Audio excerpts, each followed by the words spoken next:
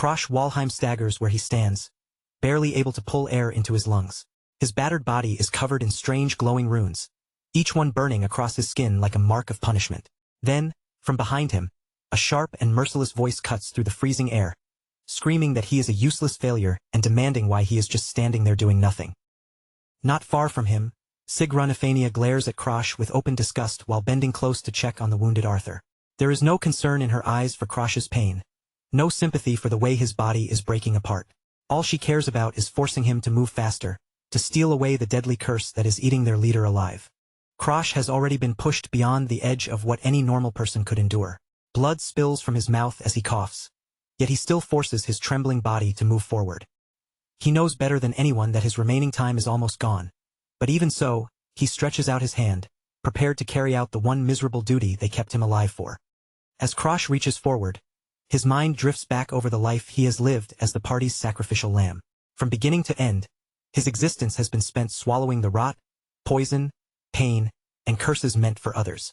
And now, even in what might be his final moments, nothing has changed at all. Krosh lowers his gaze to his own hand, staring at the complicated tattoos etched across his skin. Those marks label him as a failure born from a prestigious bloodline, a disgrace instead of a true heir. For his entire life, people have treated him like a living garbage pit, useful only because he can drain away the suffering and misfortune no one else wants to bear. Someone watches him with one eye widened in shock as the dark power around him begins twisting out of control. They have seen Krosh use this ability countless times before, enough to think they understood it completely. But today, the darkness curling around his fingers feels different, sharper and more desperate, as if even the curse itself has been pushed into a corner. Krosh forces the name of his skill from his throat. Black Hood. The moment he calls it out, a huge surge of shadow bursts from his hand and floods across the frozen ground. It moves like a living creature, crawling and twisting through the snow, black and hungry as it rushes toward the curses it was created to devour. The shadows race past the girls, brushing close enough to make their faces twist with sudden fear. They are used to Krosh quietly taking their pain without complaint, used to him standing there like a silent container for their misery. But this time, the force he releases feels violent enough to swallow them whole if it turns even slightly in their direction. Black Hood is supposed to be a skill meant for stealing curses. It pulls poison, rot, and twisted magic out of others, then seals all of it inside Krosh's own body so his teammates can survive. It is a thankless and suicidal role, one that has carved far more scars into his soul than any heroic reward could ever balance out. Technically, Krosh belongs to the elite Blue Sky generation, the chosen heroes gathered to stop the destruction of the world. But while the others stand beneath the light and receive praise, he is the one left choking on blood behind them. Their glory grows brighter, while his veins fill with more curses, more rot, and more pain. On one side of the battlefield, Krosh drops heavily to his knees, coughing blood into the snow after finally absorbing the curse. On the other side, the women of the party rush around the so-called hero, Arthur, surrounding him as if no one else matters. Abella nearly pleads with him to drink the potion, her voice shaking as she watches their king weaken before her eyes. Arthur slowly lifts his head, his expression strangely calm and almost empty despite the blood and gore dripping from his chin. He is supposed to be humanity's shining hope, the figure everyone believes will lead them through the end of the world. Yet in that moment, he looks as fragile and ruined as the frozen battlefield around him. Then, high above them, the blue knight of death suddenly appears in the sky, mounted on a terrifying winged beast. Its arrival is like a death sentence descending from the clouds, a true harbinger of the world's end. The moment it comes into view, even the already freezing air seems to turn colder around them. The monster's skeletal head burns with an eerie blue light as it looks down on the survivors below. It feels less like a living enemy and more like a nightmare born from the erosion destroying the world itself. And as it fixes its gaze on them, it looks ready to crush whatever remains of the legendary heroes. A massive explosion tears through the area, shaking the entire battlefield with brutal force. Chunks of ice and shattered rock blast upward into the dark sky, scattering like debris from a collapsing mountain. The impact is so overwhelming that it feels as if the very earth beneath them is being ripped open by the monster's arrival. Arthur stares out at the destruction with a blank, hollow look, as if the sight has drained the last of his will. Under his breath, he mutters that they are completely outmatched. With only a few people left and every one of them already badly wounded, he wonders whether they could ever truly win against something like this. His ornate sword slips from his grasp and drops into the snow with a dull, heavy thud. The weapon that once symbolized their hope now lies there like nothing more than useless metal. Arthur quietly mutters that it is impossible, and the crushing certainty of their defeat finally settles over him. The blonde leader suddenly pulls himself out of that daze and calls his 3 companions closer. His eyes sharpen just enough to focus on Sigrun, Abella and Mary Diana, ordering them to come to his side at once. His voice drops low and serious, carrying a weight that makes the moment feel final. The 3 women gather around Arthur with complete devotion, clinging to him like he is the only solid thing left in a collapsing world. Their faces are filled with trust, fear, and desperate loyalty. None of them realize that the hero they worship is about to make a choice that will abandon everything behind them. From a distance, Krosh watches them, one hand clutching his wounded side as he fights to stay conscious. He is not called over, not included, not even looked at as part of the group. To them, he is nothing but a disposable tool that has already done its job and can now be left behind to break. Krosh glares at them through the pain, trying to figure out what Arthur is really planning. A world-ending monster is closing in, yet Arthur is sitting there gathering only the people he cares about. The strange stillness of it all sends a crawling suspicion across Krosh's skin. Arthur then declares that he is going to end everything right now. His eyes turn cold, steady, and strangely resolved. But the finality in his voice does not sound like a man preparing to win the battle. It sounds like someone who has already chosen a far more selfish ending. Krosh collapses to his knees as the full weight of reality crushes what remains of his spirit. The last tiny spark of hope for the world dies right in front of him. Their so-called hero stands there, shamelessly speaking words of surrender, giving up the fight with disgusting calmness as everything around them falls apart. Krosh clenches his teeth so hard his face twists with rage and frustration. In that instant, he finally understands what Arthur has chosen. Their hero is abandoning the world, throwing away every sacrifice behind them and choosing to run instead of facing the consequences of their failure. The group begins to move away, leaving behind a snow-covered battlefield drowned in corpses. Krosh stares after them and demands to know if they are truly going to abandon everything now. So many people died just to bring them to this final place, and now Arthur is walking away from all of it. A bitter, mocking laugh breaks out of Krosh as he shouts after them, unable to hold back his disgust. He calls out Arthur's arrogance, spitting the truth at the hero's back. After being protected and pampered the entire journey by a harem of devoted women, Arthur is still throwing everything away the moment it becomes difficult. Sigrun snaps instantly, whipping around with fury twisting across her face. She screams at Krosh to shut his mouth, her voice sharp enough to cut through the cold air. She cannot tolerate someone she sees as trash insulting the man she worships, even while that same man prepares to leave Krosh behind. The princess folds her arms and steps into Arthur's defense without hesitation. She insists that Arthur has done everything he possibly could for the Empire. Though she is also supposed to be one of the heroes of the Blue Sky generation, her sense of justice is completely clouded by blind devotion. Sigrun pushes the insult even further, calling Krosh nothing but a piece of garbage who only knows how to steal. Her voice drips with contempt as she warns him not to lecture a noble hero like Arthur. She says it as if Krosh has not spent years sacrificing his own body to keep them all alive. Krosh is left genuinely stunned by the sheer nerve of her words. His one good eye widens, filled with disbelief and hurt that cuts deeper than his wounds. Being called trash by the very people he has saved again and again feels almost more unbearable than the curses tearing through his body. He raises a trembling, blood-stained finger and points it toward them, his anger finally breaking through the exhaustion. His voice grows rough and louder as he demands an answer. How can they spit such hateful words at the very person who has acted as their shield for years? Krosh gestures wildly across the ruined battlefield, reminding them that they would not have survived even their first month without his skill. Every time danger should have destroyed them, he was the one who swallowed the damage instead. He took the blows and carried the curses so they could keep pretending to be glorious heroes. Another violent cough rips through Krosh's chest, sending fresh blood to his lips, but he refuses to stop speaking. He will not let them walk away while pretending none of his sacrifices ever happened. If they have forgotten everything he endured, then he will remind them, starting with Abella, the party's red witch. Abella looks back at him with tears in her eyes, clutching her staff as if she is the one being attacked. Her expression is weak and pitiful, almost like she wants everyone to see her as the victim. She may be known as a powerful mage, but when it comes to Krosh's suffering, her gratitude is nowhere to be found. There was a time when Abella was struck by a curse that stole her voice completely.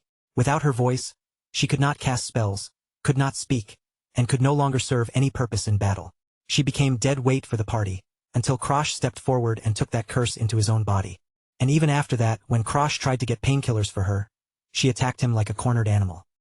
He was still suffering from the poison and agony he had taken from her, yet she lashed out at him instead of showing even the slightest gratitude. He carried her misery, and her answer was to try to kill him for it. Krosh points out that her attitude has never changed. Not then and not now. She has always been willing to dump her suffering onto him and look away the moment he pays the price. To her, he is useful as a trash can for pain, but not worth enough respect to meet his eyes. Abella turns her face away, tears streaming down her cheeks as though she has suffered some unbearable injustice. It is the same act as always. Rather than admit that she owes her life to the person she despises, she would rather stand there looking wounded and helpless.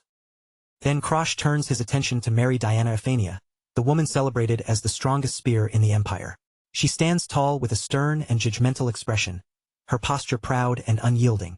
Even now, she looks down on the man who has spent years cleaning up the disaster she caused. Mary Diana was nothing more than a reckless idiot who charged blindly into danger again and again. She rushed into traps without thinking and fell for almost every curse placed in front of her. And each time she got herself in too deep, she wailed for Krosh to save her from the consequences.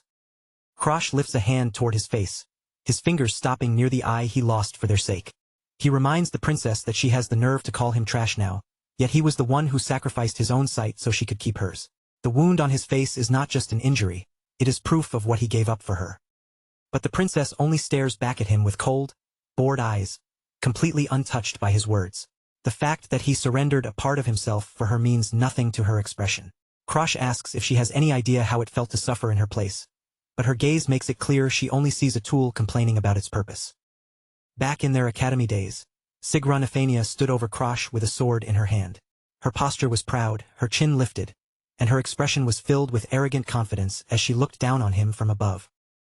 Sigrun targeted him on purpose because the Walheim family was connected to the rival Starlon Kingdom faction. She used politics and factional hatred as her excuse, dressing up her cruelty as if it were some justified punishment. Krosh huddled on the floor beneath her, forced to endure blow after blow, while his classmates gathered around to mock him. Their laughter rang out as they watched him struggle, calling him a failure who could not even find the strength to fight back against the people tormenting him.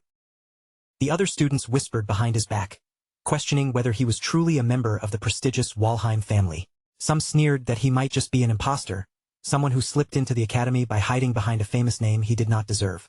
Even through all that relentless abuse, Krosh kept reminding himself there was a reason he had endured it.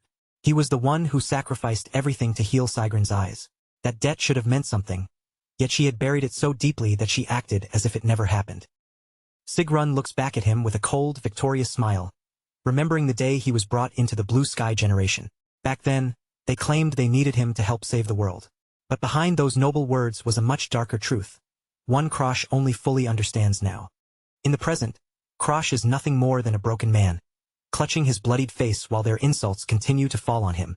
To them, he was never truly a hero, never an equal, never someone worth honoring. He was only a disgrace to the kingdom, a failure with no talent for real combat.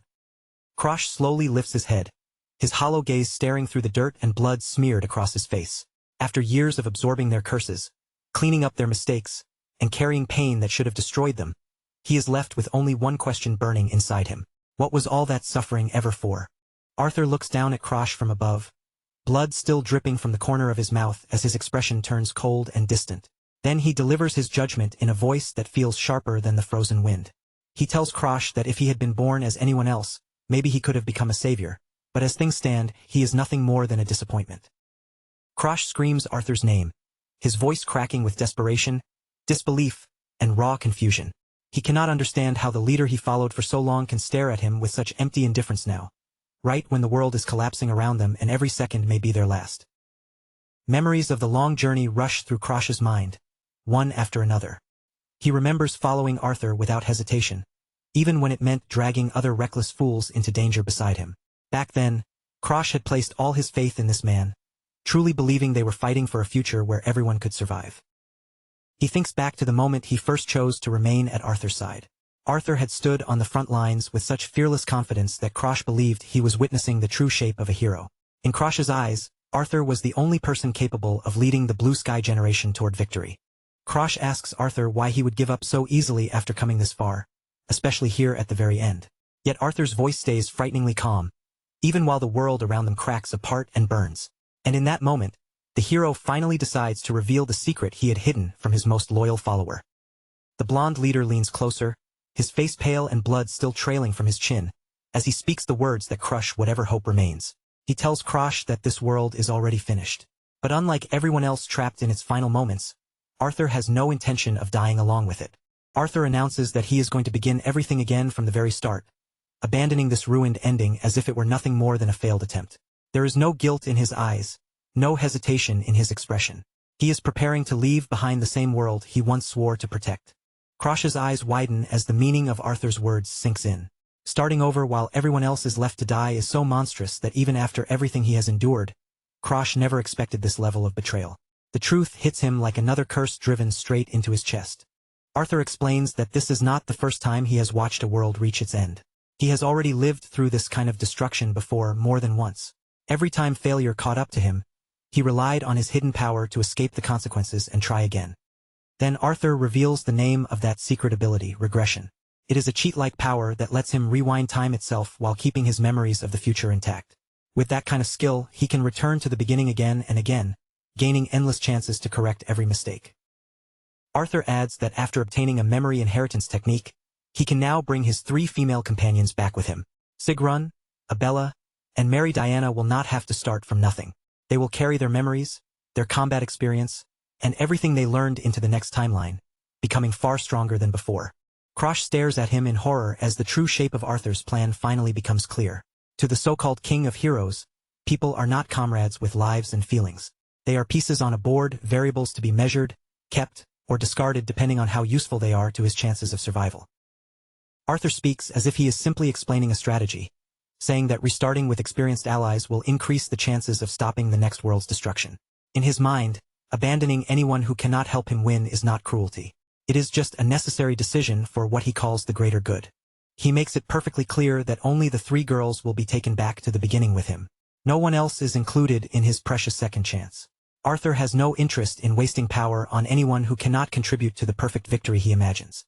Krosh looks completely crushed, his hands trembling as he forces out the question he is already terrified to hear answered.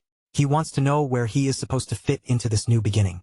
But before Arthur even speaks, the silence between them already feels like a sentence. Arthur's face remains cold and detached, not a single trace of pity showing in his eyes.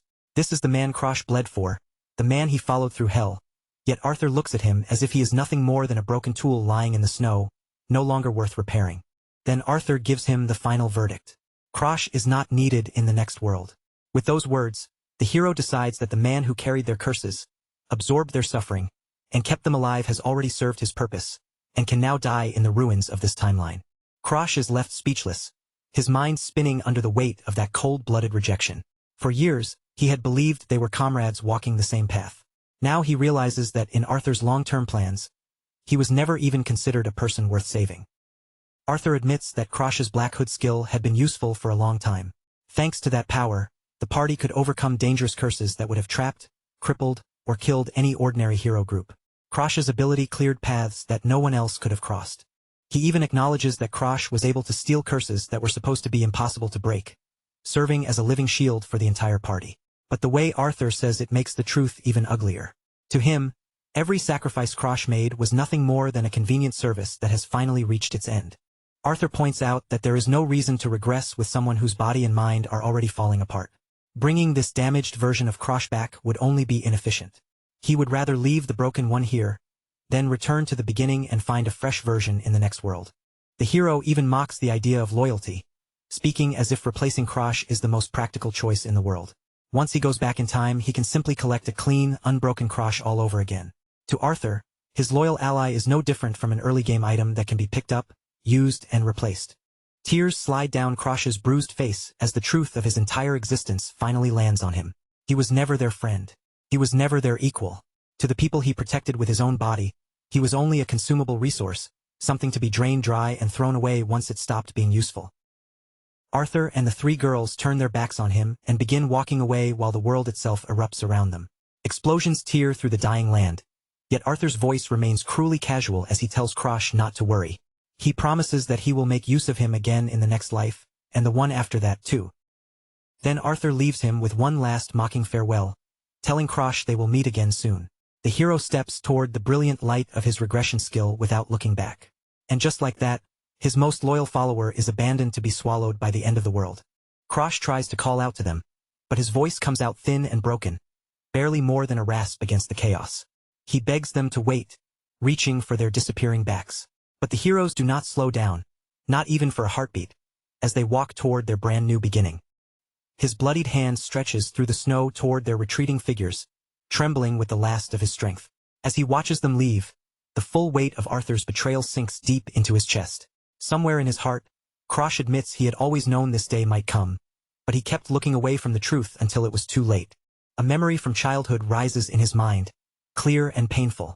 Krosh remembers being bullied while Arthur stood nearby and simply watched, never stepping forward to help him even once. Now, with everything exposed, Krosh understands that if Arthur had ever truly seen him as a comrade, he would have reached out back then. Back in the present, Krosh's despair burns away and turns into raw, blazing fury. He screams for them to take him along, his voice cracking as world-ending fire closes in around him. Then he curses Arthur as a bastard, all the pain and betrayal he swallowed for years finally exploding out at once. Krosh's hand trembles against the snow, his fingers digging weakly into the frozen ground as his vision begins to blur. Darkness creeps in at the edges of his sight, and his consciousness starts slipping away. The cold seeps deeper into his bones, telling him that his ruined body is finally reaching its limit. He looks up at the collapsing sky and understands the bitter irony of his fate. His life will end even before the world completely disappears. While the people who used him escape into a perfect new life, Krosh is going to die alone in the darkness, buried in a timeline they have already abandoned. Then, just before everything fades, a tiny spark of defiance flickers in Krosh's eyes. He refuses to let his story end with him lying helpless in the snow. For one final act, he forces his fading mind to stay awake, determined either to drag Arthur down with him or somehow claw out a future of his own. In that desperate moment, Krosh realizes something about Black Hood he had never dared to test before. The skill is not limited to stealing only curses, it can affect skills as well. He has never tried to take another hero's core ability, but now, with death closing in, he has absolutely nothing left to lose. Krosh reaches out one last time, pouring every drop of strength, hatred, and betrayal left in his body into that blood-stained hand. He activates Black Hood and aims it straight at Arthur's soul. His only thought is to tear the regression power away from the hero who abandoned him. As the heroes prepare to depart, Krosh unleashes his power in one final desperate gamble. He is broken, dying, and lying at the bottom of a ruined world, but his will refuses to disappear. If Arthur plans to steal the future for himself, then Krosh will steal the one thing that can give him a future too. Arthur becomes wrapped in a blinding white glow as the regression skill begins to activate around him. The light rises like a gateway to another beginning, washing over his body while the dying world burns behind him. He stands there with both arms spread open, fully prepared to leave this ending behind. Arthur has no idea that the power he trusts more than anything is already being targeted. His greatest lifeline is about to be ripped away from him by the very man he threw aside. Black Hood takes shape as a colossal shadowy hand descending from the heavens. Dark spirals of energy twist around it as it reaches down toward Arthur, enormous eyes opening within the black mass and locking onto the soul of the King of Heroes. Krosh stares upward in stunned disbelief, his bruised and bloodied face frozen between pain and shock. The skill is actually taking hold. Against Arthur, against the untouchable hero everyone worshipped, Krosh's desperate final gamble is somehow beginning to work. Inside the swirling darkness, a monstrous maw opens wide, packed with sharp teeth and a long, hungry tongue ready to devour whatever it catches. The force of the stolen power creates a violent vortex around them, shaking the foundations of the dying world as if the end itself is being twisted apart. Runes and ancient markings flare across Krosh's skin as the transfer reaches its peak. The name of the man who betrayed him echoes again and again inside his mind, feeding the dark power of Black Hood. Every mark on his body glows as if his hatred has become fuel for the skill. Arthur looks down at the broken boy with confusion spreading across his face. He asks why Krosh still has not given up, unable to understand the rage keeping him alive. Even then, Arthur does not realize that his own lifeline is being cut away by the disposable tool he thought he had already thrown aside. Krosh grips the frozen ground with both hands, forcing himself to face Arthur even as his body collapses. He confronts him about all the regressions that came before this one. Krosh now understands that Arthur has watched the world end again and again, always escaping while leaving others to die behind him. A vision of countless corpses rises like a mountain of death, representing every timeline Arthur abandoned. Krosh feels the weight of those endings pressing down on him, the despair of being left behind again and again in a dying world, simply because he had become useless to the hero who kept running away. With blood smeared across his face, Krosh forms a triumphant smirk and tells the blonde hero that this time, everything has changed. Now Krosh will be the one who survives, and Arthur will be the one discarded and left behind. Arthur can only stare back and say that Krosh has completely lost his mind. Despite the horrific state of his body, Krosh smiles with a strange and peaceful satisfaction. His eyes shine with the one victory he wanted most. At last, he gets to watch the arrogant king of heroes face the consequences of betraying the person he thought he could use forever. High above the crumbling mountains, a skeletal reaper mounted on a winged steed descends through a portal of violent red energy. The harbinger of destruction has come to claim the dying world. In its grasp, the scythe gleams, ready to reap the souls of everyone left behind. The skeletal rider's hollow eye socket burns with a piercing blue glow as its gaze fixes on the battlefield below. It does not hesitate, and it does not show mercy. It is an unstoppable force of nature, the final signal that this timeline has reached its absolute end. Arthur's face twists in pure terror the moment he realizes his escape will no longer activate. The power he trusted has been stolen away, and now he is forced to face the truth he always ran from. This world really is doomed, and this time he has no way to leave it behind. Panic floods the blonde hero's eyes as the stolen skill leaves him exposed, helpless, and completely alone. All the confidence he carried a moment ago vanishes without a trace. In its place is the same fear his abandoned comrades must have felt every time he left them to die. Arthur is swallowed by the destruction closing in from every direction, his terrified screams vanishing beneath the deafening roar of the collapsing world. Without regression to save him, the once glorious hero is reduced to nothing more than another helpless victim of the apocalypse he failed to stop. The skeletal rider raises its massive scythe and brings it down with terrifying force, the icy blade slicing through more than just air.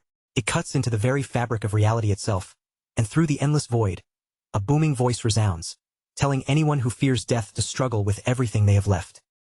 At that moment, a pillar of blue and white energy bursts up around Krosh, swirling violently like a storm made of pure light.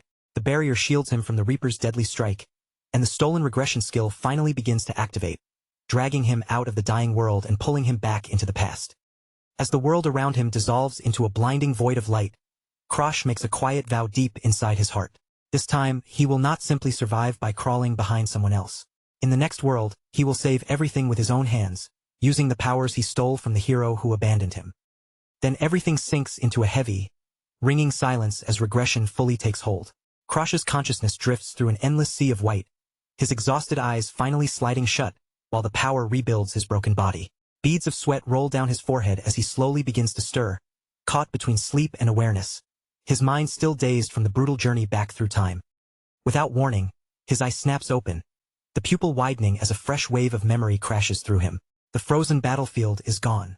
The blood, the curses, and the end of the world have vanished, replaced by warmth and a place so familiar it almost feels impossible.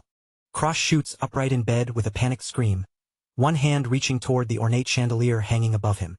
His chest heaves as he gasps for air, and even though his body is no longer torn apart, the phantom pain of his old wounds still echoes sharply through his mind. His eyes are clear now, healthy and untouched, with none of the blood, dirt, or exhaustion that had covered them moments before. Krosh blinks again and again, struggling to understand how the nightmare of the battlefield has been replaced by a luxurious room filled with calm and warmth. He slowly looks around the lavish bedroom, taking in the elegant furniture, polished surfaces, and sunlight pouring through the large windows. Bit by bit, recognition begins to settle over him as he notices the familiar layout and the details of a place buried deep in his memories. Krosh throws himself out of bed and stares down at his hands, which are small, smooth, and completely free of scars. He touches his face in disbelief, feeling the soft features of a younger body, and realizes with a shock that he has returned to the house where he lived as a child. A status window appears before his eyes, confirming the impossible truth he can barely process. Krosh has successfully regressed to his 13-year-old self, returning to a time before his family's downfall, before his body was ruined, and before all the suffering that shaped him had truly begun. The system confirms that the regression has been completed. Krosh stares forward in stunned silence, still struggling to accept the young face, the unbroken body, and the unbelievable second chance he managed to steal for himself at the very end.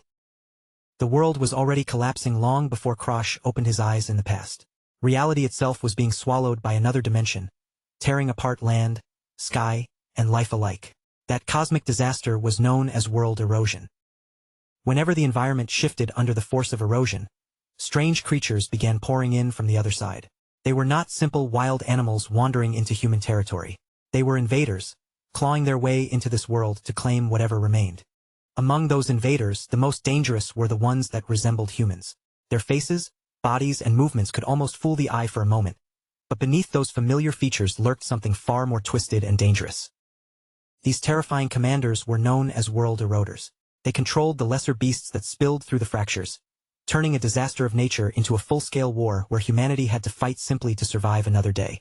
In the towns below, people screamed and scattered in every direction as massive creatures stomped through the square, crushing everything in their path. Knights rushed in to defend the civilians, but even with weapons raised and lines formed, they were barely managing to hold the monsters back. And at the very front of that chaos stood a select few, the elite warriors strong enough to push back against the erosion directly. While ordinary soldiers struggled just to survive, these fighters had the power to face the disaster head-on. A staff blazed with intense heat, flames gathering around it before roaring outward toward the approaching swarm. The fire swallowed the monsters in an instant, showing the kind of overwhelming power that most people could only dream of possessing. The battle raged at full force, blades crashing against thick hides as heroes threw themselves straight into the heart of the fight. Above them, the sky itself seemed to fracture, as though the heavens were splitting open under the weight of the erosion. This legendary group of warriors came to be known as the generation of the azure sky. To the people watching the world fall apart, they were more than just fighters. They were humanity's last hope against complete annihilation. And among them was Krosh Walheim, standing in the shadows behind those shining heroes. He was counted as part of the same generation, but the role he was forced to play had nothing glorious about it. Krosh's body could do little except absorb curses and seal them away, so he spent his days suffering in place of the others. After every battle and every cursed encounter, he would cough up blood, barely managing to keep his collapsing body together. He was treated like a human lightning rod, made to take every curse and every twisted blow so his comrades could remain clean, strong, and untouched. And in the end, the people who relied on him the most did not just use him. They betrayed him completely. It was a miserable life, filled with pain, humiliation, and sacrifice, and it finally came to an end in a frozen wasteland. But just as darkness closed in around him, Krosh made one final move that changed everything. Suddenly, the bitter cold is gone. Krosh's eyes fly open as he sucks in a sharp breath, his heart pounding violently against his ribs like a trapped bird desperate to escape. He jolts upright in a bed far too soft to belong to any battlefield, staring around the room in a dazed panic. Gold decorations, polished wood, and warm sunlight fill the space, creating a peaceful scene that feels almost unreal after the horrors he just witnessed. This is not the battlefield. Krosh touches the sheets beneath him, feeling the clean fabric under his fingers as his gaze moves across the luxurious room. Every detail belongs to a place he has not seen in years, yet his body remembers it all too well. Only a moment ago, he was dying in the depths of winter, drenched in blood and buried beneath curses. Now the air is heavy with summer heat, so warm that sweat is already forming on his skin and sliding down his face. Then recognition hits him. This is Azure Pine Manor, the home where he once stayed when he was still a child. Krosh slowly lowers his gaze to his small, unscarred hands, staring at them as though they belonged to someone else entirely. The memory of his final gamble flashes through his mind in sharp fragments. At the very moment the world collapsed, he had turned Black Hood against Arthur, the king of heroes, and aimed it at the one power Arthur trusted above all else. And somehow it worked. Krosh had actually torn the regression skill right out of Arthur's soul, stealing the hero's greatest secret and claiming it for himself. A shaky laugh slips out of Krosh as he clutches his head, overwhelmed by the impossible truth settling over him. He truly went back in time. The future he thought had ended was now in his hands. He pushes his hair back with an unsteady hand, still trying to process the fact that he is inside his 10-year-old body again. The tattoos, scars, and curses that once covered him from years of suffering are completely gone, as if that ruined future never touched him. Krosh sinks down onto the floor and leans against the side of the bed, his thoughts slowly turning toward how this could have happened. A skill on the level of regression should never have been so easy to steal. By every rule he knew, taking something that powerful should have been impossible. Black Hood is a terrifying ability, feared because it seems capable of taking almost anything its user desires. From the outside, it looks like an outrageous power that can steal without paying any real price. But Krosh knows the truth better than anyone. Black Hood has a strict condition hidden beneath its frightening reputation, and that condition usually makes stealing anything truly valuable almost impossible. Whenever Black Hood activates, it creates a padlock around the thing being stolen. The user has to unlock that seal first. If the lock cannot be opened, then no matter how badly the user wants it, the target cannot be taken. The difficulty of that lock depends entirely on how deeply the owner values the target. That means even an ordinary pebble could become impossible to steal if someone treasured it enough to treat it like a priceless possession. If a little girl cherished a simple stone with all her heart, the condition to unlock it could become absurdly difficult. It might demand something as impossible as transferring 99% of the world's wealth to her before the stone could be taken. So naturally, something truly powerful, especially a god-tier skill, should come with a lock far beyond normal understanding. A power like that should have impossible conditions, the kind no thief could ever realistically break. Krosh taps his chin, sinking deeper into thought as the contradiction gnaws at him. By every logical measure, Arthur's regression skill should have had the most complicated lock imaginable. It should have been protected more tightly than anything else in the world. In his mind, Krosh pictures Arthur, the so-called king of heroes, standing before the public with that stern, composed expression he always wore. To everyone else, Arthur looked unshakable, noble, and perfectly in control. But when Krosh activated Black Hood in that final moment, there had been no lock at all. No seal, no condition, no resistance. The regression skill simply slipped into his grasp as if it had been waiting to be taken. There is only one explanation Krosh can reach. If not even the most basic padlock appeared, then the owner did not value that skill in the slightest. Arthur had not been clinging to regression like a treasure at all.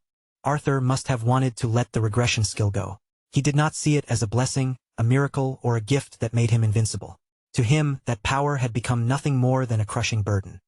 Looking back, Krosh remembers seeing Arthur standing over piles of slain monsters, his face empty beneath the weight of endless battles. There was exhaustion in his eyes, the kind that could not be washed away with victory or praise. Arthur was called the savior of the world, but he had been forced to play that role countless times. By then, he no longer looked like a hero chasing hope. He looked like a tired worker repeating the same miserable task over and over again. He moved with a hollow expression, cutting down waves of enemies as if he were clearing away a pile of dull, meaningless chores. The battles that inspired awe in others had become nothing more than boring homework to someone who had lived them too many times. Krosh finally understands that repeating the end of the same dying world again and again, completely alone, would wear down anyone's mind. No matter how strong Arthur appeared, living through that endless cycle was enough to break even the king of heroes. To Arthur, the power to turn back time had stopped feeling like a miracle long ago. After watching the world collapse again and again, regression became nothing more than a curse, chaining him to an endless cycle of failure, destruction, and another beginning he no longer wanted. That was why Arthur had planned to pass his memories to the 3 female teammates he favored most. If Sigrun, Abella, and Mary Diana could carry their experience with him, then all of them could regress together, restart the story, and try to reach a better ending next time. In Arthur's imagined future, he and the girls would return like a chosen family, standing together at the beginning of a brand new timeline. But Krosh had no place in that picture. He was meant to be abandoned in the old world, left behind to die where the failed timeline crumbled away. A cold, sharp look settles across Krosh's young face as the truth becomes clear. If he stole regression so easily, then Arthur must have been desperate to throw it away. And now that the power belongs to Krosh, he intends to use the second life to collect every debt they left unpaid. Krosh lowers his gaze to his small hands, silently picturing the timeline he escaped from. Back there, the king of heroes is powerless now, stripped of the regression skill he relied on to flee. Arthur has been abandoned inside a dying world, trapped as everything around him collapses into nothingness. The massive meteors brought by the blue night of death rain down across the ruined landscape, destroying anything they touch. Mountains, fields, and broken cities vanish beneath the impact. For anyone left there without a way to return, that final storm is nothing less than a death sentence. Back in the safety of his room, Krosh slowly rises to his feet and brushes himself off. He took the very skill Arthur had grown sick of carrying, the burden the hero secretly wanted to discard. In Krosh's mind, Arthur should almost be grateful that someone finally took that curse away from him. A dark smirk curls across the young boy's lips as a quiet chuckle slips from his throat. The irony is almost too perfect. Arthur abandoned him like trash, and yet in the end, Krosh was the one who walked away with the hero's only escape. His mind drifts back to the way things used to be, standing beneath the full moon while the rest of the party treated him like someone who did not belong. They always walked ahead together, bright and untouchable, leaving Krosh alone in the shadows to handle whatever suffering came after them. He remembers the unbearable pain of absorbing their curses, his throat tearing from screams, while they simply stood nearby and watched. To them, his agony was not something to be pitied. They treated it like an obligation, as if his sacrifice was a natural duty he had no right to refuse. In his previous life, Krosh spent far too many days collapsed on the ground, ignored by the very comrades he was protecting. As long as their path stayed clear and their bodies remained untouched, they did not care what happened to him or how badly he broke. The memory of blood and dark liquid dripping from his chin still feels fresh, almost as if the taste remains in his mouth.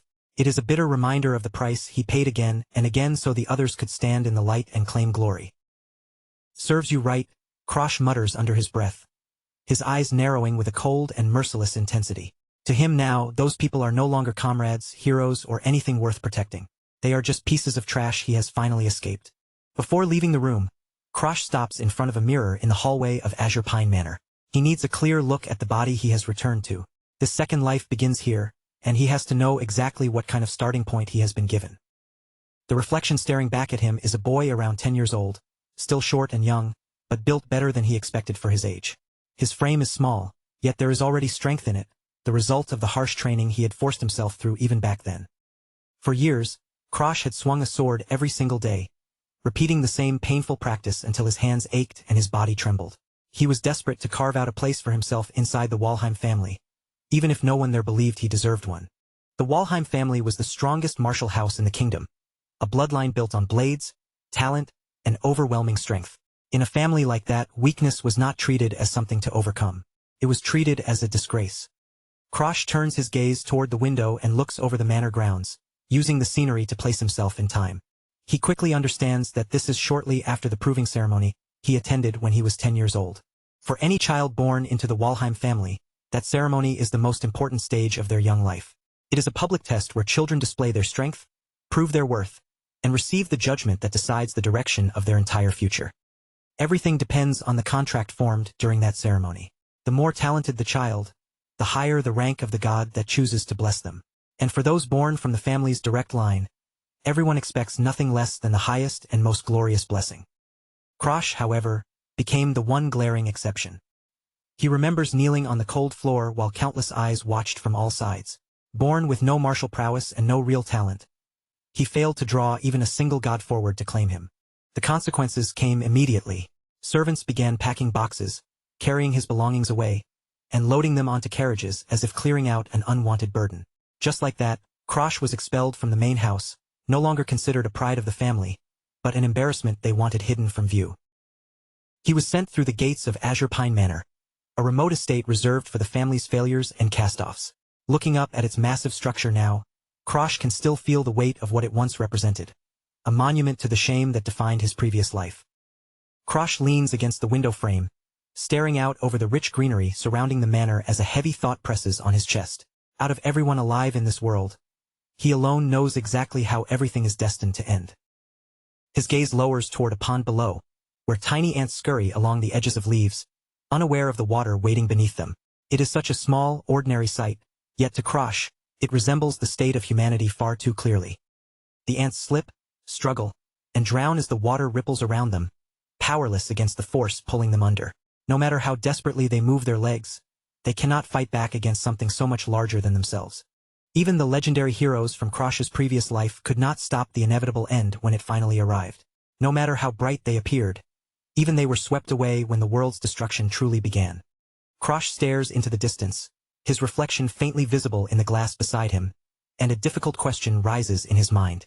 If even those heroes failed, then does he really have the strength, knowledge, and will to stop the world from falling apart? He imagines the future he already witnessed once. The sky stained red, monsters flooding every direction, and the land breaking under the weight of the apocalypse. It is not some distant nightmare to him. It is a real ending he has already lived through. His hand begins to shake before he even notices it, the fear creeping into his body faster than he wants to admit. But Krosh immediately tightens that trembling hand into a fist, forcing himself to steady down. He tells himself not to whine, not to panic, and not to let fear take control. He looks down at his small feet, and the phantom memory of blood staining the cobblestones flashes across his mind. Then his reason becomes painfully simple. This is not about whether he feels capable of saving the world. It is about the fact that he has no choice but to do it. If the world is destroyed again, Krosh will die along with everyone else, and he has absolutely no intention of accepting that fate. He still remembers the sticky feeling of blood matting his hair, the crushing weight of death closing in, and the helplessness of being left behind. A fierce, almost manic grin spreads across his face as his resolve hardens. He will change the fate that once crushed him. There is no other path left, no one else he can rely on. Krosh himself has to become the one who steers the world away from ruin. The sharp sound of polished shoes clicking against the tile floor echoes through the quiet hallway, pulling Krosh out of his thoughts. Each step comes closer to his room, measured and calm, telling him that someone is approaching. A tall, elderly butler in a formal suit stops before him and bows deeply, one hand placed neatly over his heart. His greeting is calm and practiced, filled with a respectful warmth that almost seems genuine at first glance. "Arioto," Krosh says aloud, surprised to see the man standing alive and well before him in this point of time. The butler lifts his gaze with a gentle expression and asks what the young master is doing out there. Arioto is the only servant assigned to care for Krosh at Azure Pine Manor. To anyone watching from the outside, he appears to be a kind, grandfatherly caretaker, someone willing to stay beside the family's discarded failure when everyone else has turned away. On the surface, Arioto had always played the role of the perfect caretaker, remaining by Krosh's side when the rest of the household abandoned him. But Krosh now knows exactly what darkness hides behind that friendly, gentle mask. As Krosh stares straight into the butler's eyes, it almost feels as if a heavy, dark aura gathers around Arioto's face. The memory returns with chilling clarity. This man, following the orders of Krosh's older brothers, was the one who eventually made his move against him. Krosh's eyes widen with a cold and dangerous intensity as he looks at the servant he once trusted. Arioto was the ringleader who forced him to drink poison when he was 14 years old. That betrayal became Krosh's very first brutal lesson in how cruel his own family could be. Charlotte moves like a storm of steel, cutting through fully armored knights as if they are nothing more than training dummies placed in her path. Every swing of her blade is fast, clean, and overwhelming, leaving no room for her opponents to recover. With one final decisive strike, she sends another opponent crashing hard onto the arena floor. The impact rings out across the training ground, and the spectators stare in stunned silence, struggling to believe what they have just witnessed. The people gathered in the stands can hardly hide their shock at her skill. Whispers spread quickly through the crowd, all of them marveling at the same unbelievable fact. Charlotte is only 15 years old, yet she is already outclassing veteran soldiers with ease. This is Charlotte Walheim, the resident genius of the family and a prodigy so brilliant that she earned the title of Sword Saint before even reaching adulthood. Her very presence in the arena makes the difference between talent and ordinary effort painfully clear. All around her, people shower her with praise, calling her a once-in-a-thousand-years talent destined to lift the Walheim family to even greater heights. To the crowd, Charlotte is not just strong. She is the future glory of the family made flesh. But while the arena erupts with cheers, Barakhan Walheim sits in the shadows, his hands clenched tightly enough to show the veins beneath his skin. Instead of admiration, his face twists with pure envy as he watches Charlotte receive the praise he wants for himself. A dark, cold intent fills Barakhan's eyes as his thoughts take a dangerous turn. If he cannot become the brightest star in the Walheim family, then he has decided on another path. He will simply snuff out the competition before it can shine any brighter. Someone nearby notices the intensity in his expression and asks whether everything is all right. But Barakhan barely hears the question. His mind is already buried deep in the next move he plans to make, and concern from others means nothing to him now. To secure his own path to the top, Barakhan decides that he needs to begin by removing the family's greatest failure. Before reaching for the shining genius everyone praises, he will first target the weakest piece on the board. With that decision made, Barakhan calls for Arioto, the loyal family butler. His voice carries the calm certainty of someone preparing a trap, and he is ready to make the servant an offer that will be impossible to refuse. Barakhan already knows exactly where to press. Arioto is drowning in money problems, and worse than that, his daughter is sick, leaving him terrified and desperate. So Barakhan uses those fears without hesitation, aiming straight at the old butler's weakest point. He slides a small vial of poison across the table, letting it sit between them like a silent threat. Then he promises Arioto that all of his financial troubles, and even the suffering surrounding his family, will disappear if he does one simple thing: kill Krosh. Arioto is torn apart by the offer. He has raised Krosh since the boy was only a baby, watching over him through every lonely day at the manor. In his heart, Krosh is not just a young master he serves, but a child he has loved almost like his own son. But Barakhan shows no concern for that pain at all. He looks at the old man's struggle with a bored, indifferent expression, as if Arioto's guilt and hesitation are nothing more than a small delay in his plan. Then Barakhan corners him with a cruel choice. Arioto can protect a child who is not truly his by blood, or he can save his own flesh and blood from suffering. The words leave no room for comfort, only the crushing weight of a decision no decent man should ever have to make. Aryoto says nothing, but that silence tells the whole story. His face stiffens, his shoulders sink, and the room grows heavy around him. He has been forced into a corner where every path leads to someone being destroyed. In the timeline before Krosh's regression, Barakan's plan succeeded. The quiet halls of the manor, once polished and spotless, were stained by the result of that betrayal, and the tragedy left behind could never be washed away. A hand trembled as the poison began to take effect, and only then did the true weight of the betrayal come crashing down. By the time regret arrived, it was already far too late to take anything back. Young Krosh could only stare in horror as the man who had been almost like a father to him suddenly collapsed before his eyes. The shock froze him in place, leaving him unable to understand why someone he trusted so deeply would fall apart right in front of him. Aryoto had given in to the pressure and carried out the deed, but the guilt crushed him completely. Unable to bear what he had done, he took his own life immediately afterward, choosing death over a future haunted by that betrayal. Even in his final moments, the butler reached out toward the boy he had just betrayed. Blood mixed with tears as he tried to apologize, his voice breaking under the weight of remorse he could no longer escape. At last, Aryoto's hand went limp and fell away, leaving the young master alone in a room swallowed by silence. All that remained was the stillness of death, the smell of regret, and a pain Krosh would never forget. That was how Aryoto's first life came to its grim end. He was a man who shattered his own heart while trying to save his daughter, and in the end, he lost himself to the guilt of the choice he had made. Rather than continue living with the memory of the poisoned stew he had served to Krosh, Aryoto chose to leave the world entirely. The burden of that single act became heavier than life itself. Now, in the present, Krosh stands before the butler once again, but the air around him is completely different. The intensity in his eyes is far too sharp for a child his age, making it feel as though an older, colder soul is looking out through that young face. Krosh already knows about the poison Barakan handed over. He does not dance around the subject or pretend ignorance. Instead, he asks Aryoto directly what he intends to do with it, forcing the hidden betrayal into the open. Aryoto tries to brush it aside as some kind of misunderstanding, but Krosh cuts off that excuse immediately. The moment he brings up the butler's daughter, the lie dies in Aryoto's throat. The old man freezes in place, his face stiffening as the blood seems to drain from him. He realizes at once that the secret Barakan used to control him is no longer hidden. Krosh knows exactly what is being held over his head. Krosh releases a long, tired sigh as he sees the fear in Aryoto's expression. In a bitter way, he realizes that he is cornering the poor man all over again, pressing him with the same kind of pressure Barakan once used. He tells Aryoto to stop pretending.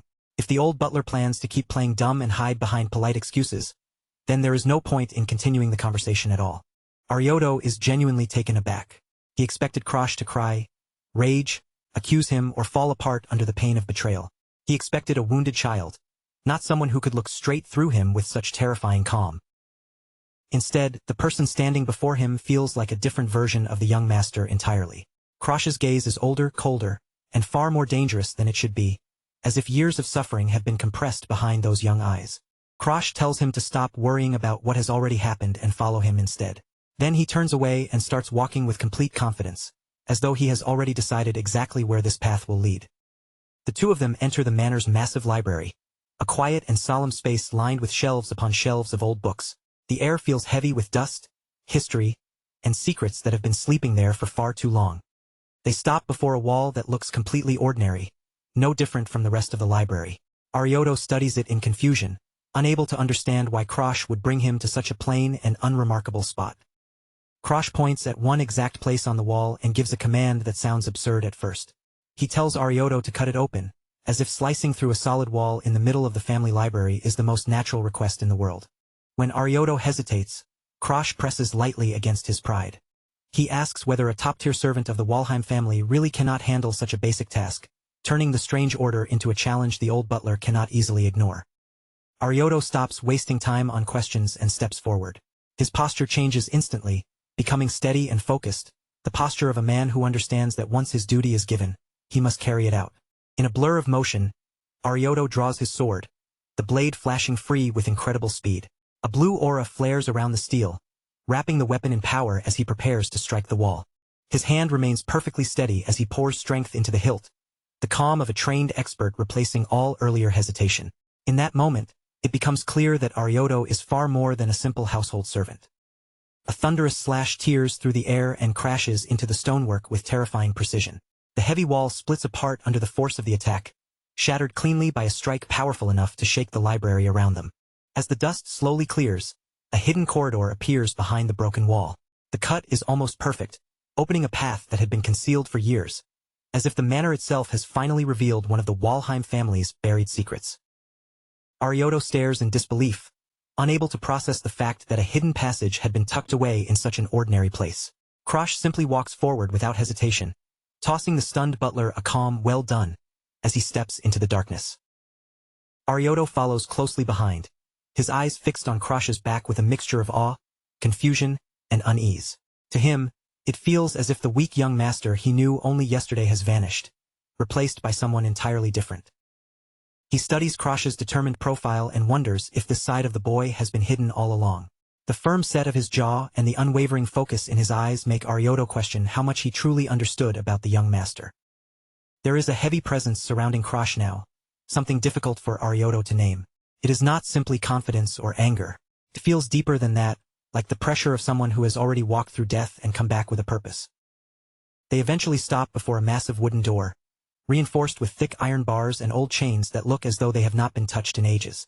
Arioto feels a chill run through him and quietly realizes that the young master's current aura strangely reminds him of the family head. Krosh does not even look back as he tells Arioto to stop lingering on the past and keep moving forward. His attention is fixed entirely on what lies ahead, and he has no intention of letting anyone's memories or sentiments slow him down. For a brief moment, the image of a devastating fire flashes through Krosh's mind. In his previous life, this place was reduced to cinders, and the secrets within were lost with it. This time, he has come early enough to prevent that same history from repeating. He reaches out and places his hand on the massive lock, feeling a wave of relief settle over him. He made it here before the disaster could strike. The timing is perfect, and for once, everything is lining up exactly the way he planned. Arioto, still acting as a loyal servant, offers to draw his blade again and cut through the chains as well. But Krosh stops him at once, explaining that these are not ordinary locks or simple chains that can be broken by a normal sword strike. Krosh knows this part has to be handled personally. It is also the perfect chance to test how much of his old power he can still command inside this younger body.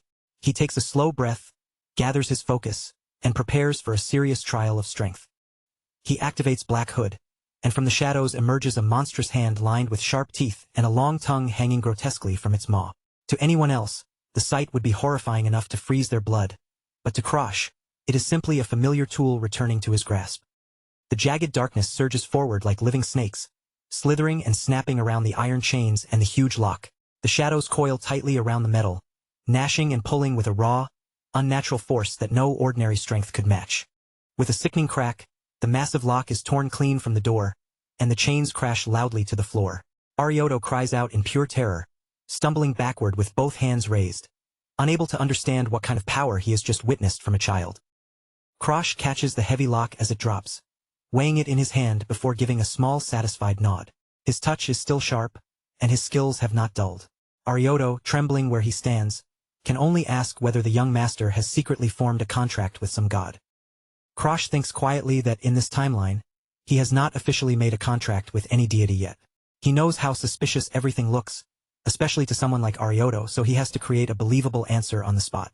He turns back with a cool, detached expression and says he made a deal with some insignificant nameless god. Then, with the same calm tone, he challenges Arioto directly, telling him that if he wants to report this hidden library to the family head, he is free to try. Arioto is left completely frozen under the weight of Krosh's gaze. His mind races as he tries to connect the boy he raised with the person standing before him now, but the two images no longer fit together. No words come out, and he can only stare in stunned silence. The butler watches as Krosh walks ahead into the hidden passage. Just yesterday, the boy's eyes looked empty, as if every bit of hope had been drained from them. But now, those same eyes burn with a terrifyingly clear purpose, bright enough to make Arioto shiver. He is now certain of it. The young master's contract with a god has completely transformed him in a single night. The weakness that once clung to Krosh is gone, replaced by a sharp hunger for strength and a will that refuses to bend. And with danger closing in from every side, Krosh has no intention of being picky. Whatever skill he needs to survive the future, he will take it with his own hands. Deep inside, He reminds himself that the same Walheim blood flowing through Charlotte, the greatest genius the family has ever produced, also runs through his veins. He may not have been born with her overwhelming talent, and he may never walk the same effortless path she did, but that does not matter. Krosh has decided he will claw his way to the summit by a route only he can take. Arioto can do nothing but swallow hard, his throat tight as cold sweat gathers across his forehead. The pressure radiating from the young boy in front of him is far too intense to ignore, pressing down on him like an invisible weight. Even with fear pounding wildly in his chest, he understands one thing clearly: this is not the moment to question his master. After struggling for a moment, Arioto finally forces his voice out, though it comes out rough and unsteady. He calls to the young master with all the respect he can gather, keeping his head low and his tone careful. If the two of them are going to keep moving forward together, then he knows he must make his position unmistakably clear. Arioto lowers himself into a deep bow, one hand pressed firmly over his heart as though offering up his loyalty in full. With a solemn expression, he vows that not a single word of what happened here will ever leave his mouth. Until Krosh finishes whatever he has set in motion, Arioto swears to keep this secret buried from the world. Krosh gazes down at the old butler, and for the briefest instant, a shadow of sadness flickers across his face. It vanishes almost as quickly as it appears, but the feeling remains. He is beginning to understand just how heavy the second chance truly is, and how every choice he makes now sends ripples through the people around him. Because Krosh is no longer walking the same doomed path as before, Arioto's fate is shifting along with his. The old butler is no longer simply a disposable piece used in his brother's schemes. His loyalty is turning in a new direction, and Krosh can sense it clearly. The timeline he once knew is already beginning to split apart. For a short moment, Krosh's mind drifts back to the Arioto of his previous life. He remembers the man who betrayed him, the poison that was placed before him, and the agonizing death that followed. That memory still lingers like a ghost in the back of his head, warning him what could happen if he ever lets his guard fall again. As they continue deeper into the library, Krosh wonders if Arthur, the king of heroes, gave him the power of regression precisely because of these unsettling changes. Perhaps even Arthur was troubled by the strange gaps and distortions that came with rewriting fate. Krosh glances toward Arioto, his thoughts turning cold and practical. If he can cure the butler's daughter, then Arioto's loyalty will belong to him completely. It is not a gentle way to think, but in this world, Krosh knows survival belongs to the one holding the strings. Krosh understands that if he wants to withstand the storm waiting ahead, he cannot rely on strength alone. He needs more people he can use, more hands moving in his favor, more pieces placed where he needs them. Every useful ally he gathers becomes another shield around his life and another step toward protecting the future he intends to seize. For the time being, Krosh simply tells Arioto to do as he wishes, brushing aside the old man's immediate worries with a calm, almost casual tone. He says he will think about the treatment for Arioto's daughter later, once the timing is right. But right now, there is something far more urgent in front of them, and they still have work to finish. At last, the enormous library doors begin to move, their ancient hinges groaning as they slowly swing open.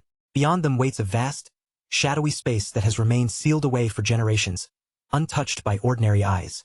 For Krosh, this is not just another hidden room. It is his highest priority, the very place where the power he has been chasing is supposed to lie. The moment the doors part, a brilliant purple light bursts from the center of the chamber and spills across the darkness. Dust floats through the stale air, glowing like tiny sparks as the strange radiance catches them. The light feels ancient, unnatural, and dangerous, filling the room with a magical pressure that makes the silence even heavier. Krosh's eyes widen the instant he sees it, and for a heartbeat, even his breathing seems to stop. The sight before him is the very thing he came here for, yet standing in front of it now feels more overwhelming than any memory. After all his planning and risk, the object of his search is finally within reach. A towering pillar of raw energy rises toward the ceiling, twisting and surging with colors that seem to belong outside the laws of nature. The force pouring from it is so immense that the air itself trembles around them. Every breath feels charged with magic, as if the entire chamber is holding back an explosion. A broad, confident grin slowly spreads across Krosh's face, as he realizes his gamble has truly paid off. The energy before him almost feels alive, drawing him closer with a silent promise. This is the kind of strength he has craved from the very moment he opened his eyes in the past again. He can feel the curses of world erosion crawling over his skin, prickling through his body with a sensation that would terrify anyone else. For an ordinary person, that creeping touch alone might be enough to break their mind. But for Krosh, it is proof. The pain, the pressure, the corruption in the air, all of it tells him he is standing exactly where the secret manual has been hidden. Their eyes move across the endless rows of bookshelves stretching through the forgotten library. Many are buried beneath thick webs, their wooden frames coated in layers of dust that have built up over countless years. Somewhere among those thousands of silent, abandoned volumes lies the key Krosh needs to keep himself alive. Krosh studies the shelves with a sharp, practiced gaze, passing over title after title until one finally catches his eye. The moment he recognizes it, triumph rushes through him. He reaches forward, and as his fingers brush against the worn spine of the old book, it feels as though the future itself has shifted into his grasp. This is the legendary secret library of the Blue Pine Pavilion, a hidden archive that has not welcomed a visitor in longer than anyone can properly remember. Sealed far away from the eyes of the family, it contains the forbidden knowledge of the Walheim bloodline. These are the records the clan chose to bury rather than proudly display. Within these pages are the techniques, experiences, and memories left behind by the Walheim ancestors who were dismissed by the world as failures. Their names may have been ignored or mocked, but the proof of their struggle remains here, preserved in silence. They were people who could not lean on the blessing of natural talent. Every ounce of strength they gained had to be earned through pain, persistence, and relentless effort. Unlike born geniuses, they had no easy road waiting for them. The knowledge stored here is not made up of simple powers handed down by a god. These techniques were carved out through human blood, sweat, and desperate determination. This library became the place where those rejected by talent and fate discovered a path that could still lead them to the very peak of martial arts. There was a time when this place was not hidden at all. The library once stood open to the family, a shared record of hardship, growth, and the stubborn will of those who refused to give up. But eventually, everything changed, and the entire archive was locked away because of the influence of one single man. That man was Demarest Walheim, remembered as the greatest failure in the clan's entire history. In the vision before them, red energy gathers around his form, revealing a muscular, almost demonic warrior whose presence feels impossible to ignore. He was living proof that effort, pushed to its absolute limit, could overturn even the cruelest lack of talent. The shadow of that past rises like a nightmare, a dark figure standing beneath a blood-red sky with a sharp, toothy grin carved across his face. In the long history of the Walheim clan, Demarest was always spoken of as the ultimate failure. To the family, he was a man who could never meet the standards their name demanded. But that very failure drove him toward a path no one else dared to touch. He was consumed by world erosion, swallowed whole by the forbidden force that should have destroyed him completely. Yet instead of vanishing, he emerged from that corruption as the strongest person ever to walk the earth, wielding a power that shattered everything the Walheim clan believed to be true. Krosh stands before the forgotten archive, sweat sliding down his face while a wide, hungry grin stretches across his lips. His hand reaches forward slowly, his fingers trembling from anticipation rather than fear. After all the searching, all the planning, and all the danger, he has finally arrived before the goal he has been chasing. He grabs the ancient manual, and at that instant, orange flames of raw energy flare up around him like a violent awakening. The forbidden knowledge is finally in his hands, pulled free from the shadows where the ancestors tried to hide it. With a quiet, almost mocking apology to those who sealed this place away, Krosh claims the legacy of the man they feared most. One powerful word echoes through the silent chamber, breaking the stillness like a declaration. In that moment, the power of the greatest failure in Walheim history is finally taken. The strength, the legacy, and the future it opens are no longer buried in the dark. They belong to Krosh alone. Demarest Walheim is a name tied to disaster throughout the family's history. His silhouette rises beneath a blood-red moon, broad and ominous, while hollow shadows stare out from where his eyes should be. Even as a memory, his presence feels like something the clan could never truly erase. He was branded as the worst failure to ever carry the Walheim name, yet the irony was impossible to ignore. That same failure became the strongest figure their bloodline had ever produced. At the height of his power, he carved a path of destruction so overwhelming that no one of his era could stand equal to him. The greatest powerhouses in the world eventually gathered against him, desperate to bring his reign to an end. They came armed with their most terrifying magic, their strongest warriors, and all the confidence their reputations could carry. But the moment they faced Demarest, they were forced to understand just how wrong they had been. With nothing more than a simple motion, Demarest released a force that seemed to mock reason itself. Lightning began to crackle from his fingertips, bright and violent, dancing through the air as he prepared to reveal the true terror of a curse turned into power. Once the slaughter began, no one could bring it to a stop. Demarest tore through their ranks as if their defenses were no sturdier than paper, moving across the battlefield with terrifying ease. A grin of pure madness clung to his face as he left panic and bloodshed wherever he stepped. One after another, the heroes of that era collapsed before him, broken and bleeding in the wake of his advance. He was no longer someone who could be controlled by ordinary strength or reason. Like a disaster given human form, he swept forward and left only ruin behind. The source of his terrifying strength was something known as extreme blood poison. It was a power as dangerous as it was overwhelming, granting him strength close to that of a god while tearing away at his soul and sanity in exchange. Every bit of power came with a price that could not be ignored. Demarest achieved it by absorbing the curse of world erosion and twisting that corruption into a weapon of his own. It was a secret technique born from madness itself, the kind of forbidden method that should never have been written down. And yet, the proof of it survived inside a book that should not have existed.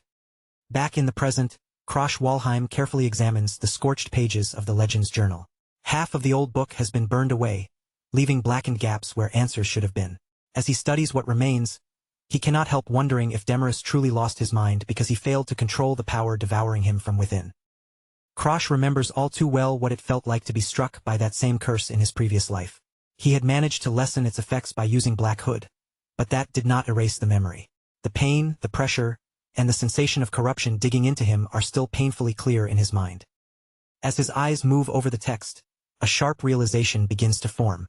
If Demarest was able to suppress one curse by using another, then Krosh might be able to do the same. By forcing the right kind of balance, he could control his own blood poison and stop it from spiraling out of control. It is a deadly game of balance, like a snake and a crow locked in a vicious struggle inside his body. Neither side can be allowed to run wild, or Krosh will be the one destroyed. To survive, he must obtain a specific curse powerful enough to serve as a leash for the others. Inside him, the two forces collide with violent intensity, taking the spiritual shapes of a serpent and a bird of prey. They twist, clash, and tear at one another as if fighting over the right to rule his life force. This is not just a battle of power, it is a fight for control over Krosh's very existence. Then a blinding light bursts outward as the unstable energies begin to settle into place. Krosh can feel the change moving through him, reshaping him from the inside with every pulse of power. For the first time, he senses the possibility of becoming something capable of standing against the apocalypse that waits ahead. Krosh looks down at the swirling orb of power gathered in his hands, and a dark smile curls across his lips. The force before him is dangerous, but it is also filled with promise. If he handles everything correctly, he may one day reach the same terrifying heights that Demarest Walheim once stood upon. Arioto steps quietly into the room, his head lowered in respectful obedience. He has already chosen to follow the young master who showed him mercy, even if the path ahead is wrapped in darkness. Whatever forbidden power Krosh has begun to touch, Arioto is prepared to serve him without hesitation. Krosh gives his first true order with the authority he has now claimed. From this day onward, no one is to enter Azure Pine Manor without his direct permission. His voice leaves no room for argument, making it clear that this place is now his sanctuary and must be protected at all costs. Arioto accepts the command immediately and turns to leave, his long sword trailing behind him as he moves through the doorway. There is no hesitation in his posture. If Krosh wants this place sealed off, then Arioto is willing to stand as the lone gatekeeper guarding the young master's domain. As Arioto walks through the quiet halls of the manor, he lifts a hand and adjusts his glasses with a composed expression. But beneath that calm surface, he has not forgotten what happened. Krosh chose to overlook his previous mistake, and Arioto has already decided that he will repay that mercy with everything he has. In his heart, Arioto has made his decision. He will place his future beside the boy the rest of the family dismissed as a failure. No matter what offers or temptations come from the other Walheims, he will refuse them all, because to him now, Krosh is the only master truly worthy of his loyalty. Meanwhile, inside his office, Barakhan Walheim was practically tearing himself apart with fury. His fists crashed down onto the desk again and again, hard enough to send loose papers scattering through the air, because he simply could not accept that his offer had been turned down for the sake of someone he saw as a worthless half-wit. His voice exploded through the room as he roared Arioto's name, calling him an absolute fool. Barakhan's pride had been struck where it hurt most, and judging by the murderous glare twisting across his face, he was not the kind of man who would let a servant's disobedience pass quietly. Then his eyes landed on a newspaper spread across the desk, the headline boldly praising Charlotte Walheim as the genius of the century. The sight of her brilliance being celebrated, combined with Krosh's sudden defiance, only poured more oil onto the fire burning inside him. That hatred had roots buried deep in an old family grudge. In Barakhan's mind, there was still the memory of a woman he believed had stained their direct bloodline, and to him, Krosh was nothing more than a living reminder of that so-called impurity.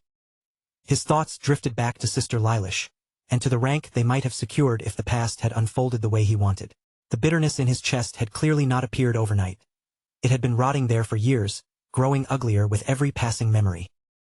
Barakhan clenched his jaw so tightly it looked as if his teeth might snap under the pressure.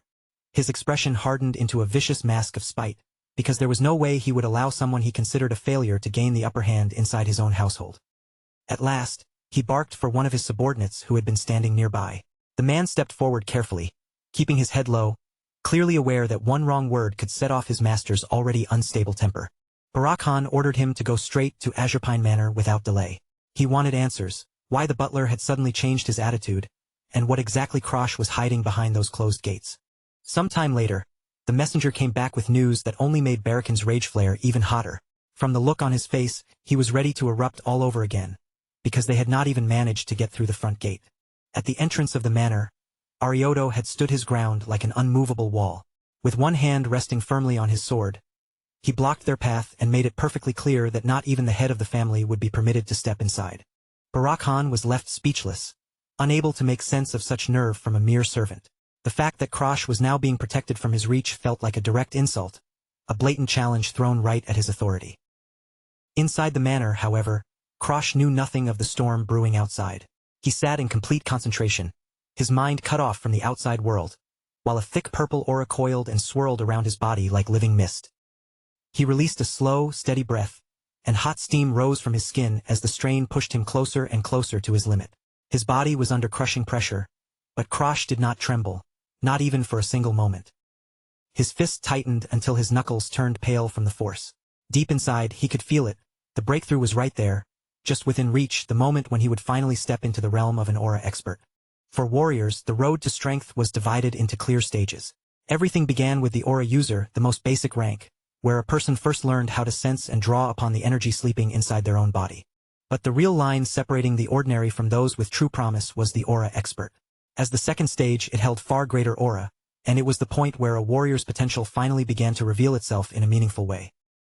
Even though Krosh had only just reached the entry level of that stage, he was still far behind his sister. Charlotte was merely 2 years older than him, yet she was already standing at the edge of becoming a master. Her talent was so monstrous that even thinking about it could feel frustrating. In his previous life, Krosh had done nothing but watch her shine from the shadows, stunned by how quickly she advanced. But Krosh also remembered the brutal truth of the future. Even someone like Charlotte, a monster blessed with almost ridiculous talent, had still been forced to kneel when complete destruction came crashing down on them. In his mind, he saw her defeated figure once more, with her legendary sword driven into the ground beside her. Before her stretched a world collapsing into chaos, and in the end, all that overwhelming power had still not been enough to save anything. Then he looked at the image of his younger self standing beside the broken vision of his sister. That alone made it painfully clear to him. Simply becoming an expert would never be enough to overturn the fate waiting for them. A hard, grim determination settled across his face. If he wanted to protect even a single thing in this life, then he had no choice but to grow stronger at a speed that defied common sense, no matter what price he had to pay. Krosh understood that unless he pushed himself and actually tried, he would never know the true depth of his own potential. His gaze fixed straight ahead, and behind those calm eyes, his mind was already working through the next move. Before his regression, a curse had sealed off his ability to use aura completely. As he reflected on that painful struggle, he knew better than anyone just how far he had come from the days when everyone dismissed him as a complete failure. But now everything had changed.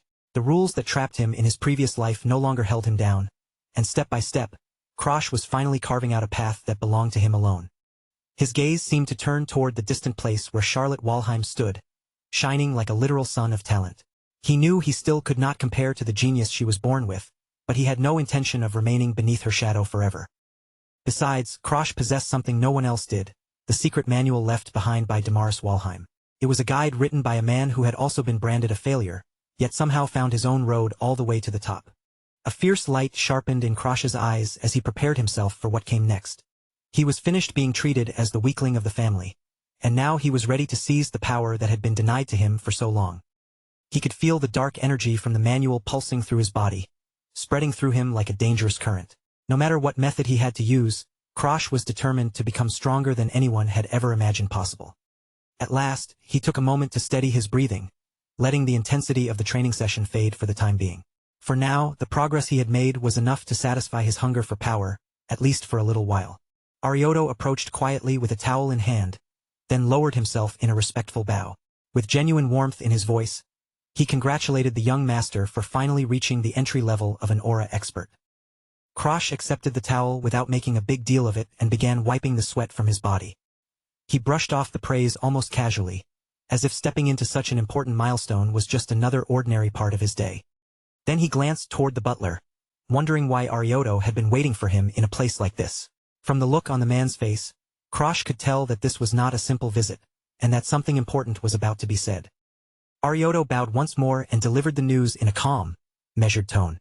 Lady Bianca Hardenheart, Krosh's fiancée, had arrived at Azure Pine Manor. Krosh froze in the middle of drying himself, the name striking him with unexpected force. He had not imagined that she would appear this early in his new timeline. In an instant, a terrifying image from the future flashed through his mind. Bianca, the white demon, the monstrous existence she was destined to become. In the future he remembered, she had been the ringleader who commanded the world eroders. She was the one who personally oversaw the destruction of their world, a force so overwhelming that she even defeated one of the 10 strongest beneath the heavens. That was the reason her name became feared, and why people came to call her the White Demon. Krosh turned his eyes toward the window, trying to connect that future monster with the girl waiting below. At this point in time, she was still only the youngest daughter of the Hardenheart family. From where he stood, he could see her by the gate, a small and lonely figure standing there on her own. In that moment, Krosh understood that this political marriage was finally beginning to take shape in reality. For the Walheim family, the arrangement was nothing more than a convenient way to throw away a useless failure.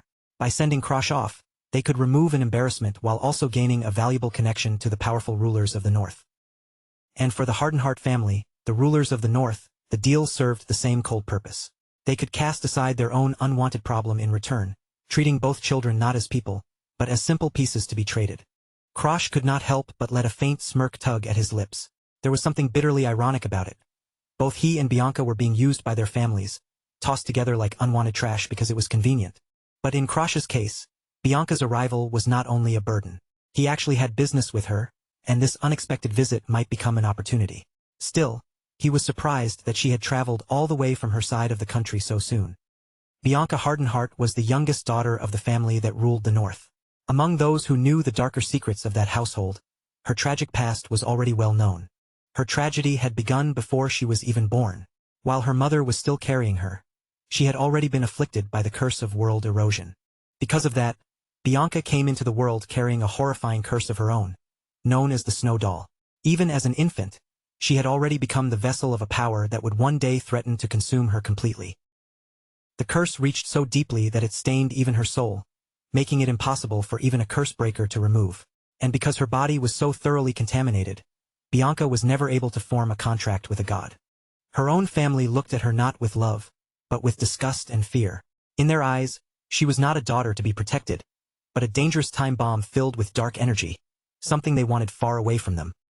She was a cursed child born in exchange for her mother's life.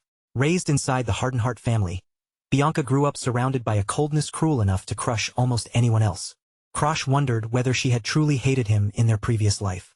In different ways, both of them had been outcasts, but back then, they had never managed to understand each other at all. He pushed those thoughts out of his mind and brought his focus back to the present. Whatever Bianca felt could not be allowed to get in the way, because Krosh's goal was clear. He intended to steal her curse for himself. Krosh needed the Snowdoll curse for one reason above all else. It was the only thing capable of restraining his extreme blood poison, the one leash strong enough to keep that deadly force under control, and without it, the final piece needed for his survival would remain out of reach. Arioto noticed that Krosh was still bare-chested, his skin damp with sweat from the intensity of training. Without wasting a moment, the butler quickly offered to prepare a proper change of clothes so the young master could meet his guest looking presentable. Krosh handed the towel back with a faint, confident smirk tugging at his lips. At last, he was ready to stand face to face with the girl who would one day become the White Demon, and take the power he needed to grow even stronger. Outside, Bianca Hardenheart waited in silence, a small girl with pale white hair and an empty, frost-cold stare. Krosh gave his butler a calm order to bring her inside, while he prepared himself for the encounter that was about to begin. 5 months earlier, the younger Krosh Walheim had been in the middle of one of his usual tantrums. He slammed both hands down onto his desk with childish fury, sending papers fluttering into the air as he poured out all his frustration. He screamed at Bianca to disappear from his sight, his face twisted with anger. In his mind, she was only clinging to him because of the Walheim family's status, and he refused to believe she cared about him in the slightest. Bianca stood there without flinching, silently taking every cruel word with that same unreadable expression. Krosh spat at her to stop pretending to be his fiancée, his voice filled with bitterness and spite. Then he slammed the door shut in her face, the sound echoing through the enormous hallway of the Walheim estate. Left behind in that cold, grand corridor, Bianca stood alone, her small figure looking even smaller against the towering architecture around her. As she remained there in silence, Bianca thought about how she had never wanted to come to this place to begin with. Her eyes looked distant and hollow, carrying the heavy burden of expectations that had been forced onto her shoulders. In an even deeper memory, her father's voice returned to her, reminding her that the survival of the Hardenhart family depended on her. He told her she had to use her appearance to win over the youngest son of the Walheim family. That crushing pressure showed clearly in her quiet gaze as she stared far ahead. Bianca knew that the future of her entire house had been placed on her success alone, whether she wanted that burden or not. Later, while sitting by herself, she pressed a hand tightly against her chest. Even if her emotions had grown numb, she reminded herself that she still understood what was right and what was wrong. She remembered looking at the young, furious Krosh and thinking that he was nothing more than a foul-mouthed loser. To Bianca, he was a troublesome burden she had no choice but to endure for the sake of her family. Her fingers curled into a tight fist as she forced herself to accept it. If dealing with him was the price required to keep the Hardenhart name alive, then she would steel herself and pay that price. Back in the present, Bianca sat quietly, her thoughts drifting through those old memories. This time, she had already made up her mind that she would be the one to reject the relationship first. Then Krosh suddenly spoke, his casual voice cutting cleanly through her thoughts. Bianca snapped back to the present and noticed that he seemed far more relaxed than the boy she remembered. With a polite smile, Krosh glanced toward her cup of tea and apologized for it being too hot. He even mentioned her sensitive tongue with surprising care, then promised he would speak with the maids about it later. Bianca could only stare at him, completely thrown off by what was happening. In front of her sat a neatly prepared spread of tea and cake, so warm and proper that it felt nothing like the hostility she had expected. Krosh then gestured toward the window, calmly pointing out how pleasant the weather was. He suggested they take a walk through the garden and enjoy the southern flowers, the kind that would never bloom in the frozen land she came from. After that, Krosh called for Arioto, his butler. In an easy tone, he instructed him to have macadamia cookies brought out to the garden so they could enjoy them during their walk. As they moved through the elegant estate grounds, Krosh kept the atmosphere light and comfortable. He mentioned how far she must have traveled and said that, since they were engaged, they ought to spend more time getting to know each other. When Bianca answered him with rigid, almost military-like formality, Krosh could not help but laugh. He told her she sounded less like she was speaking to her fiancé and more like she was reporting to a superior officer. Bianca said nothing for a while, simply watching him closely as they walked side by side. She was trying to match this calm, polite version of Krosh with the same boy who had screamed at her only months earlier. To her, the whole situation felt strangely wrong. His eyes used to be sharp, hostile, and full of spite, but now he seemed like an entirely different person. And there was one detail she could not ignore. She had never once told him she liked macadamia cookies, yet he had ordered them as if he already knew. Krosh eventually stopped, standing still as he looked over the peaceful garden around them. Bianca lingered behind him for a moment, then finally gathered enough courage to speak the question weighing on her mind. She looked directly into his eyes and asked whether he was truly Krosh. The question came out clear and sharp, hanging between them with a weight neither of them could easily brush aside. For a brief moment, their eyes locked in tense silence. The garden around them felt strangely still, with only the faint rustling of leaves breaking the heavy quiet. Krosh lifted a hand and rubbed the back of his head, clearly caught off guard by how direct her question was. A slightly awkward look crossed his face as he searched for a response that would not make things worse. Then he looked back at Bianca with a calm, steady gaze. Instead of denying it outright, he asked her whether he really seemed that different from the person he used to be. Bianca's eyes widened as a cold sensation suddenly crawled across her skin. For the briefest instant, she felt as if a sharp flash of bloodlust had leaked from Krosh and brushed right past her. Fearing she had crossed a line, Bianca immediately lowered her head and apologized for speaking so rudely. Krosh, seeing her reaction, looked visibly flustered, realizing he might have ruined the peaceful mood without meaning to. Inside, Krosh admitted that his memories from this period were not clear at all. He could not fully remember just how cruelly he had treated Bianca back then, or how deep that damage had gone. As he looked at her face, he noticed an expression that felt painfully familiar. Something about that quiet look stirred a memory buried deep in the back of his mind. A scene from the future flashed before him, Bianca dying in front of the North Sea Pavilion. On that day, she had worn that exact same look in her eyes. Krosh quickly realized he needed a believable reason for why he had changed so much. So he put on a bright, harmless smile and told her that he had recently formed a contract with a god. Bianca seemed to take that explanation in, her suspicion easing just a little. After a quiet pause, she offered him a soft word of congratulations, as if accepting his answer for the time being. Krosh then leaned forward slightly, his tone becoming more focused as he said there was a specific proposal he wanted to make. Bianca looked back at him with cautious curiosity, unsure what he could possibly be planning. In her mind, she wondered what someone who had already contracted with a god could ever want from her. Possibilities raced through her thoughts one after another, each one making her more uncertain. The first possibility that came to mind was the worst one. She asked if he wanted to annul their engagement, and Krosh immediately shouted back in complete shock.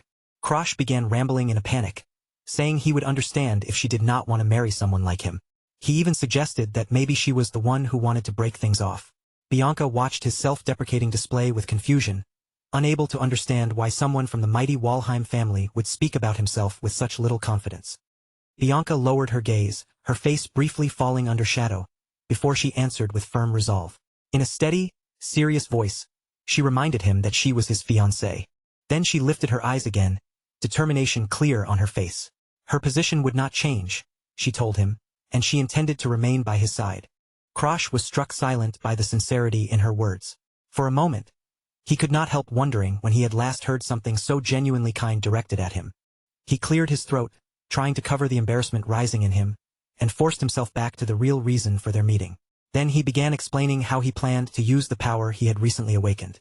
Krosh extended his hand toward her, offering to take the burden of the Snow Doll curse off her shoulders. As he made the proposal, a dark, swirling energy gathered around his palm, twisting like smoke in the air. Bianca stared at him in stunned disbelief, remembering that even the most famous curse breakers in the world had been powerless against her curse. She could hardly understand how he could say such a thing so calmly. She asked whether he truly meant to take the curse into himself. Krosh confirmed it without hesitation, saying he had a use for it, and in exchange, he would grant her any one wish, even the annulment of their engagement if that was what she wanted. Bianca fell silent, letting the weight of his offer settle over her. For once, she wondered if her lack of emotions might actually help her judge the situation more clearly. Her thoughts turned to how Krosh was always treated as a failure, a label that had carved a deep divide between him and his own bloodline. In her mind, she could almost see the isolation surrounding him, cold and heavy. In that thought, a tiny chibi version of Krosh appeared, looking hollow, empty, and completely lost. Bianca stared at Krosh's offer and quietly wondered if his life had worn him down so badly that he wanted to erase even his own emotions. To her, taking on the Snow Doll curse sounded less like courage and more like a desperate attempt to numb the pain inside him. The more she looked at his desperate expression, the more unsettling the thought became. Maybe the sudden gentleness was not kindness at all, but the first sign that his mind had finally begun to collapse. Bianca searched his face carefully, trying to find even a trace of the Krosh she once knew. A memory from her childhood surfaced in her mind. Back then, a mental-type mage had once explained to her that when a person's heart and mind were pushed beyond their limit, their spirit could fall ill in strange and unexpected ways. The old mage had even opened a book for her, showing drawings of two paths taken by a mind that had broken. One led toward self-destruction, while the other appeared as sudden, unreasonable kindness. To him, both were frightening signs that someone's spirit was beginning to fracture. He had warned her that such moments were incredibly dangerous, often appearing as the final signal before a person reached their end. As he spoke of those quiet tragedies, he gently patted her head, then left her with one final piece of advice.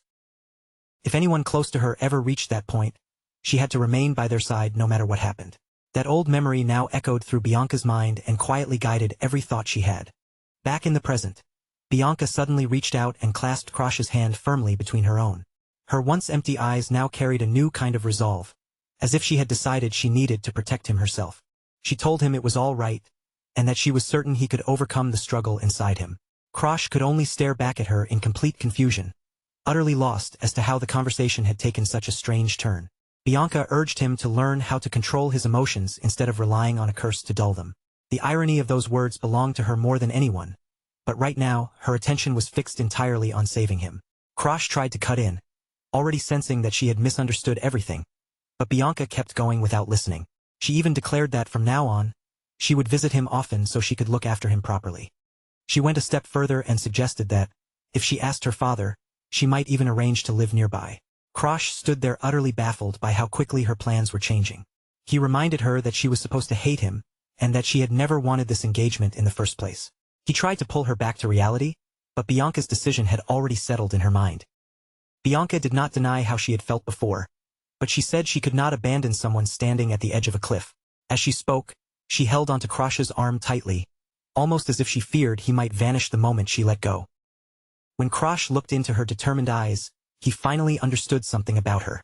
Once Bianca decided on a task, she was the kind of person who charged straight toward it without hesitation. And at that moment, he realized his plan had veered into a very unexpected direction. Since she clearly had no intention of handing over the curse willingly, Krosh began wondering if he could activate his skill in secret instead. Quietly, he started drawing out his power, and a dark aura began to pulse around him.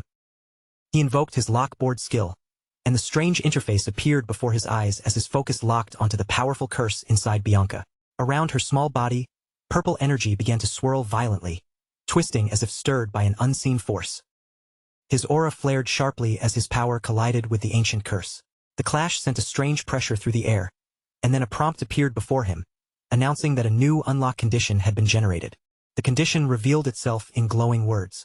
If Krosh wanted access to the curse, he first had to become Bianca's genuine friend, and the screen shone with a harsh violet light as if mocking him. Krosh stared at the requirement in silence, realizing that this was going to be far more troublesome than he had expected. A double lock on a skill was not something he had prepared for at all. He understood the reason soon enough. Because the curse had been with Bianca since birth, the system treated it not as a simple status effect, but as an actual part of her body. That made its value far greater than an ordinary curse. Becoming friends with the future white demon sounded almost impossible. Krosh watched Bianca carefully, trying to figure out how he could reach past the walls around her. Without emotions, she rarely showed interest in anything at all, and building a real bond with someone who felt almost nothing was a frighteningly difficult task. Still, Krosh knew he could not simply let her return home now. If Bianca went back to that place, it would only push her faster toward the tragic transformation he remembered from the future. So he decided he had to keep her close and change the path waiting for her. If he could stop Bianca from becoming the white demon while also securing the Snowdoll curse for himself, then he would solve two problems at once. It was a difficult plan, but if it worked, it would be perfect. For the moment, Krosh decided that playing along with her misunderstanding was his best option. He forced a pleasant expression onto his face, gently held her hands, and told her he was glad to hear she wanted to stay. Then he added that he truly appreciated the chance to see his fiancée more often. Bianca gave a small nod and said she would speak with her father before returning soon. Then she turned to leave, her expression as calm and unreadable as ever. As the sun began to set, Krosh stood there watching her carriage roll away from the estate. In his mind, he expected to have at least a month of peace, enough time to study his secret arts manuals before she came back. He released a heavy sigh, feeling that things were finally starting to grow busy around him. What he did not realize was that the quiet time he expected was about to disappear far sooner than he imagined. The very next day, at Ching Song Hall, workers were already pouring into the grounds, unloading massive wooden crates one after another. The once quiet courtyard had turned into a noisy hive of activity.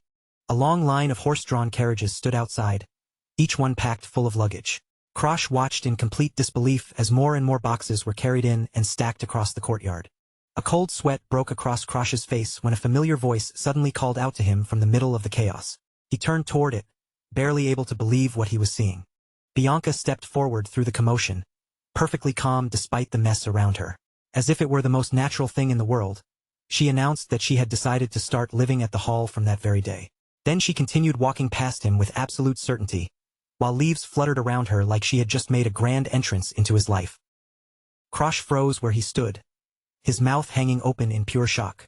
Only then did he realize that Bianca's so-called consultation with her father must have taken all of 5 minutes. Krosh slowly opened his eyes the next morning, blinking away the last traces of sleep as the pale morning light touched his face. He was only just beginning to wake after a long night of rest. Right beside him, Bianca was sleeping soundly, her silver hair spread across the pillow like a soft curtain. She was even drooling a little, looking completely relaxed and utterly unbothered by where she was. Krosh stared at her in stunned silence, wondering when she had managed to crawl into his bed again. At this point, it seemed his fiancée had already made a habit of treating his room as if it belonged to her too. He sat up and let out a huge yawn, stretching both arms toward the ceiling as his mind slowly caught up with the situation. Almost immediately, he began thinking about the rumors that would spread if anyone saw the two of them like this. Bianca soon woke up as well, rubbing her eyes sleepily before giving him a dazed morning greeting. She looked completely unfazed, acting as though waking up in Krosh's bed was the most normal thing in the world. Krosh could not help feeling irritated by how casually she was taking it. If anyone should have been asking questions right now, it was him, not Bianca calmly greeting him like this was part of their daily routine. The days moved on, and the scene shifted to the manor grounds, where several months had already passed since Bianca moved in. Krosh was now deep in his training again, focusing his energy as the seasons gradually began to change around them. Sweat ran down his brow as he thought back over the progress he had made. He had been pushing himself relentlessly, preparing his body and mind for the challenges he knew were waiting ahead. He remembered the summer day when Bianca first arrived at Azure Pine Manor. Back then, she had stood before him small and emotionless, ready to begin their life together without showing even the slightest hesitation. The young Krosh had been completely stunned by her sudden arrival, especially when he realized she was not merely visiting, but actually moving in. He had never expected her to follow through on the arrangement so quickly. He asked her if she was truly fine with being sent away from her family at only 12 years old. Bianca simply answered that her family had given permission right away, without the slightest hesitation. That was when Krosh understood how deeply the curse had already dulled her heart. Bianca did not seem to feel the pain of being abandoned, even when her own family cast her aside so easily. He knew her lack of emotion came directly from the snow doll curse eating away at her heart.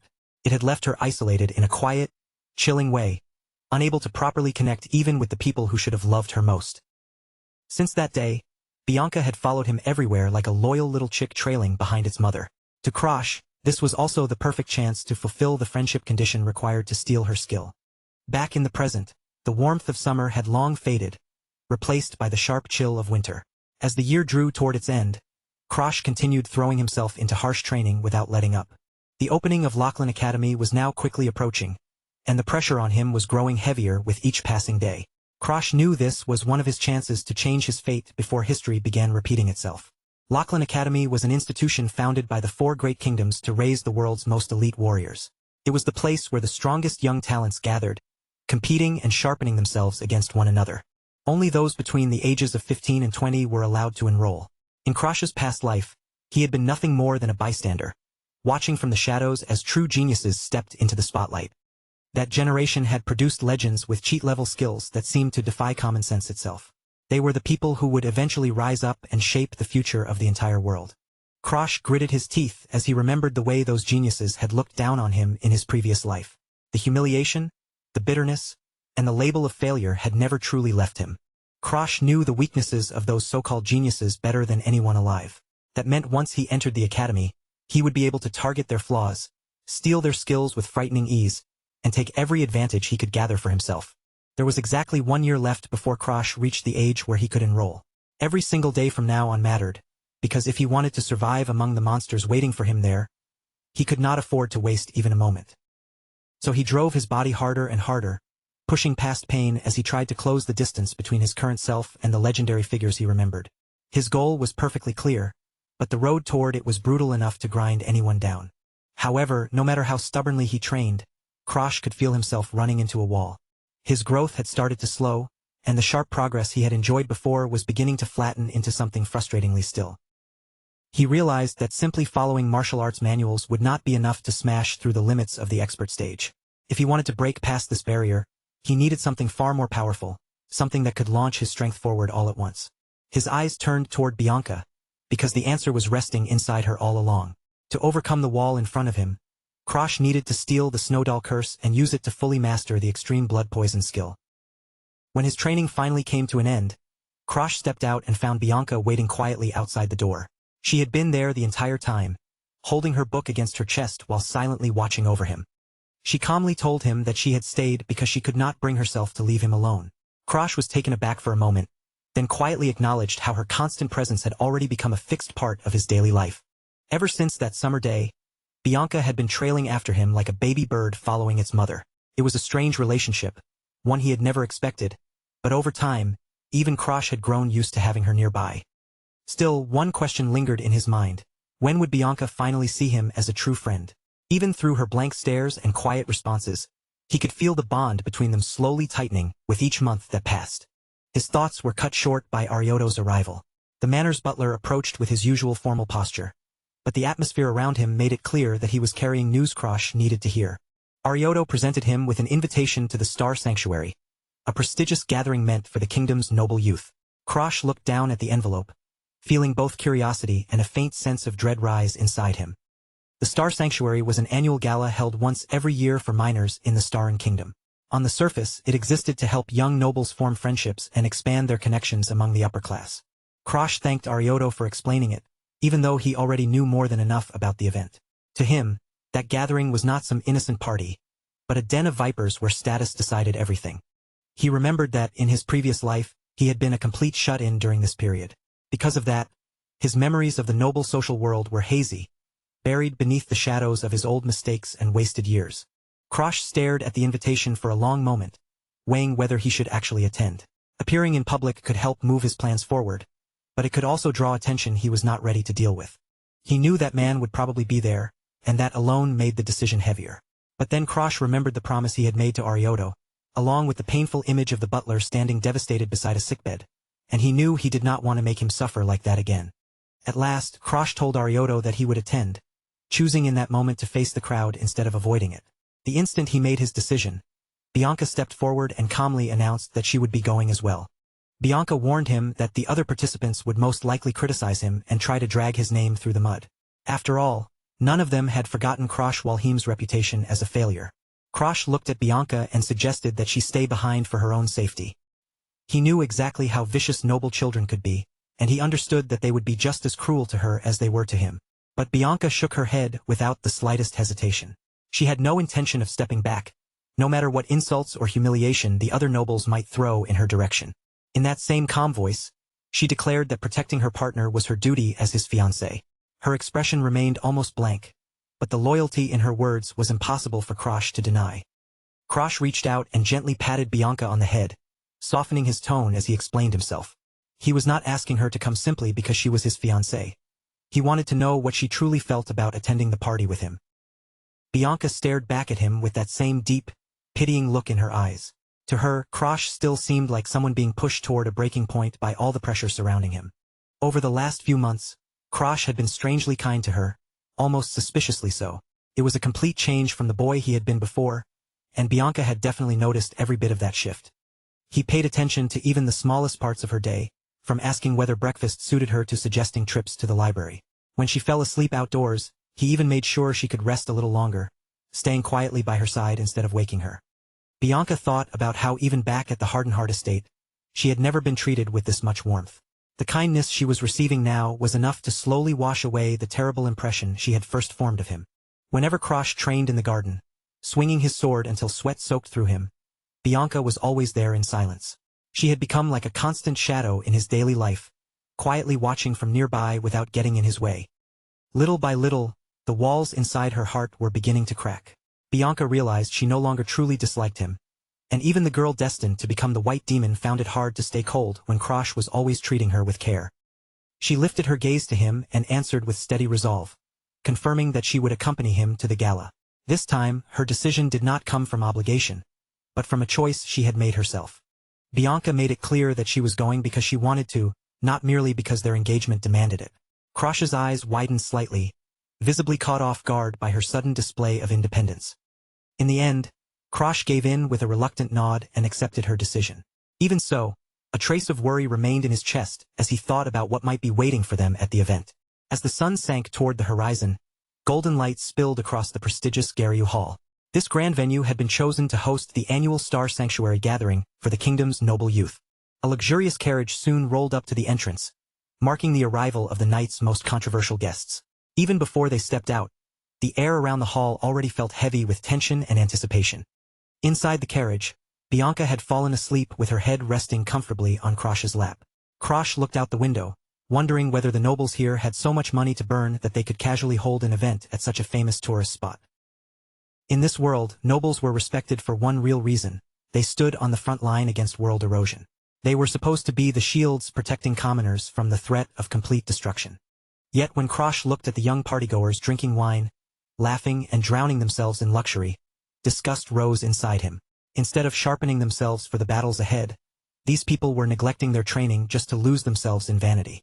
Krosh led Bianca onto the red carpet as they made their way toward the grand entrance. Countless eyes followed their every step, but the two of them kept their heads high and continued forward without shrinking back. As they stepped into the massive hall, Krosh already knew there would not be many decent people waiting inside. He had prepared himself for the ugliest side of aristocratic society, and he expected nothing less. The herald's voice suddenly rang through the hall, loudly announcing the arrival of Krosh Walheim and Bianca Hardenhart. In an instant, every conversation in the room came grinding to a stop. The whispers began almost immediately. The other nobles mocked them as the Walheim failure and the cursed daughter, and they did not even bother hiding the contempt twisting through their voices. Krosh swept his gaze across the room, ignoring the insults and the polished fake smiles surrounding him. He knew exactly how little these so-called nobles were truly worth beneath all their decoration and arrogance. Up on a balcony, someone watched the new arrivals with a sharp, predatory grin. To that person, Krosh and Bianca were the most interesting things to walk through the doors all night.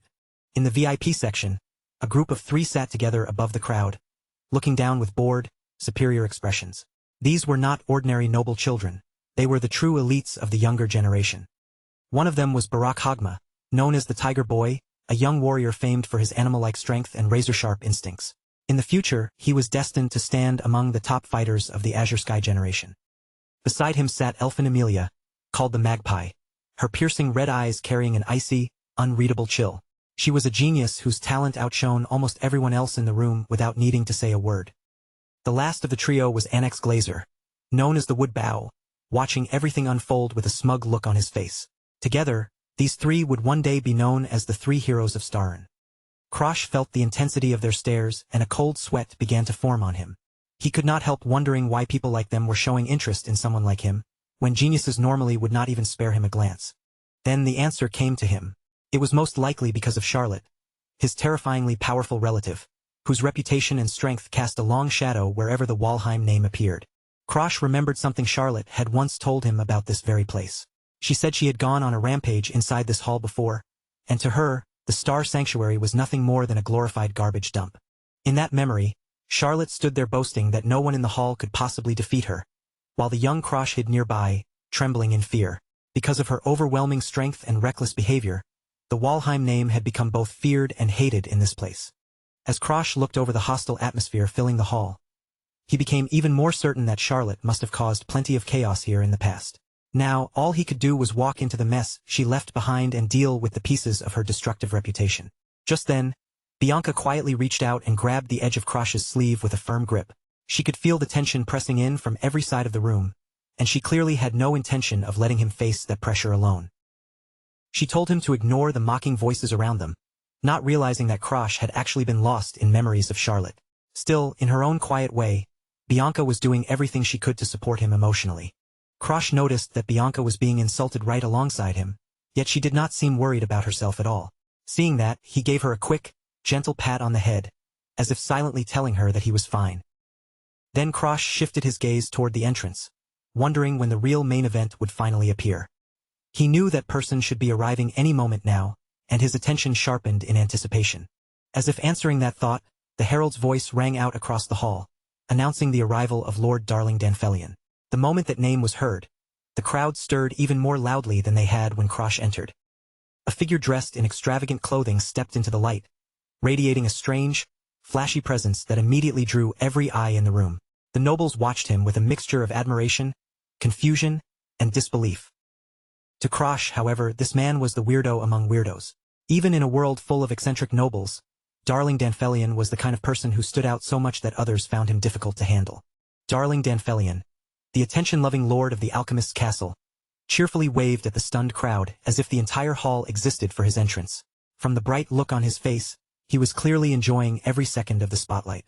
In another memory, Krosh stood with black curse markings crawling across his body like dark cracks in his skin.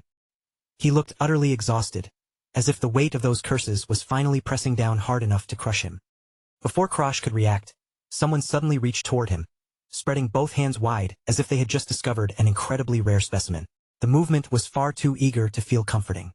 Darling Danfelion leaned in close, inspecting the erosion-type curses with an almost disturbing amount of enthusiasm. His eyes sparkled as if he was already imagining all kinds of ridiculous methods to fix the problem. Then, without warning, Darling grabbed Krosh's face and squeezed his cheeks together, studying him from every angle. With far too much excitement, he asked whether Krosh wanted to become the test subject for a small experimental cure he was preparing. Krosh was so drained that he did not even have the strength to shove him away.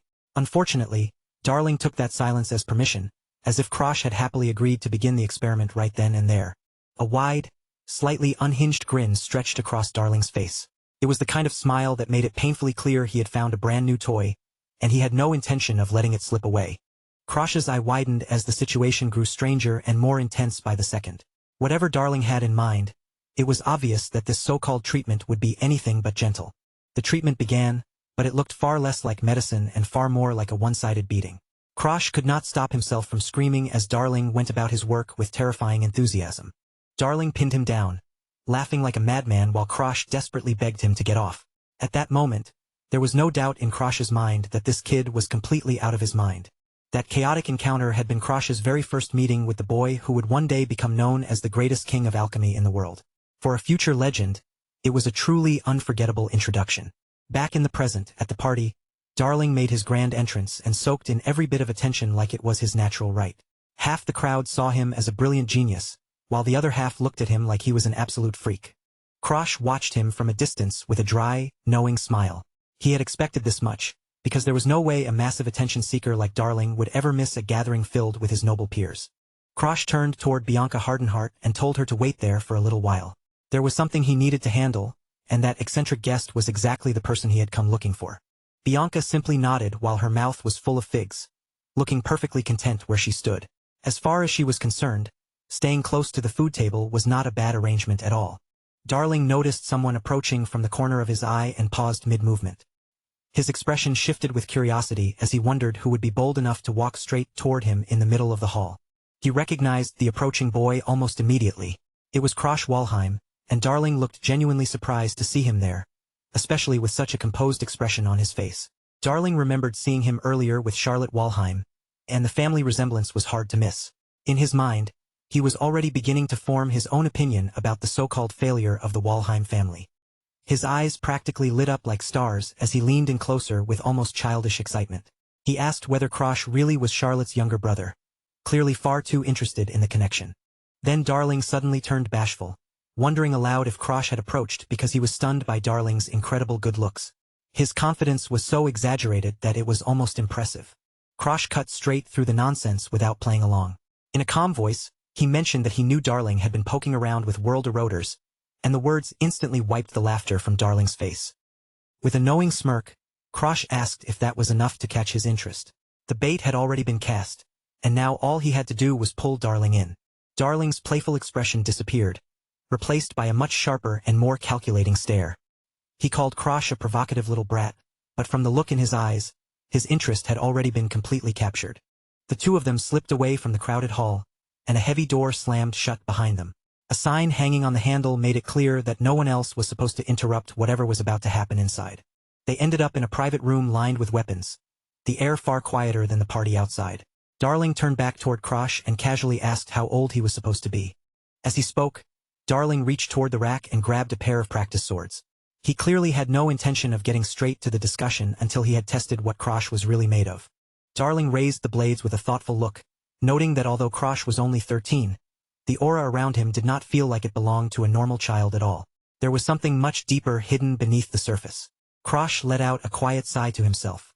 Inside, he was an adult who had already endured some of the harshest training imaginable, so this kind of probing was nothing new. He told Darling that he did not have much time and wanted to get to the main point quickly, because he had not come here to play games. Darling only smiled and tossed one of the swords toward him. He was willing to listen, but only if Krosh could prove he was capable of keeping up first. Krosh caught the blade effortlessly, his fingers closing around the handle as if the weight belonged in his hand. Despite what everyone believed, he was no helpless child who could be brushed aside. His focus tightened in an instant, and his eyes locked firmly onto the opponent in front of him. The atmosphere inside the room shifted at once as Krosh settled into his stance. Their blades crashed together, sending a sharp metallic ring through the room. Darling did not hold back even for a second, immediately testing Krosh's reflexes with direct, aggressive pressure. Darling suddenly lunged forward with a high-speed strike, moving far faster than anyone would expect from a scholar. His blade cut through the air with surprising force and precision. He laughed as they clashed, admitting that he simply wanted to see Krosh's skills with his own eyes first. After hearing all the rumors, he wanted to know whether there was any truth hidden beneath them. Krosh ground his teeth, already finding the whole test incredibly annoying. Dealing with a genius like Darling was always going to be troublesome, and this was exactly the kind of headache he had expected. Their exchange continued, with swords striking again and again in rapid succession. Darling kept the pressure high while casually reminding Krosh that he was still listening to whatever he had to say. Krosh answered with a clean swing of his own, his movements sharp, precise, and stripped of anything unnecessary. He was not relying on flashy skills at all, only on technique refined through relentless training. Darling was genuinely shocked as he watched him move. How could someone known as a failure, someone supposedly without any proper skills, fight with this much control and experience? Krosh pushed hard against Darling's blade and looked him straight in the eye. He told him that even if he looked the way he did, he trained every single day. At the same time, Krosh decided it was time to shake the future king of alchemy to his core by revealing knowledge no ordinary person should have.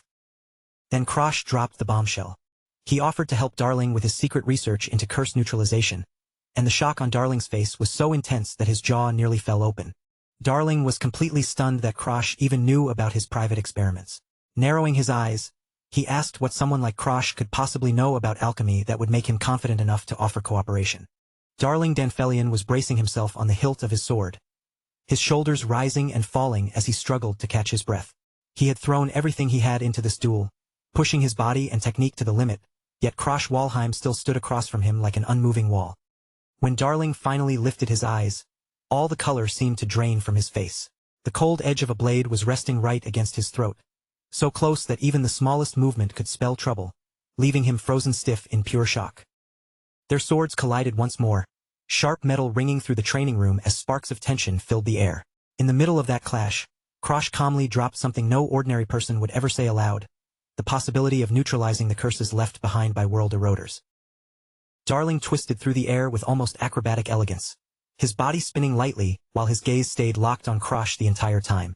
Even as he moved, he pointed out that not even the greatest curse breakers in the world had managed to solve that mystery.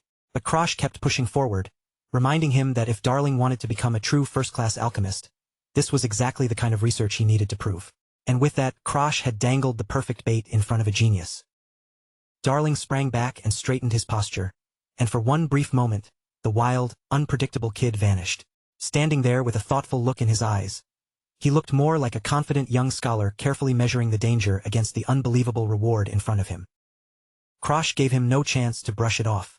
He pressed even harder, offering the use of his own unique skill, the power to steal curses, as the key to helping Darling's research move forward. In other words, Krosh was making himself the one partner Darling couldn't afford to ignore. He fixed Darling with a stare far too intense for someone his age, his small frame carrying a pressure that felt strangely mature and dangerous. Krosh was prepared to place even his darkest secret on the table if that was what it took to secure this alliance. Darling's mouth fell open as the meaning of Krosh's words sank in. He could hardly believe that the so-called failure of the Walheim family was standing in front of him, claiming to possess a skill with such outrageous power. Then, little by little, a smirk crept across Darling's face as the pieces began clicking together inside his head. If Krosh was telling the truth, then this was not just interesting research. This could become the greatest alchemical breakthrough of the century. Darling's excitement quickly rose past the point of restraint, his eyes shining as he realized this was the perfect opening to test and prove his theories. Now completely hooked, he leaned into the offer and immediately asked what Krosh wanted in exchange for a deal this valuable. Before Krosh could even give a proper answer, Darling's expression softened into a dreamy, love-struck look as he suggested that he could become Krosh's boyfriend. Krosh just stood there in stunned silence, looking as if he wanted the floor to open up beneath him. Forcing himself to ignore the strange remark, Krosh pushed the conversation back on track and stated his real condition. He wanted medicine that could help him control the many curses he intended to take into himself. Krosh was already thinking far beyond the deal in front of him, planning several moves ahead while everyone else was still trying to understand his first one. He understood better than anyone that stealing skills alone would never be enough. If the curses attached to those powers destroyed his body from the inside, then all that strength would be meaningless. What he needed was a true expert who could help him keep that dangerous power balanced and usable. In his mind, Krosh remembered the future he had already witnessed. A future where even the strongest heroes were unable to stop the destruction that came for the world. That memory burned inside him, and he had no intention of allowing the same tragedy to repeat itself. Krosh's eyes sharpened as he silently reminded himself of his own position. A failure like him could not afford to be picky. Forbidden medicine, stolen skills, risky experiments, whatever it took to survive and change the future, he would use it without hesitation. Darling watched him closely, and the more he looked, the more he realized how wrong the rumors had been. Krosh was not some broken soul crushed by the Walheim family name. There was a fierce fire burning inside this boy, one that felt even more dangerous than anything Charlotte Walheim had ever shown. As Darling stared at Krosh, he could almost see Charlotte's shadow standing behind him. It was a chilling thought, as if the same bloodline had produced both an overwhelming genius and a twisted eccentric, each terrifying in a completely different way. Darling's cheeks began to flush as that thought only made him more excited. To him, the entire Walheim family dynamic was fascinating beyond words, a beautiful storm of talent, madness, and chaos that seemed tailor-made to capture his interest. Krosh decided it was time to bring the conversation to a close, but not before asking one final question. Darling immediately perked up, his curiosity returning in full force as he wondered what else the strange young Walheim could possibly have in mind. Krosh asked whether Darling was planning to attend the newly established Lachlan Academy. As he said the name, the image of that massive academy seemed to rise in his thoughts, not just as a school, but as the next stage where his plans would begin to unfold. When Darling confirmed it, Krosh's mouth curved into a sharp, knowing smile. To him, that answer had been so obvious that it almost did not need to be spoken aloud. In Krosh's eyes, the academy was already more than a place to study. It was a gathering point filled with promising talents, rare abilities, and powerful skills just waiting to be taken. With every successful deal he made, his ambition only grew stronger. Darling was practically glowing with excitement now, eagerly promising to handle whatever compounding, medicine, or research Krosh might need. And just when things were starting to feel serious again, he slipped in another unsettling reminder that the spot beside him was still open.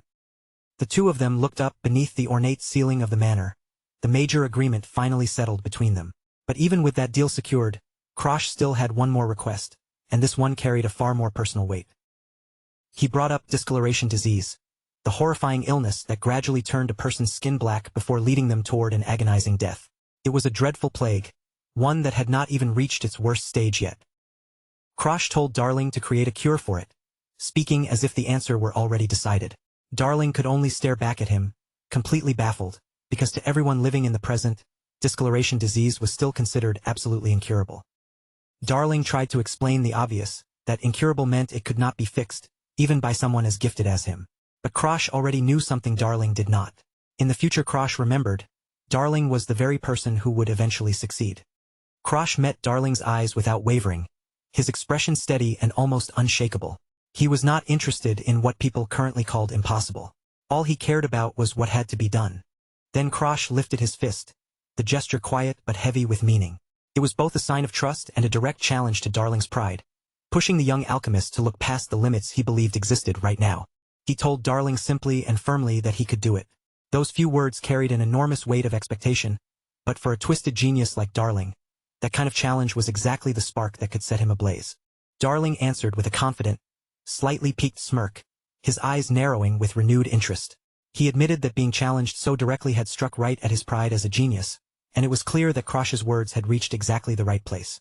Their fists met in a firm bump, sealing a strange and unlikely alliance inside that dusty training room. In that single moment, without anyone else realizing it, the future of the world had shifted onto a completely different path. Krosh told him to send the medicine to Azure Pine Manor once it was ready. Darling immediately transformed into an adorable chibi bundle of hearts, overflowing with enthusiasm as he promised to deliver it personally, with far more excitement than the situation called for. As Krosh turned and started toward the door, he suddenly stopped with his hand near the exit. After a brief pause, he glanced back, as if remembering one last question that had been bothering him since their conversation began. He bluntly asked whether Darling liked his sister, Charlotte Walheim. The moment Charlotte's name came up, Darling practically floated away in a cloud of hearts, shouting with shameless joy about just how much he loved her. Krosh stared at him in complete confusion. If Darling was that deeply in love with Charlotte, then why had he been talking earlier about becoming Krosh's boyfriend? Darling only smiled back at him with a sweet, innocent expression, as if there was nothing strange about it at all. Darling leaned closer. His face flushed heavily as he told Krosh that he was still too young to understand these things. Then, with almost casual cheerfulness, he added that he happened to like men as well. He practically sparkled as he admitted that he could go both ways, saying it with the same carefree confidence he brought to everything else. Krosh's expression went completely blank as the full depth of Darling's eccentric personality finally sank in. Krosh did not wait to hear even one more word. He turned and bolted down the hallway as fast as he could, while Darling reached after him and called out to his future lover, sending the poor boy fleeing like his life depended on it. Only after putting some distance between them did Krosh stop in the hallway to catch his breath, sweat beading on his face from the sheer awkwardness of what had just happened. And then it hit him. This was exactly the kind of person Darling had always been. Krosh turned his gaze back toward the main party hall as a burst of commotion reached his ears from farther inside the manor. Something was happening out there, and the noise was far too tense to be just another polite exchange between nobles. Krosh Walheim came to an abrupt stop the moment he reached the main hall, his expression darkening at once. The disturbance he had heard from the hallway was unfolding right in front of him, and the situation was even worse than he had expected. A pompous nobleman with slicked-back hair and an arrogant, unpleasant air was gripping Bianca Hardenheart by the arm. He was trying to drag her away against her will, while Bianca stood there in silent distress, her pale eyes widened with shock and clear discomfort. Before the man could pull her another step, a firm hand clamped down hard around his wrist and stopped him in place. Bianca's frightened expression shifted in an instant, relief flickering across her face, as she realized her fiancé had arrived just in time. Krosh did not waste even a single breath on a warning. With cold fury twisting his face, he drove a brutal kick straight into the nobleman's midsection, moving without hesitation to protect his fiancée from the man harassing her. The nobleman was launched backward across the room, his body flying uncontrollably before crashing headfirst into a lavish table stacked with party snacks. Plates shattered, glasses toppled, and food scattered everywhere as he tumbled through the wreckage in front of the stunned guests. He hit the floor hard, clutching his head and groaning in pain while the entire hall fell into a shocked silence. Krosh stood over him without flinching, a dark, menacing pressure beginning to radiate from his small yet terrifyingly imposing frame. Standing above the fallen nobleman, Krosh's eyes were swallowed in deep shadow, making his presence feel even more intense and suffocating. His voice cut through the silence as he demanded to know what the man thought he was doing, trying to take his fiancée away by force right in front of him. The lackey recoiled as if the pressure itself had struck him, one hand flying up toward his face while his body stiffened in shock. He stammered helplessly, completely thrown off by the terrifying intensity coming from a boy he had clearly underestimated. Krosh fixed him with cold, piercing eyes, his disgust impossible to hide. He called the man out directly for targeting a 12-year-old girl, making every word land like a blade in the silent hall. Krosh stepped in closer, his shadow falling heavily over the man curled up on the floor.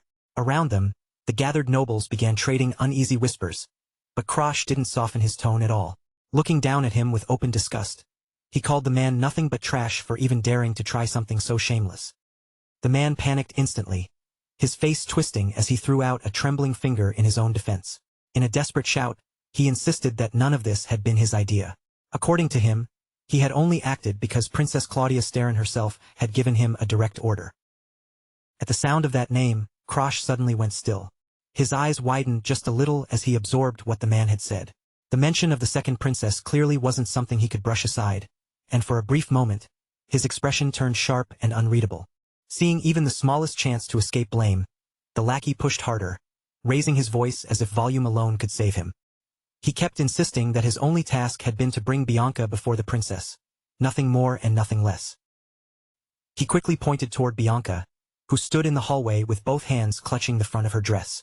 Then he tried to justify everything, claiming that he had only used force because the young lady had refused an order that came from royalty. Bianca may have been the youngest daughter of the powerful Hardenheart family, but that status did little to protect her from scorn. Because of the curse attached to her, the nobles around her treated her less like a noble lady and more like someone they could quietly look down on.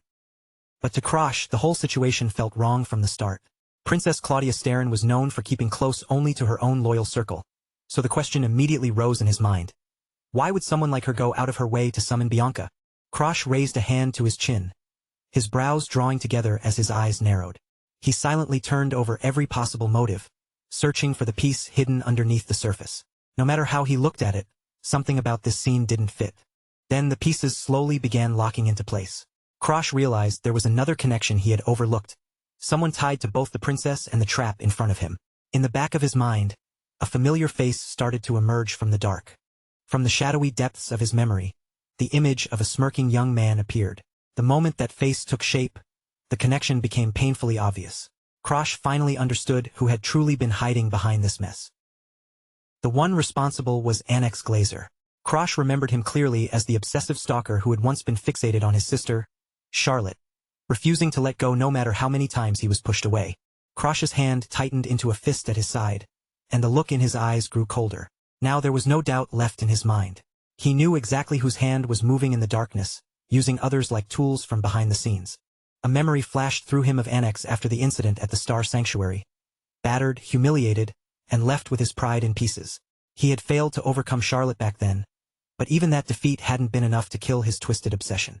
That was when Krosh understood just how petty and desperate the plan really was. Since Annex had never been able to defeat Charlotte directly, he had apparently decided to aim at her younger brother instead, dragging Bianca into it as part of the scheme. A short, mocking scoff slipped from Krosh's mouth. To him, the whole attempt was pathetic, especially the way Annex had tried to hide behind the name of a princess as if that would make his trap look untouchable. The dark aura around Krosh surged again, thick smoke-like energy curling outward from his body. His voice turned dangerously low as he demanded to know whether Annex truly believed he could pull Bianca into this ugly mess and get away with it. The lackey let out a frightened squeak and shrank even lower under the pressure, his courage collapsing completely. Krosh stared down at him with nothing but contempt, as if the man had become too pitiful to even take seriously. At that point, Krosh had already lost interest in wasting time on the messenger. He made it clear that he would go straight to Annex himself, cutting past the princess entirely instead of dancing around the person hiding behind the order. Before leaving, Krosh glanced back at the man sprawled on the floor one final time. With a sharp edge in his voice, he mocked the man's so-called instincts, pointing out that he didn't even understand whose command he had really been obeying. Then Krosh turned away from the trembling lackey and reached a hand toward Bianca. When he called her name, she lifted her head at once, and the stiffness in her face softened as soon as her eyes met his. The two children left together, stepping away from the tense room and the murmuring crowd behind them. Bianca stayed close at Krosh's side, her gaze quietly fixed on her fiancé as they moved down the corridor. As they walked through the now quieter hallway, Krosh finally asked why she had refused the princess's order in the first place. For someone in Bianca's position, turning down a royal summons was not a small risk, and he wanted to know what had made her stand firm. Inside his mind, Krosh thought back to the life he had lived before his regression. Long before this confrontation even fully unfolded, he had already known who the real mastermind was, and that knowledge made the situation feel even more dangerous. He kept his eyes facing forward as he waited for Bianca to answer, his footsteps steady against the floor. At the same time, he wondered whether a girl of only 12 years old could really have sensed the danger hidden behind that summons. Bianca lowered her gaze, her voice quiet but not shaky. She seemed to be remembering the exact moment the messenger had come to her, replaying the pressure of that command in her mind before giving her answer.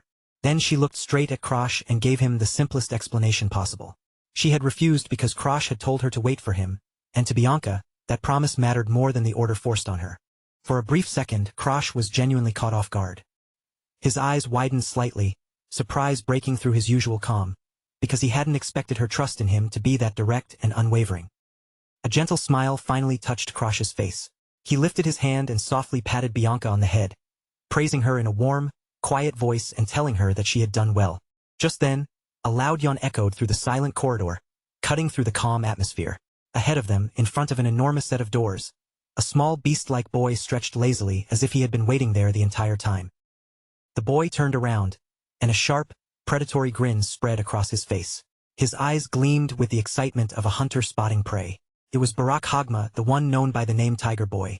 Barak let out an amused laugh and nodded, sounding almost impressed that Krosh had actually managed to make it through the halls.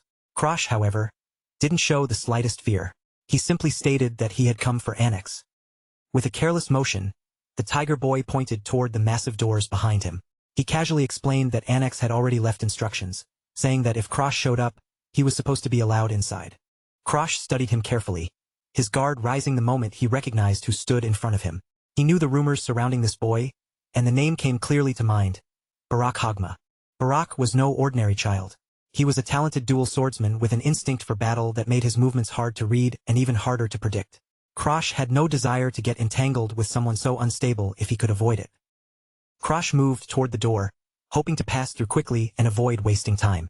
But the moment he reached for it, the Tiger Boy's presence pressed in again, making it clear he had no intention of letting Krosh walk away that easily. Barak suddenly closed the distance and pushed right into Krosh's space, his face lighting up with wild excitement. The grin on his face had twisted into something eager, almost feral. He shouted that he wanted to settle things right then and there, his voice ringing through the corridor like a challenge thrown without hesitation.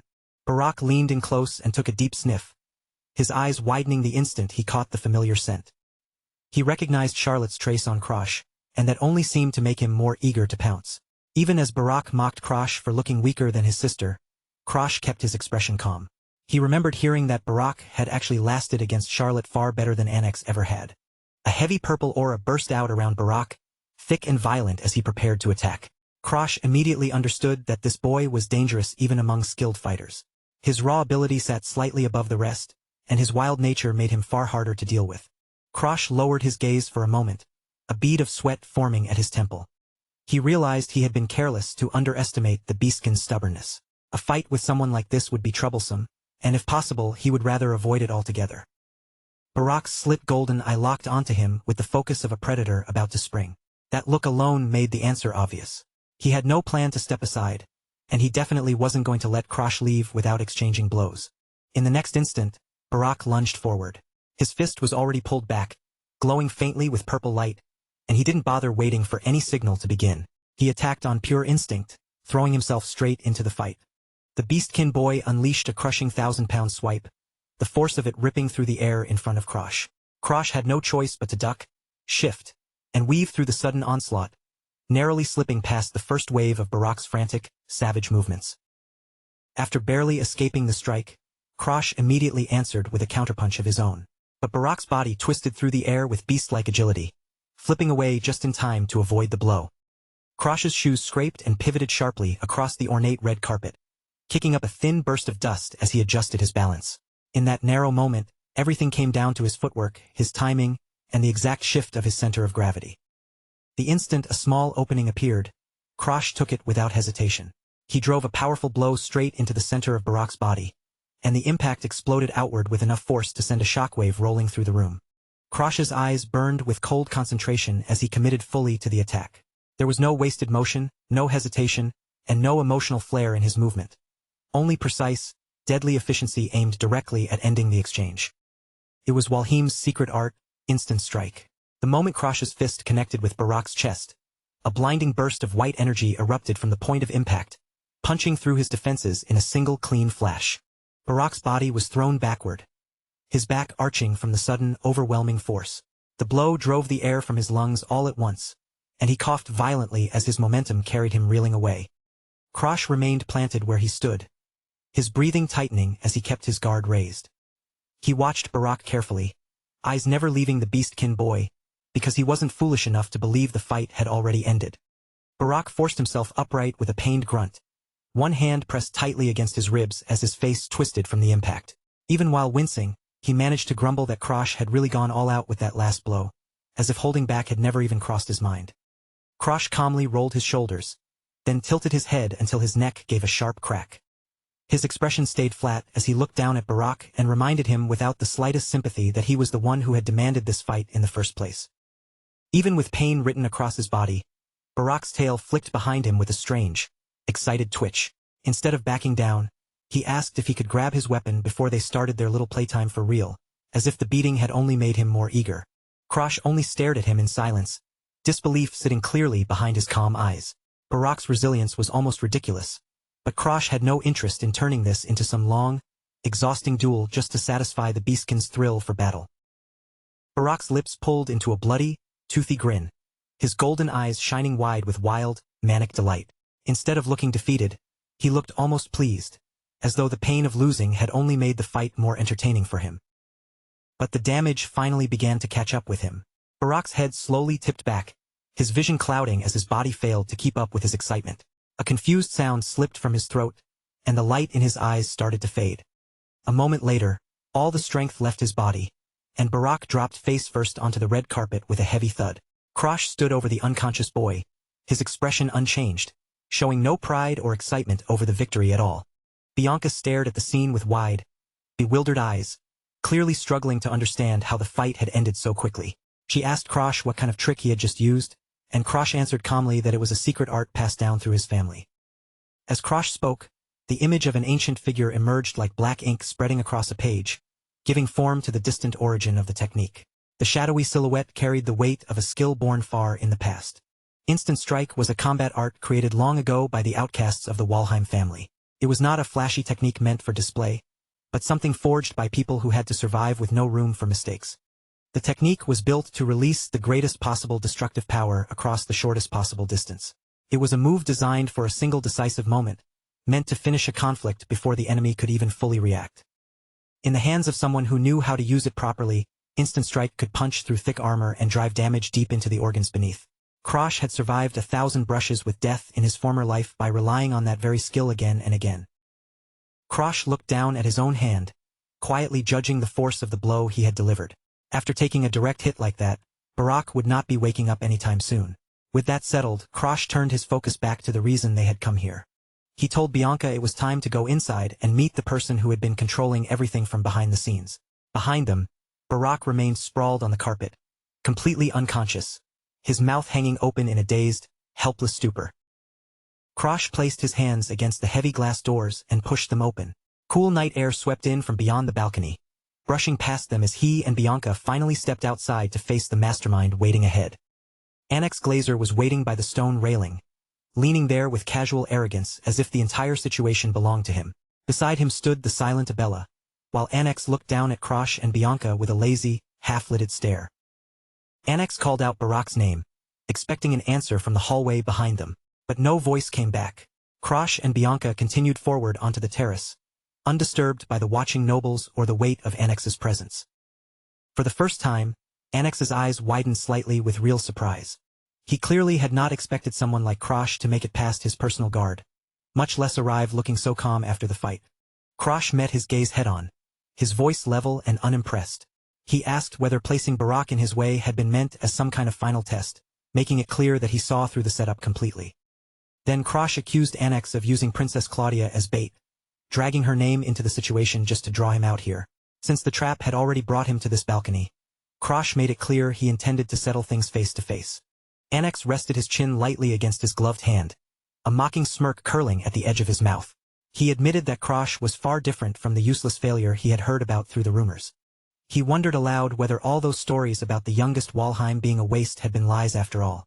Krosh stood his ground without reacting, refusing to be shaken by the insult hidden inside the compliment. Krosh answered that those rumors would be changing very soon.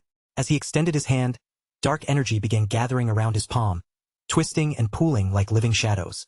Then his aura burst outward into black tendrils reaching for Annex, and Krosh made it clear he had not come only to fight. He had come to take his skills. Annex Glazer remained against the balcony railing, looking down at Krosh as though he were still nothing more than a toy beneath him. He confirmed that the rumors had indeed called Krosh a failure, then added a cruel challenge, saying that if this failure lost tonight, those rumors might start sounding far too generous. The smug look never left Annex's face, his half-lidded eyes filled with the pleasure of belittling someone he believed was far below him. To him, Krosh was not a real threat standing in front of him, only a convenient target to break his boredom. For a moment, Krosh's mind drifted back to a younger and far more vulnerable version of himself. Back then, he had genuinely looked up to Annex, seeing him not as an enemy, but as a peer he could trust and a friend he could rely on. They had been together from their academy days all the way into the Azure generation. The old memories flickered through Krosh's mind like scenes passing one after another, from shared training to moments that once felt like friendship, though he now understood that bond had only ever existed on his side. With everything he knew now, Krosh could finally see the truth clearly. Annex had never truly considered him a friend. Krosh had only been useful to him, a convenient tool whose presence and abilities could be exploited whenever Annex needed them. The memory darkened, pulling Krosh back to a disastrous expedition from his previous life.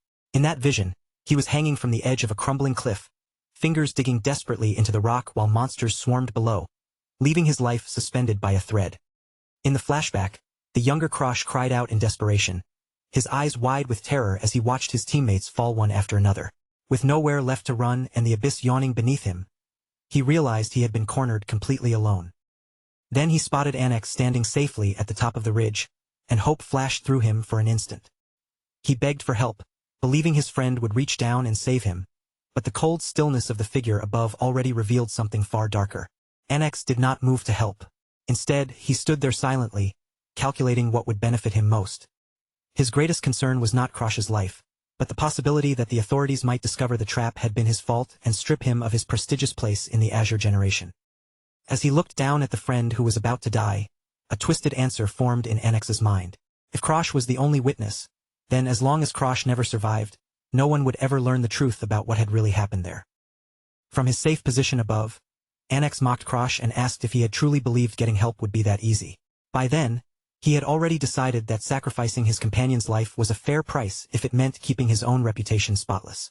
A satisfied grin spread across Annex's face as that cold logic settled inside him. He seemed almost amused by how simple it was to throw away another person's life when that person stood between him and the future he wanted. In his mind, the perfect cover-up took shape.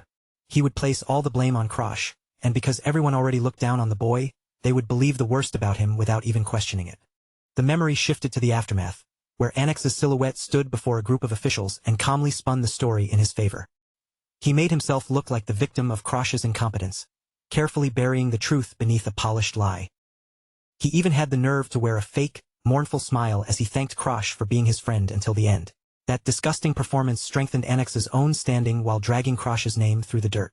The younger Krosh could only stare up at him in absolute horror, unable to believe that the person he trusted most was abandoning him to die. The fear of falling was there, but the betrayal carved far deeper than the abyss below. That so-called friendship had been hollow from the very beginning.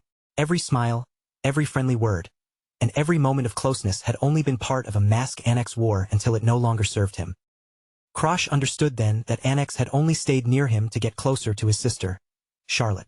Every memory they shared had been nothing more than a stepping stone, something Annex used for his own selfish obsession and ambition. Annex gritted his teeth with open hatred, revealing how much he despised Krosh for forcing him to play the role of a friend. To him, that false connection had only been a necessary annoyance on the way to his twisted goal. He looked at Krosh with pure contempt and declared that the boy did not possess even a single shred of real talent. Rather than accept responsibility for his own failures, Annex immediately searched for someone weaker to carry the blame.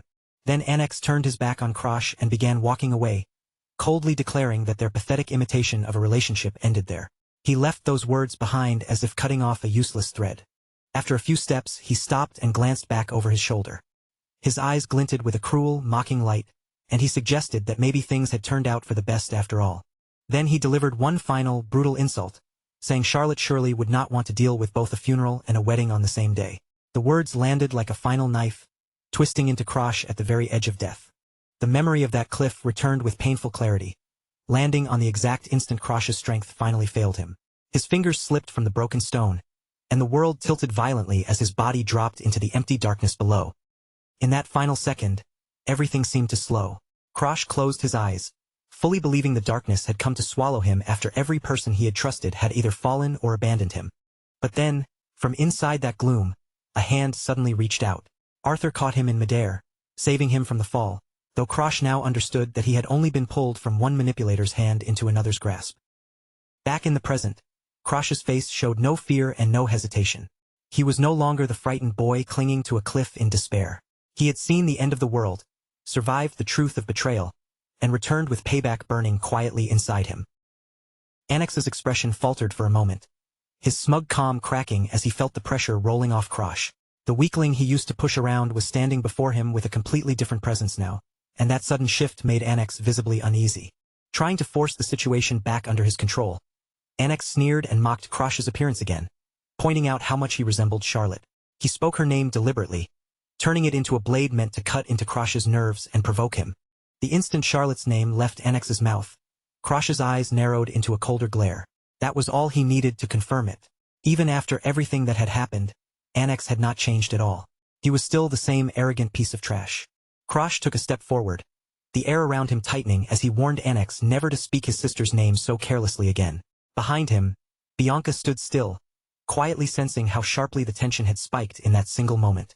Annex's temper snapped, and he activated the secret art of his family. Dark, wood-like energy churned violently around his body, twisting into sharp whip-like tentacles that lashed forward and shot straight toward Krosh. Wrapped in the purple aura of his wood magic, Annex lunged in with a vicious look on his face. He declared that Krosh really was like his sister, always throwing himself into any fight placed in front of him. A look of pure contempt crossed Annex's face as he watched Krosh move toward him. In his mind, the provocation had worked exactly as planned. Krosh was charging in just as he wanted, blinded by anger and walking straight into his trap. Before Krosh's punch could land, a huge wooden pillar burst up from the ground and blocked it completely. Annex remained behind it with a calm, unbothered expression, as if stopping that attack had taken no effort at all. Krosh's body blurred through the air, flipping with a smoothness that made the movement look effortless. He landed lightly on one of the very branches Annex had summoned, using the deadly attack like a stepping stone to keep pressing forward. Krosh drove another powerful strike straight ahead, but yet another trunk rose into place and swallowed the blow before it could reach Annex. The way Annex controlled the wood made it clear that his manipulation skills were not something to underestimate. Annex had no intention of letting Krosh keep attacking freely. With a sharp motion, he forced the tree trunks to twist and coil around Krosh's legs, tightening their grip to pin him in place. Then a massive wooden limb snapped upward like a catapult, hurling Krosh into the air. In an instant, Krosh was lifted high above the ground, suspended in a position that should have left him wide open. Annex did not waste even a second. The wooden limb came crashing down, slamming Krosh toward the floor with a crushing force that seemed powerful enough to break bones on impact. But Krosh reacted with lightning-fast precision, twisting his body at the last possible moment and landing perfectly without taking damage. Even as wooden vines continued swarming in from every side, he stayed balanced and unshaken. Krosh lifted his head, his eyes sharp and focused beneath the chaos. With a small sigh, he admitted to himself that Annex was just as irritating now as he had been in his previous life, and it was clearly time to bring this little performance to an end. Annex Glazer smirked with complete confidence, protected by the Glazer family's secret technique, Mokyu Tentosaki. He even taunted Krosh to pick up a weapon, never realizing that he was practically giving Krosh the perfect opening to turn the battle against him. That technique allowed Annex to manipulate plants with aura while using recovery skills to overcome its usual limits. It created a relentless offense that could keep regenerating and attacking without pause, the kind of pressure no ordinary failure should have been able to survive. Krosh calmly reached out and snapped off one of the very wooden tentacles Annex had created. If his opponent wanted him to use a weapon so badly, then Krosh was more than willing to answer with exactly what was already in front of him. Holding the broken wood like a makeshift sword, Krosh stood his ground with a faint, mocking smile. He was going to defeat Annex using the very magic that had been summoned to crush him. Annex's expression twisted sourly as he watched Krosh stand there with that ridiculous confidence. He dismissed the whole thing as a bluff, certain that a simple branch could never stand against the secret art of a true master. More wooden spikes erupted from the floor all at once, closing in on Krosh from every direction. Annex dared him to try blocking the storm with that single pathetic branch, convinced he had nowhere left to run. Krosh moved through the forest of wooden spears with impossible fluidity, slipping between them as if he already knew every path they would take. He did not even bother blocking. His movements were so precise that the attacks failed to graze even the edge of his clothing. Annex froze, his eyes widening as he realized his full-force strike had torn through nothing but empty air. He could not understand how the boy everyone called a failure was moving with the calm, polished skill of a seasoned warrior. The scene refused to make sense to him. Even Charlotte would have had trouble avoiding an attack like that so cleanly. For the first time, Annex wondered whether Krosh had somehow awakened his mind's eye, a level of perception far beyond what someone his age should possess. Krosh watched Annex's panic with a cold and steady gaze. To him, there was nothing mysterious about the attack at all. Annex's movements were predictable, his rhythm was full of openings, and Krosh had already seen patterns like this countless times before. Krosh closed the distance in a blur, ducking beneath another massive swing without wasting a single step. He had seen these abilities so many times in his previous life that he was sick of them. To him, today's fight was nothing more than a boring repeat. Annex's jaw tightened the moment Krosh brought up his humiliating defeat against Charlotte. What enraged him most was not just the insult, but the way Krosh seemed to see straight through his hidden motives and the insecurity rotting underneath them. Annex's face went cold, and a lethal wood magic aura exploded around his body. The pressure around him changed completely, making it clear that his rage had finally reached its limit. He shifted his stance and began pouring every bit of power he had into one final summoning. Annex was done playing around. He wanted to end the confrontation there and crush Krosh with his strongest move. The ground heaved violently as a massive wooden construct began to rise, forming the fifth style of the Glazer family art, Wooden Heaven Giant. The enormous creature towered over the balcony, a terrifying mass of enchanted wood with a jagged maw like rows of splintered teeth. Annex controlled the giant from a distance, his voice rising with a frantic edge as he shouted his command. He warned Krosh that he should have been more careful with his words if he wanted to keep his life. A cruel, condescending smile stretched across Annex's face. He was certain now that no amount of clever footwork or sudden movement could save Krosh from a direct blow delivered by his family's greatest technique. From the sidelines, Abella watched with wide, worried eyes as the giant prepared to strike. Feeling the deadly weight behind the attack, she shouted a warning before the massive blow could fall. Krosh did not move even a single step. His eyes stayed fixed on the enormous wooden fist descending toward him, and his expression remained almost bored, as if he were waiting for something ordinary instead of facing a strike meant to kill him. The giant's fist crashed down with terrifying force, the blow carrying enough power to shatter an entire wing of the castle if it connected cleanly. The impact was staggering. Dust, splinters, and broken debris exploded outward, swallowing the balcony in a thick cloud that hid everything from view.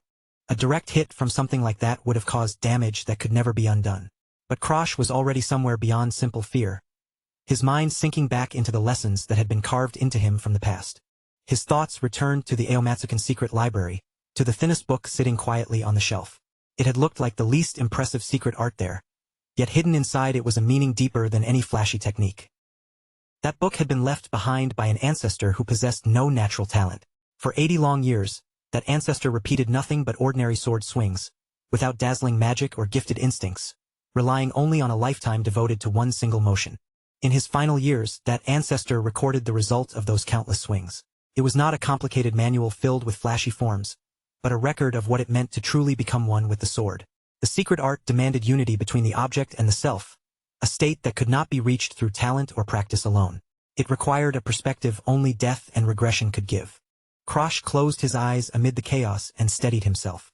Because his curse had forced him through so many deadly situations, he could finally understand the truth behind his ancestor's words. He drew in one quiet breath, and the world narrowed to a single point until the boundary between his body and the branch in his hand disappeared completely. He spoke the words with calm certainty. "The sword becomes me."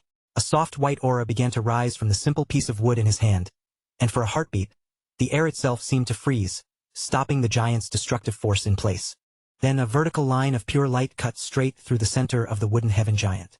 The massive construct split perfectly in two, its enchanted body crumbling into useless splinters before its attack could fully land. Krosh looked ahead through the shining cut, his gaze sharp enough to pierce the dust. He had reached the simplest truth of the blade. One sword, one person, one clear line that could cut through even the most complicated magic. When the explosion faded, Krosh stood in the aftermath with the branch still resting loosely in his hand. The giant had vanished, leaving only drifting dust, broken wood, and an opponent who could no longer hide his fear. Bianca and Abella stood frozen in disbelief, unable to move as they watched him step calmly out from the ruins. Krosh looked as if the exchange had barely cost him any effort at all. Annex stared at the remains of his shattered magic, his face pale and slick with sweat.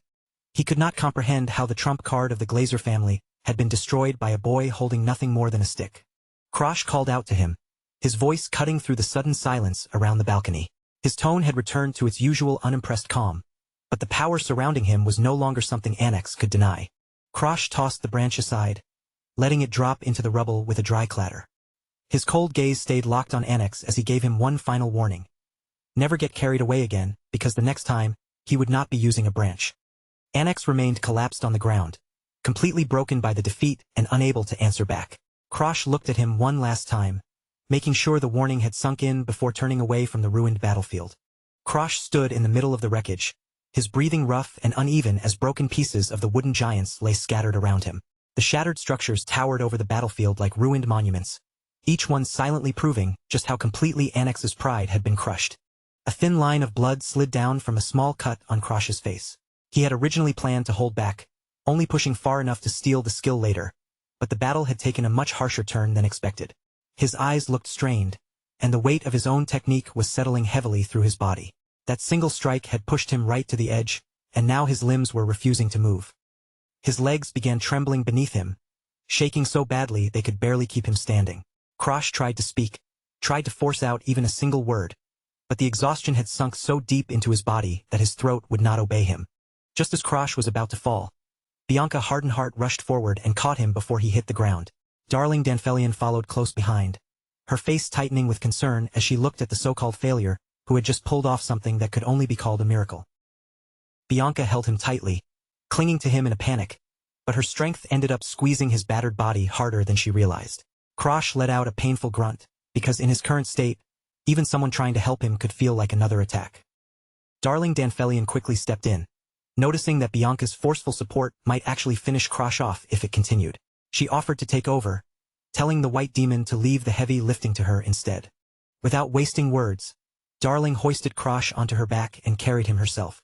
The boy was completely out of it, his head lolling weakly against her shoulder as they began making their way back toward the manor. Meanwhile, back at the party, the atmosphere had already exploded with gossip. The nobles whispered excitedly among themselves, unable to stop talking about how the incompetent youngest son of Walheim had somehow defeated a genius like Annex. Darling Danfelion listened to the voices drifting through the halls as she carried Krosh along. She could tell the rumors were spreading faster than wildfire, and by morning, the boy's reputation would no longer be the same. She glanced back over her shoulder at the unconscious boy drooling against her shoulder. Whether Krosh had intended it or not, Darling knew one thing for certain. Once he woke up, he would find himself at the center of everyone's attention. For a brief moment, her expression softened as she faced forward again. Still, there was a sharp, calculating glint in her eyes, as if she had already begun seeing a new kind of potential hidden inside the boy she was carrying. Her thoughts returned to Annex's expression during the battle, that stunned look of someone whose entire world had been smashed apart. Darling could not shake the feeling that a boy like Annex would never accept that humiliation quietly. Under the moonlight, as she walked toward the manor with Krosh on her back, Darling made a quiet demand to the sleeping boy. She told him he was not allowed to die until he had properly helped her with her research. 1 week passed, and Krosh was already back on his feet, training with focused precision as his blade sliced cleanly through logs. His recovery had been surprisingly quick, driven by his determination to master this new life and every weapon available to him. Krosh stood among the split pieces of wood, finally free from the lingering damage left behind by his ultimate move.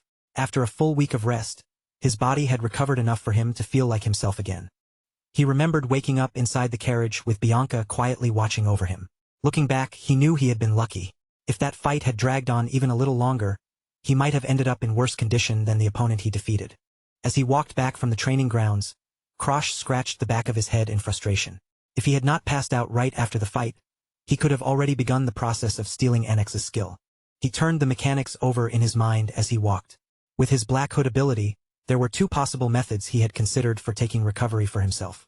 The first method was the standard approach, a more direct unlocking process that required specific conditions to be met and a certain amount of force to make the skill his own. The second method, however, was far more subtle. Instead of forcing the skill open, it required guiding the opponent into devaluing that very skill inside their own heart. That kind of psychological warfare became much easier when the opponent was defeated so overwhelmingly that they could not explain it away. If their confidence cracked, the value they placed on their own ability would begin to collapse with it. By crushing Annex while using nothing more than a stick, Krosh had planted a seed of doubt deep in the boy's mind. That single humiliation would keep echoing long after the fight itself was over. Annex would stare at his own reflection and wonder how his so-called genius had become so useless against someone everyone called a failure. Once he started doubting the worth of his own skill, that skill would become ripe for Krosh to take. Krosh sheathed his sword with a faint smirk on his face. Even if it took some time, he was certain that Annex's recovery ability would eventually become part of his own arsenal. From there, he made his way through the lavish corridors of the manor, already planning out the training he would need for the year ahead. The academy entrance exams were waiting in the distance, and Krosh had no intention of wasting that preparation time. A butler suddenly interrupted his thoughts, stepping forward and opening the doors to announce a visitor. Master Barakhan had arrived at Azure Pine Manor. Barakhan Walheim stood with his back turned, his figure draped in a heavy fur cloak. The moment Krosh saw him, he realized his older brother had finally run out of patience after being ignored for so long. The butler noted that Krosh had already avoided Barakhan's messages twice. From that alone, it was clear this visit was not some casual family call, and Barakhan had come with a purpose. Krosh dropped onto a sofa, his body still drained from training. Knowing he could not keep putting off the confrontation forever, he simply told them to let Barakhan in. Bianca quietly approached with a cup of water, her presence as cool and silent as ever. Krosh accepted it with a grateful nod, his dry throat making the gesture feel especially welcome. Bianca did not bother softening her words. Looking at him directly, she bluntly told him that he reeked of sweat. Krosh paused with the cup in hand, clearly caught off guard by how honest she was being. He awkwardly sniffed himself, wondering if the intense use of aura had pushed impurities and waste out through his body. Then he half-joked that maybe his nose had gone numb after spending so much time around the stench of erosion. Bianca looked down at him and asked whether he planned to wash up before meeting his brother. Krosh only shrugged, figuring there was no point when he would probably return to training and start sweating again anyway. Bianca immediately took a step back, her face twisting with visible disgust. Without hesitation, she told him to stay far away from her then. Krosh's jaw dropped as he watched her turn and walk away. He could hardly believe that his own fiancée was already ordering him around and treating him like some troublesome nuisance. In his mind, she looked like a small bird puffing itself up against the shadow teasing it from above. Krosh could not help thinking that Bianca had really started to grow, showing more personality and sharper reactions than before. Bianca quickened her steps, almost running away from him now. Krosh broke into a laugh and moved after her, enjoying the rare, ordinary warmth of the moment between them. As he watched her retreating back, his gaze softened with fond amusement. To Krosh, Bianca felt less like the cold white demon feared by others, and more like a little sister he could not resist teasing. Then his thoughts began drifting toward the people he had known before his regression. Their faces lingered in the darker corners of his memory, reminding him that the new challenges ahead would not be simple. Krosh reflected on his past and imagined how his former self might have looked at him now. In his mind, Arthur, the king of heroes, appeared with those same cold, judgmental eyes fixed from above. Memories of a burning world flooded back, along with the image of a younger, weaker Krosh standing there trembling. Back then, the mere presence of someone like Arthur had been enough to make him feel painfully small.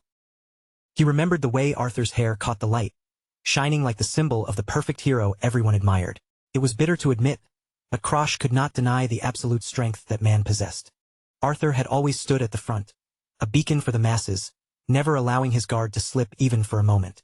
In Krosh's first life, he had been the ideal Krosh could never hope to reach. A sudden shadow fell across him, dragging Krosh's attention back to the present. Barakhan Walheim now stood before him, looking down with a mix of annoyance, suspicion, and barely restrained judgment. Barakhan's eyes narrowed as he took in the sight of Krosh lounging there. His voice dripped with condescension as he remarked that his younger brother seemed to be enjoying himself far too much lately. For a moment, Barakhan seemed taken aback by how casually Krosh responded. Krosh simply shrugged it off and said that everyone needed to rest once in a while, as if there was nothing strange about his attitude at all. The difference in Krosh was impossible to ignore. The boy who once had been too frightened to even meet Barakhan's eyes was now looking back at him with steady confidence, and Barakhan could not help noticing how much the so-called failure had changed. Barakhan wasted no time getting to the point. He asked whether the rumors were true, whether Krosh had really defeated a genius like Annex. From his tone alone, it was clear he found the idea almost impossible to believe. Krosh turned the question back toward him with a calm look, noting that someone as busy as Barakhan must have a very important reason to come all the way to Azure Pine Manor. The tension between the brothers settled thickly in the room. Then Krosh brought up Rahern Academy, mentioning that it accepted students based on their entrance exam results, regardless of their social standing or family rank. It was a quiet but pointed reminder that, in a place like Rahern Academy, noble blood alone would not be enough to protect anyone.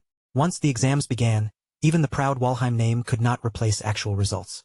With a faint mocking smile, Krosh told his older brother that he should probably start preparing for the entrance exams as well. The casual jab struck exactly where it hurt, and Barakhan's face twitched as he struggled to keep his anger buried. Barakhan forced out a dry, hollow laugh, but there was nothing relaxed about it. Krosh's new attitude was clearly getting under his skin, and while he tried to steady himself, his eyes burned with a dangerous, irritated light. He reminded Krosh that even the strongest empires in the world feared the Walheim name for a reason. In Barakhan's eyes, their lineage stood far above ordinary noble families, existing on a level others could never hope to reach. Barakhan leaned in with the confidence of someone used to being obeyed, asserting himself as a true direct descendant of their bloodline. To him, that made him the unquestionable authority, especially over a bottom-tier sibling like Krosh. Then he laughed off the very idea that someone of his standing would need to study for an academy entrance exam. To Barakhan, Krosh's suggestion was not advice at all, but a badly timed joke from someone who had forgotten his place. Krosh simply nodded along for a moment, playing the role of the obedient younger brother with almost perfect timing. Beneath that calm act, he knew exactly how to press Barakhan's temper without making it too obvious. Barakhan coughed lightly into his hand, clearly annoyed that Krosh no longer reacted the way he used to. Since intimidation was not working, he decided to stop circling around and finally reveal the true reason he had come. The room fell into a heavier silence as Barak-Khan explained that he was there to deliver an official order from the family.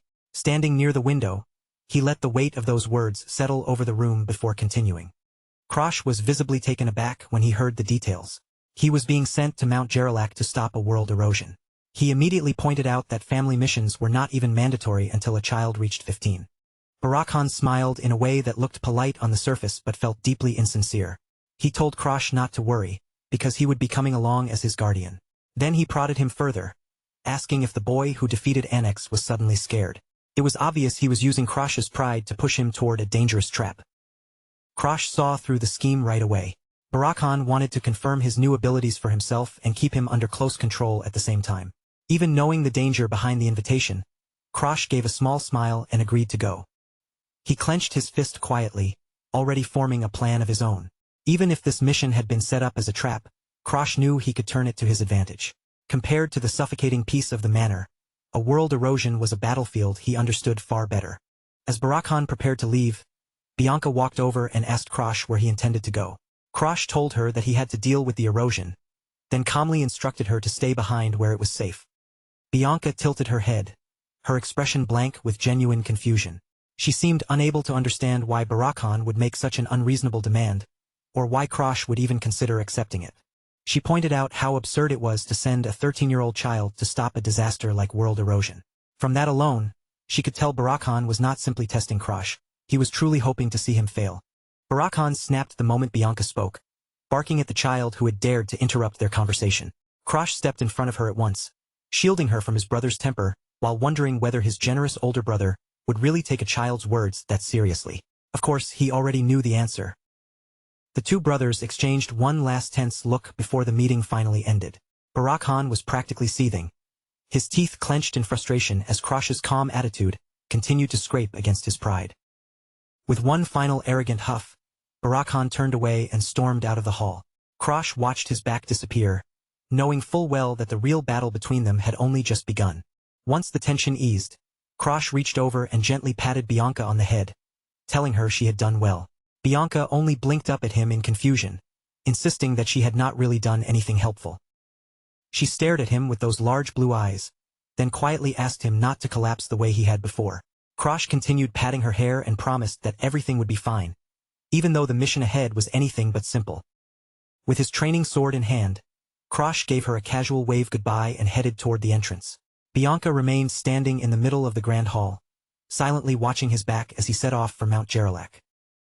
Reality itself began to fray as a foreign dimension bled into the world, giving birth to the phenomenon known as world erosion. It consumed the land piece by piece, replacing familiar terrain with something far more alien, hostile, and wrong. From the darkness, monstrous insects began to crawl and swarm, their bodies twisted by the corrupted energy around them. They were no longer simple creatures of nature, but living extensions of the erosion itself. The land itself was changing as well, warping into jagged shapes that no longer resembled anything natural.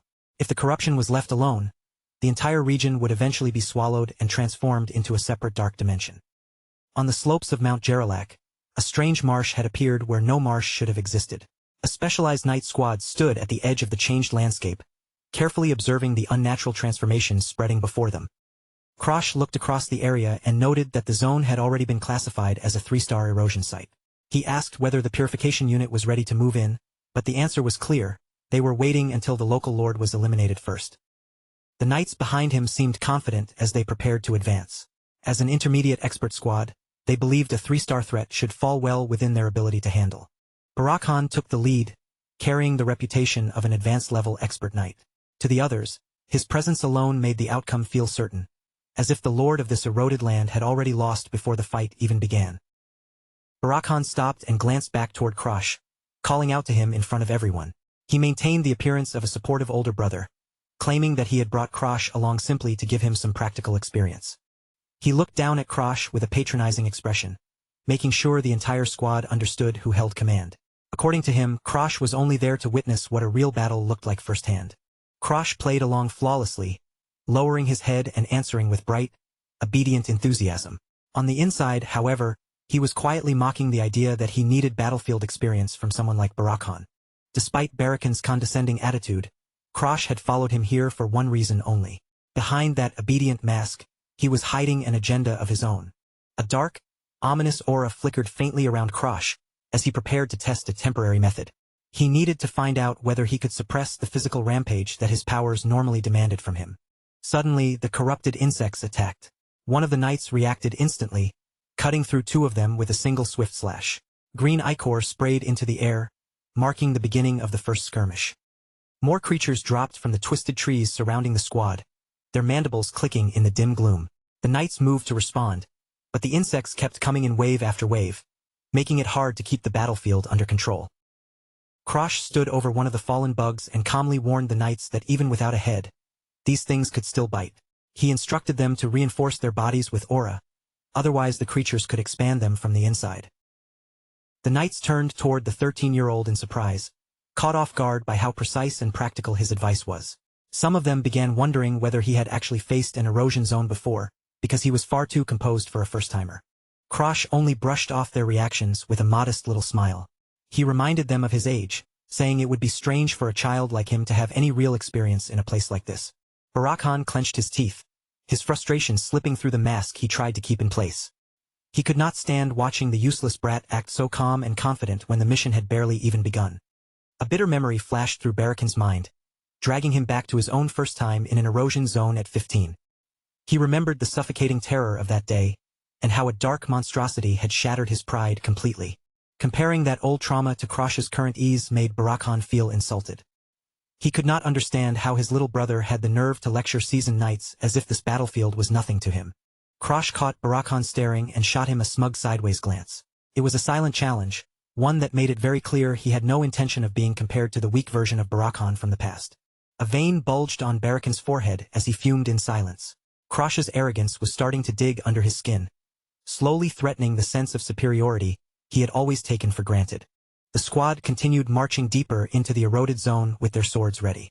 Behind Krosh, Barakan watched him closely, his thoughts racing as paranoia about the boy's potential began to grow. A troubling possibility started playing out in Barakan's mind, and the more he imagined it, the more dread it stirred inside him. What if Krosh continued growing at this impossible pace? He pictured Krosh surpassing him completely, rising into a genius on the same level as their sister, Charlotte. The thought of the Walheim family's so-called failure eclipsing him was more than Barakan's pride could endure. Barakan suddenly drew in a sharp breath, his anxiety becoming so intense it showed through his body. For the first time, he feared that his own position and legacy might be the ones cast aside. Krosh's casual voice cut through Barakan's spiraling thoughts. He called out to him and pointed ahead, signaling that they were finally getting close to their target. Beneath their boots, the ground had turned a sickening deep red, pulsing with dark, unnatural energy. They had reached the heart of the erosion zone, the place where the Lord was waiting. Balakin lets out a sharp scoff, forcing a smug look back onto his face as if the pressure in the air means nothing to him. Trying to steady himself through sheer arrogance, he tells Krosh that they must be lucky this time, because compared to the Lord he fought years ago, this one looks far easier to deal with. Krosh doesn't fall for that empty confidence for even a second. His expression stays tense as he warns his brother that this is exactly why they need to be more careful, not less. To him, the fact that no other corrupted beings are gathering nearby isn't comforting at all. It only makes the Lord at the center of this place seem even more dangerous. Behind them, the knights can barely hide the tremble running through their bodies. The crushing pressure pouring from the three-star Lord is already starting to grind them down, and a grim realization settles over the group. This single monster is powerful enough to keep the entire corruption alive all by itself. Balakin snaps at his men, barking for them to pull themselves together instead of being shaken by a child's warning. He tries to force momentum back into the squad, urging them to end the battle quickly so they can leave this cursed place behind as soon as possible. Krosh quietly takes a step back, letting the knights move into the front instead of throwing himself into the first clash. For now, he decides it would be better to let them handle the opening exchange, muttering under his breath that they should probably manage without him jumping in right away. Then Krosh shifts his attention away from the others and turns inward, his gaze sharpening as power begins to gather through his body. This was the true reason he had come all the way into this rotten, distorted place. The world before Krosh's eyes begins to warp, and the raw presence of the erosion comes into focus like something alive. Within the twisted landscape, a gigantic blood red eye seems to open, staring straight at him as if it can follow every breath he takes. Ever since he mastered the extreme blood poison, His senses have climbed to a height far beyond anything he possessed before his regression. Now, he can actually see the corruption itself moving through the world. Krosh draws a dark, viscous fluid into his palm, holding it carefully as his entire perception locks onto the dense power swirling inside it. The preparations are finally complete, and the next step of his plan is waiting right in front of him. Without hesitation, Krosh tilts his head back and drinks the substance down, letting the black liquid slide into his mouth. It is a reckless move, one that forces his body right up against its breaking point, but he accepts the risk anyway. The backlash strikes almost instantly. Krosh's eyes bulge wide and turn bloodshot, veins straining as the poison surges violently through him. His vision begins to smear and twist, and the entire world around him feels as if it is bending out of shape. He doubles over with a harsh cough, and a violent spray of dark blood splatters across the ground beneath him. The strain of the technique crashes through his body harder than even he expected, leaving him shaking under the brutal physical cost. The knights rush toward Krosh in alarm, their armor clattering as they hurry to his side. From where they stood, they never saw what he had done. All they saw was their young lord suddenly collapse in pain. Krosh forces himself to remain on his feet, swallowing the agony as he lies through clenched teeth and says he merely stumbled.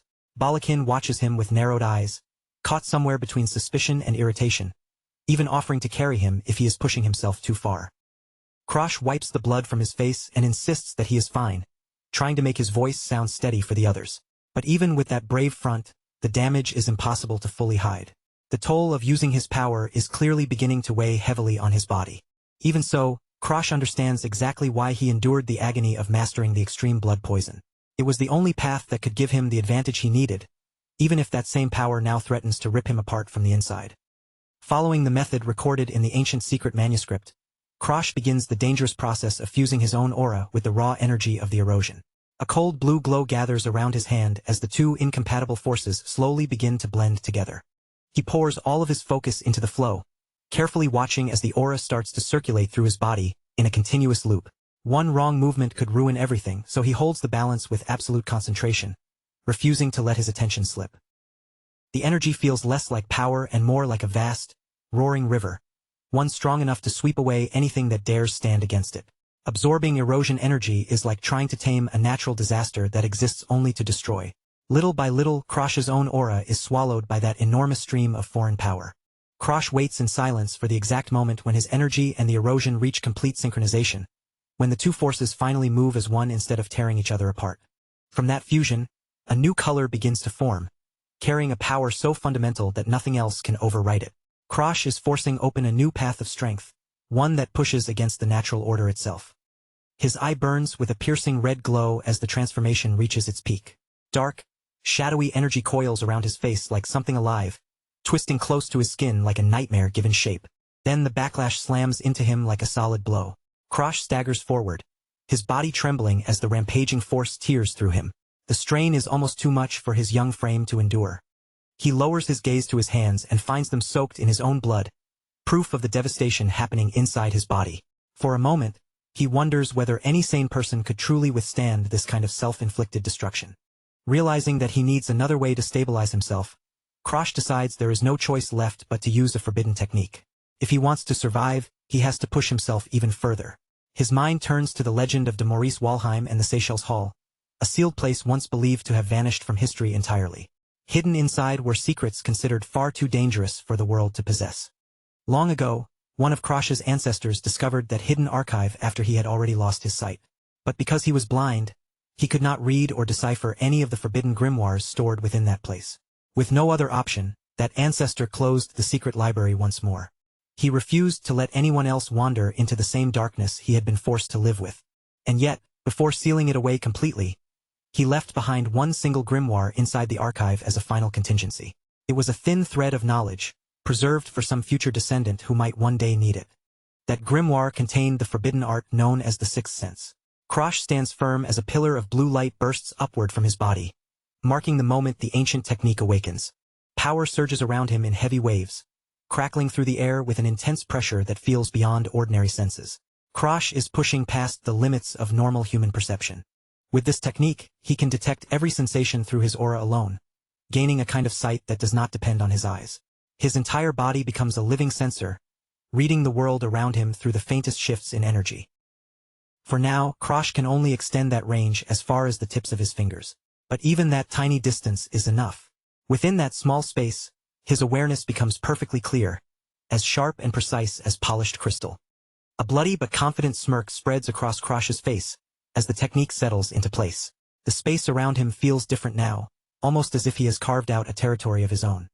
He realizes that the area immediately surrounding him is no longer being completely devoured by the erosion. His very presence is beginning to push back against the corruption in the environment. Krosh looks out across the dark water, sensing the density of the erosion energy thinning ever so slightly. At last, he has found a way to breathe inside this hostile, poisoned land. He wipes the blood from the corner of his mouth and confirms it for himself. By using the sixth sense, he has managed to overcome the immediate danger and create a fragile balance within his body. But Krosh knows better than to mistake this for a true solution. This is only a temporary measure, and absorbing this kind of energy always carries the risk of triggering a complete, uncontrollable rampage. If he wants to fully stabilize his condition, Krosh understands that he will eventually need Bianca's Snowdoll curse. That is the only method capable of truly sealing down the chaos now stirring inside him. Even so, managing to suppress the erosion with his own power is still a tremendous victory. Krosh clenches his fist, feeling the raw force he has finally dragged under his control. He can feel it clearly now. He has taken one more step forward on his path toward ultimate power. Dark strands of aura flicker and dance around his eyes as he steadies himself for whatever comes next. Then, without warning, Krosh senses something enormous nearby. A cold sweat breaks over him as he turns around, realizing that he is not alone at the very heart of the erosion. A grotesque, fleshy limb rises above him like part of some impossible monster, and embedded directly into its surface is a human face. It stares down with an eerie, unmoving expression that makes the air feel even colder. The face on the creature looks disturbingly real, its eyes closed as though it is waiting for the perfect moment to awaken.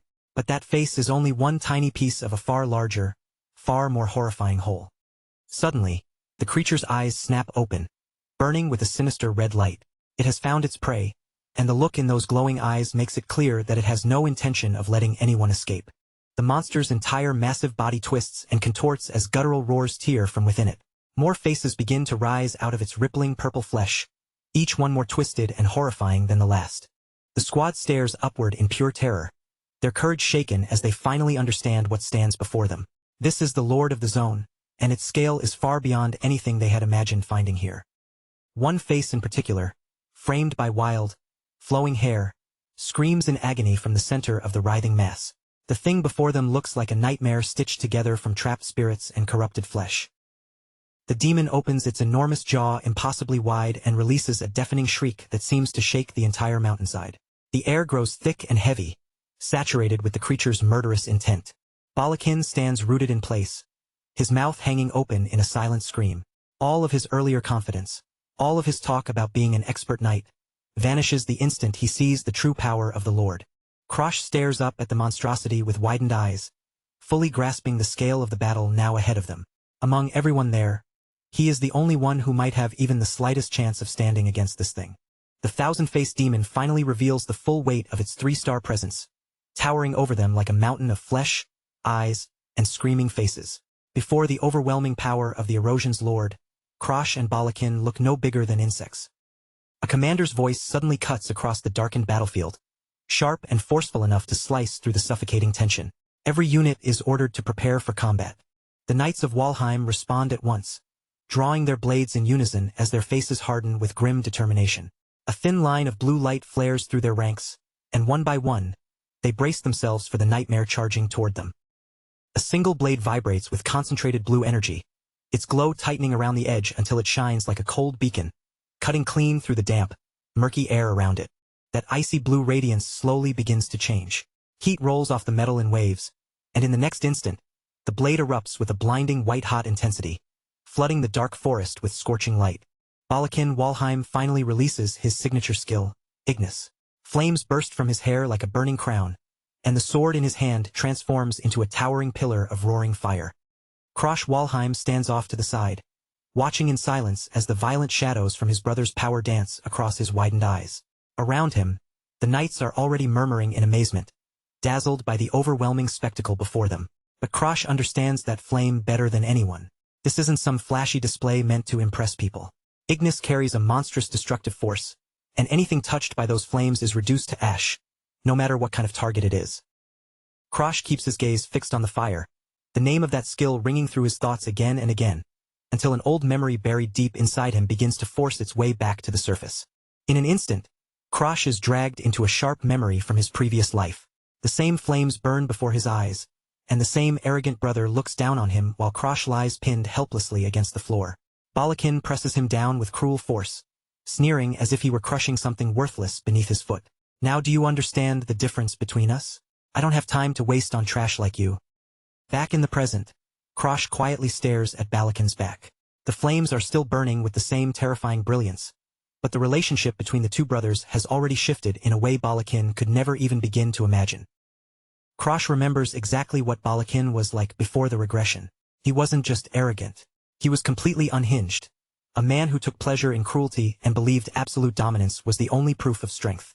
Balakin turns his head just a little, a confident smirk curling across his face, as he asks how the situation looks now. Every inch of him is soaked in smug superiority, as if victory has already been placed in his hands. Krosh doesn't so much as flinch. Instead, a dark purple aura coils around his hand, gathering like smoke in the air, while he silently thinks that he truly hopes his brother hasn't changed at all. The thousand-faced demon suddenly makes its move. Its grotesque mass of flesh twists and bulges, and an ominous purple light begins to pulse from within it. Before one knight can even scream, his face is erased completely, as if it had never existed. Panic tears through the formation as the knights finally understand what they are dealing with. One trainee shouts that it's a curse that erases faces, his voice cracking as his comrade collapses into a horrifying, featureless heap beside him. Huge clawed arms burst out from the demon's body, stretching outward with terrifying reach. They seize the senior knights and crush them as easily as dolls, leaving the soldiers utterly overwhelmed by the monstrosity's massive, twisting limbs. The trainees immediately realize there is no way for them to defend against a curse of this level. Fear overtakes every thought, and the only thing left in their minds is to turn around and run as fast as their legs can carry them. Balakin doesn't hesitate for even a heartbeat. With his hair blazing like a torch, he launches himself straight into the chaos, diving directly toward the writhing mass of reaching limbs. He swings his flaming sword in a wide, violent arc, carving through the demon's appendages and burning open a path through the battlefield. The air quickly fills with the thick, disgusting stench of scorched flesh. The thousand-faced demon lets out a shriek as the flames bite deep into its bloated body. The faces embedded across its flesh twist in agony, their expressions warping under the brutal heat. Balakin keeps attacking without pause, his fiery strikes tearing into the Lord of the Erosion Zone again and again. Sparks burst through the air, debris scatters around him, and his movements become a blazing demonstration of overwhelming fire-based combat. Don't give up, Balakin roars to his men, his burning figure standing out like a pillar of light in the middle of the chaos. I'll create an opening. The knights stare at him in complete awe, their despair pushed aside for a moment as they witness the raw force of their leader's power. To them, Balakin looks almost untouchable, like a warrior standing above the battlefield itself. The men begin to cheer, their morale surging as they rally behind Balakin's charge.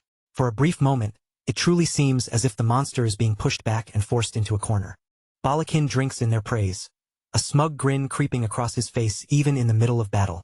Instead of focusing only on the enemy before him, he wonders whether Krosh is watching this display of power. His eyes sweep across the area as he wonders if his useless younger brother has already died somewhere in the chaos.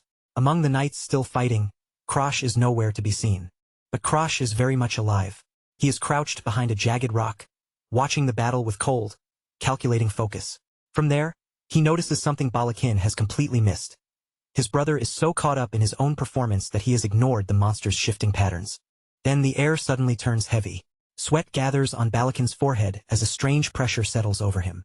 He can sense that something has changed, but he still can't grasp exactly what it is. The many faces covering the thousand-faced demon begin to weep. Dark streams of blood pour from their hollow eye sockets, crawling down its flesh like black tears. Balakin gasps as the realization hits him. Bloody tears. A high-level curse has just been activated. Soon, the demon's entire body is coated in that dark, sticky liquid. The faces across its mask seem to scream without sound, their mouths stretched wide as the curse fully takes hold. One of the faces turns directly toward the knights, becoming a hollow, featureless mask while black ink-like tears flow from it. The dread in the air grows so thick it feels almost impossible to breathe. Balakin's expression hardens, the smugness vanishing from his face. He realizes the situation is turning dangerous far faster than he expected. The demon's form begins to mutate again, its mass of flesh swelling, twisting, and reaching outward like a living nightmare. The flames that had burned it moments ago now seem to do almost nothing at all. Balakin staggers as crushing spiritual pressure washes over him. It feels as if the entire atmosphere has turned to lead, pressing down on his body and making every movement heavier than before. He forces himself to gather his strength and tightens his grip around his flaming sword. He knows they have to destroy this thing immediately, before any more abnormal changes can occur. All knights, focus your attacks on the thousand-faced demon, he roars. Then he launches himself into the air, raising his flaming blade for one desperate, decisive strike. But his blazing sword doesn't even leave a scratch. Balakin watches in horror as his ore-infused attacks rebound uselessly from the monster's newly hardened skin, as if his flames no longer matter. The command boxes flash red with urgent warning. Listen up, knights. Before it mutates any further, launch the next attack. Balakin's words trail off as he looks around. An eerie silence has fallen over the entire erosion zone, so sudden and unnatural that it sends a chill through him. Something is terribly wrong. We are knights of Walheim, he shouts, his face tightening as desperation slips through his voice. Don't lose your nerve over something like this. But it is already too late. Behind him, the knights have fallen completely silent, standing like haunting statues. Their faces are gone, wiped clean into smooth, featureless skin. Balakin freezes in absolute shock, his eyes widening as the truth crashes into him. He can't believe the thousand-faced demon's curse is already taking effect, even though he hasn't taken a direct hit. Sweat rolls down his forehead as he realizes that the earlier abnormality was only the beginning of something far worse. A jagged, dark feeling of dread closes around him like a sealed fate. I've been played, Balakin thinks, staring up at the massive fleshy monstrosity looming over him. The demon's single red eye glows down with cold, malicious intent. The world suddenly shifts to a dark, desolate swamp. Lightning splits open a green-tinted sky, and heavy rain begins pouring down in relentless sheets as Balakin's consciousness is dragged into the abyss. Balakin's mental form stands in the downpour, looking around with his aura gone and his hair soaked flat against him. This is bad, he mutters, feeling the cold of the rainy swamp sink deep into his body. His knees buckle into the mud as the weight of the curse clamps down on his mind. I'm going to die, he whispers, and for the first time, his arrogance is stripped away completely, leaving only raw terror behind. Desperation overtakes him as he scrambles through the rising water, splashing forward in panic. He knows that if things continue like this, he won't survive another minute against the unseen force hunting him through the darkness. From the shadows, a massive clawed hand wrapped in dark purple energy reaches toward him. A pale, screaming face emerges from the blackness, like a nightmare given shape by the demon's power. Lightning flashes across the swamp, lighting up Balakin's terrified face as he gasps for breath. Why is this happening to me? The question races through his mind as his pride shatters inside the mental trap. The word die hangs in the air like a cruel taunt, mocking the proud status he once carried. Lightning continues ripping through the sky, reflecting across the swamp water as Balakin is forced to realize just how helpless he truly is. From within the curtain of rain, the ghostly blue girl appears, covering her mouth as she laughs at him. She mocks the strongest of Walheim, calling him an idiot for ever believing he could be enough. The ghostly blue girl twists the knife even deeper, reminding Balakin that his younger sister, Charlotte, has already surpassed him. Then she calls him out as a coward, someone who only tried to save himself by running away. A pathetic failure like you deserves to die, she sneers, her gaze narrowing with vicious delight. The pressure inside Balakin's mind grows heavier by the second, pressing down on him like an invisible hand and crushing the last pieces of resolve he still has left. From above, a gigantic limb of pulsing flesh drops out of the storm clouds, swallowing the lightning-streaked sky in its shadow. Inside Balakin's shattered mind, the demon is preparing to bring everything to an end with one final, merciless blow. With the last strength he can drag out of himself, Balakin forces his sword upward, trying desperately to parry the monster's attack. A sharp, strangled cry tears from his throat as the demon's strike finally crashes into him. A massive red-fleshed fist smashes down into the ground with bone-breaking force. The shockwave rips outward, catching Krosh in its blast, and he barely manages to stay on his feet as the terrain around him is crushed apart. The impact sends mud, shattered rock, and broken debris exploding in every direction. The sound of the blow rolls through the erosion zone like a cannon blast, shaking the air long after the fist lands. Across the swampy ground, more violent splashes burst up one after another as the demon continues its relentless assault. Its 8 monstrous limbs tear through the earth, smashing everything in reach without slowing down. Krosh moves fast, keeping his body low as he struggles through the muck with a heavy weight dragging behind him. Every step takes strength, but he keeps pulling, using everything he has to get someone away from the center of the destruction. At last, Krosh manages to drag the battered and bloodied Balakin, Walheim, into a safer spot behind a cluster of rocks. Balakin lets out a rough groan, his eyelids trembling before his eyes slowly open, finally dragging him back to consciousness. Krosh immediately puts on a bright, relieved smile as he looks down at his brother. "Brother, you're awake," he says, his voice filled with perfect concern, as he plays the role of a devoted younger sibling with frightening ease. Balakin blinks up at him, dazed, humiliated, and still trying to understand how Krosh ended up standing over him. Krosh lies without missing a beat, saying he had been watching from a distance and rushed in the moment the demon's gaze shifted away. Krosh keeps the act going, explaining that he pulled Balakin out right away, so he wouldn't be swallowed by the swamp created from the demon's attack. Balakin only grunts in response, his pride clearly wounded as he tries to process the fact that he was saved. "I see," he mutters in a rough, raspy voice, forcing himself to move. "I'm fine now, I can walk on my own." But even lifting his head takes everything he has. The realization slowly settles over Balakin's face as he understands just how drained his body has become. He can't draw out even the smallest trace of his aura to protect himself. Krosh watches him struggle, his expression calm and almost too knowing. "Are you really sure you don't need my help?" he asks, his voice carrying just enough innocence to make the question sting. That one question strikes directly at Balakin's pride. His face twists into a furious snarl, frustration boiling up in his eyes, because pride is the only thing he can still cling to in this miserable state. "I don't need help from an idiot like you," he roars. Using his sword like a crutch, Balakin forces his battered body upward, dragging himself back onto his feet through sheer stubbornness. But his forced confidence dies the moment a terrifying sound rumbles from the darkness behind them. Balakin snaps his head over his shoulder, and a fresh wave of panic spreads across his wide eyes. He realizes at once that the thousand-faced demon is still nearby. "Hey, how far are we from the battlefield?" he demands, his voice sharp with urgency, but Krosh answers calmly that he has no idea. In the distance, a massive pink barrier of glowing energy has risen around the area, sealing off every path of escape. It pulses with a dark, jagged light, locking the entire erosion zone inside its sinister glow.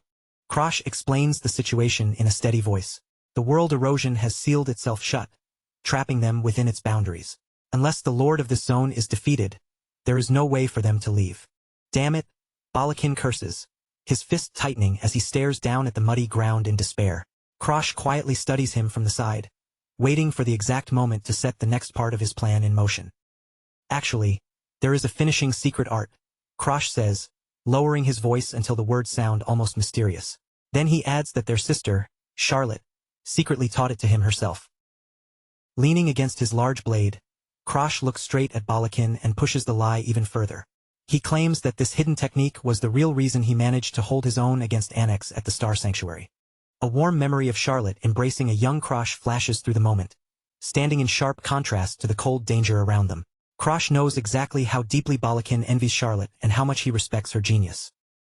Balakin looks at him with suspicion still flickering in his eyes, but desperation is beginning to break through. "With that technique, you think we can kill the thousand-faced demon?" he asks, his voice shaking despite himself. Krosh answers with a simple, unwavering yes. Then he points out that betting on this technique is far better than doing nothing and waiting to die while trapped inside the erosion. He reaches one hand toward his brother, his face partly hidden beneath the shadows and the rain. "I understand if you don't trust me," he says quietly, letting the words hang between them. "But brother, you do trust our sister's strength, don't you?" Krosh asks. Behind him, the ominous image of Charlotte seems to loom like a dark puppeteer, turning Balakin's own respect for her into the perfect chain. Balakin finally gives in, his resistance crumbling beneath the weight of his failure and desperation. "Yeah," he mutters with his head lowered. "Charlotte is a genius, after all." Krosh rises to his full height as a deep purple aura begins to bleed into the air around his silhouette. Facing Balakin, who has walked right into the trap, Krosh warns him that if this technique fails, both of them will die. Krosh's face sinks into heavy shadow, with only a faint, confident smirk visible in the gloom. "Don't worry," he says, his words wrapped in a dark purple intensity. "I guarantee it won't fail." Rain pours down hard over the dark forest, drumming against the leaves and soaking the ground beneath the trees. The storm thrashes through the branches, yet beneath the thunder, Everything else feels deathly still. Krosh and Balakin crouch low among the bushes, both of them watching the darkness for the slightest movement. Somewhere nearby, the thousand-faced demon is moving through the rain, and they can feel it drawing closer with every passing second. Krosh glances toward his brother and asks if Ignis is ready. Balakin raises his hand, sparks of flame flaring to life in his palm, confirming that everything is prepared. Krosh draws his sword with a calm, focused look, as if he has no intention of backing down now. His eyes stay fixed ahead, ready for whatever nightmare is about to emerge from the soaked forest. The ground beneath them is nothing but mud, puddles, and broken earth, forcing them to adjust their footing with care. In the silence between thunderclaps, even the smallest splash sounds sharp enough to give them away. Then, without warning, a massive blue aura erupts from Krosh's body. He lifts his sword high, the energy surging around him so violently that it feels as if he is about to carve the battlefield itself apart. Krosh closes his eyes and gathers every thread of that blue power into his blade. The pressure pouring off him is so intense that the falling rain seems to bend and scatter around the force.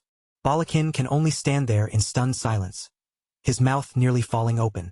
He has never seen anything like this before, and the fact that it is coming from his younger brother makes it even harder to accept. The blue light coils around the sword, swirling tighter and brighter with every second. The blade shines with such overwhelming intensity that it looks as though Krosh is holding a fragment of a dying star. Balakin feels his thoughts unravel as he watches the level of focus Krosh is producing. In that moment, he understands that the gap between them is not merely wide. It is a canyon stretching far beyond what he imagined. The blade glows with a pure, blinding aura, clean and flawless as it gathers along the edge. Balakin stares at it and realizes he has never seen energy this refined in his entire life. He had doubted Krosh when his younger brother suggested combining their powers. But now that he is seeing it with his own eyes, Balakin begins to understand just how completely outclassed he really is. Awe and jealousy twist together inside him, because this is the level of mastery he has chased his entire life without ever reaching. Krosh turns back and asks for the flames once more. Balakin is caught off guard by the request, his expression tightening as he realizes he has become nothing more than a supporting piece in his brother's display. Balakin reaches out and sends the fire from his hand toward the blue-hot sword. Around them, the rain continues to hammer down, hissing against the growing heat in the air. The orange flames of Ignis leap onto the blade, wrapping themselves around the blue aura in a perfect spiral. Instead of clashing, the two powers merge together, forming a single terrifying weapon. Krosh tightens his grip around the flaming hilt, his entire presence turning deadly and sharp. The heat radiating from the sword is so intense that the rain falling near it boils instantly into clouds of steam. He lets out a small humph, completely unfazed by the monstrous power now resting in his hands. Balakin can only watch from the side, feeling more and more like an outsider to his own flames. Balakin tries to pretend he still has control of the situation, asking if something is wrong, but his expression gives him away, because he is clearly shaken by how much Krosh has begun to overshadow him. Krosh tells him to stay back, saying he will make it in time without any help. Balakin drops to one knee, the words hitting him like a slap, forcing him to face the reality unfolding in front of him. He stares at the sword in Krosh's hands and realizes the flames blazing from it are far more intense than anything he himself ever produced. For Balakin, that realization lands like a brutal blow straight to his pride. As Krosh swings the sword around, a blazing trail of fire follows the blade through the rain-soaked air. Watching from the side, Balakin understands with a chill in his chest that this single strike may be enough to end the demon for good. The thousand-faced demon looms before them like a living nightmare, its body nothing but twisted eyes, claws, and swollen flesh bearing down from the darkness. The sight drags Balakin back to the moment he lost his men, when fear swallowed his pride and forced him to run for his life. Krosh wastes no time at all. With the flaming sword raised high, he charges straight toward the beast, cutting through the heavy rain with impossible speed as if the storm itself can't slow him down. He lands a clean horizontal slash across the monster, slicing straight through the defense that had stopped Balakin cold. From the sidelines, Balakin watches in stunned silence, and for the first time the thought creeps in. Maybe he was the failure all along. A towering pillar of fire erupts upward from the strike, splitting the thousand-faced demon clean in half. Everything ends in a single instant, so fast and so violently that the monster doesn't even have time to understand that it has already been killed. Balakin stands frozen as if he has just seen a ghost. Horror and humiliation lock across his face, and the pride he had protected so fiercely is finally crushed into the mud beneath him. Krosh remains standing calmly in front of the blazing remains of the dead demon. The battle has ended, yet the air around him still feels heavy, as if the forest itself is holding its breath. At last, the rain begins to fade, and sunlight slowly breaks through the thinning clouds, spilling over the forest. The sudden calm after such violence feels almost eerie, like the world is pretending nothing happened. The sky clears little by little, revealing a bright and peaceful landscape beyond the storm. In that quiet moment, Krosh breaks the silence and calls out to his brother. He turns around, a strange glowing aura flickering above his head like a faint flame. Looking toward Balakin, Krosh tells him that everything is finally over. Balakin grits his teeth so hard his jaw tightens, his whole expression twisted with misery. He can't accept that the brother he always dismissed as useless just accomplished the impossible right in front of him. His hand slowly slides toward the hilt of his own sword, and the madness in his eyes makes it clear that something inside him has snapped. A creepy, broken laugh slips from his mouth as he prepares to attack. Balakin lunges forward, his eyes bulging and his mouth open in a desperate scream. All his humiliation turns into rage as he charges at Krosh, shouting for him to die. Krosh doesn't even bother to move from where he stands. He blocks the strike effortlessly, and sparks burst into the sunlight as the two blades slam together and lock in place. Balakin is left completely stunned. He had convinced himself he still had a chance, but the moment their blades meet, he realizes he is attacking something as unshakable as a solid wall. Dark purple shadow energy begins to coil around the clash, crawling between the locked blades like smoke from a cursed flame. Balakin tries to summon his flames again, forcing power into his hands, but nothing answers him. His palms remain cold, empty, and powerless. Krosh looks at him with a terrifying calm, purple flames flaring around his face and casting his features in a sinister glow. Then he thanks Balakin for staying exactly the same, right up until the very end. System screens flash into view, revealing the conditions required to steal a skill. Without even realizing it, Balakin has already fulfilled the first condition by allowing Krosh to use his fire. The next conditions appear one after another, confirming that Balakin's pride has completely collapsed under the weight of defeat. And with one look at his broken expression, it's painfully clear that this part has already been taken care of. Krosh swings a blade wrapped in pure black and purple energy, bringing the trap to its final stage. He tells Balakin that from the moment he used those flames earlier, that power had already become his property. Balakin's screams are swallowed by the black flames as one final, agonized cry tears out of him. In an instant, the talent tied to his soul is ripped away, and his body collapses helplessly to the ground. Krosh looks down at the charred remains before him, his sword still resting against the ash-like lump that had once been a monster.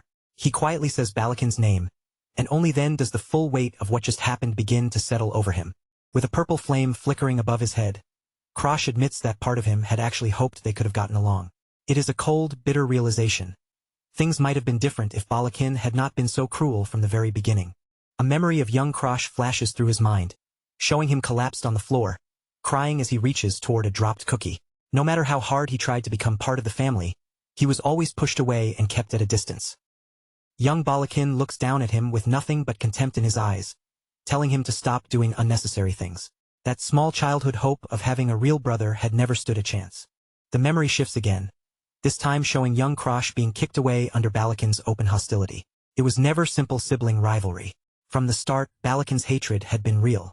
Back in the present, Krosh stares forward in silence, realizing that some tiny part of him had still been hoping for even the smallest acknowledgement.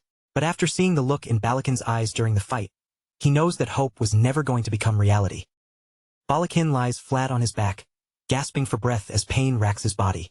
Krosh stands over him and asks if it hurts, his voice cold and empty, without the slightest trace of pity. As he watches his brother writhe in agony, Krosh remembers exactly how it felt when Balakin burned his arm and face long ago. Now the positions have finally reversed, and the pain Balakin once inflicted has come back to him. Krosh doesn't waste any more words. He kicks Balakin away like garbage, cutting off the last bit of sentiment tying him to the past and turning his attention toward what comes next. He stands alone in the forest as the storm begins to fade around him. The silence that follows feels heavier than the rain ever did, and a short, dry laugh slips from his lips as he looks over the aftermath. In the end, he is the only one left standing, exactly as he planned. The clouds continue to part above him, and Krosh lifts his gaze toward the blue sky opening overhead. With a faint trace of irony, he notes that it has actually turned into a nice day.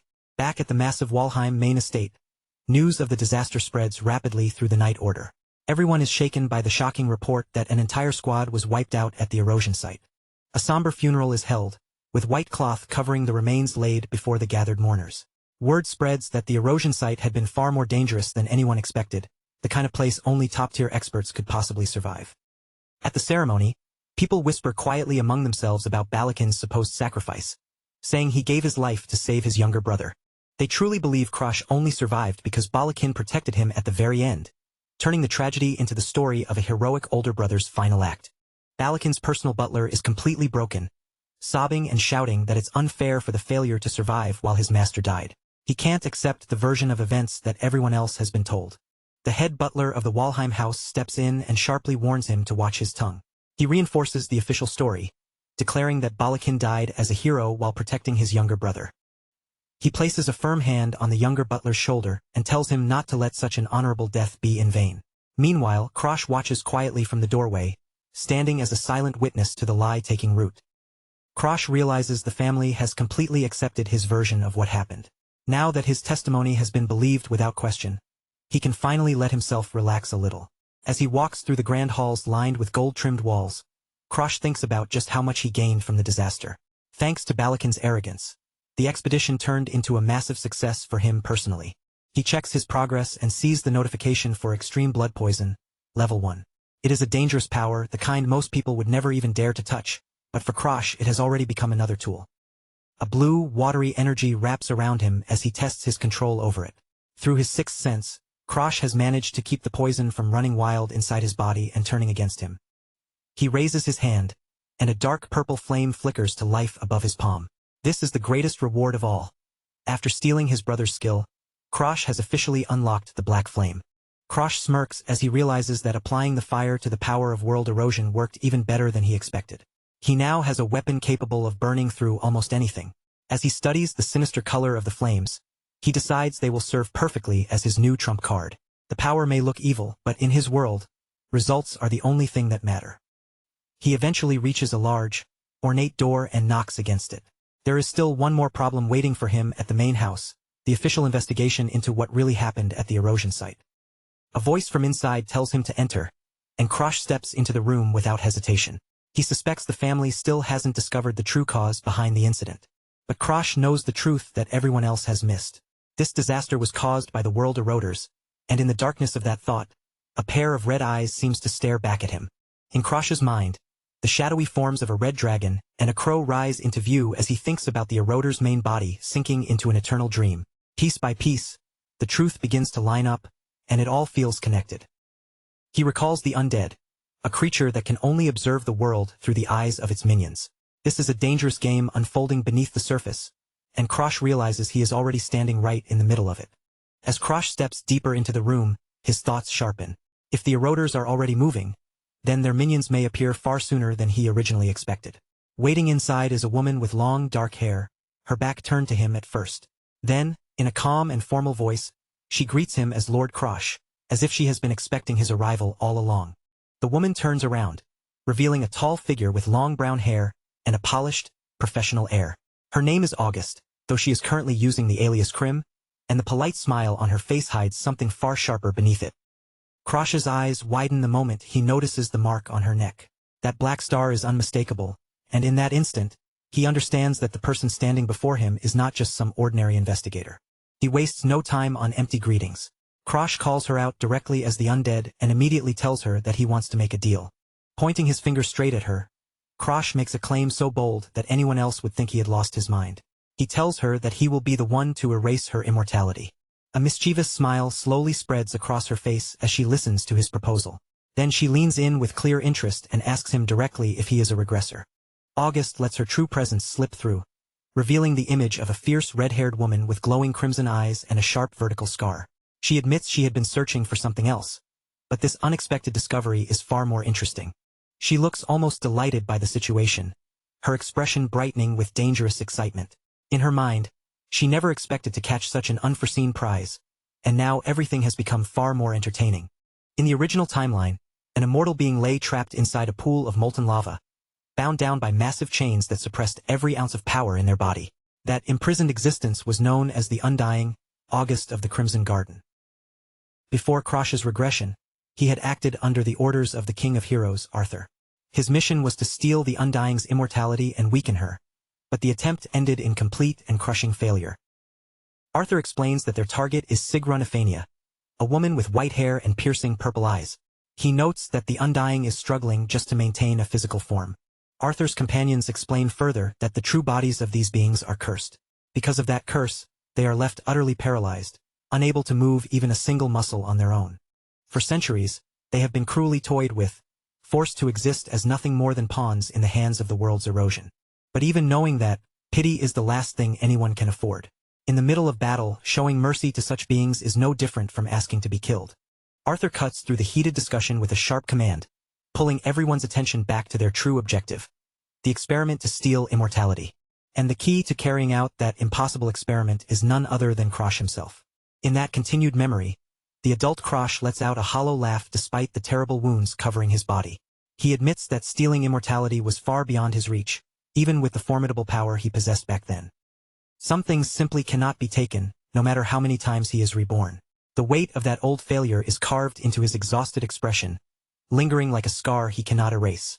A system notification confirms the impossible condition.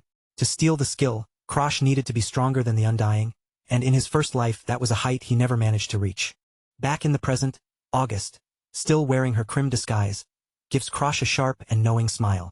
Without circling around the truth, she asks him once again if he is a regressor. Her aura begins to leak into the room, and her red eyes glow with a predatory light. She may have come here searching for someone else entirely, but finding a regressor is a far more fascinating prize. Krosh meets her gaze without showing the slightest fear. He gives nothing away and simply asks what could have led her to such a wild conclusion. To August, the answer is obvious.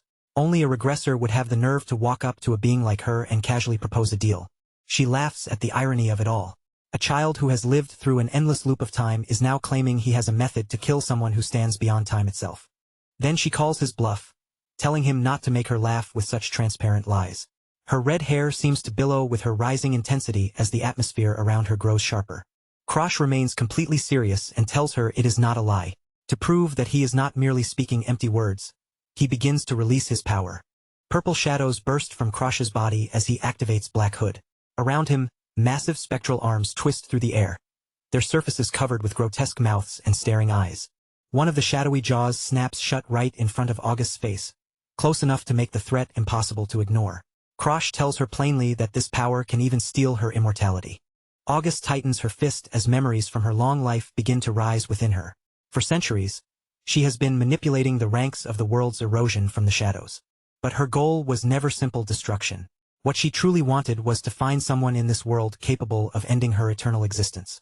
She looks at the boy in front of her with fresh interest, finally seeing the possibility of an escape from her curse. Then she asks him what conditions he wants for this deal. Krosh answers without dressing it up.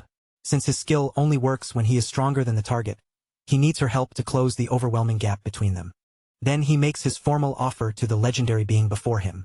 He wants August to take him under her wing and make him her apprentice. August does not hesitate for even a second. If this path can finally free her from the curse of immortality, then selling her soul would be a small price to pay. Her eyes sharpen, and her pupil narrows into a dangerous slit as she accepts his proposal. Then August unleashes her true draconic aura. A massive red beast of energy rises behind her, towering over the room as she vows to turn Krosh into the strongest man alive. The sheer weight of her presence is overwhelming. Even though it is only a projection, Krosh has to brace himself as the pressure bears down on him and the ground beneath his feet seems to tremble. Krosh knows her history well.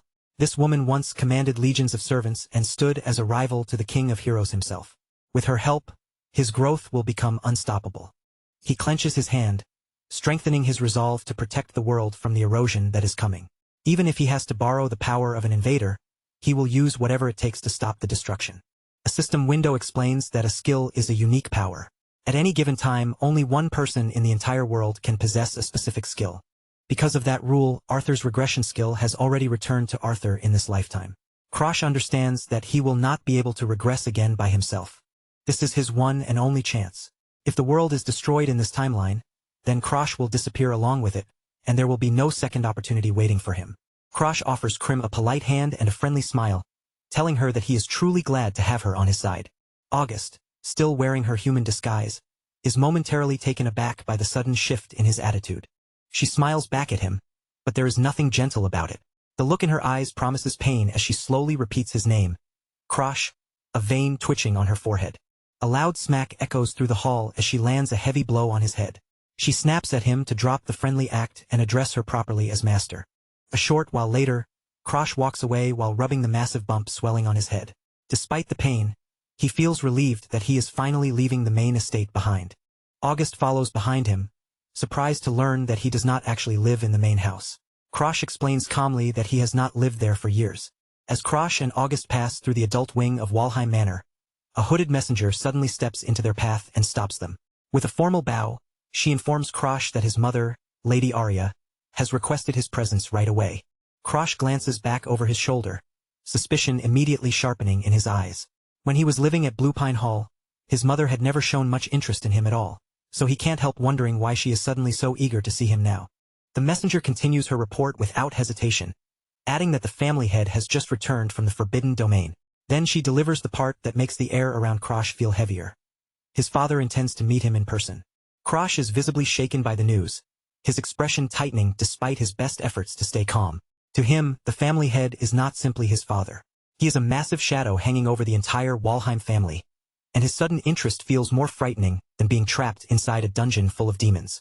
Krosh thinks about his father's legendary status, a man who has already climbed to a semi-divine level of existence. A troubling possibility crosses his mind. Maybe his father sensed his growth through the stars, and if that is true, then hiding his real strength may no longer be possible. The messenger adds one more instruction, saying that Lady Arya has specifically asked Krosh to remain at the main estate until his father is ready to receive him. Krosh's eyes narrow as he silently weighs the situation. Bianca is waiting for him back at home, and with so many plans already moving around him, he has no time to sit around the main estate waiting for someone else's schedule. So he calmly asks for clarification, wanting to know whether this is a direct command from his father or simply a request coming through his mother. He is clearly searching for even the smallest loophole that will let him walk away. Without waiting for a more convenient answer, Krosh turns and begins walking off. In a casual tone, he tells the messenger that he will be heading back for now, and if a formal summons arrives, then he will return at that time. As he leaves, a cold smirk pulls at the corner of his mouth. Krosh knows he is starting to play a dangerous game with the family's leadership, but he is also betting on the value of his own growing importance. A short while later, Krosh is safely seated inside a carriage as it pulls away from the grand towers of the Walheim main estate. If his father truly wants to meet him that badly, Krosh is confident the man will eventually come to him. The carriage rolls through the estate gates and out toward the lush, sunlit forest surrounding the city. With every turn of the wheels, Krosh puts more distance between himself and that suffocating house. Inside the carriage, Krosh stretches his arms and lets out a long, tired yawn.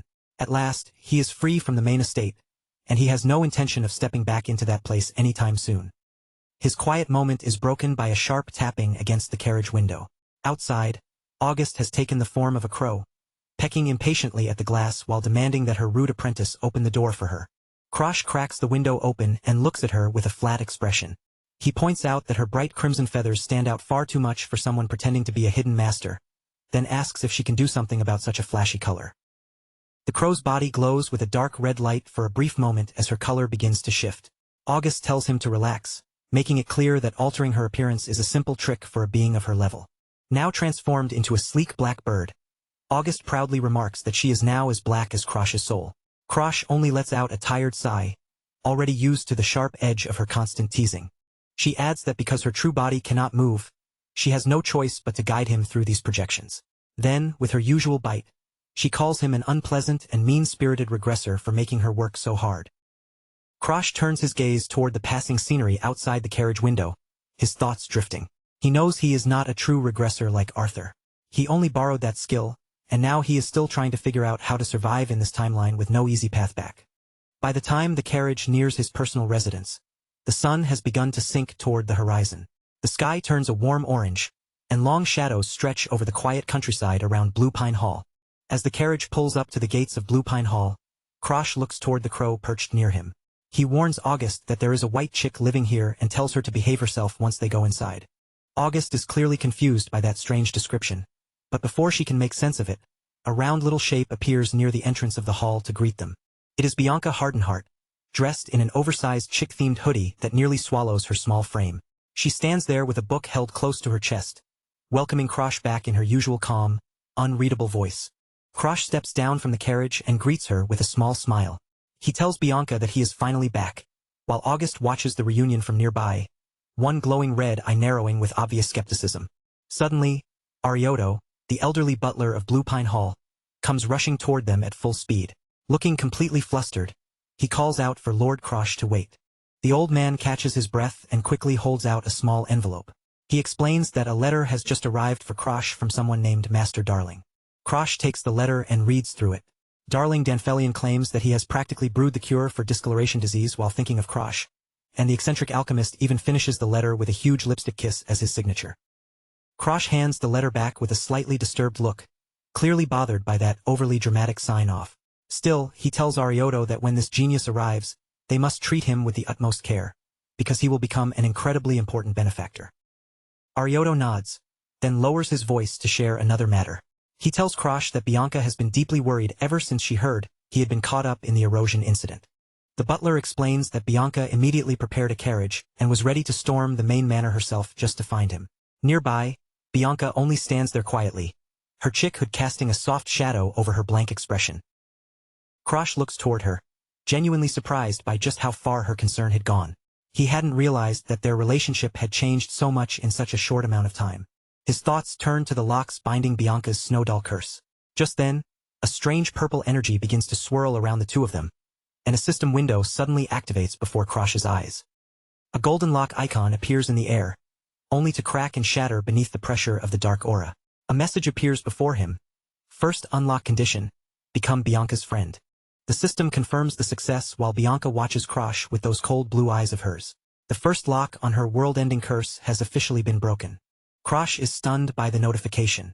He originally approached Bianca with the intention of using her for his own survival, yet somewhere along the way he had truly managed to become her friend. The system screen chimes again with another clear notification. The first unlock condition, becoming Bianca's friend, has now been officially completed. Krosh is genuinely caught off guard by how quickly it happened. He never expected to clear the first hurdle with Bianca Hardenheart this soon. Bianca stands there in her oversized chick hoodie, looking as expressionless as ever. Krosh watches her carefully with the crow perched on his head, wondering what thoughts might be hidden behind that blank face. Trying to break the silence, Krosh introduces the crow as a new friend. August immediately starts flapping her wings and moving around, doing her best to draw Bianca's attention. Bianca gently picks up the bird and decides to name him Cream. Krosh simply goes along with it, watching as the two of them begin to bond in their own strange way. She pulls the bird into a tight hug and quietly nods, noting how soft he feels in her arms. Krosh realizes that beneath Bianca's cold exterior, she actually has a surprisingly gentle spot for animals. But Krosh's attention quickly returns to the bigger mission. Even while watching Bianca hold Cream, he is already thinking about the next step he needs to take in their relationship. He wonders what will be required to break the second seal on her heart. The system presents the next challenge, but this time, the route forward is not immediately obvious. Krosh runs through the possibilities of what an important person could mean. In most cases, that role would usually belong to family, childhood friends, or lovers. Since he and Bianca are technically engaged, Krosh decides that the lover route is probably the most practical option. At least logically, it seems like the natural next stage for satisfying the system's requirement. Bianca continues playing with Cream, and although the crow looks slightly overwhelmed by all the attention, Bianca herself seems quietly content in her own reserved way. Krosh stares at her and tries to imagine any kind of romance developing between them. But Bianca's face remains a complete blank, making the entire task feel almost impossible from the start. August flies back over to him while Krosh reflects on his awkward situation.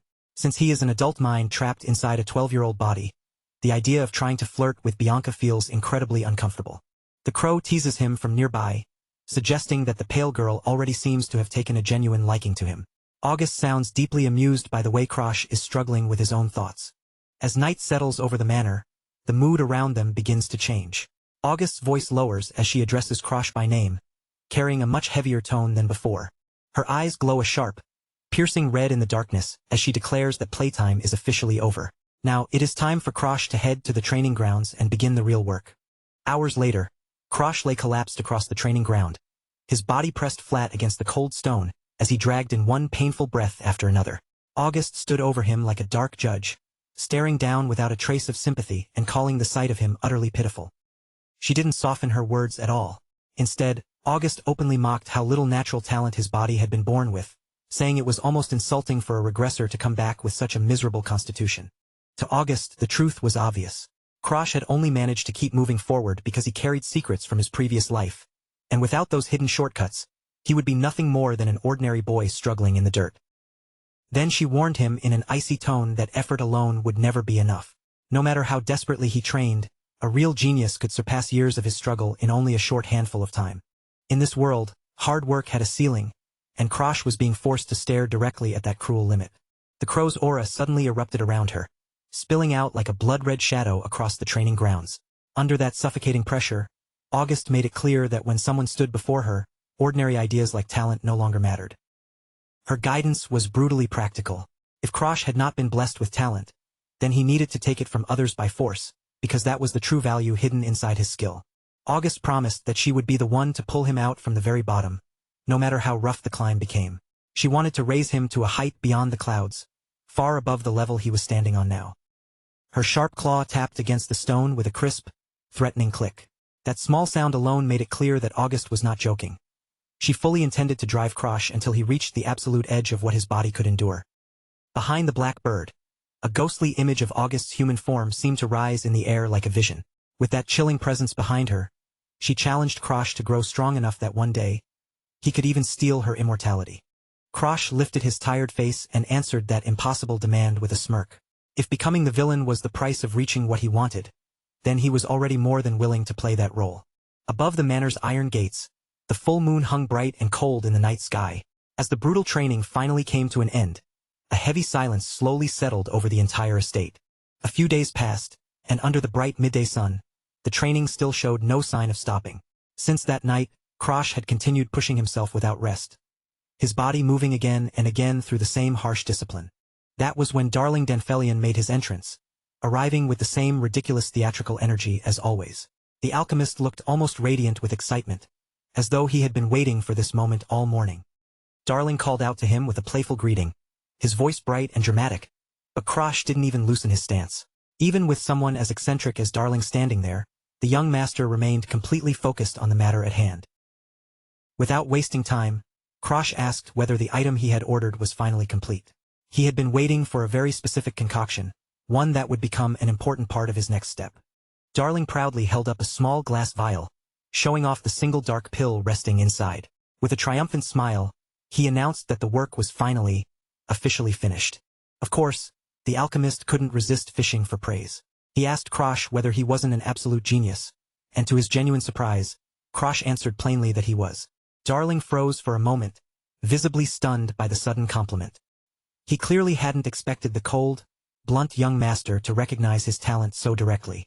The next second, Darling's excitement exploded, and he lunged forward as if he wanted to crush Krosh in a celebratory hug. Krosh immediately rejected the idea, snapping at him to stop before he got any closer. After Darling finally calmed himself down, he mentioned that he had brought a bit of interesting news from outside the estate. It involved a certain name that Krosh would definitely recognize. Darling said that someone named Annex had recently gone through a major change. The instant Krosh heard the name of his former rival, his eyes sharpened, and his expression grew noticeably more alert.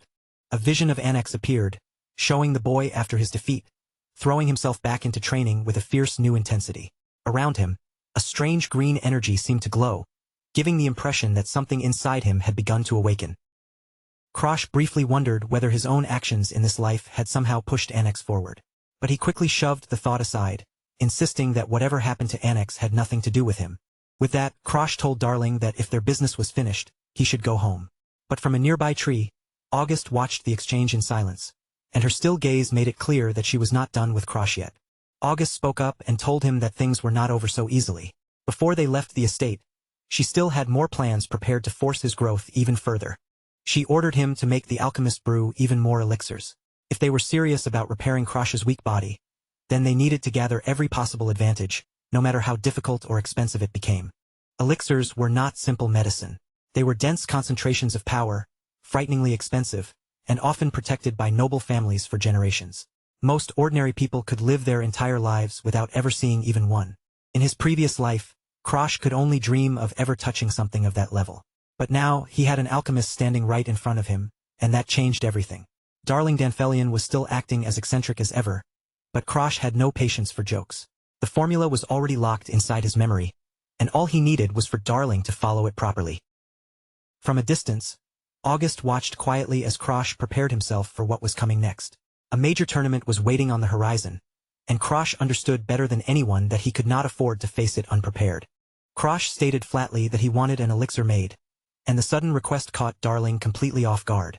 The alchemist tilted his head, wondering if the latest news about Annex was the reason Krosh had begun pushing himself so aggressively. Darling then pointed out the biggest obstacle: money. Since the Walheim family would not be supporting Krosh, gathering enough gold for the ingredients would be an exhausting nightmare all by itself.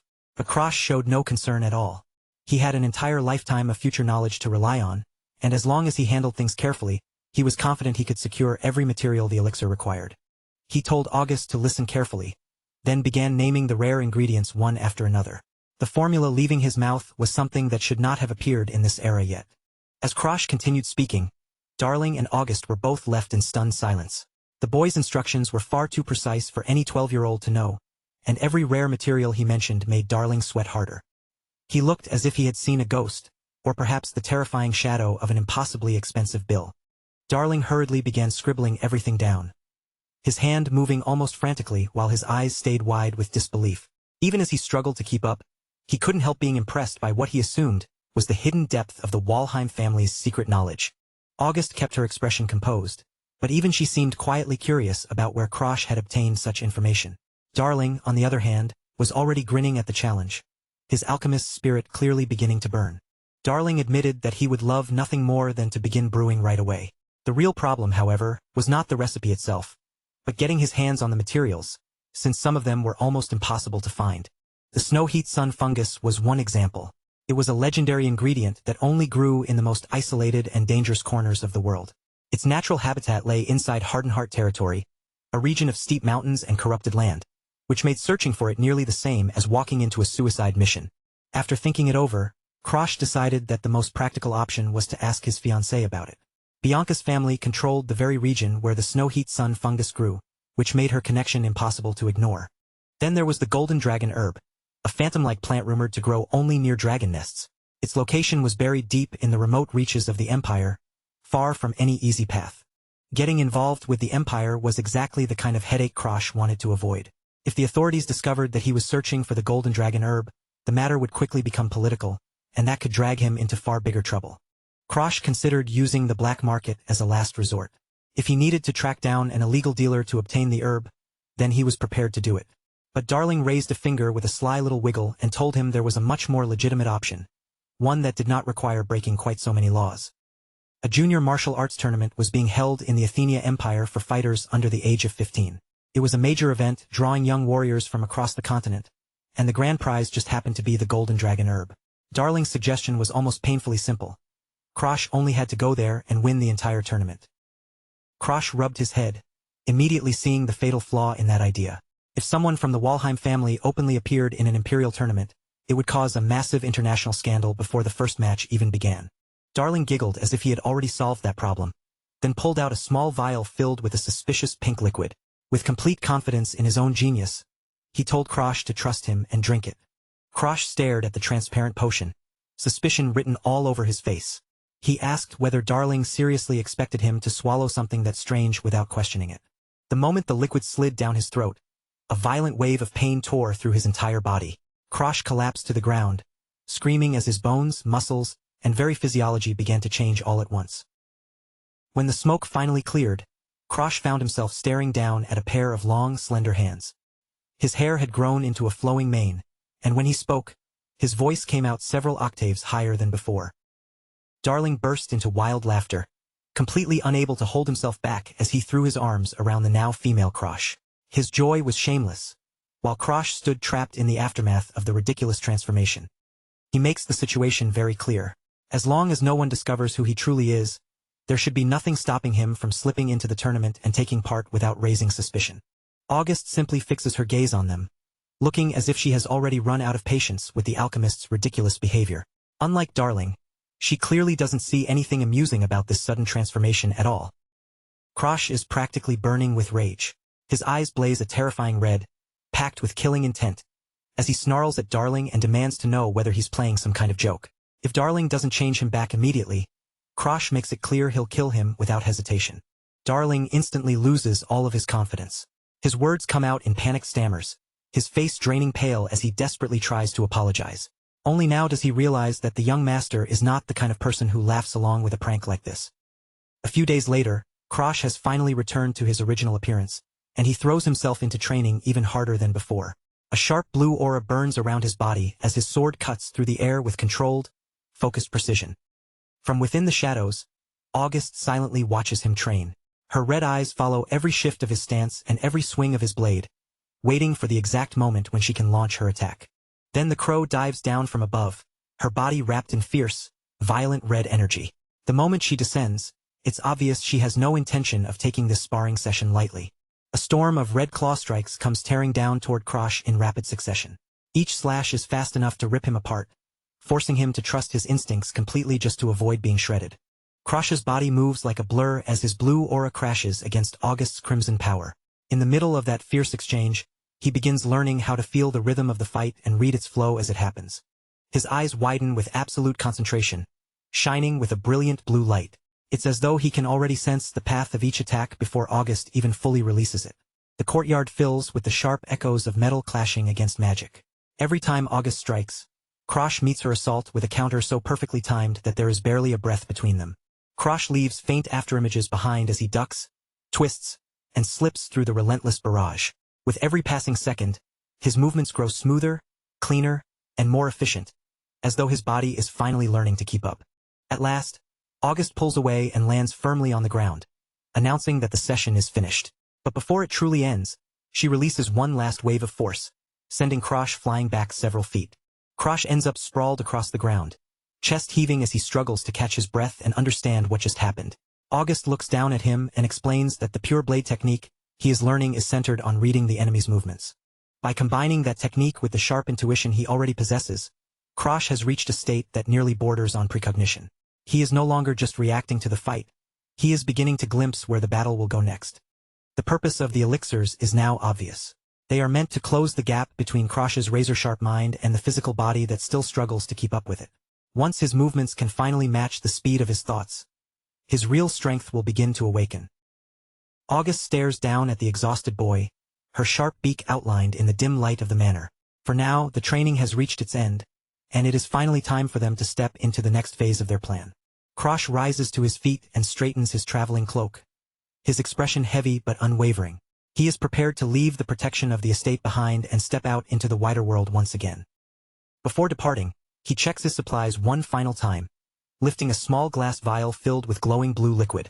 That medicine will serve as the insurance he needs when the upcoming tournament begins. A memory from several days earlier surfaces in his mind, back when Darling was proudly explaining just how powerful his creation was. According to him, the medicine was refined to such an advanced level that not even high-level magic would be able to see through the disguise. That memory quickly shifts into an argument, with Krosh angrily shouting at the alchemist for treating the whole thing like a joke. Darling had found it absolutely hilarious that the fierce young master had been turned into a woman, but Krosh himself was nowhere near amused. Back in the present, Krosh thinks about the most important question and asks how long the transformation will last. Darling's answer echoes in his mind, confirming that once he uses it, he will be stuck with that face for at least an entire day.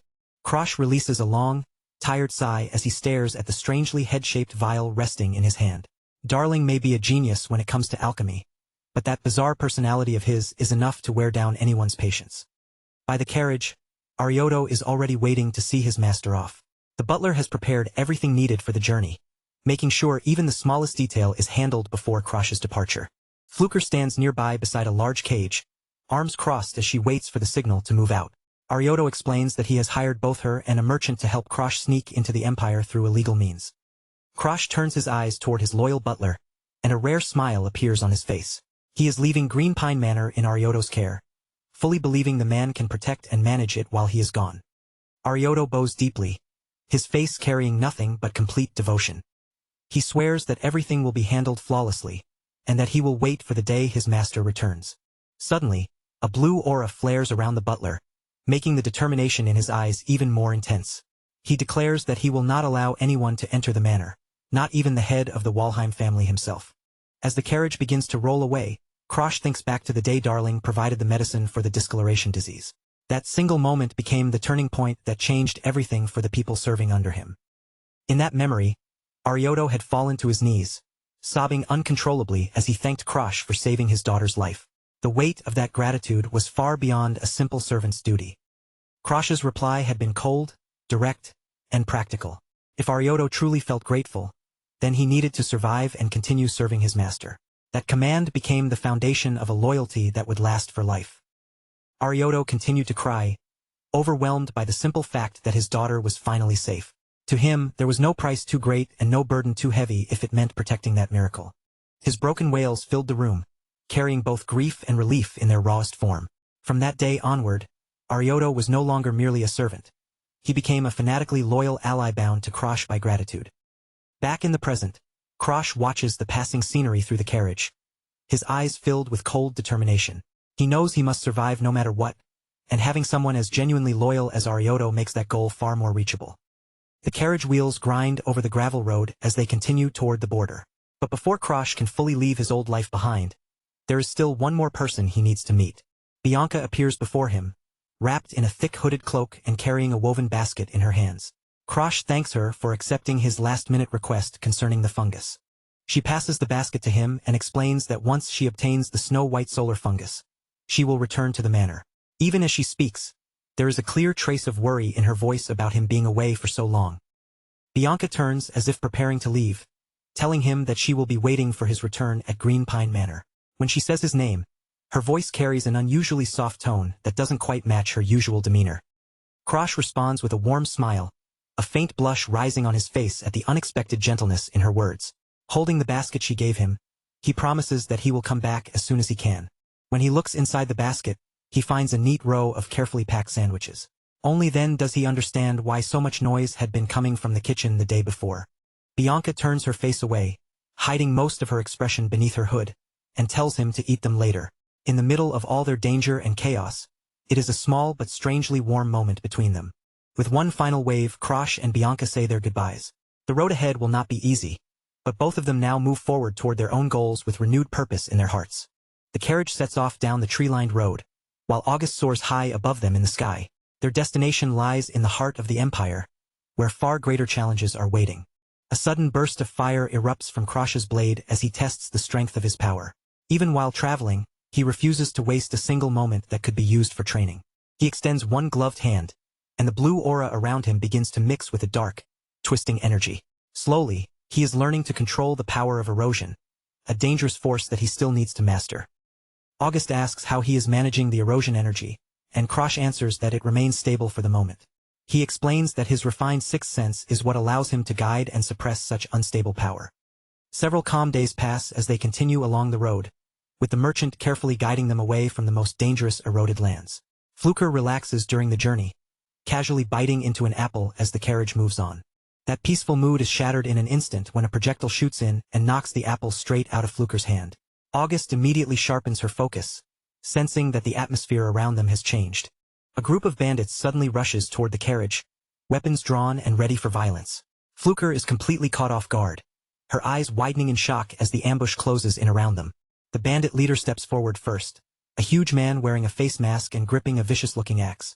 Impatient to begin the robbery, he tells the rest of his crew that he will take the first strike himself. A rough, calloused hand suddenly clamps down over Fluker's head, pinning her in place with bruising force. Panic surges through her as she realizes with a jolt of horror that she completely failed to sense their approach. They were already right on top of her before she even knew they were there. The frame tightens into an intense, extreme close-up on a predatory, narrowed eye. As the scene unfolds, the world seems to stretch and blur, slowing down into a heartbeat of anticipation, while Krosh shifts his stance, bracing himself to launch a lethal counterattack. A flash of violet energy arcs through the air, manifesting as a singular, vicious slash. It carves a path directly through the bandits closest to the carriage, severing them in an instant. Heads are sent flying from their shoulders as a spray of crimson blood erupts, painting the air and ground in a gruesome display.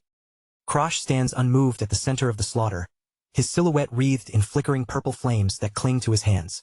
With his face obscured in deep, dark shadows, he looks less like a boy and more like a vengeful spirit conjured from the depths of the woods. The bandit leader stands paralyzed, his face drained of color as he stares at the carnage. He is completely unable to grasp how a mere youth could wield such terrifying, overwhelming force, and a dawning, bitter realization takes hold. They have made a fatal mistake in choosing their prey. Shaking off the initial shock, the leader lets out a guttural, desperate roar, barking orders for his remaining men to swarm the boy. A wave of ruthless bandits surges forward, their weapons glinting as they charge toward Krosh, ready to tear him apart. The leader sneers, hurling insults at Krosh while assuming that the boy is completely helpless now that his primary weapon is absent. He charges headlong into the fray, his eyes filled with the arrogant confidence that their overwhelming numbers will eventually crush the life out of his young opponent. Krosh remains perfectly still, a calm defiance in his posture, while his sword pulses with a malevolent, shimmering light. A spectral, translucent purple hand manifests out of thin air, gripping the crossguard firmly. He looks up, coolly asking the charging bandits if these were the weapons they thought left him defenseless. With a series of fluid, lightning-fast motions, Krosh dances through the bandit horde. Every swing of his blade leaves a trail of violet energy, cutting through his attackers with lethal precision. Blood splatters across the grass as the foot soldiers crumple one by one, never even getting close enough to land a blow on the boy they had foolishly deemed an easy target.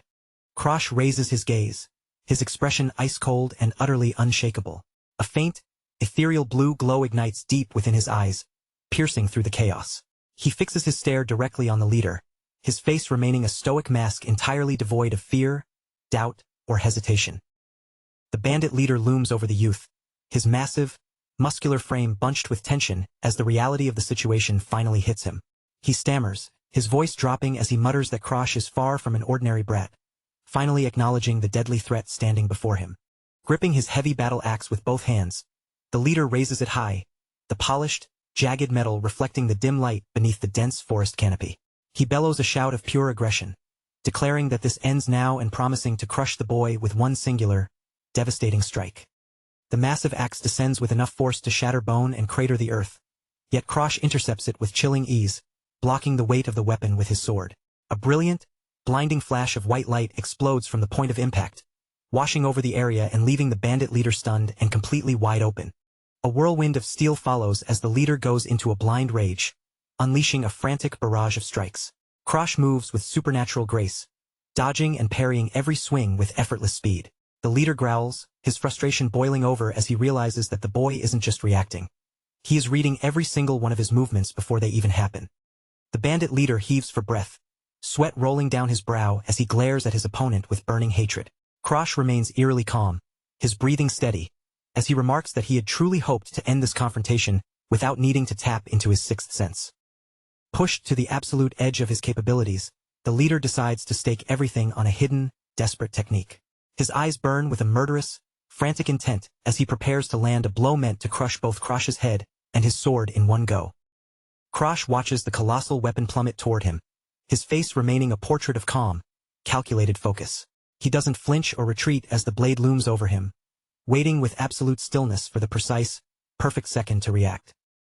A flicker of triumph crosses the bandit leader's eyes, his gaze narrowing as he convinces himself he has finally secured the upper hand.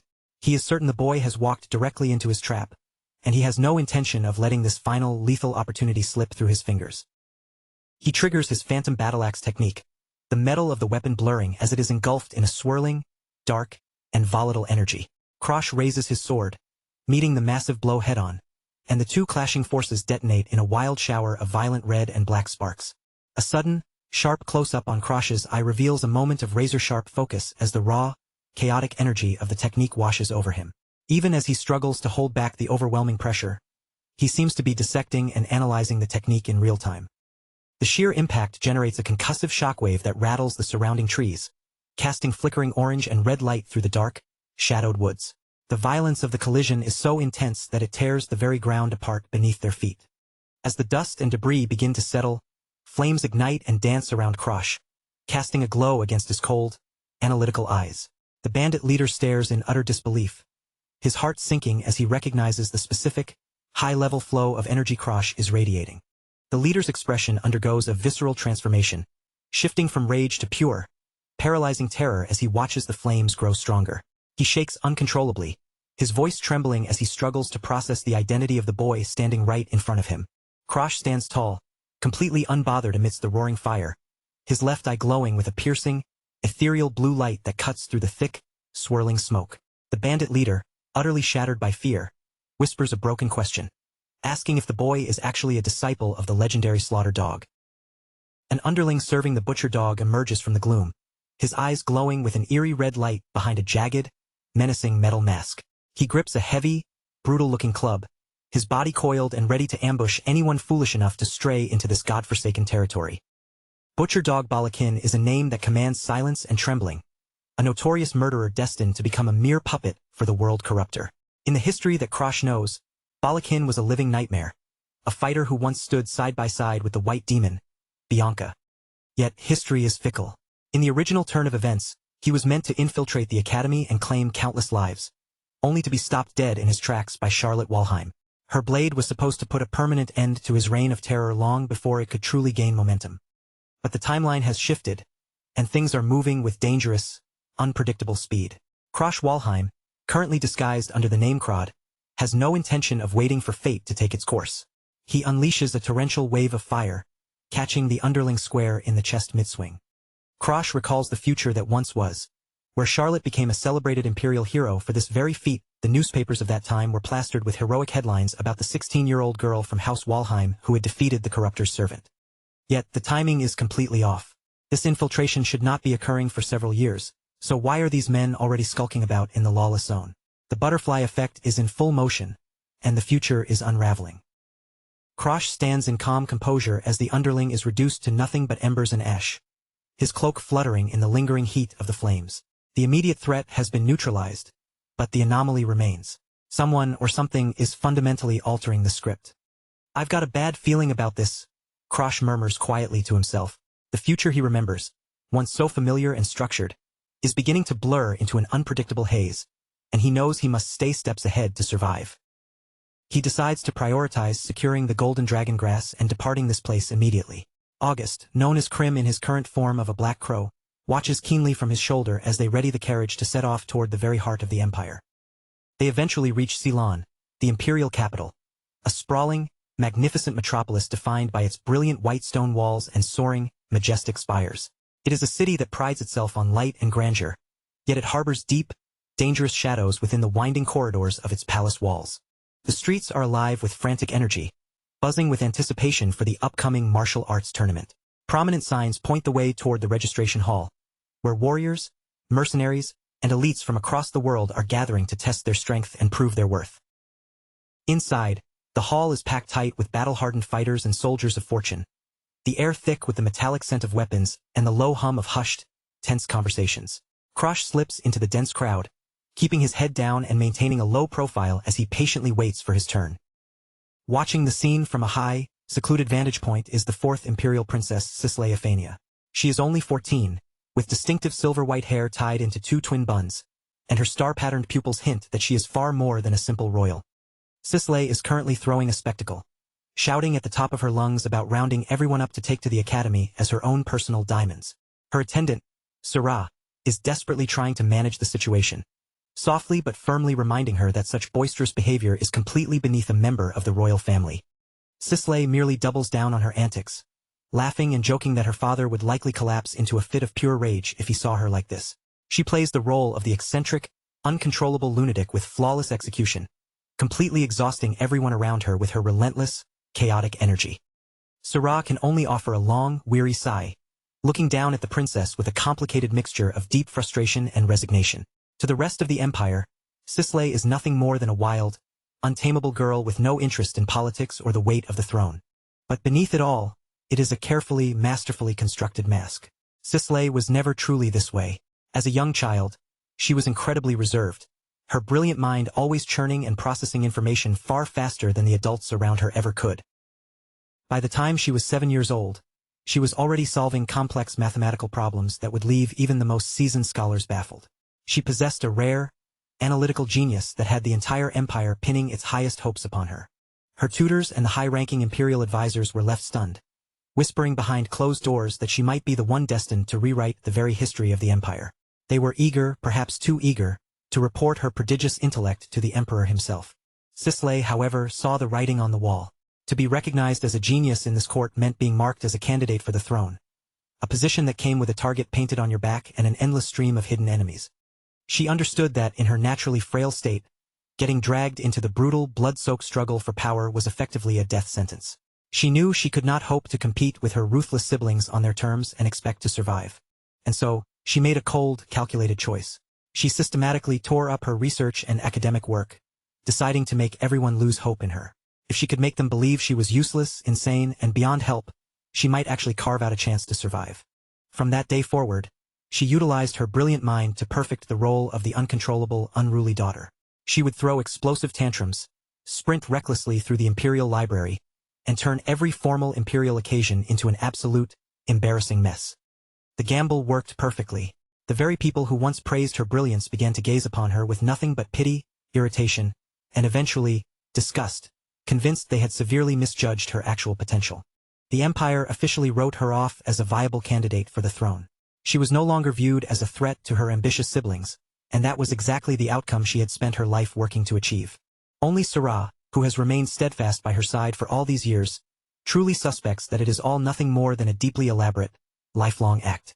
She watches the princess with a guarded expression, constantly wondering just how much longer the girl can keep up this exhausting, life-saving charade. Recently, Sisley had been taking her strange little habits a little too far.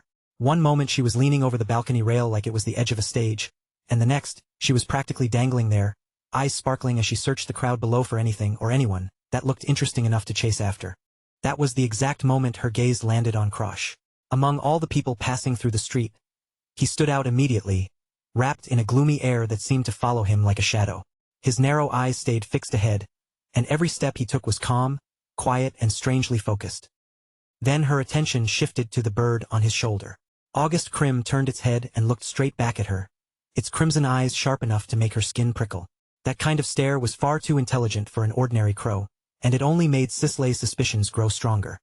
Sisley's thoughts began spinning at an incredible speed. With that gloomy presence and that villain-like face, he looked as if he had walked straight out of some dark storybook. For a second, she even wondered if he might be connected to House Walheim, the Empire's oldest enemy. But almost as quickly, she brushed the idea aside, thinking the Walheims would never be reckless enough to step into a place like this. Even so, something about the crowd below felt wrong, as if one hidden piece still hadn't revealed itself. Don't look down on my intuition, Sisley thought, tapping her foot against the wooden railing in a steady rhythm. The more she stared at that mysterious newcomer, the more certain she became that watching from afar wasn't enough. She needed to get closer and see what he was really hiding. With a loud shout that she was going to check things out herself, Sisley suddenly sprang from the balcony and threw herself into the open air. Syrah cried out in panic behind her, but the princess was already dropping toward the crowd below, her dress and hair fluttering as she fell. Sisley aimed herself directly at Krosh, stretching both arms forward as she dove toward him without the slightest hesitation. She wasn't just trying to surprise him. She wanted to force a reaction out of that calm face and drag whatever secret he was hiding into the open. Her shoes were only a breath away from touching the ground when her entire body suddenly froze. There was no crash, no stumble, not even the sound of landing. She simply stopped in midair, suspended as if the world itself had refused to let her fall any farther. Sisley's eyes widened as she realized she was hanging there helplessly above the street. The starry patterns in her pupils flared brighter, and for a moment, even she seemed unable to understand how her reckless dive had been halted so perfectly. It was telekinesis. Krosh had stopped her without moving a muscle, holding her in the air as easily as if she weighed nothing at all. On his shoulder, August Krim simply watched the whole thing unfold, its sharp eyes fixed on the floating princess. "Hey, wild girl," Krosh said, looking straight into her eyes. There was no shock on his face, no anger, not even much irritation. If anything, he looked almost bored, as though her dramatic entrance had been nothing more than a minor disturbance. Then he lowered her gently until her feet touched the ground, setting her down with casual ease. Without waiting for her to recover, he walked right past her like she was just another troublesome passerby. "Watch where you're going," he called back over his shoulder, his voice still perfectly calm. Sisley remained where she was, staring after him in stunned silence. That kind of composure didn't belong to some ordinary fighter, and it definitely wasn't the panic of a merchant caught off guard. He had faced her stunt without fear, without confusion, and without giving her even a single opening. Then the truth struck her with almost physical force. He hadn't merely stopped her fall. He had looked at her as though he could see right through the wild act she wore like a mask, as though he understood exactly who she was beneath the title of Mad Princess. Krosh let out a quiet sigh as he continued walking away.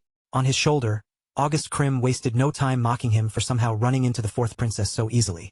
Krosh would have preferred to avoid anything connected to the imperial family, but from the look of things, his bad luck had already caught up with him. At last, the registration process was finished.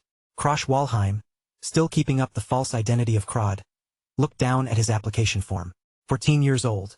Resident of Imperial Territory. Everything on paper looked simple enough, even if the truth behind it was anything but. But another problem was waiting for him the moment he reached the local inn. A full sign hung right on the door, and the rough wooden grain almost seemed to mock him for failing to prepare a place to sleep ahead of time. And it wasn't only that one inn. Everywhere he checked, the situation was exactly the same. The entire city was overflowing with tournament participants, excited spectators, and travelers who had taken every available room long before he arrived. Krosh stood on the steps with his cloak drawn around him, the crow August Krim perched neatly on his shoulder. Judging by the packed streets and the lack of rooms, it was starting to look as if he would have no choice but to sleep outside beneath the night sky. "Young man over there," a voice suddenly called out, cutting through his gloomy thoughts. Krosh lifted his head and saw an elderly woman watching him from nearby, a gentle smile resting on her face. The old woman, wrapped in a bright red scarf, kindly offered him a place to stay since the city was so crowded. With her soft expression and the almost floral warmth around her, she looked like nothing more than a friendly local trying to help a traveler in need. She smiled with her eyes closed, her manner calm and welcoming. In any dangerous or lawless place, an offer that convenient would usually scream trouble. But Krosh was exhausted, and at that moment, a roof over his head sounded far too tempting to refuse. August Krim immediately stiffened with suspicion, whispering that the whole thing was obviously shady. Krosh, however, was too tired to argue with fate. He accepted the old woman's offer almost at once, which only made the bird's irritation flare even higher. The crow flapped its wings in protest, demanding to know whether Krosh had never been taught not to follow strangers. Krosh simply kept walking behind the old woman, his back turned to the bird's scolding as though the lecture didn't concern him at all. August Krim gave an annoyed huff, lifting his beak with obvious disapproval. From the bird's point of view, they weren't finding shelter. They were marching straight into a disaster with their eyes wide open. "I spent plenty of nights sleeping outside in my past life, so I've had enough of that," Krosh explained. As they continued through the city, the sun dipped low behind the grand spires, stretching long shadows across the streets and painting the capital in evening light. Before long, they arrived at a cozy-looking house near the edge of the capital. The old woman led Krosh inside and told him there was a room for him at the back of the second floor. She added that dinner would be ready soon, her voice as warm as ever. Krosh made his way upstairs, quietly thinking he had been strangely lucky to find shelter so easily. But the moment he reached the landing, that small sense of relief vanished. A familiar face was already waiting for him there. Sisley Ephania was standing by the railing, leaning over it with a mischievous grin spread across her face. She had recognized him from the registration hall, and from the look in her eyes, she had no intention of letting this mysterious boy slip away so easily. Krosh slowly buried his face in one hand as the weight of the situation sank in. Out of every house in the capital and every possible place he could have stayed, he had somehow ended up under the same roof as the fourth princess. August Krim was practically boiling with rage, his small crow head pulsing with fury. To him, this was clearly a trap from beginning to end, and he seemed more than ready to rub Krosh's terrible decision in his face. "If I get exposed here, things will become a real problem," Krosh thought to himself. After a brief moment of calculation, he decided the safest option was simple. Ignore her completely and head straight for his room before she could drag him into anything worse. He quickly reached for the doorknob, his gloved hand moving with the clear intention of ending the encounter as fast as possible. All he wanted was one quiet night, but Sisley's sparkling eyes made it obvious she had other plans for him. Sisley followed after him without hesitation, puffing her cheeks as she asked why such a cute girl was being ignored. Then, with a teasing tilt to her voice, she even wondered aloud whether he had some special preference that made him uninterested in someone like her. A vein throbbed on Krosh's forehead as he squeezed his eyes shut. Her constant pestering was scraping away what little patience he had left, and he was clearly getting closer and closer to the edge. Finally, he stopped in place and tossed his cloak onto a nearby bench, his restraint snapping. "You're not my type," he said bluntly, cutting straight through her teasing. Then he added that the world was full of people prettier than her, making his rejection even colder. Sisley only laughed, leaning back with a bright, amused expression as if his words had entertained her more than offended her. She said he was just as mysterious as he looked, completely unfazed by the sharpness of his rejection. Krosh turned away again and continued walking, his face set in a deep scowl. He had no reason to answer her questions, no interest in entertaining her curiosity, and no desire for anything except being left alone for the night. But Sisley kept skipping after him anyway, cheerfully begging him to eat dinner with her. No matter how many times he pushed her away, she seemed determined to peel back another layer and learn more about the boy hiding behind that gloomy expression. Too bothersome. I refuse, Krosh said, waving one hand dismissively without even bothering to look back.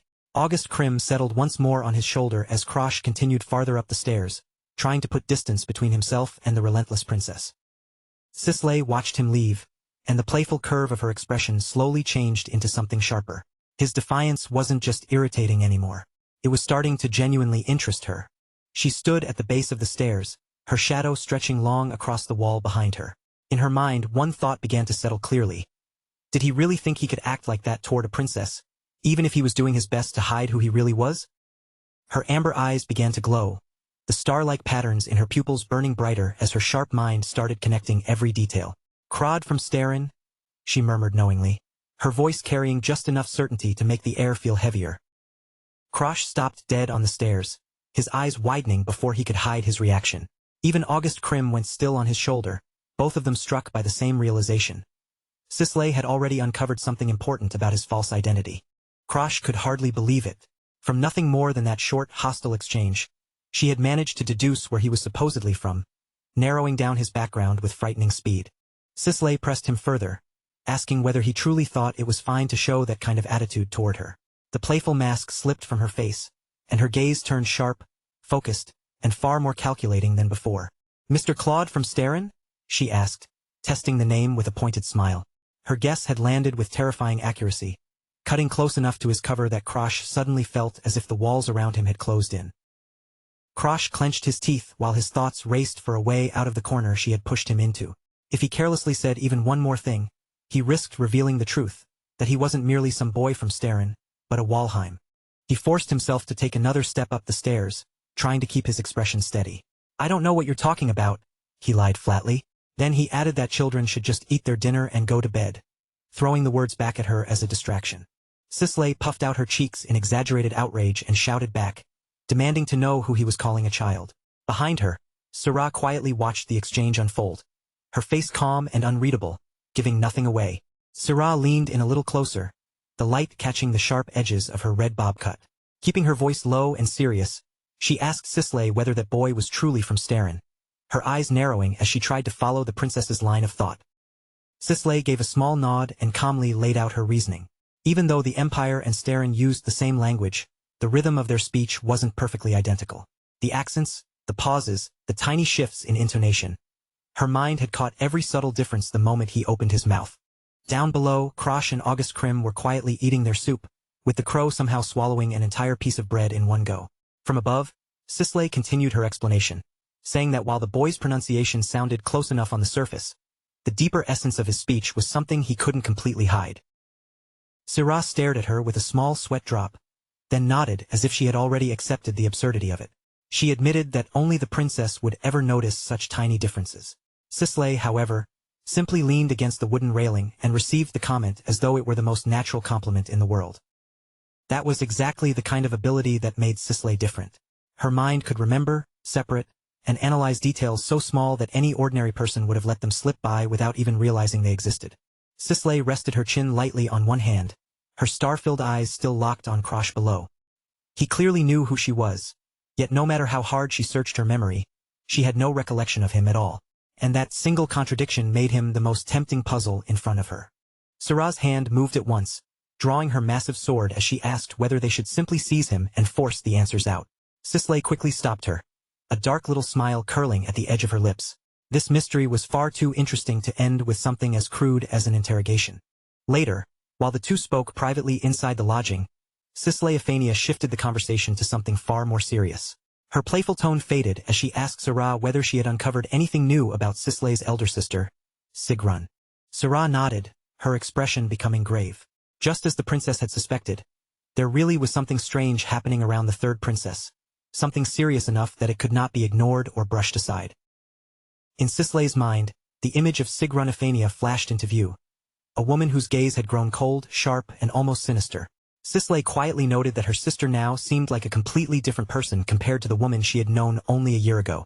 The memory of Sigrin's narrowed eyes lingered, predatory and chilling in a way that clashed violently with the sister Sisley remembered. A faint shudder ran through her as she realized that the person standing before her now no longer felt like the same elder sister at all. A dark, jagged pressure pulsed through Sisley's thoughts, like a warning taking shape inside her own mind. Deep down, she could feel it clearly. The situation within the imperial family had already reached a dangerous point. Her hand tightened around the wooden railing until her knuckles turned pale from the strain. At that moment, Sisley understood that her worst premonitions had been right. If things continued like this, both the first prince and the second prince would be in deadly danger. She squeezed her eyes shut, the burden of the imperial family pressing heavily on her young shoulders. The air around her seemed to grow suffocating as she tried to think through what needed to be done next, with disaster already closing in from every side. A dark omen seemed to hang over the palace, heavy with the scent of violence yet to come. In Sisley's mind, one thought settled like a curse she could not shake. Soon, the imperial palace would be drenched in blood. The scene shifted back to the tournament arena, where a massive fighter was blasted off his feet by a brutal impact. Blood scattered across the stone floor as the crowd erupted around the ring, their cheers rising with the violence. Dust and broken fragments burst up from the arena floor as another combatant was crushed by a single overwhelming blow. The preliminaries were now rushing toward their violent conclusion, and the number of fighters was being narrowed down with terrifying speed. The preliminaries are over. Will the 4 winners please exit? The announcer shouted over the roaring arena. In the stands, spectators murmured among themselves, whispering about the strange contestants who had dominated their brackets far too easily. Krosh Walheim walked away from the wreckage with his cloak shifting around him, while August Krim remained perched calmly on his shoulder. Around him, the spectators whispered about the slit-eyed boy, wondering if someone with that kind of presence might truly be a resident of the underworld. Krosh could feel the weight of all those stares pressing against his back. He knew he was being watched, and Sisley's non-stop scrutiny since yesterday had already worn down his patience. Her grinning face flashed through his mind, along with every question she had thrown at him. Even the shortest conversation with her felt like a battle, as if she was stealing pieces of information from him one word at a time. He narrowed his eyes and forced his attention back to the present. Annoying as it was, at least all that mental pressure had not affected his performance during the preliminaries. He had made it through exactly as expected. Behind him, several defeated fighters lay unconscious in the dust, their bodies scattered across the arena floor. Krosh had advanced without so much as breaking a sweat, but he knew the real obstacles would only begin once the main tournament started. The rules of the competition were brutally simple. Each preliminary round threw 100 fighters into the same massive group battle, and only the top 4 survivors from each match were allowed to move forward. Krosh walked through the stone corridors of the arena, the sound of his boots echoing against the floor.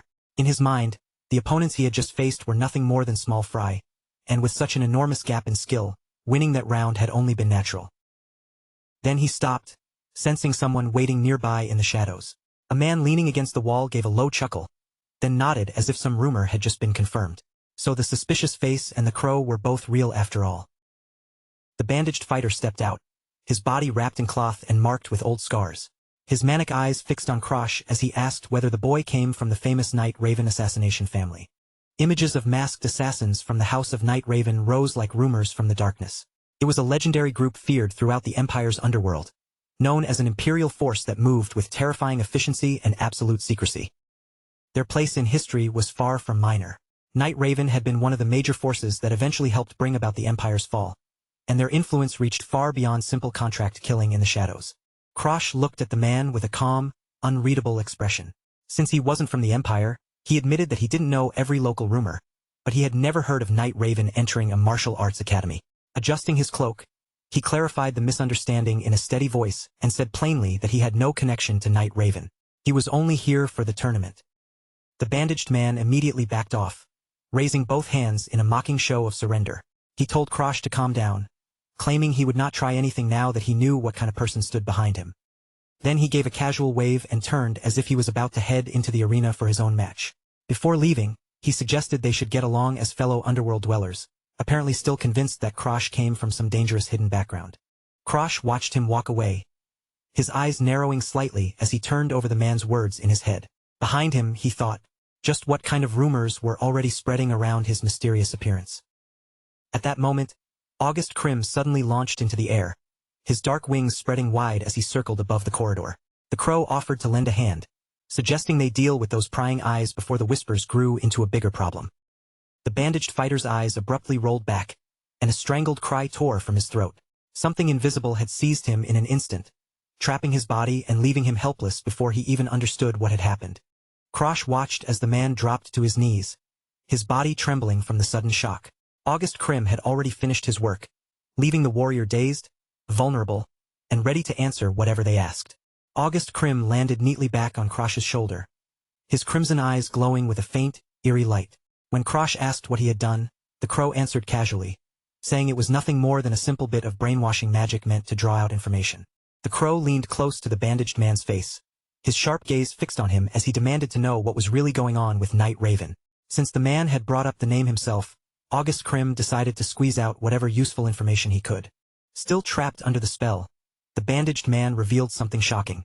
He said that Night Raven had fallen into a crisis of annihilation not long ago, losing the power and influence it once held in the underworld. A single black feather drifted down and settled onto the dusty floor, like a quiet symbol of a fallen house. The man explained that Night Raven had been driven toward ruin under the orders of a new master. Jagged red sparks seemed to crackle around the man's silhouette as he prepared to reveal the identity of that so-called master. Krosh leaned in slightly, his interest finally sharpened by the mystery unfolding in front of him. A vision of the second prince of Ephania appeared in Krosh's mind, an obese man greedily biting into a large leg of meat. Krosh was stunned to hear that this prince was supposedly the one who had dismantled the legendary Night Raven. Krosh could hardly believe what he had just heard, his brow tightening as he tried to process it. On his shoulder, August Krim looked just as shocked, his beak hanging open in a silent squawk of disbelief. The image of the imperial city emerged, wrapped in invisible spiderwebs of conspiracy. The bandaged man explained that Night Raven had actually been a trap created by the Empire, a hidden tool used to monitor and manipulate the movements of the nobles. Krosh quietly reconsidered everything he knew about that underworld house. If the imperial family had been Night Raven's true master from the beginning, then the idea of a new master made very little sense.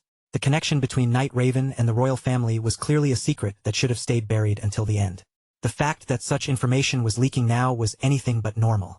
As images of the prince and the bandaged man flickered through his thoughts like frames of a film, Krosh's suspicion deepened. Why would a lowlife like this know such sensitive secrets? And if those rumors were being spread on purpose, then someone was clearly trying to stir chaos from behind the scenes. A vision of the first prince and second prince together flashed through Krosh's mind. The pattern became clearer. Someone intended to remove the second prince first, and by doing so, they would also weaken the first prince's forces in the process. Krosh's thoughts raced faster as he pieced together the political puzzle surrounding the Ephania family. If conflict truly broke out between the princes, the one who gained the most would not be the people fighting in the open, but the mastermind pulling the strings from the shadows. The image of Sigrun Ephania, the third princess, rose large in his mind. She stood with a frighteningly calm expression, her long silver hair flowing around her while a dark, ornate crest pulsed behind her like an omen. Krosh began to consider a dangerous possibility. What if Arthur's memory inheritance had actually succeeded? If that were true, then the world was in far greater danger than he had first imagined, because it would mean there was more than one person carrying knowledge from the future. His thoughts returned to Sigrun, to that single purple eye glowing with an eerie, unnatural light. Krosh realized that anyone possessing memories of the future would naturally move first against those who could interfere with their path to dominance. A horrifying image from a possible future flashed through Krosh's mind, painting the scene in blood and silence. A vast crimson pool spread slowly across a polished marble floor, marking the final fate of the one who had hidden the Emperor's symbol, the white dragon pearl, and then chosen to end their own life. That fallen victim was none other than the fourth princess, Sisley Ephania. She lay completely still against the cold stone, her white dress soaked in red, reduced to a tragic sacrifice in the ruthless struggle for the throne. A sacrifice that had helped leave Arthur as emperor in title only. Another vision rose before him, showing a younger Sigrun holding out the golden imperial seal toward a faceless, towering Arthur. She had been ready to remove every obstacle in her path, beginning with her own sister Sisley, all so she could hand over the throne she had seized. The aftermath of that choice appeared in the collapsing towers of the imperial city, as if the entire capital were crumbling under the weight of her ambition. If Sigrun became empress, the empire would not simply fall. It would trigger a global disaster known as the flood of world erosion. As the vision sank back into the darkness of the present, Krosh's expression hardened. To stop the world from being dragged toward destruction, He understood that he would have to interfere with Sigrun's plan, no matter what price he had to pay. Dark, shadowy energy suddenly surged around his hand, curling like black smoke around his fingers as his resolve took shape. For the sake of the world, and for his own survival, he would find a way to steal Sigrun's unique skills and cut down the threat she represented. Krosh lifted his gaze toward the open sky and called for his companion. "Krim, help me out," he said, knowing that this tangled web of royal schemes, hidden histories, and future memories was far too dangerous to untangle alone. August Krim beat his wings with a sharp caw before landing once again on Krosh's shoulder. The crow remarked that regressors always had a bad habit of leaning too heavily on what they knew from the future, but even so, he agreed to lend Krosh his power this time. The crow then lowered his gaze toward the dazed, bandaged fighter still trapped under his spell. Since they had already pulled out the information about Night Raven, August Krim asked what Krosh wanted to do with the man now. Krosh turned away with an indifferent expression and began walking down the corridor as if the matter had already ended.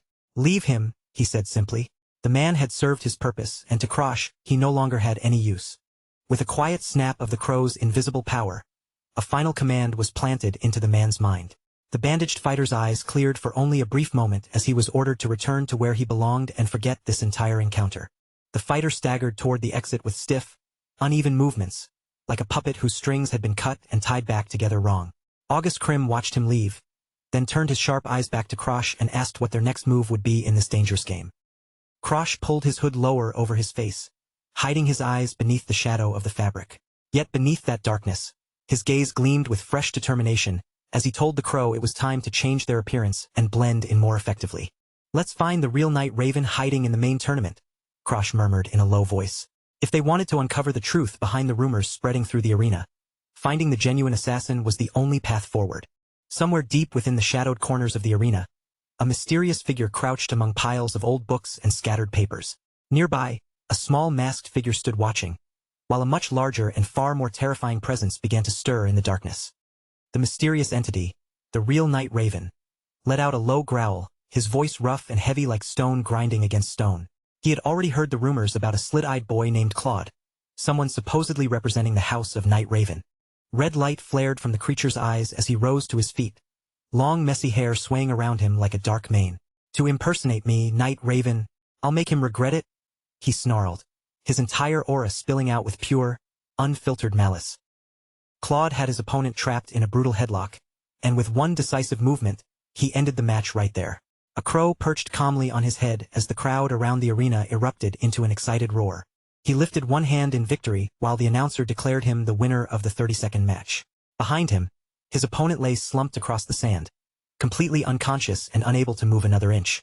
The entire stadium rose to its feet, chanting the name Night Crow again and again until the sound rolled through the arena like thunder. Claude stood alone at the center of the ring, a dark figure under the harsh afternoon sunlight. He reached up and adjusted his hood, making sure the black mask kept his face hidden from the roaring crowd. By now, it was obvious that everyone had already accepted him as the legendary assassin he was pretending to be. Up on the VIP balcony, Princess Sisley and her aide Sarah looked down over the arena. Claude could feel their attention fixed on him, and he realized that his earlier warning had done almost nothing to keep the princess from watching him even more closely. Sisley leaned far over the railing with a huge, almost manic grin stretched across her face. Waving both arms wildly, she shouted the alias Night Crow at the top of her lungs, showing absolutely no concern for how a princess was supposed to behave. The scene returned to the night after the preliminaries ended. Sisley had cornered him in a quiet hallway, wearing a surprisingly cheerful expression for someone who had just been threatened. She leaned in close, her eyes shining with a strange golden intensity as she studied him from only a short distance away. Then she told him that she had known from the very beginning he was not just some ordinary child. Claude did not even bother to turn his head toward her, his eyes half-lidded with a mix of boredom and irritation. All he wanted to know was why she kept staring at him with that suspicious look on her face. Sisley refused to step back, nodding as if her own thoughts had just been confirmed. She said that he had definitely lived a very unusual life. While a tiny twitch near her, I made it clear she was trying to read every detail she could from him. Claude started walking away, giving her only one last piece of advice as he left. He told her to look after herself, then continued down the hallway without looking back, leaving her standing there in the quiet corridor. He added that the main bracket would begin the next day, and that he was going to sleep. A moment later, the sharp click of the door closing behind him cut off the conversation completely, making his cold exit even more final. Sisley was left alone in the hallway, clutching her head in frustration as his words echoed in her mind. His complete disregard for royalty had clearly shaken her, and his dismissive attitude only made the mystery around him more irritating. She stared at the closed door, wondering where a kid like him could have possibly gathered so much information. The more she thought about him, the less sense he made, and the mystery surrounding Claude only grew deeper. Sisley turned toward Sarah and asked whether they could truly trust the imperial spy they had hired. For the first time, a trace of doubt crept into her expression, as if she was starting to question whether this situation could still be kept under control. Sarah answered with a stern, focused look and promised to check everything again to make sure nothing had slipped through. She seemed just as wary of the tournament's rising star as the princess herself. Back in the present, Sisley rested her chin on her hands while watching the arena with a playful smile. After hearing the crowd chant it again and again, she had to admit to herself that the name Night Crow actually sounded pretty cool. Claude walked through the stadium corridors with the crow perched on his shoulder, leaving the noise of the crowd behind for the moment. He had finished drawing attention for now, and all that remained was waiting for the real Night Crow to finally make a move. In the shadows beneath a stone archway, a pair of heavy boots came to a stop. A figure leaned quietly against a pillar, hidden in the darkness, watching Claude's every movement without making a sound. The figure stepped out at last, revealing a woman with long, messy hair and a manic grin spreading across her face. With open mockery in her voice, she asked whether he was enjoying himself while pretending to be her. Claude stopped and glanced back over his shoulder, his expression staying remarkably calm. The bandaged appearance stirred something in his memory. He was certain he had seen this person somewhere before in his past life. A small smirk appeared at the edge of his lips as he turned to face her fully.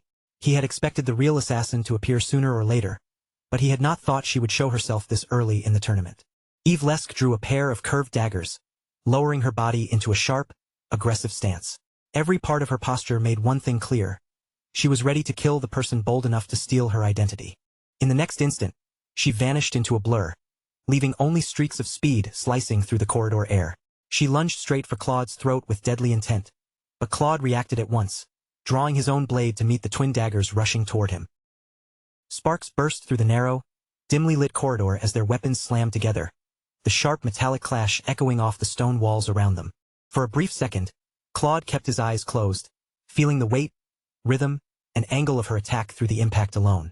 Her dual-blade technique was distinct, and it belonged to a combat style he knew all too well. Then Claude's eyes snapped open, glowing with a sharp, predatory intensity. In that instant, he was already breaking down her movements, searching for the smallest gap he could use to finish the fight. Eve Lesk gave him no room to breathe, unleashing a relentless storm of dagger strikes from every angle. She was determined to catch him off guard, but no matter how fast her blades moved, Claude's defense remained firm and flawless. She gritted her teeth, her eyes widening with both fury and confusion. This boy was supposed to be easy prey, yet every exchange made it clearer that he was far harder to kill than his appearance suggested. Dark power suddenly surged through Eve Lesk's body as she activated a sinister skill. Her daggers began to glow with malevolent red energy, and the air around her distorted as she poured that dark force into her next attack.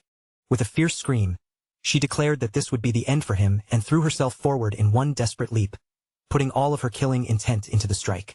She was certain that her world erosion power would crush him completely, tearing through his defense and ending the battle in a single devastating blow. But Claude did not flinch at all.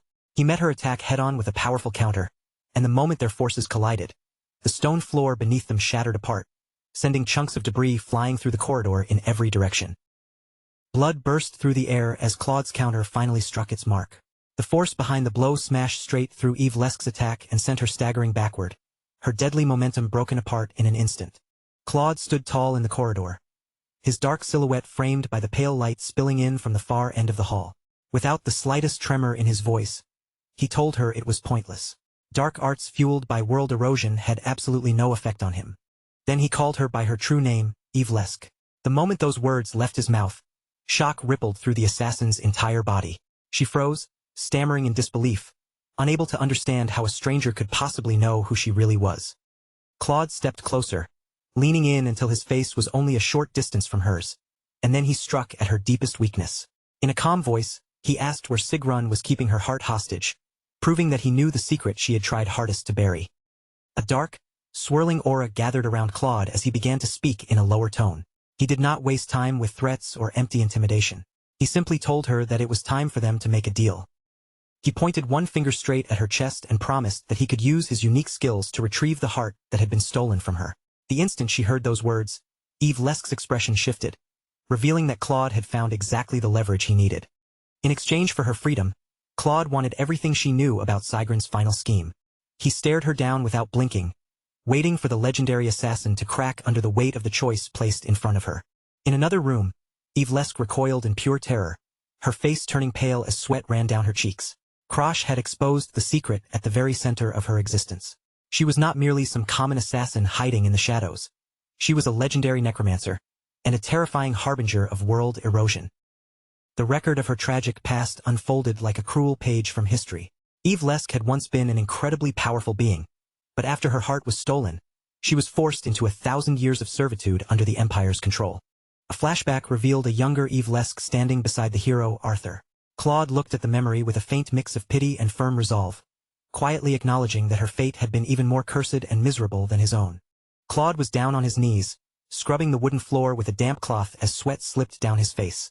Back then, the world had never thought very highly of the girl known as the World Eroder. As he continued the tedious work, he remembered that in his previous life, he had only heard vague rumors that she was the only necromancer in the entire world. A dark, star-filled void stretched out before him as his old memories surfaced. During his time at the academy, he had not even known that the person behind the Night Crow identity was actually her. Claude stood in a dark alley with his back turned, glancing over his shoulder as the clues slowly began to connect. Piece by piece, the scattered fragments from his past life started forming a much clearer picture. A frightening image appeared of a necromancer surrounded by red and black energy. Claude reflected that an assassin made from a corpse was the perfect tool, because even if that corpse was captured, it could never betray secrets or leak information. Claude stepped into a dimly lit building, his cloak shifting behind him as he crossed the threshold. He wondered whether Eve Lesque's disappearance in the original timeline had happened because Arthur captured her. Then he kicked open a heavy door so hard that the wood splintered, deciding that today, he would take a much more forceful approach to drawing her attention. Inside the filthy room, Eve Lesque was curled up on the floor beneath a white sheet, surrounded by cobwebs, trash, and piles of clutter. Claude understood at once that if he wanted the information he needed, he would have to be firm with her from the beginning. Eve Lesque shrank away from him, her face pale with fear as she clutched the sheet tightly against her chest. Claude watched her reaction and thought that if he gave her even the smallest opening, she would only get carried away and make things more troublesome. He reached out and caught her by the chin, forcing her frightened eyes to meet his. Trembling under his grip, she managed to stammer out a question, reminding him that he had promised to find her missing heart. Claude confirmed that he had, but told her that before anything else, she needed to witness his true skill with her own eyes. Standing over her in the cramped hideout, his shadow stretched large across the wall behind him. Dark purple energy began flowing from Claude's hand as he slowly reached toward her. He told her that the target of his power was the heart that should have belonged to her from the very beginning. The skill Black Hood activated, and heavy silver chains appeared around Eve Lesque, each one linked with ornate padlocks that coiled around her body. She looked up in shock as the magical restraints tightened, not around her flesh, but around her very soul. Claude's face filled the darkness, his eyes half closed as he focused his magic with careful precision. He quickly realized that her soul had been bound by so many conditions that trying to rescue her heart by force would be almost impossible. He leaned in closer as the magical chains twisted and shimmered between them in the dim room. Then he told Eve Lesque that if she gave him permission to take charge of her heart, he could reclaim it for her right away.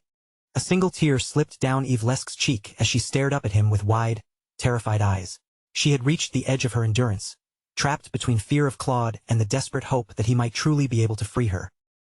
At last she broke. Eve Lesque shouted her permission for him to take her heart, her voice cracking under the pressure.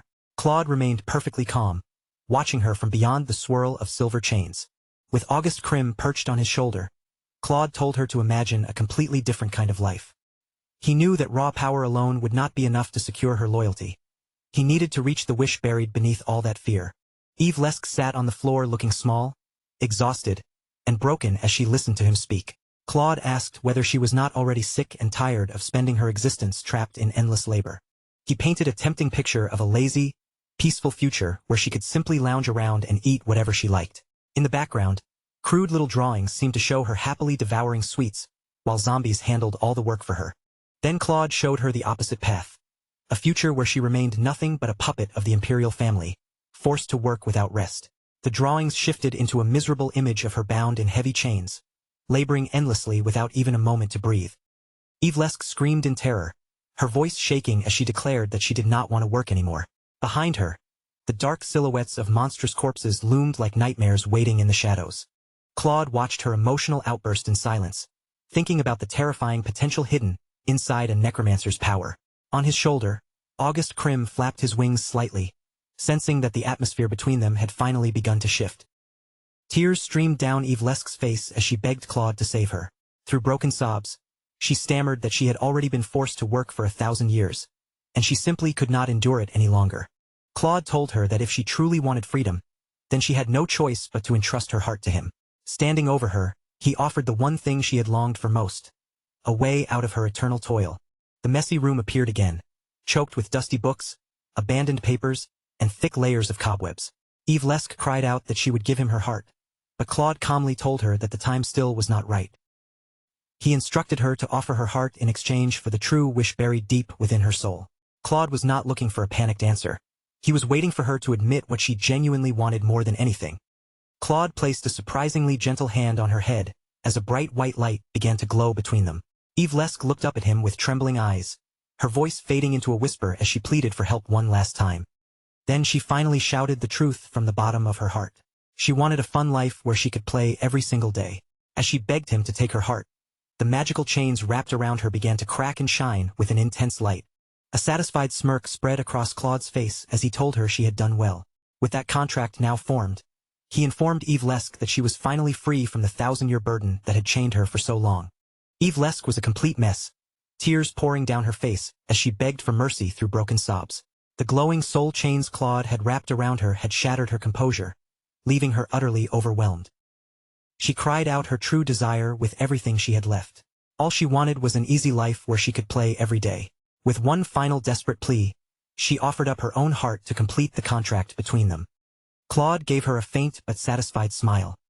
He told her she had done well, and with that calm declaration, he announced that she had been freed from the shackles that had bound her before.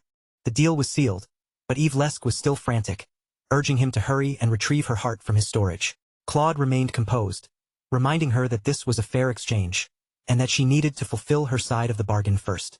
Evlesk kept sobbing with her face buried in her hands, unable to stop herself from trembling. Claude simply told her to quit crying and promised that once the job was finished, he would return her heart. Through her tears, she muttered again about how much she hated having to work. Claude's patience was clearly starting to run thin from all the crying. His voice sharpened as he ordered her to shut up already and stop making such a scene. Once Evlesk finally quieted down, Claude moved straight to the real matter. His gaze turned serious as he demanded to know exactly what Princess Sigrun was plotting behind the scenes. He specifically brought up Syrah, the fourth princess's strongest swordswoman. In his mind, the image of the red-haired fighter appeared, surrounded by a fierce blue battle aura that marked her as anything but ordinary. Evlesk then revealed the brutal details of the plan. The order she received was to turn Syrah into a corpse puppet, and then use that puppet to assassinate Princess Sisley. A dark vision of the future that was supposed to happen appeared before him. Damelia drove her weapon straight through Syrah's chest, mocking her coldly by saying that someone of her rank should have been able to put up a better fight. Damelia stood within the vision with a merciless expression, her eyes cold and empty of hesitation. She gripped her spear tightly, prepared to finish the assignment that Sigrun had placed in her hands. The vision then showed the aftermath, with Syrah's lifeless body hanging weakly over the spear. Damelia spoke to the dying woman as if her life meant nothing, casually telling her that her death would serve the Empire well. The last strike lands with terrifying force, smashing Syrah's sword apart as if it were made of glass. Broken steel scatters through the air, blood sprays across the ruined ground, and with that brutal image, the vision of the massacre finally comes to an end. Damelia stands alone in the middle of the bloodshed, surrounded by splintered weapons, corpses, and shattered debris, her victory absolute. In the original timeline, she was feared as the Mad Sword, and even then, her mastery with a spear had already reached the level of legend. The vision twists again, revealing a massive zombie looming above Syrah's lifeless body like a grotesque monument of death. Evlesk then explains, with a chilling calmness, that everything had been carried out under a direct order from Lord Sigrun himself. The plan itself was horribly simple, but cruel enough to erase every trace of the true culprits. They would use necromancy to control Syrah's corpse, turn his body into their weapon, and make him kill Princess Sisley so the real killers could disappear without leaving a single clue behind. The bloody vision fades away, and the scene returns to the present. Under the pale light of the full moon, Damelia lifts her gaze toward the night sky, silently marking the fact that exactly 1 year has passed since she returned to her younger self. She stares upward as though her eyes might somehow reach someone beyond the clouds. In a soft, aching whisper, Damelia asks the moon whether Lord Arthur might be watching her from some distant place. Even after all this time, her chest still feels heavy with longing for the man she once devoted herself to. Facing the empty night, Damelia quietly admits the truth she has been carrying alone. She misses him far more than she can bear. Then a memory from the original timeline rises in her mind, clear and painful. It takes her back to the day just before the Great Destruction, the final calm before the world they knew was swallowed by disaster. Damelia remembers that peaceful afternoon with Arthur and the other girls, when everyone wore simple robes and gathered together in a rare moment of quiet. None of them knew that the gentle atmosphere around them was only the silence before chaos erupted. Arthur stood before them with his usual strength and composure, his presence steady enough to calm anyone nearby. Then he gave them one simple instruction: meet him in front of the Statue of Peace. After Damelia regressed, she rushed to that very place as fast as she could, her heart pounding with desperate hope that she might see him again.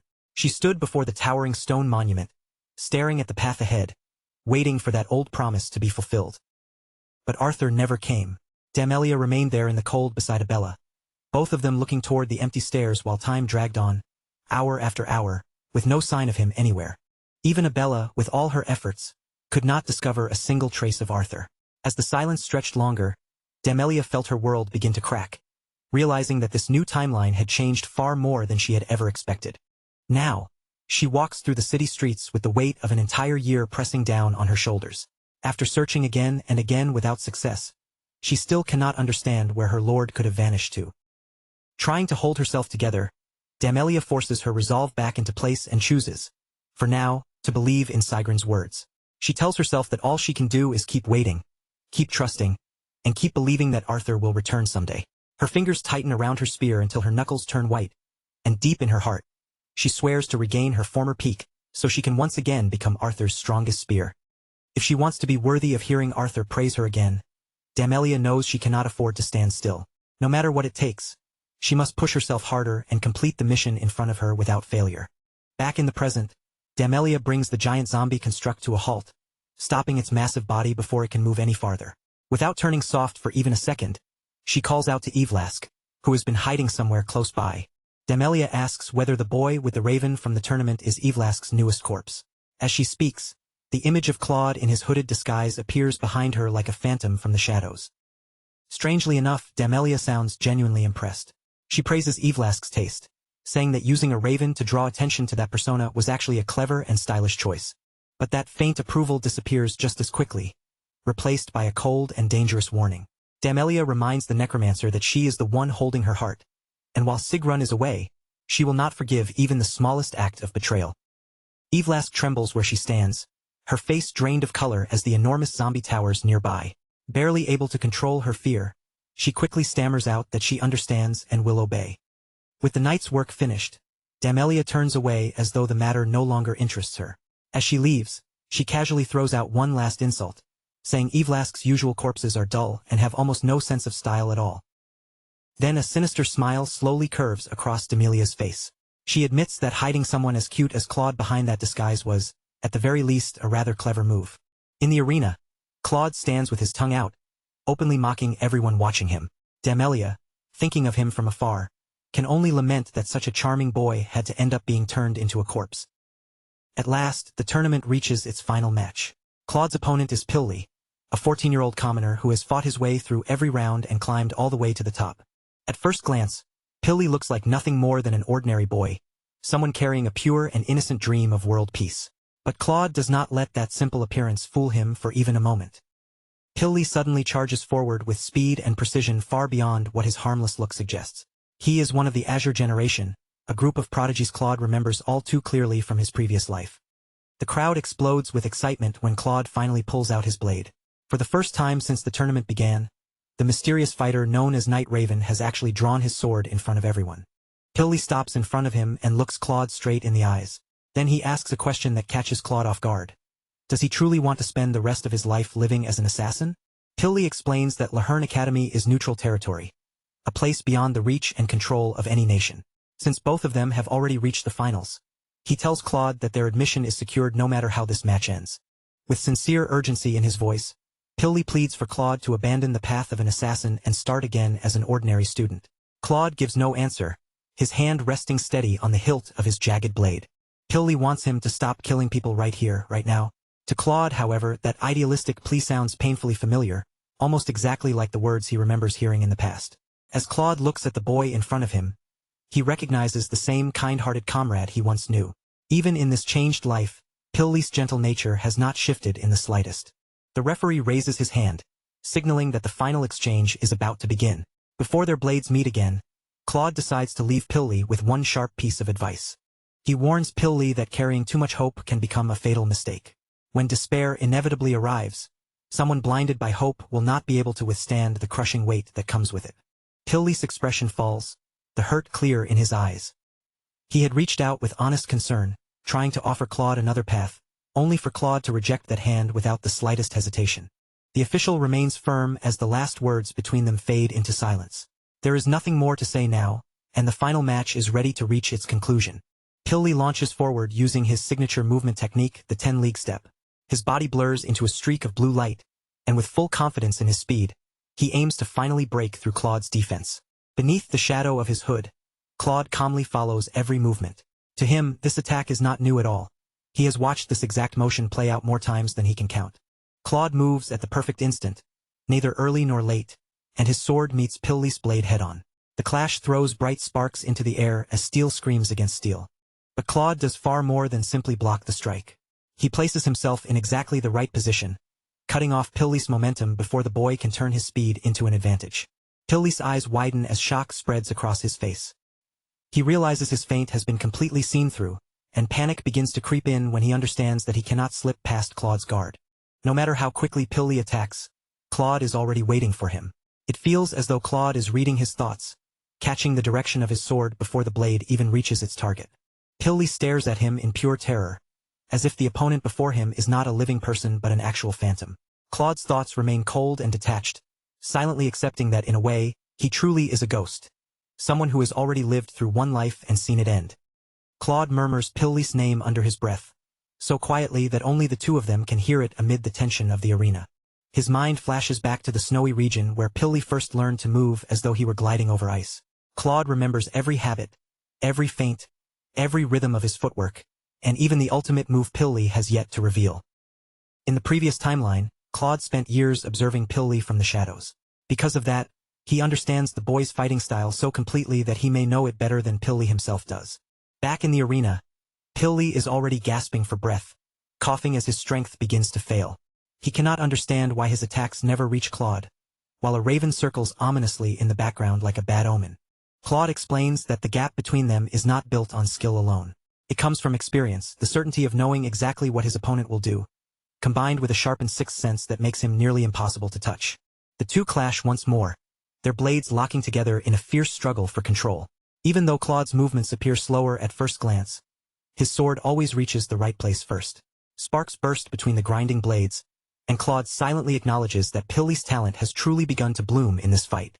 Pilly stands there soaked in sweat, his breathing ragged, his eyes wide with the bitter realization that the fight is almost over. Claude looks at him without hesitation and gives him only one simple command: become strong. Then Claude swings with a final, crushing blow, the force of it sending Pilly hurtling backward across the arena. Even as he ends the match, Claude quietly hopes that when Pilly's world is eventually broken apart, the boy will still be able to leave behind a small seed of hope for the future. The announcer's voice thunders across the entire stadium, officially declaring Claude the champion of the tournament. Claude lifts his sword high for everyone to see, and at that same moment, a raven lands neatly on his extended arm like a dark symbol of victory.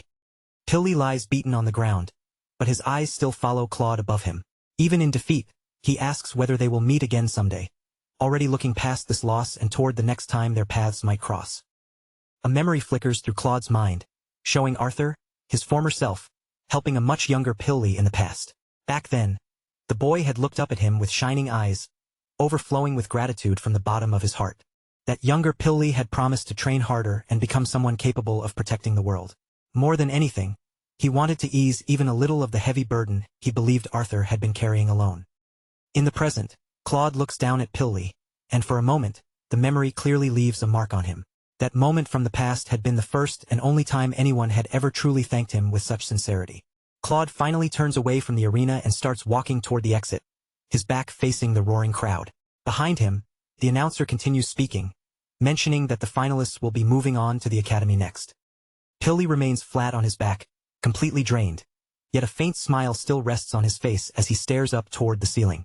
Claude continues walking away, giving only a quiet, unspoken acknowledgement in return.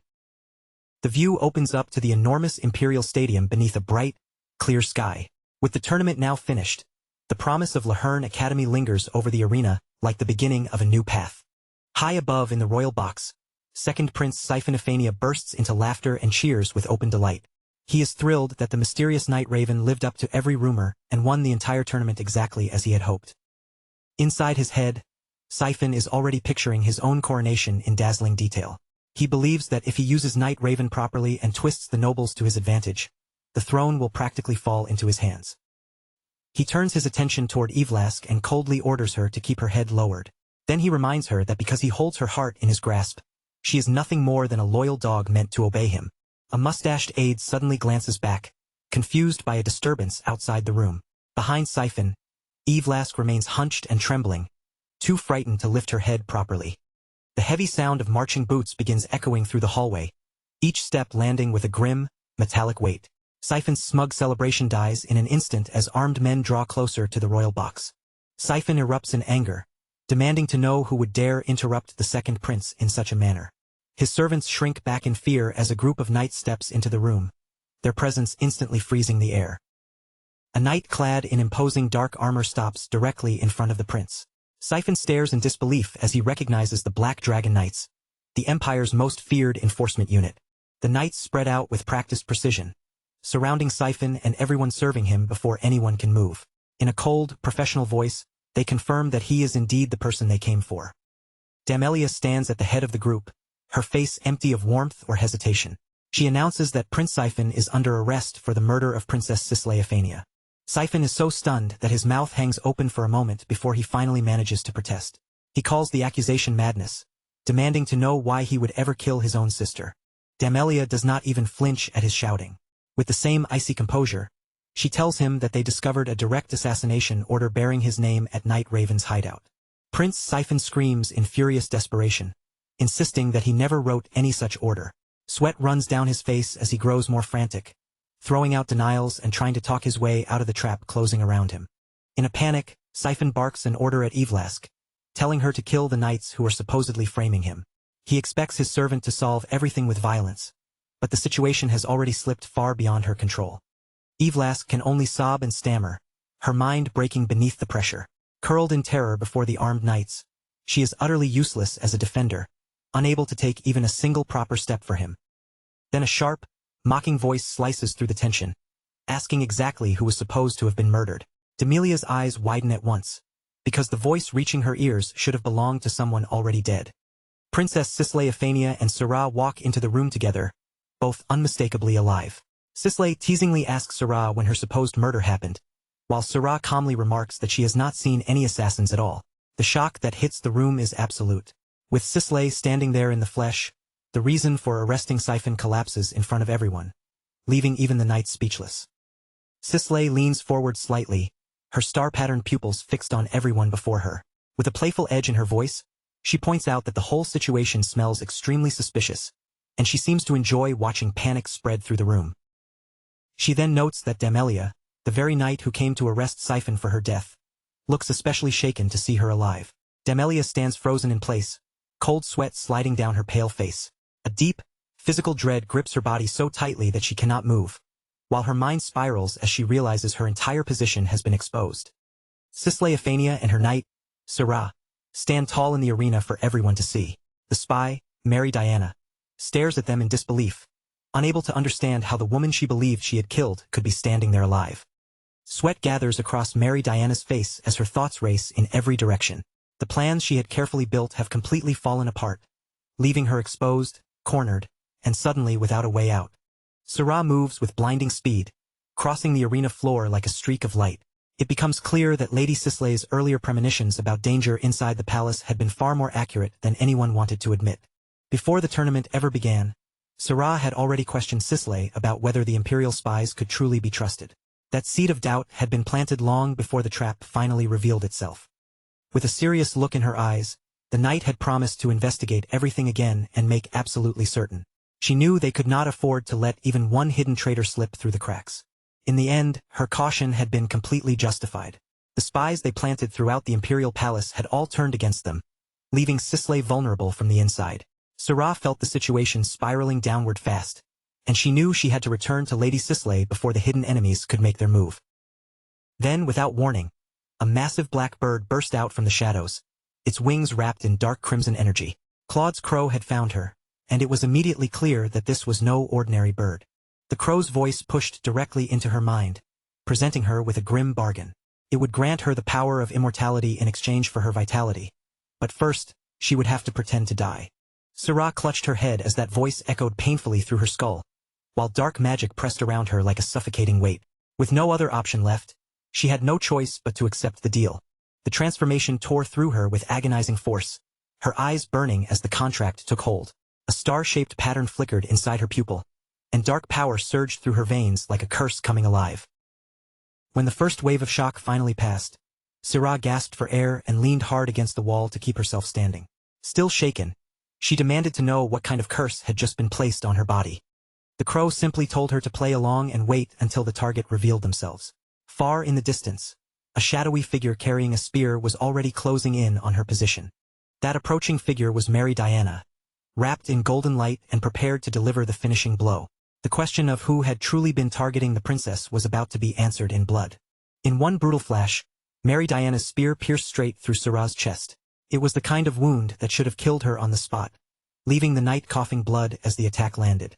Looking back on it now, Syrah realizes that if Claude's crow had not intervened at exactly the right moment, neither she nor Lady Sisley would have survived that night. Standing before the crowd, Sisley proudly introduces Syrah as her loyal knight and the former vice-captain of the Yellow Dragon Knights. Sisley wastes no time after that.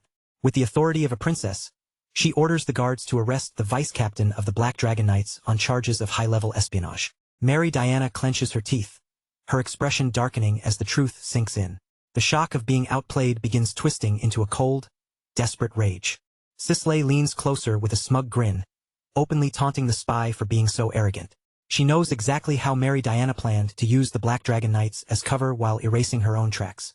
At the princess's simple command, Syrah springs into motion. She swings her massive weapon with terrifying force, the air itself seeming to whistle as she closes the distance in an instant. The strike comes down heavy and direct, aimed at crushing the threat before it can escape. Shattered armor and bits of debris fly outward as the impact shakes the stadium floor beneath them. Dust and broken stone explode into the air where the weapon lands. Mary Diana looks on in horror, finally realizing that even her speed will not be enough to save her this time. Meanwhile, the shadowy mastermind watches everything unfold from a distance. He had ordered Evlask to use Syrah's corpse as a tool to assassinate the princess, but now the entire plan is collapsing. Under the bright sun, he sees the two women walking calmly together, alive in a way that should have been impossible, while his network of spies is dismantled piece by piece.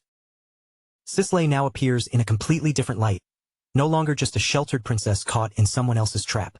She is sharp, patient, and far more observant than her enemies ever imagined, and every move she made proves they underestimated her badly. With one perfectly timed reveal, Sisley has torn apart the strategy they spent so long building. Their carefully prepared plan, which should have cornered her without a trace, has been ruined from the inside out. Back in the arena, a hand slips into a pouch and closes tightly around a small, pulsing object hidden inside. This is no longer a calculated move. It is a desperate final attempt to save the mission and wipe out the princess before everything collapses. Mary Diana clenches the magical heart artifact in her palm, its surface crawling with glowing red runes that pulse like living veins. She is so desperate now that she is willing to unleash a disaster right in the middle of the arena. A sinister glow fills Mary Diana's eyes as the command shoots through the magical connection. She orders Evlask to kill the fourth princess immediately, no matter what consequences might follow afterward. Mary Diana's expression twists into something completely unstable, her face hovering on the edge of a full mental collapse. All she can do is wait, eyes wide and furious, for the command to take effect. Evlask stands frozen in place, her thoughts racing in panic. She knows Claude has not truly stolen her heart yet, which means the magical bond still has power over her body and mind. Red energy begins to coil around Evlask, wrapping her like chains as the command takes hold. She screams in pain, helpless against the runes carved deep into her heart, unable to resist the force dragging her will away. Then, without warning, the dark energy surrounding Mary Diana flickers and dies out. She looks down at her own hand, confusion spreading across her face, as the power she expected to control suddenly vanishes. Mary Diana grabs at her side in a panic, frantically searching for the artifact she was certain she still had. But her fingers meet only empty air, and in that instant, she realizes the connection has been cut. A strangled cry escapes the spy's throat as the truth hits her. The heart is gone. Her ultimate weapon, the one thing she was relying on to finish the assassination, has been neutralized before she could properly unleash it. Sisley watches everything unfold with a calm, focused gaze, taking in each reaction around her. She had already expected another assassination attempt, but seeing their hidden trump card fail so completely is an unexpected and very welcome surprise. Up in the stands, second Prince Siphonophania is sweating heavily, his confidence collapsing by the second. He cannot believe the plan has failed so badly, and now fear grips him as he realizes his own involvement may be exposed next. Down below, Evlask is just as confused as everyone else. The dark transformation stops before it can fully consume her, leaving her standing alone in the middle of the arena while the chaos around her slowly begins to settle. Mary Diana stares into the distance, the full weight of her failure finally sinking into her mind. Everything she prepared, everything she worked to build, has fallen apart so completely that her thoughts become a mess of static and disbelief. Then her eyes go dull, filling with dark and murderous intent. If her traps have failed and her puppets are useless, then she decides she will kill the princess herself with her own two hands. Mary Diana shifts into a shadowy form, hoping to use everyone's attention on Evlask as the perfect distraction. This is her only remaining chance to finish the mission before the guards close in and capture her. A heavy boot suddenly slams into the cracked ground, cutting into her path as someone moves to intercept her. The hunt is not over yet, and the true force waiting in the shadows is finally stepping forward. Mary Diana snaps completely and activates her skill, Excel, launching herself into a high-speed assassination charge. She rushes straight toward Princess Sisley, her eyes blazing with murderous intent as she screams for the girl to die. Her strike becomes a blur of golden light, aimed directly at the princess's head. Sisley barely has time to react before the spearhead flashes dangerously close, stopping only inches from her face. Mary Diana pours everything she has into that single attack, her body cutting through the air as she executes the divine spear technique. She is convinced that, with this level of speed, there is no one in the arena who can stop her. But a dark, jagged blade suddenly crashes into the spear, catching it head-on as purple sparks explode between the two weapons. The force of the block sends a shockwave across the floor, splitting the stone tiles beneath them. Mary Diana's jaw drops as Claude steps out from the shadows and blocks her path. She cannot understand how a mere corpse from the tournament could possibly stop her world-class acceleration so cleanly. Claude looks straight into her eyes with a cold, mocking stare, making it clear that he saw through her from the very beginning. To him, her desperate thought process is not impressive at all. It is painfully predictable. He leans closer while his blade remains locked against her spear, the dark energy around him pressing down like a suffocating fog. In that chilling moment, he lets her understand that simple tricks like hers will never work on him again. Terror spreads across Mary Diana's face as she realizes this boy knows exactly who she really is. The fact that her identity as a spy has been exposed frightens her even more than the blade threatening her life. In the stands, second Prince Siphonophania loses control and screams for the guards to arrest the intruder. He is desperately trying to seize command of the situation again before his own schemes are dragged into the light. With one swift movement, Claude knocks Mary Diana's spear aside and tears the weapon out of her control. She reaches after it with a desperate hand, but the chance to salvage her mission has already slipped away. Imperial guards flood onto the arena floor and pin Mary Diana down before she can escape. In front of the stunned crowd, she is formally charged with the attempted assassination of royalty. Mary Diana snarls in frustration, twisting and struggling as the guards haul her up from the ground. She knows she has made a disastrous mistake, and the punishment waiting for her will almost certainly be fatal. Claude, Sisley, and Syrah watch as the traitor is dragged away from the arena. Even while being taken toward the dungeons, Mary Diana's mind races in panic, silently begging her masters, Sigrun and Arthur, to save her. Once the guards finish restraining her, the arena falls into a tense and uneasy silence. The immediate threat has been removed, but everyone can feel that the political storm behind this incident is only beginning. Sisley rushes over to Claude, her eyes wide with worry as she checks to see whether he has been hurt. Behind her, Yvelask watches in stunned confusion, still trying to understand Claude's sudden appearance and heroic rescue. Claude keeps his hands hidden beneath his cloak, concealing the violent trembling in his fingers. Blocking that spear with only the black flame has drained him far more than he wants anyone to notice. Even so, he forces his voice to remain calm and tells the princess everything is fine, especially since she had the Imperial Protection necklace. Exhausted or not, he still makes it seem as though he had accounted for every possible danger in advance. Sisley gazes at him, her cheeks warming slightly as she realizes just how thoroughly he prepared for her safety. The thought that he went that far to protect her touches her more deeply than she can easily hide. Claude then turns his attention toward Yvelask and tells her to get ready to leave. He wants to disappear into the crowd before the high-ranking nobles recover enough to start asking dangerous questions. Before leaving, Claude gives Sisley one last chilling warning. She needs to watch her back. He tells her to protect herself carefully, especially from her own siblings, who are thirsting for the throne. A pool of dark, liquid shadow spreads beneath Claude and Yvelask's feet. Yvelask looks down in terror as her body begins sinking into the ground, swallowed by a power unlike anything she has ever seen. Sisley and Syrah can only watch as the darkness consumes the two of them. Claude's final warning leaves the princess stunned in place, forcing her to reconsider the people she once believed she could trust. Sisley lowers her gaze to the spot where Claude and Yvelask vanished, regret softening her expression. She wishes she had been able to thank him properly before he left for the academy. Far away from the arena, a white carriage races down a forest road, its wheels kicking up dust as it speeds beneath the open sky. The peaceful scenery feels almost unreal compared to the chaos they have just escaped. Inside the carriage, Claude rises out of the floor through the shadows, quietly reflecting on how useful shadow movement can be. It is incredibly convenient, but the restrictions involved in transporting living beings drain his mana at a frightening rate. Soon, both he and Yvelask fully materialize inside the plush carriage, while Yvelask remains breathless and visibly shaken by the sudden magical travel. Claude reaches into his cloak and pulls out a sprig of golden dragon grass, then hands it over to Yvelask without making a big deal of it. This is his way of keeping the bargain they made earlier. Then he takes out the true prize, Yvelask's magical heart.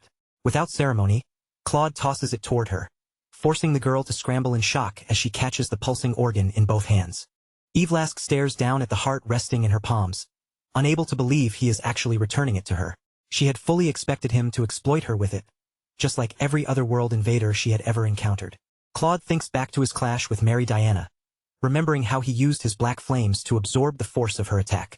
He understands exactly how suspicious his abilities must have looked. To anyone watching, his extreme blood-poison black flame probably appeared almost identical to the dark magic used by the invaders, and that misunderstanding may be something he has no choice but to endure. Yvelask slowly lifts her eyes from the heart in her hands, and her gaze begins to soften. For the first time, she starts to feel that this boy may be different from the monsters she is used to, and that there is more to him than cold calculation. Claude lets out a quiet sigh, already accepting that his reputation as a monster will likely follow him wherever he goes. He is practically preparing himself for the next time someone decides to hunt him down as an invader. Suddenly, Claude's crow ruffles its feathers and speaks in an urgent tone. It has just received a message from his subordinates, and from the sound of it, the news is anything but good. Claude's face drains of color the moment the crow delivers its report, and the name Bianca hits him like a blade to the chest. In his mind, an image flashes by. His fiancée lying helpless in the snow, swallowed by the cold white silence. The crow quickly explains that a dangerous man known as Butcher Dog has entered the Hardenheart Mountains. And as if that were not bad enough, Bianca has vanished somewhere in the middle of the raging blizzard. A horrifying vision fills Claude's head, showing Bianca standing alone against a masked monster. The scene is brief, but the danger around her feels so sharp that it almost seems real.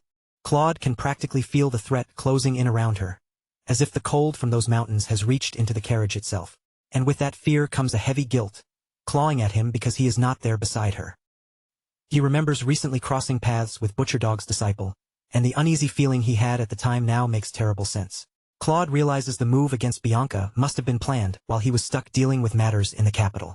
Claude does not waste even a single second.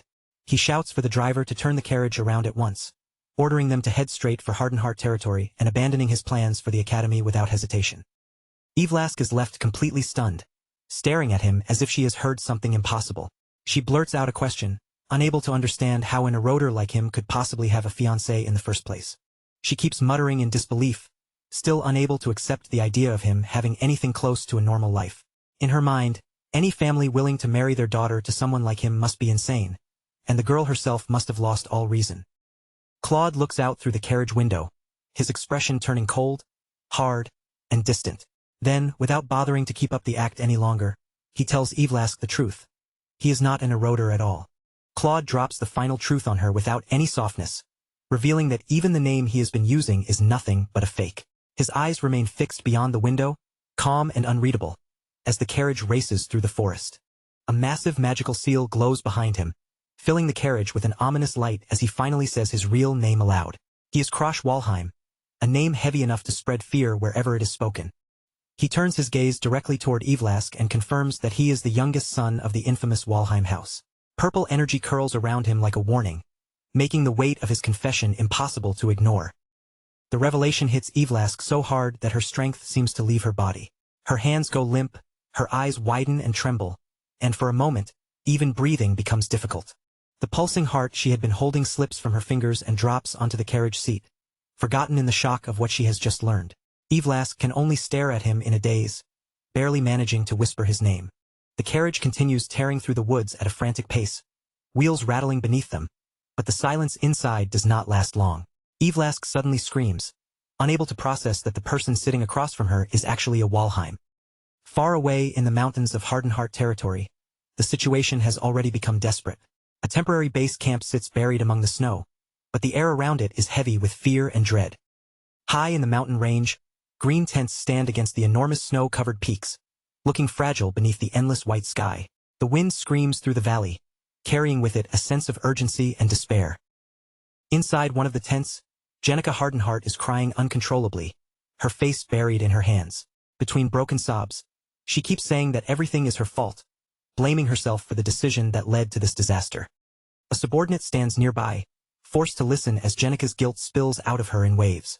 She sobs that if she had only been honest about the fungus from the beginning, none of this would have happened. Through her tears, Jenica explains that Bianca went into the frozen wastes alone to search for the white snow sun fungus. It is a rare ingredient that cannot be found anywhere else, and Bianca had been desperate enough to chase after it herself. Jenica never imagined her younger sister would risk her life with nothing but a book to guide her, and the moment she realized what had happened, she gathered a search party to go after her. The memory shifts back to a few days earlier, where the search party pushes through a violent blizzard. Jenica leads from the front, shouting orders into the storm as she desperately searches for even the smallest sign of her sister. At last, they manage to catch up with Bianca, who is shivering badly in the bitter cold but still refusing to back down. Even with the snow battering her body, she remains determined to finish what she started. Bianca looks straight into her sister's eyes and defends the man she is doing all of this for. Her voice stays steady despite the freezing wind, and she refuses to listen to anyone who calls Krosh Walheim a failure. Jenica explodes in anger, demanding to know why Bianca had to get involved in something so dangerous. She tells her sister that she should have stayed behind and left the search for the fungus to people who were trained for it. Jenica then tells Bianca that she will give her the fungus herself, as long as Bianca agrees to return home immediately. Yet even as she says it, she cannot bring herself to look properly at her sister's face, because resentment is already boiling up inside her. Jenica's thoughts sink into a darker place as the tragedy of their mother's death rises in her memory. Ever since that day, she has carried a deep hatred toward Bianca, blaming her for the pain and ruin that followed. Bianca lowers her gaze, her voice becoming small as she offers a quiet apology. She promises that once she successfully finds the fungus, she will come back, still hoping there might be a way to mend the broken bond between them. Jenica watches as Bianca turns and walks away into the falling snow, her expression impossible to read. She says nothing more, allowing the cold silence of the mountains to stretch between the two sisters. Back in the present, Jenica's hand trembles before slowly tightening into a fist. She understands now that the nightmare they are facing is far worse than anything she could have imagined. The fragile peace shatters as a monstrous figure suddenly bursts through the snow behind them. Butcher Dog arrives wrapped in violent red energy, and his presence alone is enough to make their blood run cold. Bianca whips around, her face turning pale the moment she sees the masked killer. The malice rolling off him is so overwhelming that it feels unlike anything she has ever faced before. Butcher Dog greets them in a dark, raspy voice, his glowing eyes staring out from behind his wolf mask. Every movement he makes carries a predator's ease, as if hunting terrified people is something he has done countless times. Bianca's breath catches in her throat when she realizes what must have happened to the search party. The blood staining the snow tells her the truth without a single word needing to be spoken. One of the remaining guards is seized by the throat, Butcher Dog's huge hand lifting him off the ground with terrifying ease. Even while choking, the guard screams for the girls to run while they still have the chance. Butcher Dog's eyes flare with sick excitement as he watches his prey begin to scramble. To him, this is no longer just another mission. It is a game, and he is thrilled by how lucky his day has become. Jenica grabs Bianca's hand and pulls her forward, thinking of nothing except escaping the monster behind them. She screams for Bianca to hurry, her voice ringing sharply across the ice and snow. Butcher Dog laughs as the sisters flee, already realizing what a perfect prize he has found. Capturing the Hardenheart daughters as hostages is far better than anything he could have hoped for. He stalks after them through the narrow paths of ice, taunting them with every slow and confident step. Their fear only entertains him more, and he clearly enjoys watching them struggle to hide. Bianca clings tightly to Jenica, tears filling her eyes as her body trembles from fear and cold. Even so, her resolve refuses to break, and she tells her sister that she still has a promise she must keep. Jenica snaps back at her, telling her to stop thinking about her fiancé when their own lives are hanging by a thread. She is terrified, desperate, and unwilling to let their story end in this frozen wasteland. As Jenica looks ahead at the dangerous terrain, a desperate plan begins forming in her mind. If they can reach the crevasse area, she hopes the broken ice and deadly gaps might at least slow their pursuer down. The two sisters arrive at the edge of a massive glacier cliff, where the ice groans and cracks beneath their weight. They have artifacts that let them move safely over the snow, and they can only hope the murderer chasing them does not have the same advantage. Butcher Dog appears on a nearby ledge, leaning casually against the ice with a mocking smirk. He laughs at their attempt to outsmart him, clearly unimpressed despite how clever their idea should have been. Jenica looks down into the endless abyss, her breath catching as she realizes there is no path left ahead of them. In a broken whisper, she apologizes to Bianca again, feeling as though she has led them both straight to their deaths. Then Bianca points across the huge gap, her eyes suddenly lighting with desperate determination. She suggests the impossible: they should jump across the crevasse and try to reach the other side. Jenica stares at her in shock, unable to believe what she is hearing. But Bianca does not waver. She knows staying where they are means certain death, so taking that impossible leap is the only choice they have left. Butcher Dog steps closer, his voice dripping with fake concern, as he tells them it is far too dangerous to remain near the edge. He beckons them back toward him, extending his hand like a claw ready to close around them. The sisters share one final look, and then they leap into the air together. Their bodies fly over the bottomless pit, leaving Butcher Dog behind on the cliff, staring in stunned disbelief. Butcher Dog lunges forward, his eyes widening as he realizes they actually dared to jump. He stretches out his hand as if he can still snatch them from the air, but the sisters are already beyond his reach. His furious scream tears through the blizzard, filled with both rage and disbelief. He cannot accept that they would rather risk falling to their deaths than allow themselves to be captured by him. Butcher Dog stands at the cliff's edge, staring down through the blowing snow, his eyes glowing with the sharp focus of a predator that has not given up. He is clearly surprised to see the two girls manage to land on a narrow ledge below, but that only makes the hunt more interesting to him. With a twisted grin spreading beneath his mask, the killer throws himself off the cliff after them. His dark aura trails behind him like a heavy shadow in the air, and he looks almost delighted as he descends toward the ledge, eager to watch their terror up close. Bianca turns to her older sister with a calmness that feels impossible in such a desperate situation. Looking straight into Jenica's eyes, she tells her to trust her. And the steady resolve reflected in Bianca's blue gaze is something Jenica has never seen from her before. Before Jenica can even understand what her sister means, the air around them suddenly shifts. She gasps in alarm, realizing too late that Bianca is about to do something reckless, something far beyond a simple attempt to run. Butcher Dog lunges through the air toward them, but before he can land on the ledge, Bianca throws herself straight at him. She tackles the masked monster with everything she has, and the two of them tumble together into the bottomless abyss below. Jenica screams Bianca's name as she is left alone on the cliffside, the freezing wind whipping her silver hair across her face. Beneath her, there is nothing but darkness, the deep void that swallowed both her sister and the murderer in the same instant. Back in the present, Jenica sits inside the tent with tears pouring down her flushed cheeks. She repeats Bianca's name again and again, unable to escape the memory of that terrible moment as it replays endlessly in her mind. She buries her face in her gloved hands, her shoulders trembling with quiet, broken sobs. The last image she has of Bianca is her sister falling into the abyss, and that memory cuts into her more deeply than any wound. Far below the cliffs, the scene shifts to the snowy forest floor, where the wind whistles through bare, skeletal branches. According to the search party, the deep snow in that area offers the smallest trace of hope that Bianca may have survived the fall. Jenica can barely hold herself together as she speaks to the subordinate, her guilt swallowing every word. She believes that if she had never suggested heading toward the crevasse area, Bianca would never have been forced to make that impossible jump. Her eyes fall on the pile of rare sun fungi sitting on the table, a cruel reminder of why all of this happened in the first place. Regret twists inside her as she wishes she had simply given Bianca the fungus stored at the mansion from the very beginning. The guard tries to comfort her, offering the faint hope that Lady Bianca must still be safe somewhere in the mountains. But the pity in his eyes makes it clear that even he knows those words are painfully weak against Jenica's grief. Krosh Walheim listens to the tragic story in silence, his expression growing harder with every detail about the sisters' ordeal. His crow perches on his shoulder, its red eye fixed toward the horizon, while the carriage continues rushing forward.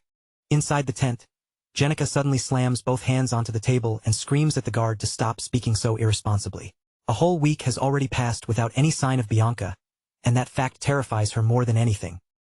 She cries out that Bianca is just a girl who spends her days reading books, not someone built to survive alone in a brutal and remote mountain range. Whatever hope Jenica still has is slowly being crushed beneath the cold certainty of what might have happened. Deep somewhere in the frozen woods, Bianca lies unconscious in the snow, curled weakly against the base of a tree.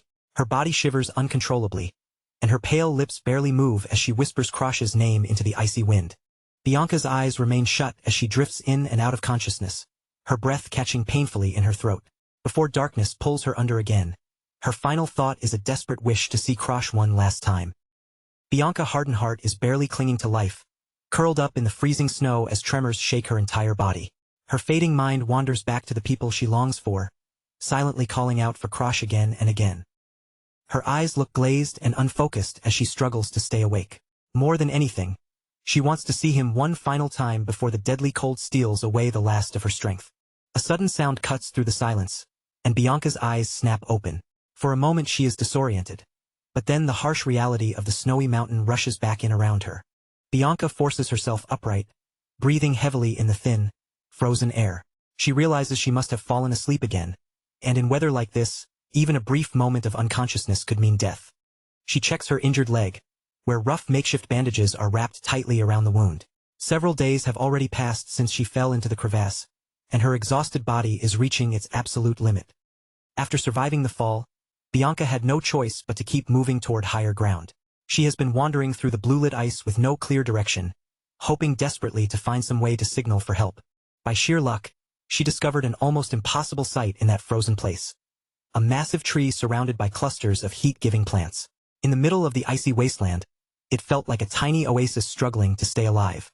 She gathered a handful of white snow heat mushrooms, rare fungi that naturally give off a gentle warmth. Out here, those small sources of heat are the only reason she has not frozen to death already. Using a survival book as her only guide, Bianca managed to create a small camp inside a cave.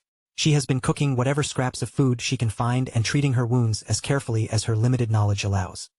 But the bitter cold, her lingering injuries, and the lack of proper nourishment are finally catching up with her. No matter how hard she tries to endure, her remaining strength is almost completely gone. As Bianca looks out into the blizzard, hopelessness begins creeping into her heart. With the rescue team likely delayed by the recent avalanche, she wonders whether she can really keep holding on much longer. Just as her guard begins to drop, a predatory shadow moves nearby. A massive wolf-like snout pushes through the cold air, sniffing carefully as it catches her scent on the wind. Butcher Dog has finally tracked her down. Behind the menacing wolf mask, his red eyes glow with a cruel and hungry light, as if he has been waiting for this moment.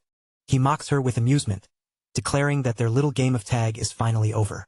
Bianca is cornered against the rocks, and at the worst possible moment, her empty stomach growls from hunger. All she had been trying to do was find something to eat, completely unaware that her pursuer had already closed the distance and was standing almost right on top of her. She had spotted a few acorns hidden away by a squirrel and reached toward them with a quiet apology in her heart. Even in desperation, she felt guilty for taking food from such a small creature. Then, without warning, a massive battle-axe tears through the air at terrifying speed, cutting straight toward her through the storm. The weapon slams into the ground right beside Bianca, blasting up snow, stone, and frozen dirt. She can only stare in stunned shock as the impact rattles through her bones. Struggling to lift her head, Bianca focuses on the battle axe lodged into the tree trunk just above her. If it had landed even a little lower, it would have crushed her instantly. Another strike crashes down with explosive force, ripping apart the terrain and sending a flock of frightened birds scattering into the gray winter sky. The shockwave throws Bianca across the snow, her weakened body tumbling helplessly like a feather caught in a storm. Against that overwhelming brute force, she has no way to protect herself. She gasps desperately for air as her face sinks into the snowdrift. Every part of her body feels heavy and numb, and she is completely defenseless against someone this powerful. Bergman looms above her, dark aura spreading around him like living shadows. What annoys him most is that Bianca has not shown real fear or changed her expression even once. He leans down close to her, his voice low and poisonous, dripping with malice as he studies her weakened face. He admits that he expected far more resistance from someone known as Krosh Walheim's fiancée. To him, her quiet endurance is less entertaining than the struggle he hoped to see. Then he reaches down and grabs her by the throat with one hand. With terrifying ease, he lifts her off the ground as if her body weighs almost nothing. His gaze shifts to the snowflake ornament decorating her hair. Since it looks valuable enough to fetch a decent amount of gold, he decides he might as well take it as a trophy. As Bianca feels her strength fading, her mind escapes to a warmer, brighter memory. She remembers sitting peacefully in the garden with her books, watching Krosh train beneath the sunlight. She remembers his bright smile and the simple happiness of those days, moments that felt strangely precious even though she had always claimed she did not understand emotions. A single tear slips down her cheek. If she truly did have feelings, Bianca thinks, then maybe she should have cherished those quiet days with Krosh even more. As the mercenary's grip tightens around her throat, Bianca lifts her gaze one final time. Deep in her heart, she calls out for the man she loves, as if that wish is the only thing still keeping her alive. Then a figure suddenly appears from the shadows, cutting through the cold like a flash of judgment. His eyes glow with a sharp electric blue light, fierce and unmistakable. Krosh closes the distance and lands a short-range strike with devastating force. The blow connects in an instant, sending a powerful shockwave rippling through the frozen air. Butcherhound is knocked backward across the frozen ground, his boots carving rough tracks through the snow as the sudden interference catches him completely off guard. Before Bianca can collapse into the snow, Krosh reaches her in time and catches her firmly in both arms. Holding her close so she won't fall, he lowers his gaze to her exhausted face and tells her she did more than enough by enduring this long. Krosh gives Bianca a calm, steady look, the kind meant to ease her fear even in the middle of danger. Then he quietly promises that from this point on, he'll handle everything. Bianca lifts her eyes toward him, barely able to speak through her exhaustion. Her voice comes out as little more than a faint whisper as she realizes that the person she had been waiting for has finally arrived. Krosh carefully sets Bianca down, making sure she is stable before turning his attention back to the battlefield. Then he calls out to Krim, telling her that he's trusting her to protect Bianca while he takes care of the fight himself. Not far away, Evlask, wrapped tightly in a thick blanket, has already turned into a small bird so she can follow Krim through the chaos. Krim's voice rings out across the snowy field, sharply reminding Evlask that they are absolutely forbidden from stepping directly into the battle. Right now, Krosh has no patience left for rules about infiltrators or their code. Besides, he knows better than anyone that his servants wouldn't be able to contribute much in a head-on clash against an opponent like this. A dark portal opens across the ground, and from its shadowy surface, the hooded figure of Krim rises into view. She quickly decides that if she simply warps away with Bianca, then technically, she isn't breaking the rule against joining the fight. The crow watches as they withdraw, its crimson eye staying locked on the terrifying enemy ahead. In a low warning, it tells Krosh that the Butcherhound is far stronger than him. Krosh plants his feet in the snow and refuses to retreat, staring straight at the enormous mercenary before him. Even with the odds stacked against him, backing down is no longer an option. Krosh Walheim stands firm in the freezing battlefield, facing the massive mercenary without lowering his gaze. No matter how powerful the Butcherhound may be, Krosh has no intention of losing here. A deep purple aura bursts to life around Krosh, curling around his body as he prepares to fight. From the darkness nearby, Bergman's voice cuts through the air, demanding to know who dares interfere with his hunt. Krosh raises the stolen snowflake ornament in his hand, his expression cold and unshaken. He doesn't bother with threats or long speeches. He simply orders the killer to return what belongs to Bianca. Behind the wolf mask, Bergman's eyes widen with confusion and irritation. The demand clearly insults him, and he still hasn't realized that the person standing before him already knows exactly who he is. Krosh calls him out by name, Butcher Hound Bergman. His voice stays sharp and controlled as he makes it clear that the hair ornament belongs to his fiancée, and he came here to take it back. The moment Bergman hears the Walheim name, recognition flashes through him, and he immediately swings his axe with crushing force. Krosh meets the attack head-on, blocking the strike as sparks explode from the clash of their weapons. Krosh activates his sixth sense, and his eyes shine with a brilliant blue glow as he follows the mercenary's every movement. But the instant he reads Bergman's rhythm, he realizes the brutal truth. This man is a top-tier expert, far beyond Krosh's current level. Bergman towers over the battlefield like a living shadow, already calculating how much more money this situation could bring him. If he captures both Krosh and Bianca, the ransom could become 10 times greater than what he originally expected. Krosh tightens his grip on his blade, fully aware of the impossible gap between them. He has only just reached the mid-expert level, which means this battle is already stacked against him from the very beginning. The two of them erupt into a storm of high-speed exchanges, their weapons flashing so quickly they become blurred streaks against the falling snow. Bergman is caught off guard, surprised that someone so much smaller than him can still block his heavy strikes with such precision. Krosh twists away from a powerful swing, his body leaving faint trails of blue energy as he slips out of range. He can feel the difference in raw strength with every exchange, and he knows he has to find a way to close that gap. Bergman bursts into a crazed laugh as their weapons continue to collide. His axe comes crashing down again and again with relentless pressure, and he taunts Krosh, asking how long the boy can keep clinging to such a desperate defense. The mercenary spots what he believes is the perfect opening and pours his full strength into one enormous overhead strike. Red and black energy churns around the axe head as it descends like a falling execution blade. The strike lands with devastating force, blasting open a huge crater in the snow-covered ground. A violent surge of ice and shattered earth erupts upward, throwing a mountain of frozen debris into the air. Bergman stands tall in the middle of the destruction, fully convinced that the fight is already over. With a mocking grin in his voice, he says the brief struggle was entertaining, even as he prepares to finish things for good.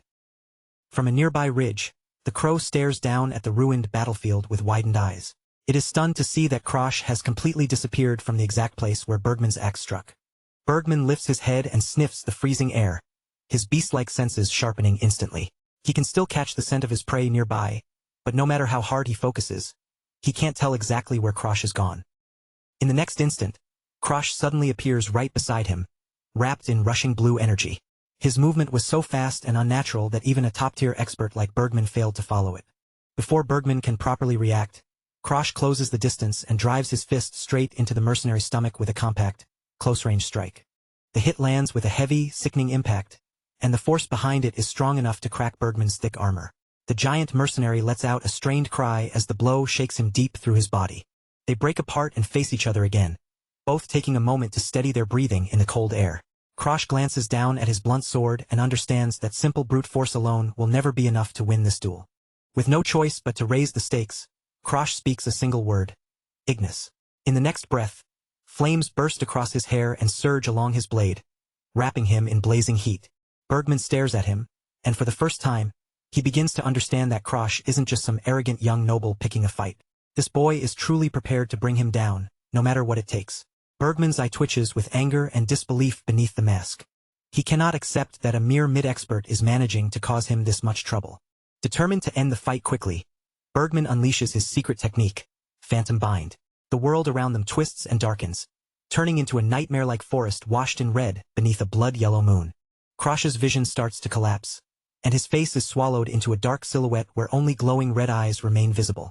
Too late, he realizes Bergman's aura is systematically twisting his senses one after another. Bergman moves through the nightmare landscape like a predator, his axe dragging heavily through the snow. His voice creeps through the warp space as he asks Krosh whether he can really withstand the mental pressure of this technique. Krosh's burning hair flickers wildly as he struggles to keep himself steady. Fighting to hold his composure, he tries to shake Bergman's confidence by claiming that a search party will arrive in only a few minutes. But Bergman doesn't take the bait. He coldly declares that he'll send Krosh to the afterlife long before anyone has the chance to arrive and interfere. The space created by Phantom Bind pulses with dark, suffocating energy, and the twisted forest around them seems to throb like an open, bleeding wound. Krosh feels his thoughts spin out of control as distance and time stop matching what his eyes are telling him. He realizes he's caught in a sound-based secret technique, one designed to distort his nerves and gradually paralyze his body. He forces himself to focus on the ringing buried deep in his ears, tracing the pattern behind it. Little by little, he identifies the exact method Bergman is using to scatter and disrupt his aura. Fragments of his past failures flash through his mind, along with the image of his own hands stained in blood. The old Krosh would already be dead by now, unable to survive even a second under this kind of overwhelming sensory assault. Krosh drives his aura to its absolute limit, pushing his body into a state of extreme perception. With his ordinary senses thrown into chaos, he relies completely on his sixth sense to guide him through the madness. Bergman keeps taunting him, his voice echoing from every direction at once, as if the forest itself is speaking. He is certain Krosh is only a few seconds away from breaking down completely. Krosh knows he can't allow even one mistake. Bergman is operating on a completely different level, and the painful gap in experience between them is becoming clearer with every passing moment. Deep inside, Krosh warns himself to keep his real trump cards hidden. He needs Bergman to remain arrogant, to keep believing victory is already in his hands until the very last possible second. So Krosh continues the act, shouting about the search party again, as if he's desperately clinging to his final hope. The butcher hound answers with a vicious laugh, his bloodlust rising to its peak. Deciding he can't let anyone interrupt his prize, he moves to send Krosh straight to hell before help can arrive. As Bergman lunges forward, Krosh's eyes sharpen with intense focus. He understands that his bluff has worked, and now everything depends on whether he can survive the next strike. A massive axe swing tears out from the red haze, forcing Krosh to move with every ounce of speed he has. Even the wind pressure from the attack is violent enough to throw his balance off.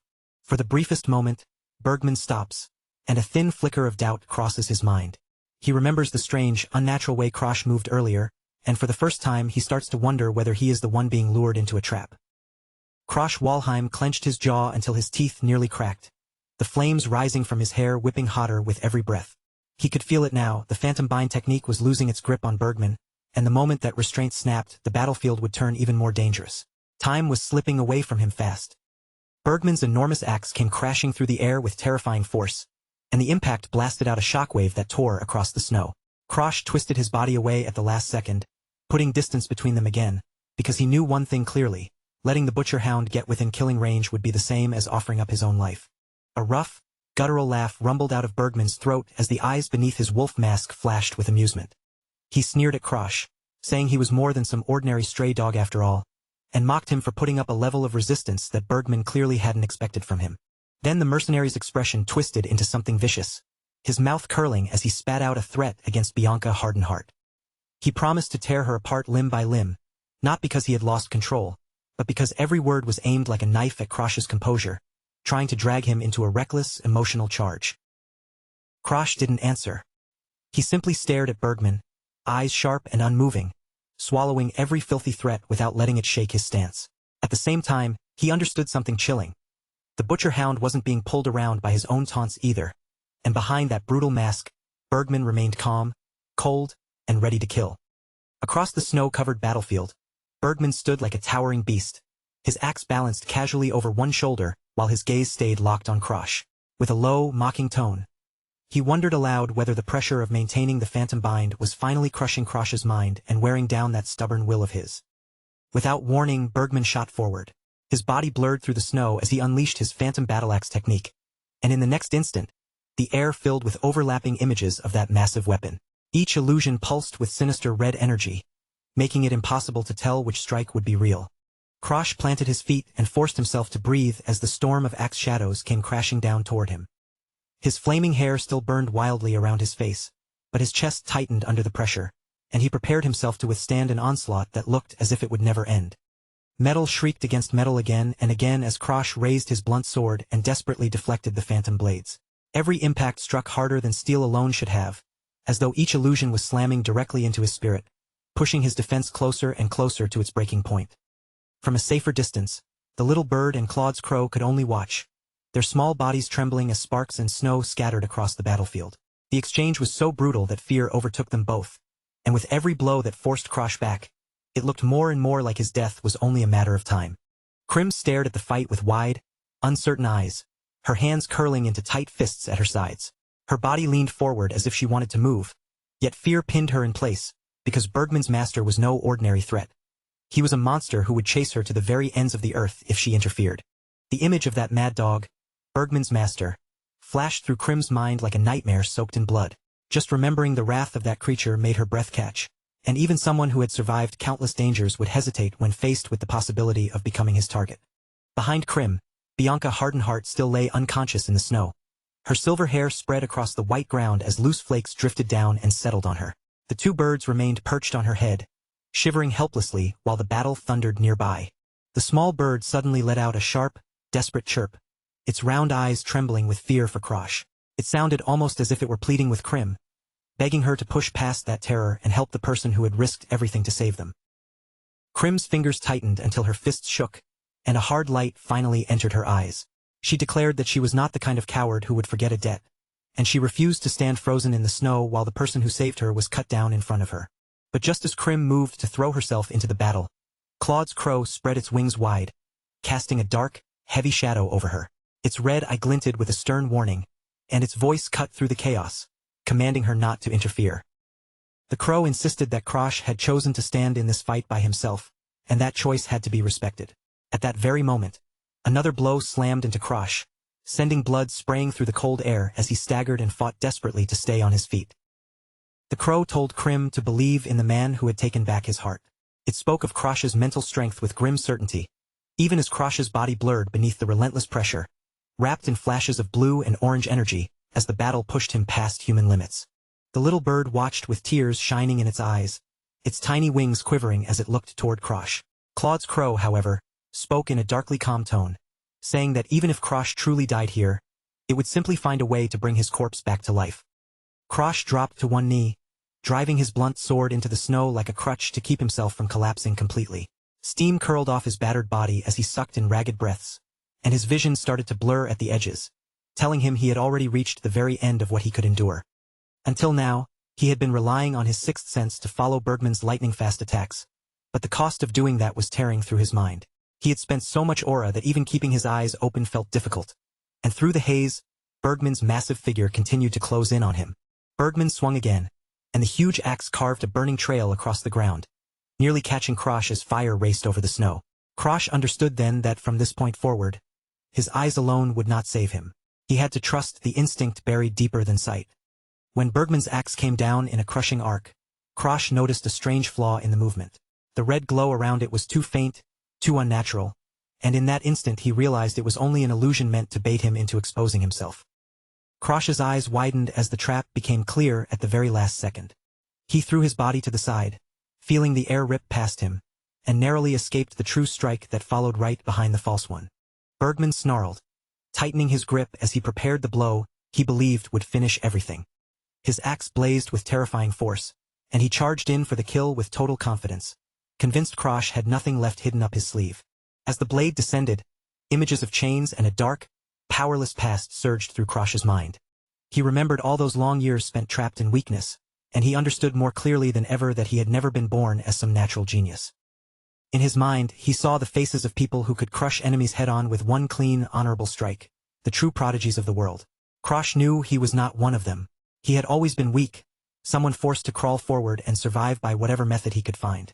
That was exactly why he had learned to fight unfairly, to hide his real strength, and to wait until the one perfect moment when his opponent dropped his guard.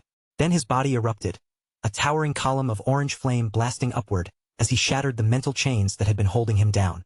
The mental barrier Bergman had forced onto him broke apart, scattering into countless shards of light.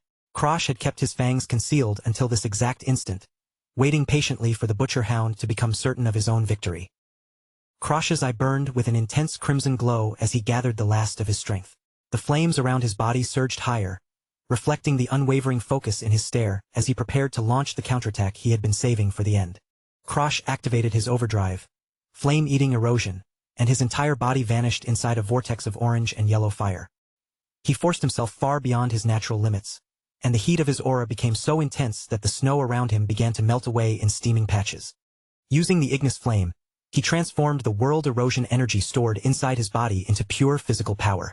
It was a forbidden and dangerous method, one that tore past the limits of the flesh by force, demanding a brutal price from the body that used it.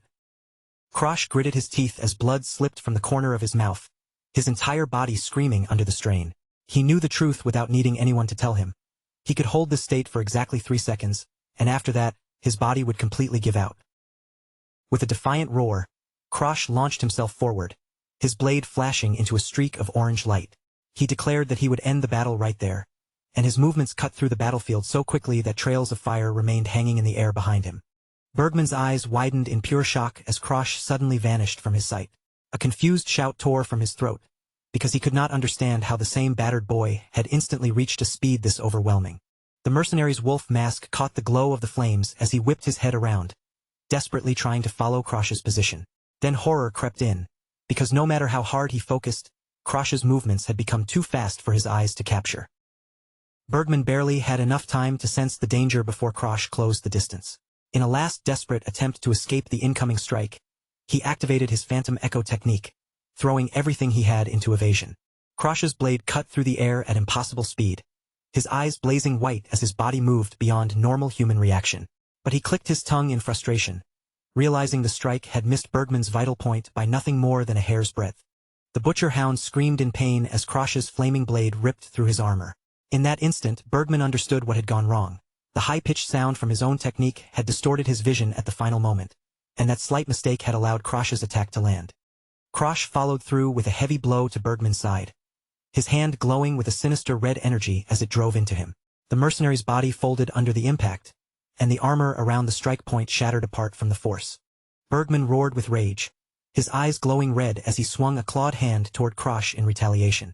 He screamed at him to die already, his movements losing their earlier control and turning wild, desperate, and vicious. Krosh's sixth sense blared a warning through his entire body as those red glowing claws rushed toward his head. A sinking feeling hit him at the same time. His erosion power was fading, and for one tiny fraction of a second he was exposed. Krosh Walheim found himself staring into a terrifying vision of fangs as Bergman's phantom pressure bore down on him, nearly crushing his spirit where he stood. Blood streamed down his face, but his eyes never left the monster in front of him, and he refused to bow, even then. Like hell he was going to die there. Krosh roared from the depths of his chest, and a massive explosion of purple and black energy burst from the center of the battlefield. The blast tore through the snowy forest, sending a shockwave in every direction and cracking the ground beneath them as he forced himself beyond his limits once again. In the heart of that chaos, Krosh's vision tightened until the rest of the world seemed to disappear. His right eye ignited with a cold blue flame, and he slipped into a level of focus sharper and deeper than anything he had ever reached before.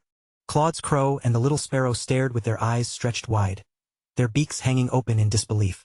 The air itself had changed, and both of them could feel it clearly. A new, overwhelming power was beginning to pour out from Krosh's body. At the edge between life and death, Krosh's concentration reached a state of absolute oneness. His body began to glow with a brilliant blue aura, the raging fire of his overdrive falling away as something colder, cleaner, and far more deadly took its place. He no longer moved like an ordinary person. He became a streak of lightning, cutting through the battlefield in sharp, zigzagging bursts, leaving behind only glowing blue spheres of energy in the places where his body had been a heartbeat earlier. A single droplet of water drifted down near Krosh's shoulder, seeming to freeze in midair as he moved between moments. In that suspended instant, his blue, ethereal form remained perfectly calm, steady, and resolved amid the storm of snow and power. Then Krosh's arm shot forward, wrapped in a blinding surge of blue electrical light. The air crackled violently around him from the density of his aura, and with everything he had left, he prepared the final desperate move that would decide the battle. His eyes had changed completely. They no longer belonged to a battered boy struggling to stay alive, but to a predator who had finally spotted the one opening he needed. Those glowing blue irises burned with a cold, steady intensity, silently announcing that the duel had already reached its final breath. Krosh released a faint breath, and in that same instant, the world seemed to snap back into its normal flow. The blue light slowly faded from his eyes, leaving behind a grim, exhausted look as shattered debris and drifting snow settled around the ruined battlefield. One strike was all it took. A towering pillar of blue energy burst from the ground and swallowed everything in its path, tearing through the battlefield with overwhelming force. Bergman's massive body was hurled backward, broken by that single devastating blow, his defeat carved into the snow itself. Krosh! A voice cried out as the snow began to fall quietly again. Bianca Hardenheart remained unharmed inside her protective bubble, while the battlefield around her had gone still, marked by deep scars left behind by the terrifying clash that had just ended. Through the fading haze, the image of August Krim appeared, her red hair and draconic horns standing out sharply beneath the pale, freezing sky. Beside her, Claude's crow watched the aftermath without a word, its gaze solemn, heavy, and strangely knowing. The strong could crush their enemies without even breaking a sweat. But Bergman, who had once stood like an unstoppable giant, now lay in the snow coughing blood. His armor shattered and his pride reduced to nothing along with his ruined body. But when the weak reached for victory, they had to pay for it with sacrifice. Krosh knelt in the snow, gasping through broken breaths as blood ran down from his head. His right arm was gone, torn away and severed at the shoulder, the terrible price of his impossible win. A bitter wind swept across the frozen mountain as Krosh stared at the empty place where his arm should have been.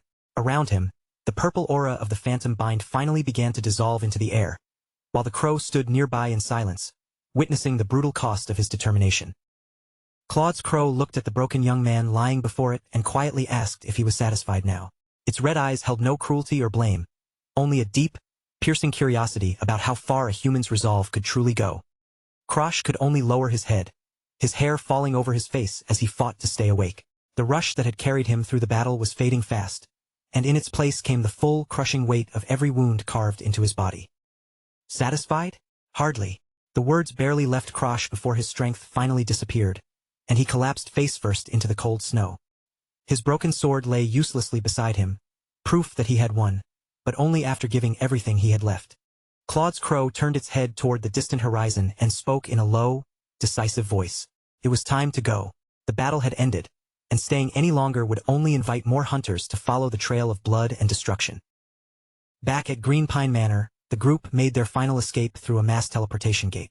One of Ivlesk's summoned creatures carefully carried the battered bodies of Krosh and Bianca in its enormous arms, and at last, they vanished from the frozen battlefield they had barely survived. Bianca sat across from him, her posture still and quiet as she wondered aloud what life might be like if she could truly express her emotions. To her, the world had always seemed muted and lifeless, as if every color had been washed away into a dull shade of gray. Krosh said nothing. He simply kept his gaze on Bianca as she spoke, watching the faint movements in her face and listening to the heavy meaning behind every word she struggled to put together. Bianca lowered her eyes toward the floor, her voice distant as she questioned which fate was actually worse, feeling everything at once or feeling nothing at all. She even wondered if the shock of having her emotions return so suddenly might be enough to kill her.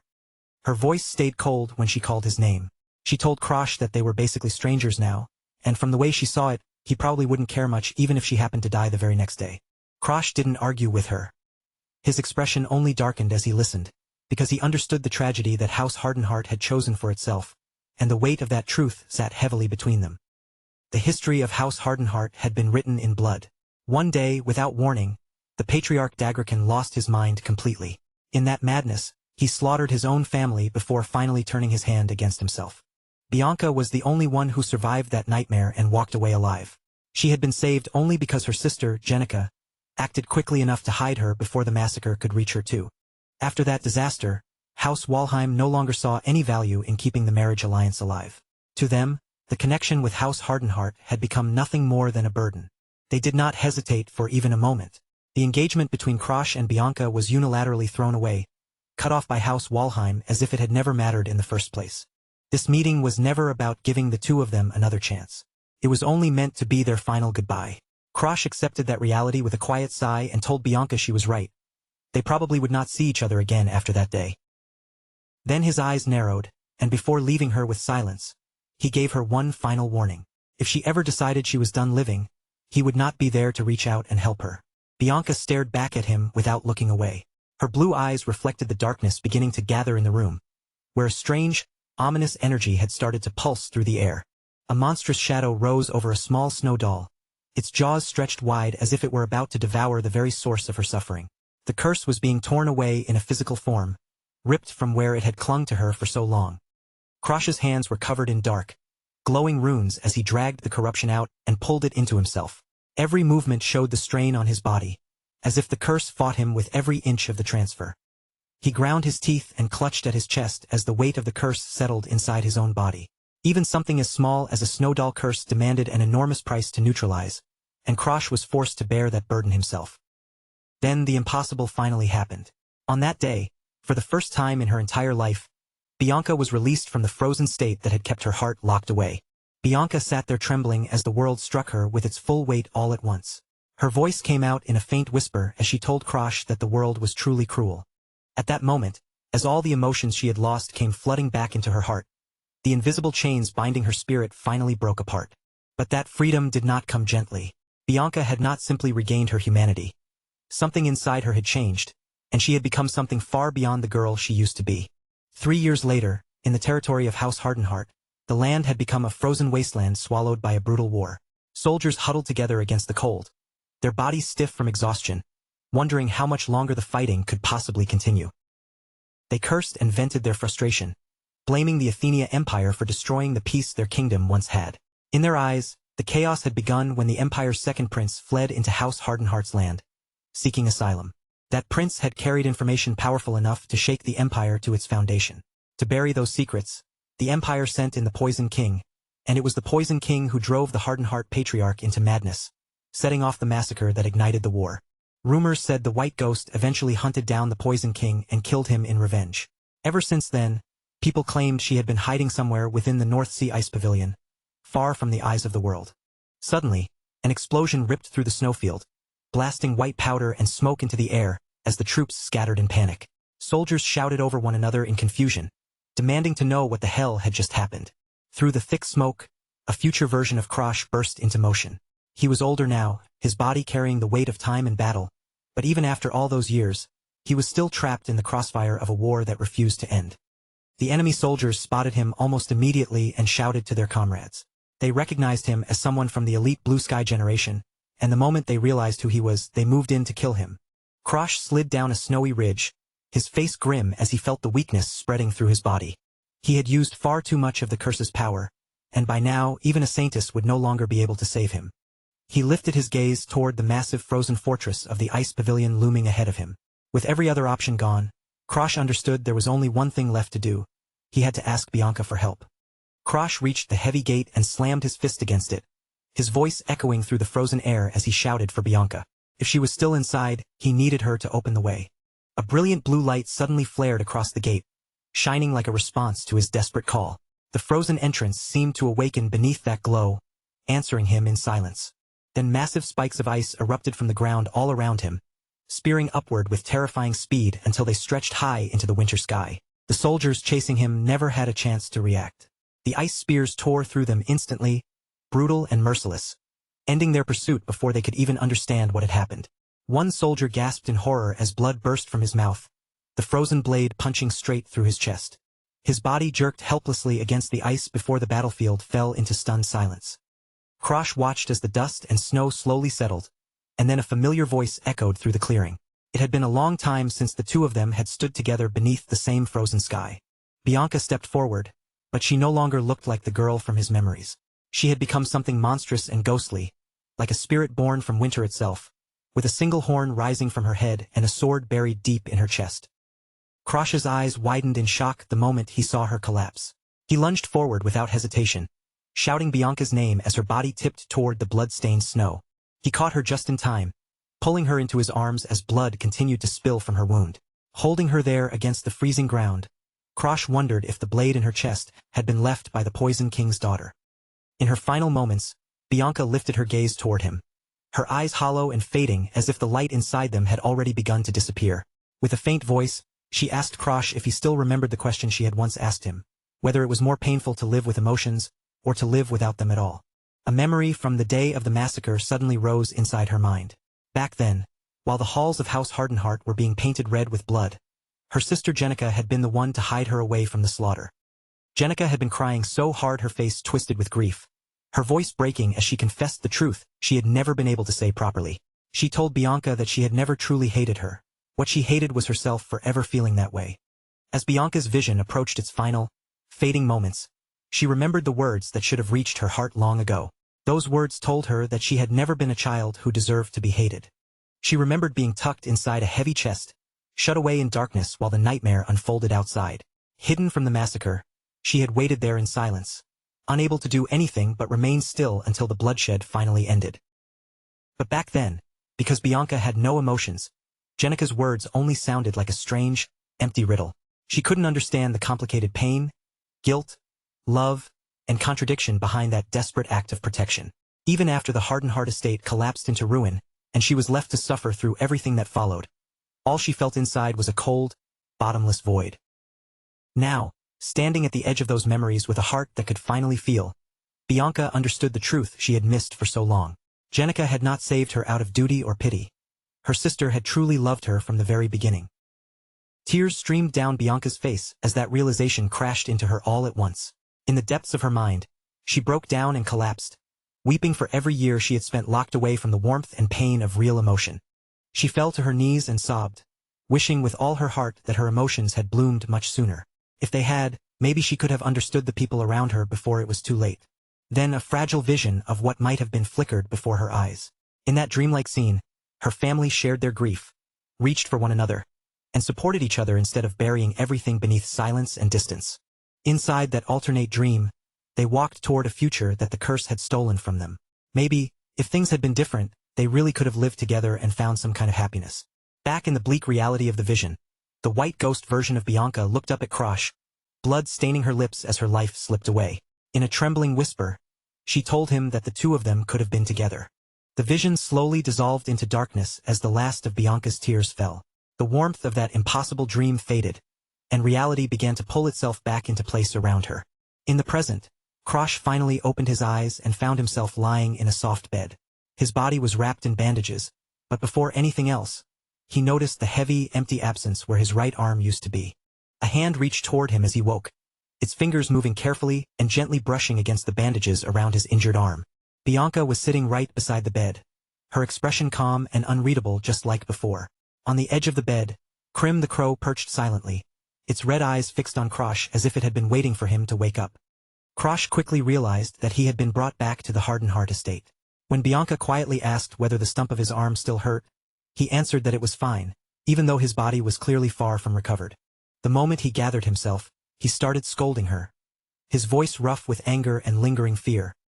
He demanded to know why she had climbed that mountain all by herself, because if Krim hadn't warned him, he never would have reached her in time. Krim the crow stared at him with a sharp, judgmental glare from the bedside. Krosh fell silent under that look, knowing better than anyone that he had taken an enormous risk himself. Krosh winced as he forced himself to sit up, and the reality of what he had sacrificed settled deeper into his body. Then he remembered the reason he had dragged himself up that mountain in the first place. He reached for the snowflake ornament, his bandaged fingers closing around the cold metal with careful effort. Krosh held it out to Bianca and apologized for how messy the wrapping had turned out. Even so, he had only cared about one thing, making sure the snow sun fungus safely reached her hands. Even after losing his arm, Krosh managed to give her a faint, tired smile. He told her that all the effort had been worth it, because now they could finally make the elixir they needed. Bianca slowly stood from her seat, her slippers making a soft sound against the carpet as she looked down at him. Then she called his name in a quiet voice, gentle but heavy with something she could not fully express. She told him plainly that she still had no emotions. No matter what happened around her, she remained trapped in that doll-like state. Even though Krosh had nearly died trying to save her, she admitted she couldn't feel joy, anger, or even the sadness she thought she should have felt. It was an empty, frustrating existence that left her standing apart from everything. Bianca lowered her gaze to her own hands, and for once, frustration began to seep into her voice. She was tired of staying expressionless while everything around her fell apart, tired of looking untouched when she knew she should be breaking inside. A vision of a brighter past flashed through her mind, warm and distant like something she had been denied. She told Krosh that she wanted to smile with him, to actually feel the warmth he kept trying to give her. She wanted to be able to cry beside him when things hurt, instead of staring blankly into the distance like a statue carved from ice. She wanted to share his anger too, to stand beside him as a real person who could react to the world with her own heart instead of watching everything pass by in silence. Bianca gripped Krosh's hand tightly, her fingers clinging to him as she told him she would hate it if his emotions were extinguished the same way hers had been. She didn't want to smile in a world where he could no longer smile with her. Krosh looked at her quietly, and the hardness in his expression slowly softened as he listened to her plea.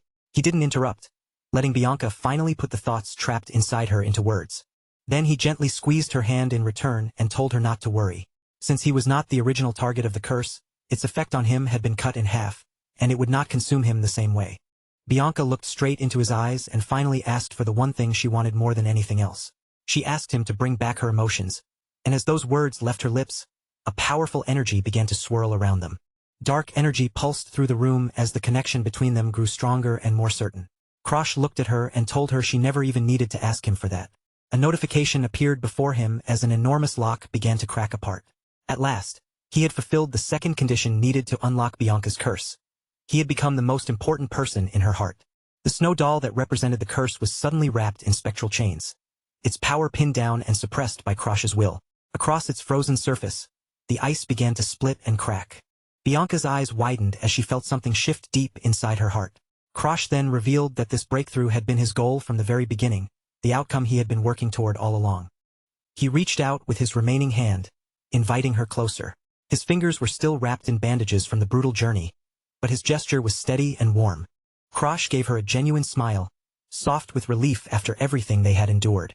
With that expression, he welcomed Bianca back to the world of the living. Bianca didn't hesitate for even a second. She threw herself forward and buried her face against his chest, clinging to him tightly as the first real sob finally escaped her lips. For the very first time, the emotionless mask she had worn for so long shattered completely. Bianca cried loudly in his arms, her body trembling as the weight of the curse gave way to real, painful human tears. A final image of the future war lingered for a moment, showing Krosh cradling Bianca's lifeless body in his arms. But at least in this timeline, her world would no longer remain a gray and empty place forever. Bianca slowly pulled back, wiping at her wet eyes as she tried to steady her breathing. She looked exhausted, but for the first time, her face carried the lingering warmth of real emotion. Krosh sat with Bianca on the edge of the bed and quietly asked her how she was feeling now. After everything they had gone through, he needed to know whether she was truly all right, not just standing there and pretending to be fine. Bianca's face had settled back into its usual calm stillness, but something had changed. There was a new softness in her eyes, a faint warmth that had never been there before. Krosh wondered if she was still struggling to understand the sudden flood of unfamiliar feelings now moving through her heart. Then a firm knock sounded through the room, cutting into the quiet between them. From the other side of the heavy door, Jenica Hardenheart's voice called out, asking if she could come in. Bianca gave her permission to enter. As the door began to open, she quickly wiped at her eyes, trying to gather herself before her sister could see the traces of her tears. Jenica stepped into the room, then immediately stopped short when she noticed Bianca rubbing her eyes. From the bed, Krosh turned his gaze toward her and bluntly asked why she had come. Jenica quickly regained her composure and explained that her brother had sent her to invite Bianca to lunch. She kept a careful distance from the bed, her expression unreadable and her posture stiff. Then, noticing Krosh still wrapped in bandages and clearly unable to leave the room, she added that his own meal would be brought to him shortly. Krosh watched Jenica closely while she spoke, studying every small shift in her face and tone. He couldn't tell whether this was a sincere attempt to reach out to Bianca as family, or simply another cold formality dressed up as concern. Jenica turned to leave without meeting Bianca's eyes even once. The silence that followed felt heavy, as if years of distance, guilt, and unspoken words were still hanging between the two sisters. Krosh thought back to his previous life and remembered that around this same period, Jenica had apologized to Bianca. That memory made him narrow his eyes slightly, wondering whether the same moment was about to unfold again in this life. Then Krosh turned his attention back to Bianca, who was quietly looking at him as though waiting for what he would say next. He called her name softly, pulling her attention away from the thoughts she had fallen into. Krosh told Bianca that she didn't need to force herself to forgive Jenica just because her sister had started acting differently. His voice stayed calm but firm as he promised that once everything here was finished, they would return together to the place that truly felt like home. Bianca's eyes widened just a little at the word home. Then, as if the thought struck her harder than expected, she suddenly lowered her head and hid her face behind both hands. She kept her palms pressed against her cheeks, letting out small, muffled sounds that made it obvious she was embarrassed. Krosh tilted his head in confusion, completely unable to understand why that one word had made her react so strongly. After a moment, Bianca finally peeked out from between her fingers. She turned her eyes toward the ceiling, trying to hide the faint blush spreading across her face. Then she lifted her fingers to the corners of her mouth and pushed them upward, forcing herself into a bright, awkward smile. In that strange but sincere way, she admitted that right now, she felt incredibly happy.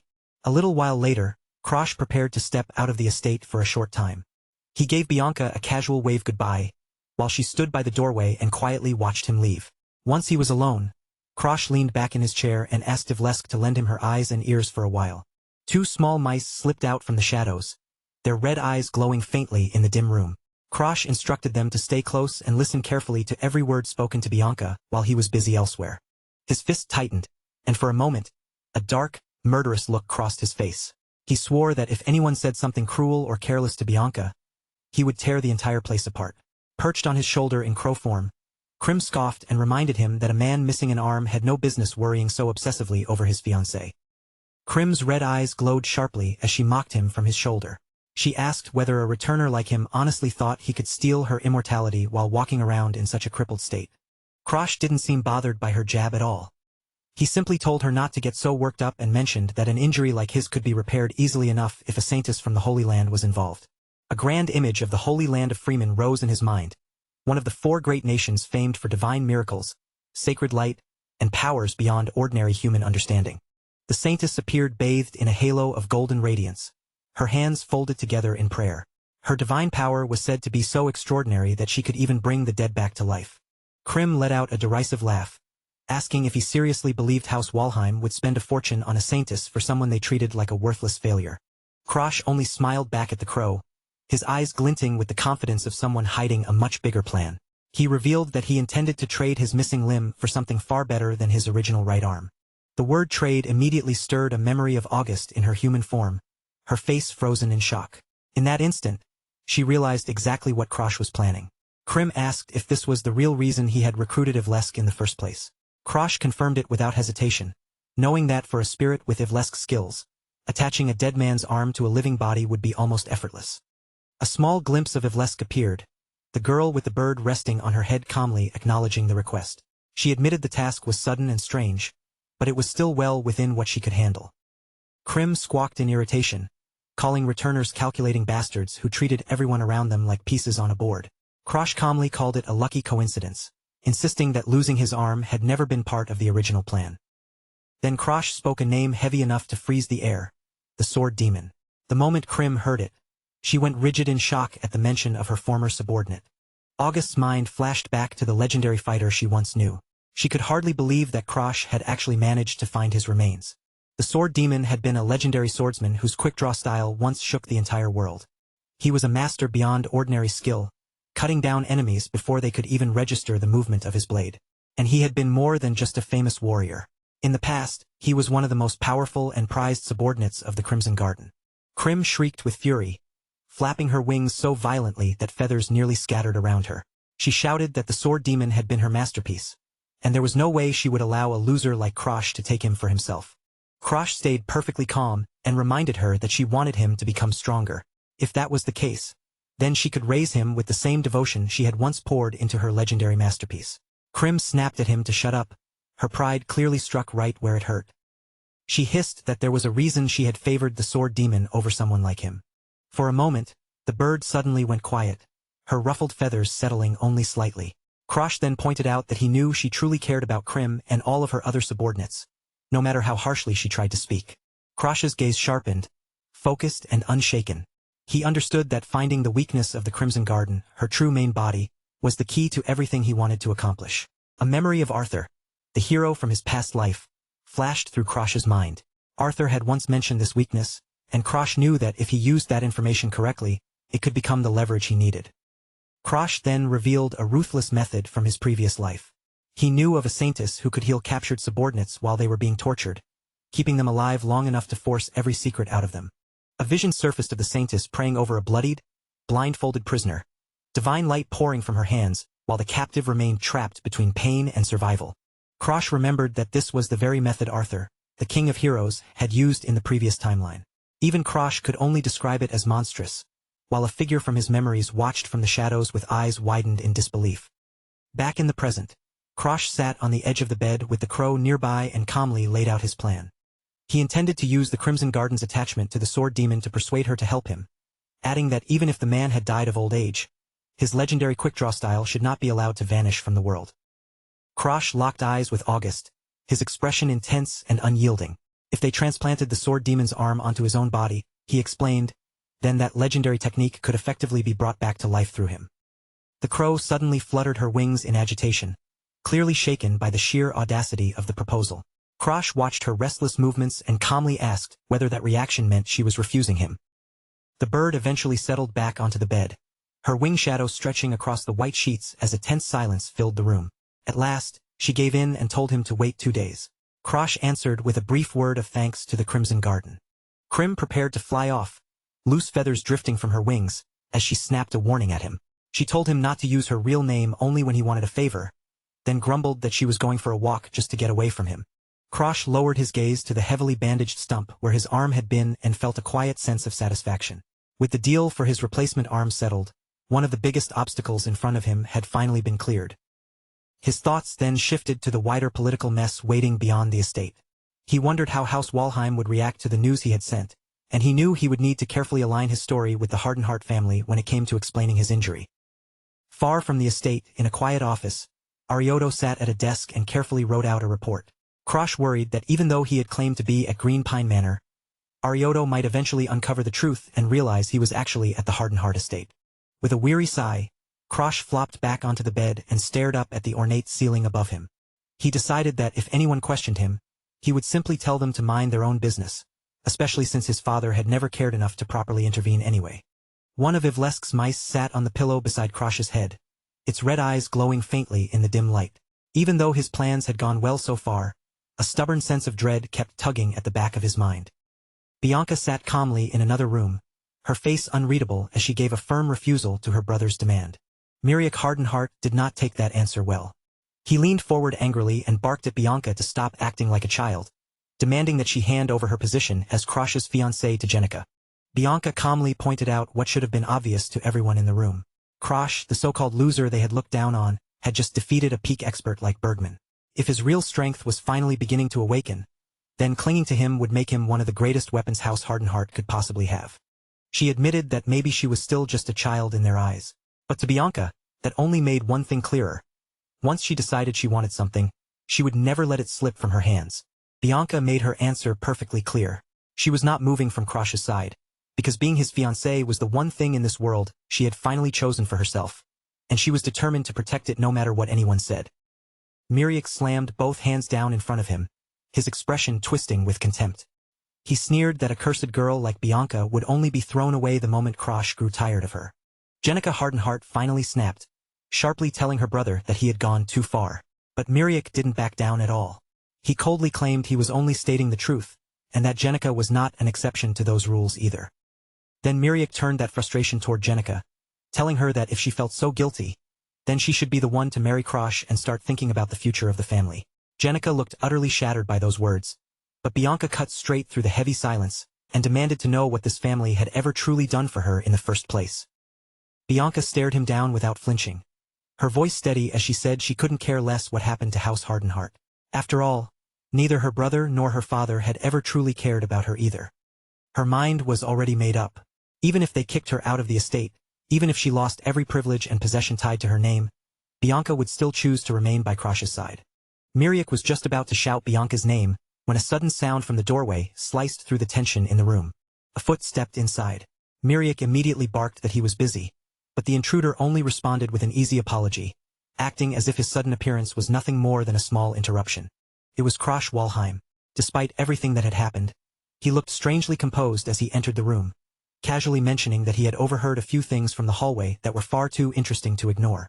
Myriak froze in shock at the sight of him standing there and told him he should still be resting. Krosh simply raised 2 fingers, his expression calm as he brought up the rumors that were already starting to spread. The first rumor was simple. Krosh had saved his fiancée and defeated the butcher dog, even though the battle had cost him his right arm. Then there was the second rumor, and that one was far uglier for House Hardenhart. Their security had been so pathetic that they couldn't even stop a single mercenary from breaking through. And worse than that, they had allowed a direct descendant of House Walheim to be placed in mortal danger right under their own roof. With the patriarch away, Krosh looked at Myriak and asked which rumor he thought would be easier for him to handle. Myriak gritted his teeth, his face tightening as he realized he had been completely cornered. With no easy way out, he asked Krosh what he actually wanted from him. Krosh kept his demand simple. Let Bianca do whatever she wanted. Whether she chose to remain in the engagement or break it off, that decision belonged to her and no one else. Myriak stared at him, stunned. He had assumed Bianca simply wanted to leave the estate behind, but now it was painfully clear that he had misunderstood the situation from the very beginning. Krosh added one final point, making it clear that he had no intention of throwing Bianca away either. He didn't care about some curse, not even a little.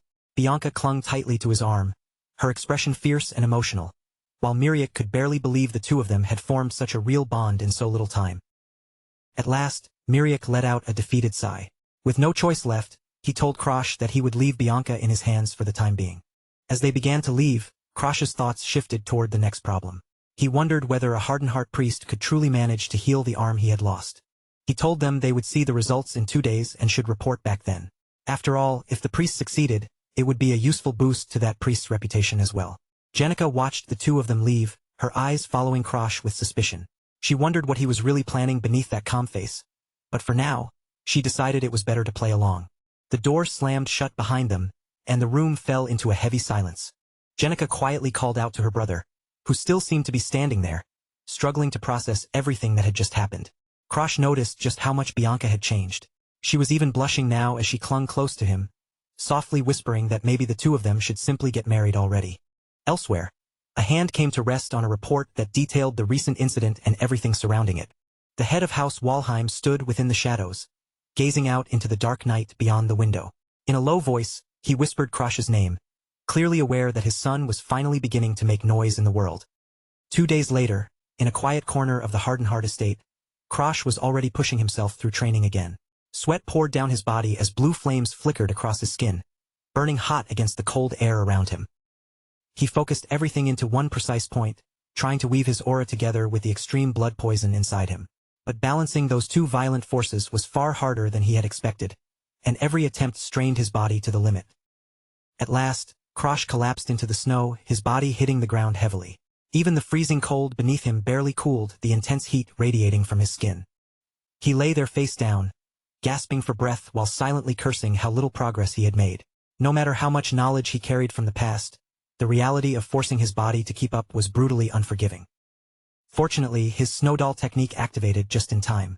Icy energy swirled around his body and smothered the blood poison before it could run completely out of control. This was his extinguishing flame erosion, a technique that used Ignis to burn through the world-corrupting energy raging inside him. The result was an enormous boost in power, one strong enough to tear past the natural limits of his body. But that kind of explosive strength never came without a price. The moment the effect wore off, Krosh became completely paralyzed. He couldn't move even a finger, leaving him helpless in the middle of the field while the weight of exhaustion closed in around him.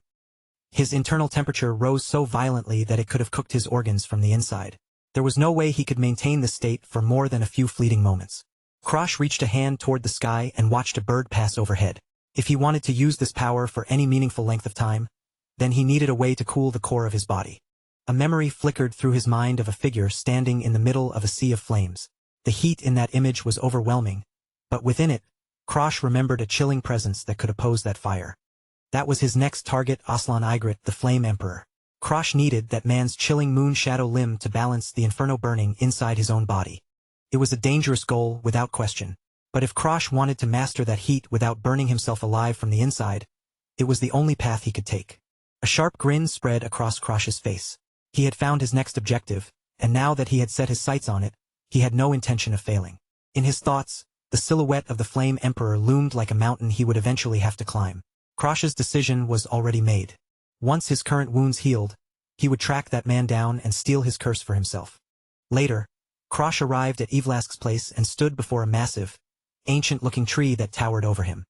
He asked if this was really supposed to be her house, and the crow on his shoulder confirmed it without hesitation.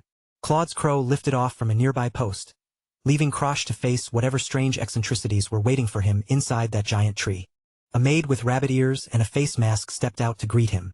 She introduced herself as Corpse Unit Number 8 and calmly informed him that her master had been expecting his arrival. Krosh couldn't help staring at the rabbit ears for a brief second. Even for a genius researcher like Evlask, this was a strangely specific and bizarre choice of style. He followed the rabbit-eared maid inside and quickly noticed that the interior was far larger than the outside suggested.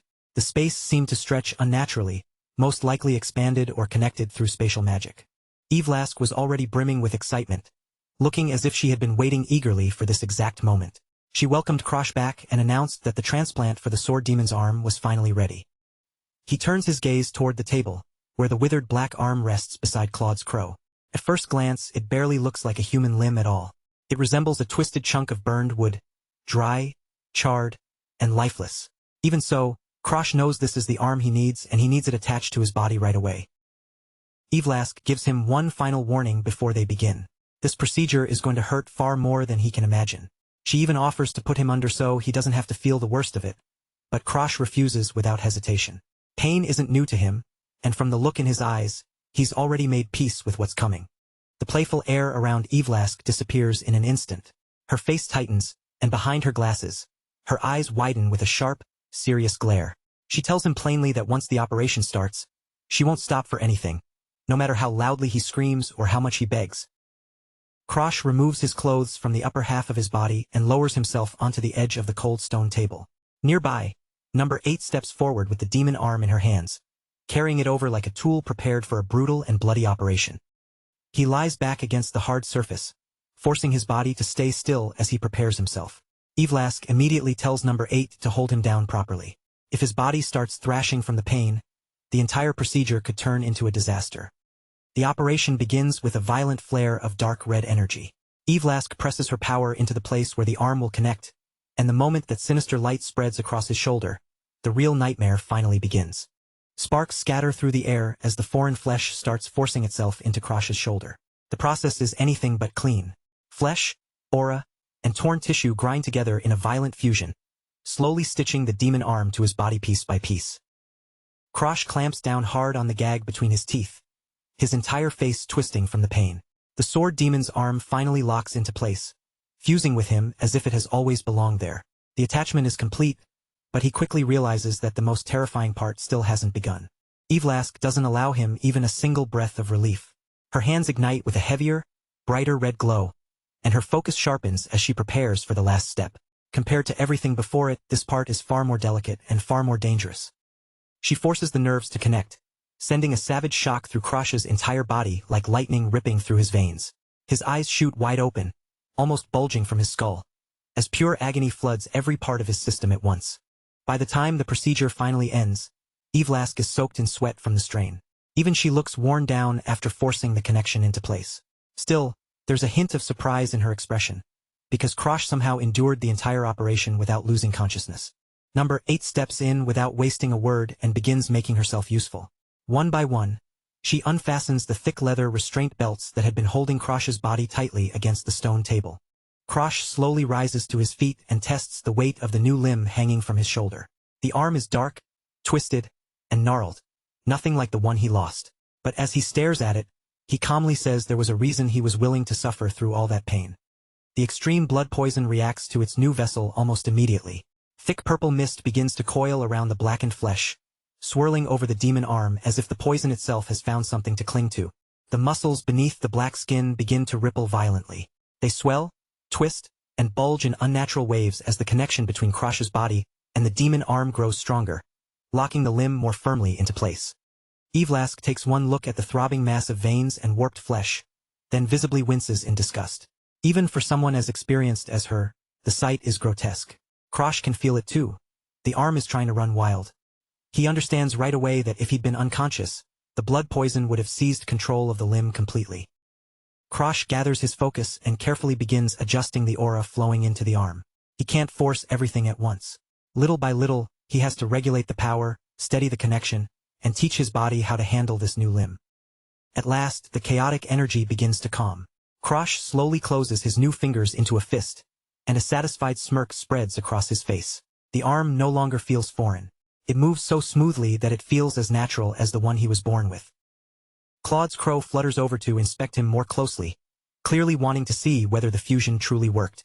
Krosh looks toward everyone in the room and confirms it himself. The process is finished, and the arm has officially become part of his body. With the operation behind him, Krosh turns to Evlask and asks to borrow her training grounds. While he's still here, he wants to begin practicing the sword demon's draw technique and see what this new arm can really do. Claude's crow suddenly cuts in, reminding everyone that Krosh has another goal as well. He isn't just here for training. He's also searching for an ancient book known as Hakutu. Evlask doesn't react to that at all. Instead, she completely drifts into her own world, swooning over the thought of Lord Krim. Krosh can only stare at her in baffled silence as she slips into full fangirl mode right in front of him. After a moment, Evlask finally snaps back to reality enough to give an order. She tells number 8 to take Krosh to the training grounds, and the maid accepts with a simple nod, stepping forward to guide him without complaint. As they make their way through the manor, number 8 glances toward Krosh and asks how much he actually knows about the technique he's so determined to learn.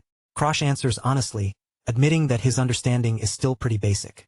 The crow reacts immediately, pecking at Krosh's head in disbelief. From its point of view, it's ridiculous that he went through the agony of replacing an arm just to learn a technique he barely understands. Krosh explains that the sword demon's draw technique may look like a single slash from the outside, but its foundation is completely different from ordinary swordsmanship. What matters isn't just speed, it operates on an entirely different principle. In a normal draw technique, the swordsman gathers aura inside the sheathed blade, compresses it there, and then releases everything in one sharp motion the instant the sword is pulled free. But the sword demon's method doesn't stop there. Instead of releasing the stored aura as one solid burst, it breaks that power apart into countless tiny pieces, multiplying the force behind the strike. So the attack isn't merely a fast swing. It's closer to a chain of microscopic explosions, each one detonating in perfect sequence and launching the blade forward with terrifying speed. Number 8 stops in the middle of a huge open courtyard and turns back toward him, asking if he understands so far. Krosh doesn't even pretend. He answers flatly that he doesn't understand it at all. Since thinking it through isn't getting him anywhere, Krosh decides he'll have to learn with his body instead. He reaches for his practice blade, fingers settling around the hilt as he prepares to try the technique himself. Claude's crow lifts off from nearby and flies away, telling Krosh to trust the muscle memory already carved into his new arm. Even if his mind doesn't fully understand the movement yet, the limb itself remembers. That arm carries thousands upon thousands of hours of training within it. Krosh may still be inexperienced with the technique, but the sword demon's arm already knows the path his body needs to follow. Krosh draws in a slow breath, letting the air steady him. His eyes narrow, his stance settles, and every part of him prepares to test what this newly fused body is truly capable of. Deep inside, Krosh understands that there couldn't be a better teacher for this technique than the sword demon's own arm. The knowledge, the experience, and the power are all right there. Now everything is finally ready. As the sun begins sinking toward the horizon, Krosh remains in the training grounds, refusing to leave. No matter how many attempts it takes, he is determined to recreate the sword demon's draw technique with his own body. Several exhausting days pass in the training hall. Krosh is still practicing without pause, his body moving again and again as blue aura whirls around him in a fierce, spiraling current. He concentrates his energy into the sword's hilt, compressing the aura until the pressure makes the sheath tremble. The weapon vibrates in his grip, as if it can barely contain the power building inside. Blue flames begin to crawl along the blade, flickering and licking over the steel as Krosh prepares to release the tension all at once. His eyes glow with a cold blue light, sharp and focused. In that instant, he traces the line of his strike in his mind, locking onto the exact path his blade is about to cut through the air. Krosh draws, a brilliant flash of blue tears across the space in front of him, and the force of the strike sends a shockwave ripping outward, cracking the stone floor beneath his feet. From the side of the training area, number 8 watches everything in silence. Her masked face gives nothing away, making it impossible to tell what she thinks of his progress. Krosh lowers his gaze to his hand, frustration tightening across his face. The strike was fast, undeniably fast, but he could still follow the movement of his own blade with his bare eyes. That means he still hasn't reached the real level of the technique. The sword demon's draw is supposed to be invisible. If Krosh can still see the blade move, then he hasn't touched the true peak of that speed yet. He realizes the problem lies in his control over aura. To close the gap, he'll eventually have to return to Blue Pine Hall and learn the next step properly. Only then can he bridge the distance between his current skill and the sword demon's true technique. Krosh slides the sword back into its sheath and turns to number 8, thanking her for spending the past few days helping him train. She responds calmly, telling him that he needs to have more confidence in himself. Number 8 explains that the single-digit members of the corpse unit are all master-level fighters, so the fact that Krosh can keep up with her at all, even for training, is already something worth acknowledging. But Krosh can't allow himself to be satisfied with merely doing well. He knows the enemies waiting for him in the future won't stop at the master level. If he settles for being average now, he won't survive what's coming later. Just then, Evlask wanders into the area looking like she has crawled straight out from under a mountain of books. Her hair and expression both carry the exhaustion of non-stop research, and she's genuinely surprised to find that they've already finished. Krosh then tells her the news without dragging it out. He is heading back to the Walheim estate today. The moment Evlask hears that, her eyes go wide in shock, almost popping out of her head. He tells her plainly that bringing her along is out of the question. With her presence, she would be noticed almost the moment they arrived, and once that happened, the situation would spiral into trouble far too quickly. For now, the safest choice is for her to remain hidden right where she is. He warns her that the 5 elders waiting at the estate would absolutely censor if she came anywhere near them. Those people were not gentle hosts, and they certainly were not the type to welcome an unfamiliar face with patience or kindness. He asks her to stay here quietly for just a little longer, but before leaving, he adds that there is one more thing he needs from her. He wants her to watch for the Poison King, Daguerreochen. No matter what happens, he cannot allow that man to meddle in the Hardenhart family's affairs. Evlask freezes on the spot, her eyes widening in disbelief. Krosh is asking this so casually, as if he has not just told her to handle one of the 10 strongest humans alive. She falls silent for a moment, carefully turning the request over in her mind. If all she has to do is protect the head of the house and prevent an outside disaster, then maybe, just maybe, it is something she can manage. Krosh looks at her with a sincere smile, the tension in his expression softening as he thanks her from the heart. Then he tells her that if there is ever anything she needs from him in return, she only has to say the word. Evlask's face turns bright red almost immediately. She quickly averts her eyes, trying to hide how badly that sudden sincerity has shaken her composure. Krosh turns and walks away through the sunlit hallway, his figure slowly growing smaller beneath the warm glow. Evlask watches his back in silence, knowing he has no idea what she had truly wanted to ask him.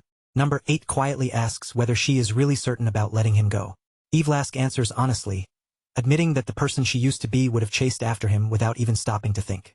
She lowers her gaze to her own hand, memories from long ago drifting through her mind. In Krosh's stubborn determination, she can almost see the shadows of the companions she once traveled beside. Number 8 remains nearby as Evlask thinks it through. If she followed Krosh now, the road ahead would be filled with unpredictable dangers, harsh trials, and terrifying encounters with high-level corruptors. In the end, she tells herself that staying behind is truly the wiser choice. Wrapped in a soft, hazy warmth, Evlask lets a small smile rise to her lips. Her hair catches the gentle light as she convinces herself that a quiet life indoors suits her better, and for the first time, she seems almost at peace with the decision. Krosh Walheim stops beside the carriage door and glances back one final time, his gaze calm but unwavering.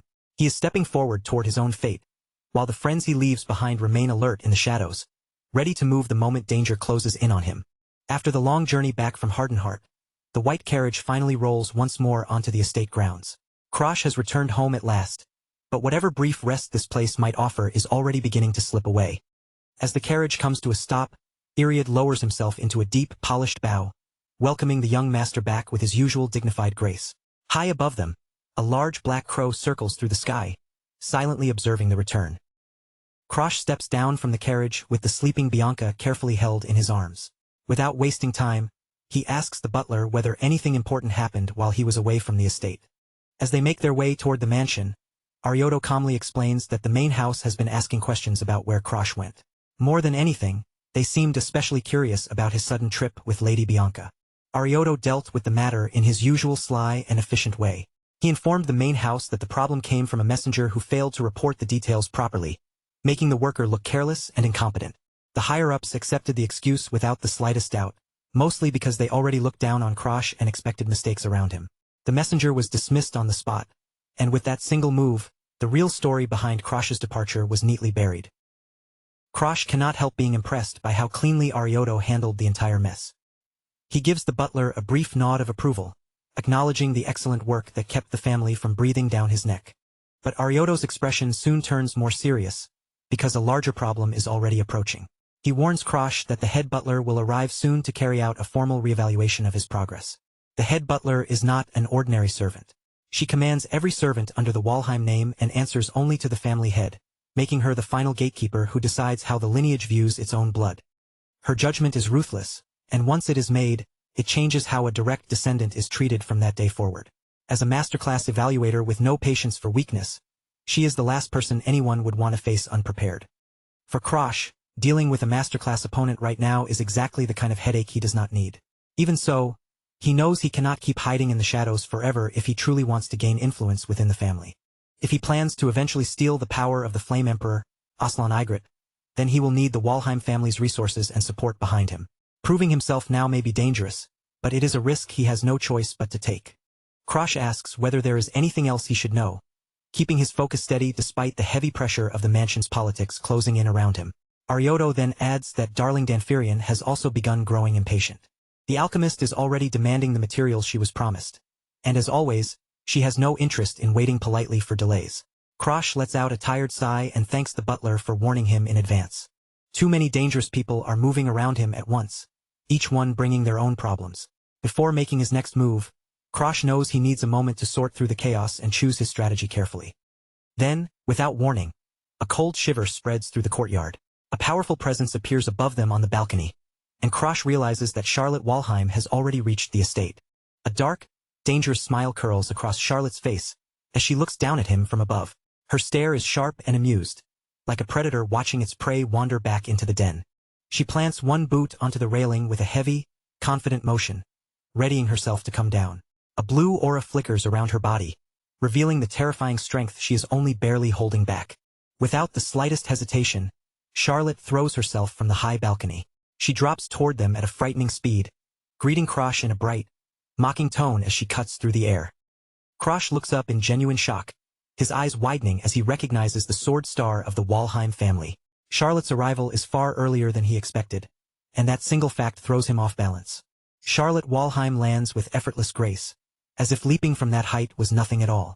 She teases her younger brother for making his older sister wait, casually twirling a strand of hair while looking almost bored by the lack of excitement. Then her eyes drift to Bianca sleeping in Krosh's arms, and she wonders aloud whether she should have stayed away a bit longer to give them more private time. Krosh can only stare back at her, sweat sliding down his face as the pressure keeps building. Charlotte's playful look sharpens in an instant, her blue eyes seeming to pierce straight through him. She asks whether he is truly claiming to be surprised by her sudden appearance. The pressure in the courtyard rises violently as Charlotte releases just a sliver of her power. Krosh feels her aura pressing down on him like a physical weight, and he realizes with alarm that she may have already gone beyond the master level. Then Charlotte laughs, brushing off the heavy atmosphere as if it had all been part of a joke. She says she heard all about how hard he fought just to save his fiancée, teasing him for suddenly acting like some heroic figure. She reaches out and lightly pokes Bianca's sleeping cheek, commenting on how cute the girl looks. Krosh immediately shifts Bianca a little farther away, his discomfort obvious as he tries to keep his sister from meddling too much. Charlotte teases him again, saying she has no intention of stealing his bride, though she is wounded by how coldly he is treating her. She pouts like an offended older sister, even while the deadly pressure around her refuses to disappear. Krosh narrows his eyes at her and tells her there is no need to make such a dramatic show of it. In a blunt tone, he admits that he is simply surprised she appeared at his house so suddenly. The smile on Charlotte's face disappears in an instant. She repeats his words, "Your house," and the edge in her voice turns the air around them heavy and dangerous. Charlotte slams her foot down, and the stone beneath her fractures under the force of her aura. Broken chunks scatter through the air as she reminds Krosh that this mansion belongs to the Walheim family. Arioto stays back behind the rising dust as Charlotte makes her point clear. It is their house, not Krosh's alone, and the ground continues to tremble beneath the sudden surge of her killing intent. She scolds him for letting arrogance get to his head, comparing his quick temper to their mother's. The wind whips around them as her presence fills the courtyard, making the difference between their current strength impossible to ignore. Krosh tries to calm the situation, asking whether she is actually angry. At the same time, he is carefully measuring her reaction, trying to understand how much she already knows and how far she intends to push him. Charlotte leans closer, lowering her voice until it becomes a quiet, dangerous whisper. She admits that she always believed she was the person closest to him, yet all this time, he has been hiding enormous secrets from everyone. She suspects that Krosh may have made a contract with a god to climb so quickly to the level of a mid-level expert. She has clearly been watching him closely, noticing a rate of growth that should not be possible. But that is not the only thing bothering her. She touches her chin in thought and says there is an unpleasant energy clinging to him, something that feels like either a curse or the erosion of the world itself. Krosh's heart drops as he finally grasps just how terrifying Charlotte's ability really is. In that moment, he understands why even the slaughter dog had no chance against his sister in the previous timeline. He grips his arm tightly, sweat gathering on his skin as the truth sinks in. Charlotte has not merely awakened the mind's eye. She has already stepped into the next stage, a legendary power that allows her to see the world through the stars. Charlotte possesses the Star Eye, a terrifying ocular power that lets her see through almost everything before her. Even the world erosion energy buried deep inside Krosh's body, hidden where no ordinary person could ever sense it, is laid bare beneath her gaze. Against those eyes, there is nowhere for him to hide. Krosh remembers the old rumors about her, the stories that said illusions never worked on Charlotte, and that no trick could escape her sight. Her appearance here is not just an unexpected visit anymore. To him, it has become a direct threat to the secrets he has been desperately trying to keep buried. His mind flashes back to the conversation he once had with Krim. If Charlotte can see world erosion, then she can also see his unstable condition and the dark flames he has been cultivating inside himself. Standing in front of her feels no different from standing defenseless before a master predator. Krosh stares at the purple and black fire twisting around his hand, wondering what those flames look like through her star eyes. The confrontation he had been hoping to avoid has reached him much earlier than expected. Claude's Crow observes that to the eyes of an ordinary person, Krosh's power would appear to be nothing more than an eerie black flame. But that surface appearance is only a mask, hiding something far more dangerous underneath. The Crow explains that only a very small number of people in the entire world can recognize world erosion for what it truly is, such as devourers or servants tied to an eroder. Charlotte then points to the small star-shaped mark on her own neck, comparing it to the visible marks carried by her own servants, the signs that reveal both status and power. Krosh's eye widens the moment the pieces come together. Sweat gathers on his forehead as he realizes just how much Charlotte understands about the hidden powers operating beneath the surface of the world. In his memory, Claude's Crow speaks to a younger Krosh and reminds him that those entities are manifestations of world erosion itself. Krosh, however, is not the same as them. He is only mixing that dangerous, unstable power directly into his own aura. The young Krosh looks down at the purple mist gathered in his palm, watching it coil and drift like a living haze. The Crow tells him that to most people, this strange condition would not look like power at all. They would simply call it a terrible curse. Back in the present, Krosh holds the sleeping Bianca tightly in his arms, while the Crow's words continue echoing in his head. He tries to keep his face calm, but the weight of what Charlotte might see refuses to leave his mind. Charlotte leans in close, her eyes searching his expression as if she can dig out every weakness he is hiding. Krosh knows that if she confirms he is using world erosion, she will not hesitate to kill him on the spot. Then she lifts his chin with one finger and teasingly asks about the impressive collection of equipment he has gathered since his personality suddenly changed. Charlotte circles around him at a slow, relaxed pace, the sound of her boots clicking against the ground with every step. With an amused tone, she points out that his shameless greed is clearly something he inherited from her. There is a faint trace of nostalgia in Charlotte's voice as she continues. In this moment, she says, Krosh probably resembles their mother far more than he would ever want to admit. Charlotte glances at Bianca, who is still fast asleep and drooling without a care in the world. Then she orders Krosh to put the child somewhere safe and come meet her at the training grounds for a proper evaluation. Out on the field, Charlotte's body is immediately swallowed by a massive burst of blue aura. She looks eager, almost thrilled, ready to test her brother's real strength with her own eyes. Krosh stands across from her in the open Walheim courtyard, dust stirring around his feet as the pressure from her presence presses down on the field. Every breath feels heavier with Charlotte standing before him. He tightens his grip around the hilt of his sword and thinks back over his past. Even before his regression, he had never once found the courage or the opportunity to cross blades with Charlotte. Charlotte waits for him with nothing more than a simple wooden training sword in her hand. Yet despite holding such a harmless-looking weapon, she appears completely relaxed, even as lethal intensity pours from her body. She gives him one last warning before they begin. If he tries to hold anything back, she says she will truly get angry, so he had better attack her with every bit of strength he can muster. Krosh lowers himself into a fighting stance, his expression growing firm as his focus sharpens. He gives Charlotte a short, determined nod, silently accepting her demand before the first strike begins. The two siblings face each other without moving, and the silence between them grows heavier by the second. The air itself seems tense, waiting for the violent, high-speed clash that could erupt at any moment. After 3 full minutes of complete silence, Charlotte finally begins to lose patience. She points out that Krosh has not drawn his weapon or even raised his aura to face hers. With a sigh, she says that since she was the one who suggested this spar, it would feel strange for her to keep waiting for him to make the first move. Krosh remains perfectly still, not giving her a single wasted motion. His eyes stay locked on every shift of her body, waiting for the one opening that is bound to appear.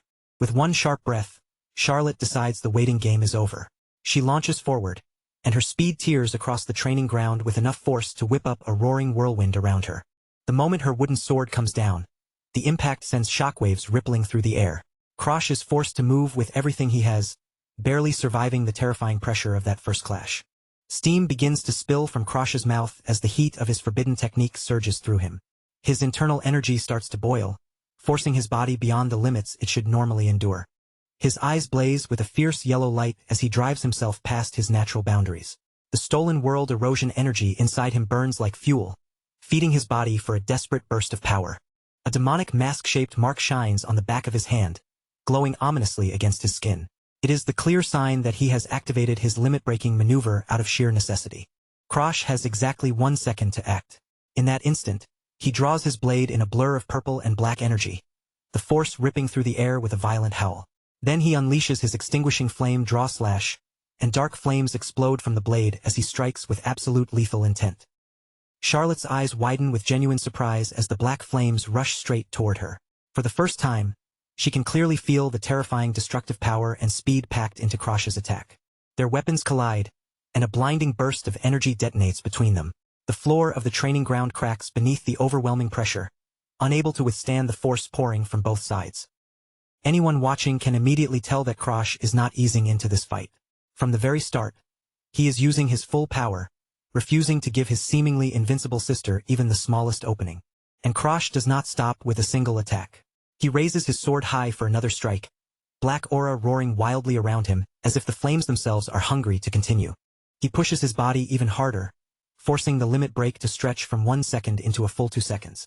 His eyes burn with an intense, hollow glow as the strain begins to devour him from within. A massive vertical pillar of dark fire erupts as Krosh brings down one crushing slash. The attack tears through the field with such force that it looks powerful enough to split the earth beneath them. The force of the blow is so overwhelming that Charlotte's wooden sword finally gives way, snapping cleanly in half under the pressure. Splinters scatter through the air as Charlotte narrowly avoids taking the slash head-on. In that instant, she understands that Krosh is absolutely hiding something important, and with her wooden sword destroyed, she can no longer afford to treat this like a simple game. A wild, almost manic grin spreads across Charlotte's face. In her hand, she forms a brilliant cyan blade made from pure condensed aura, the unmistakable proof of a true master. Since her practice weapon has been destroyed, Charlotte decides to show Krosh the real power of an aura blade and finally balance the field properly. Her cyan energy crashes against Krosh's dark sword with a sharp metallic ring, putting the strength of a masterclass swordsman on full display. Charlotte asks him what he plans to do next now that his current approach has been stopped. His momentum, which had been raging forward only moments ago, has been completely brought to a halt. Krosh answers by unleashing something far more disturbing.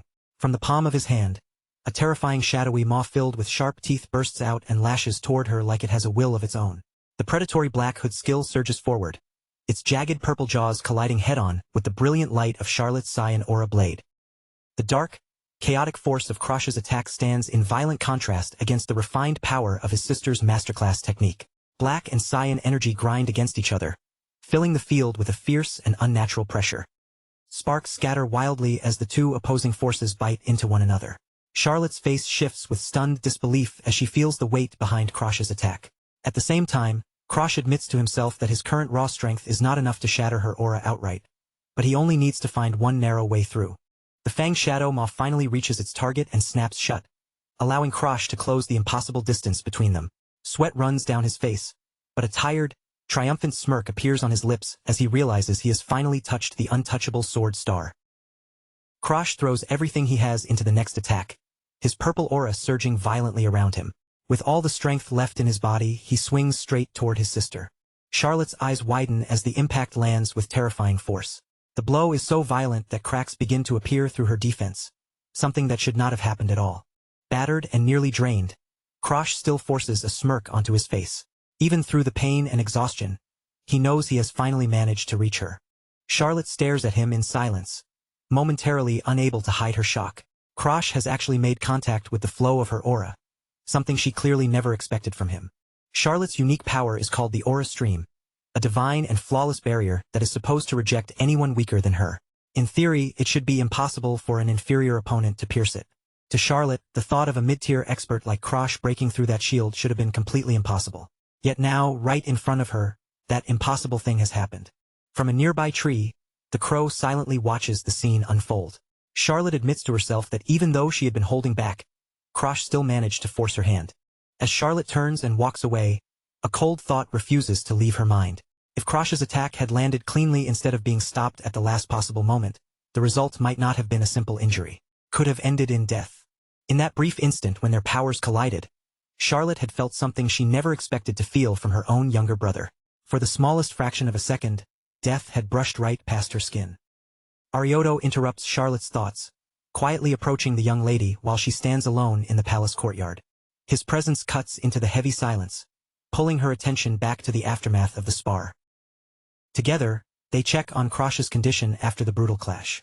When Arioto reports that his reconstructed arm managed to hold together under that insane strain, Charlotte's tense expression finally eases with a hint of relief.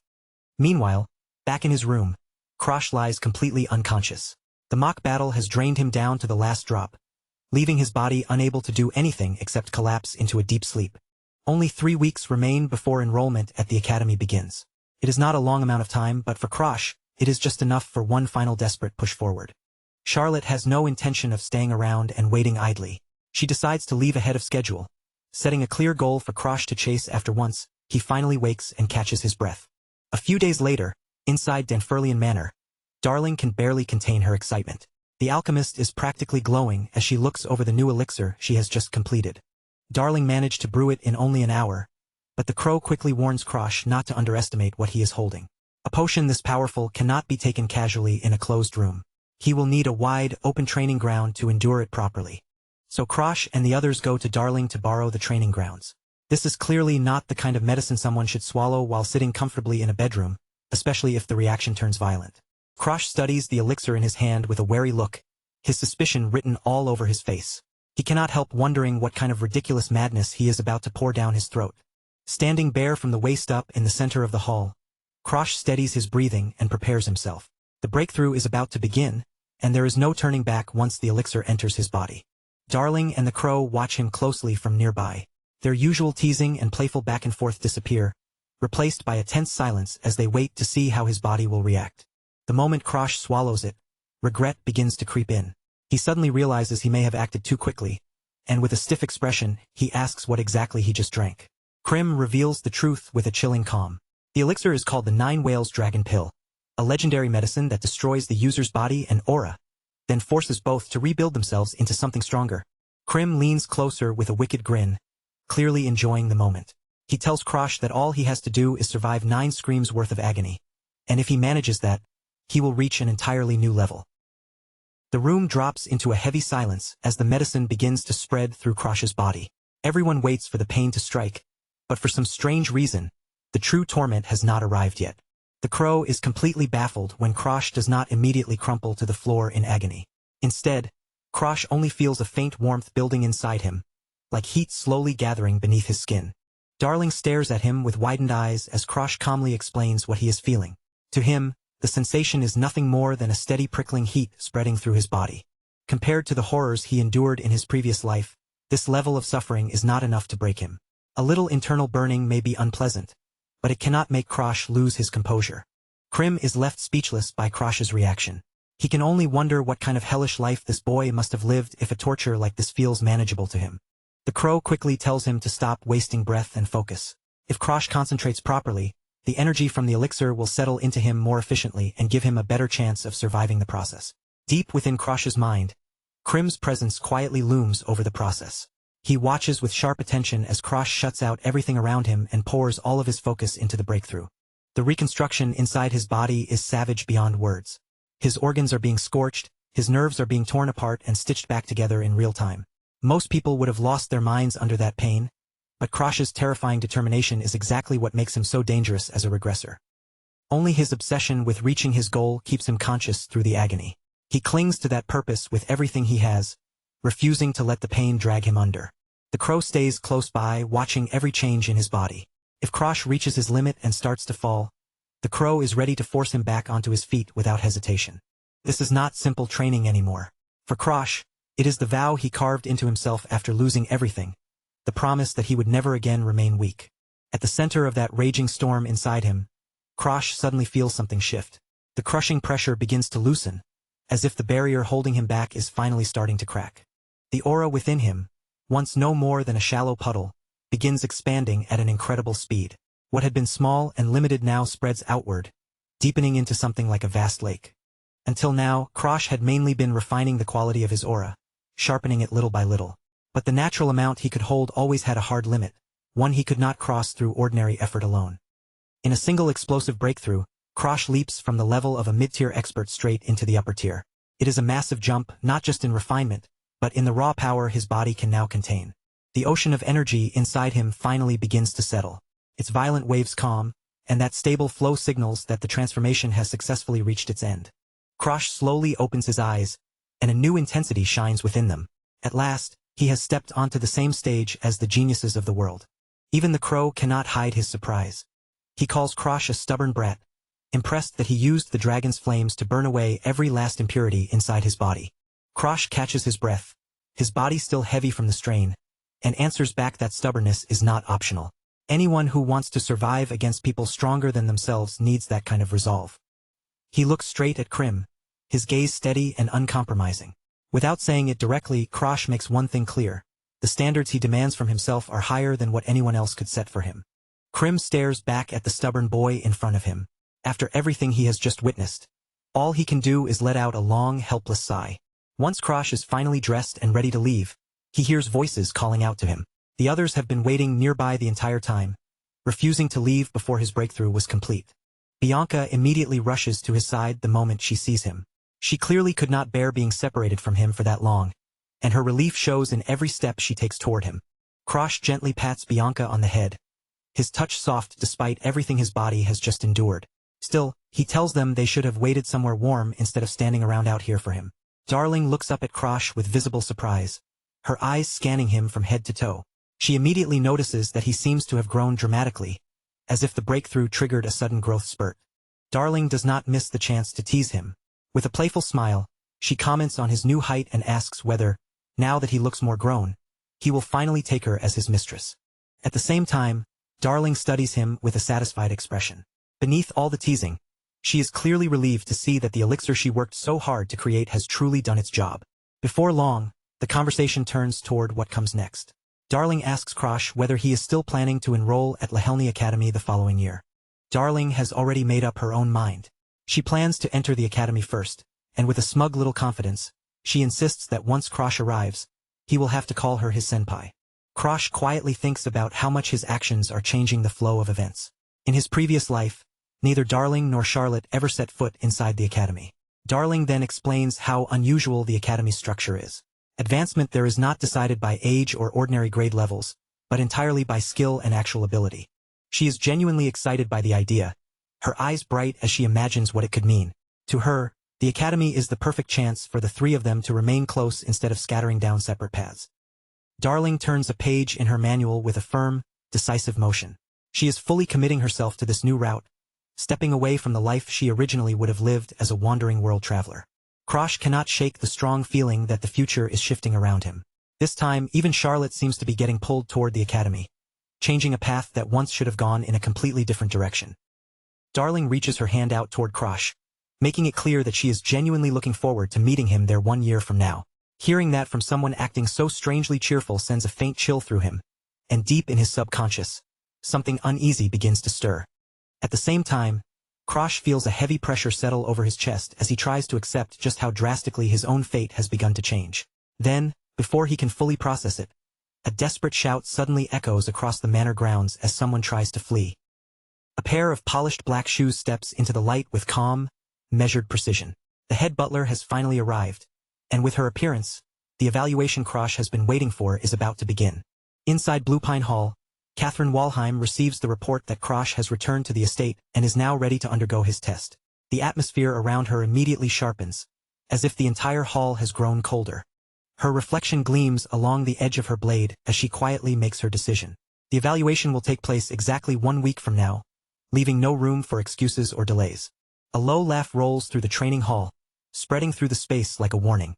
Behind her, the heavy doors swing shut with a final, echoing thud. A faint blue aura begins to glow around Catherine, wrapping her in a calm but dangerous pressure. Her anticipation steadily rises as she prepares to see with her own eyes just how far the boy has evolved. When Krosh finally stands before her face to face, Catherine notices the change in him almost immediately.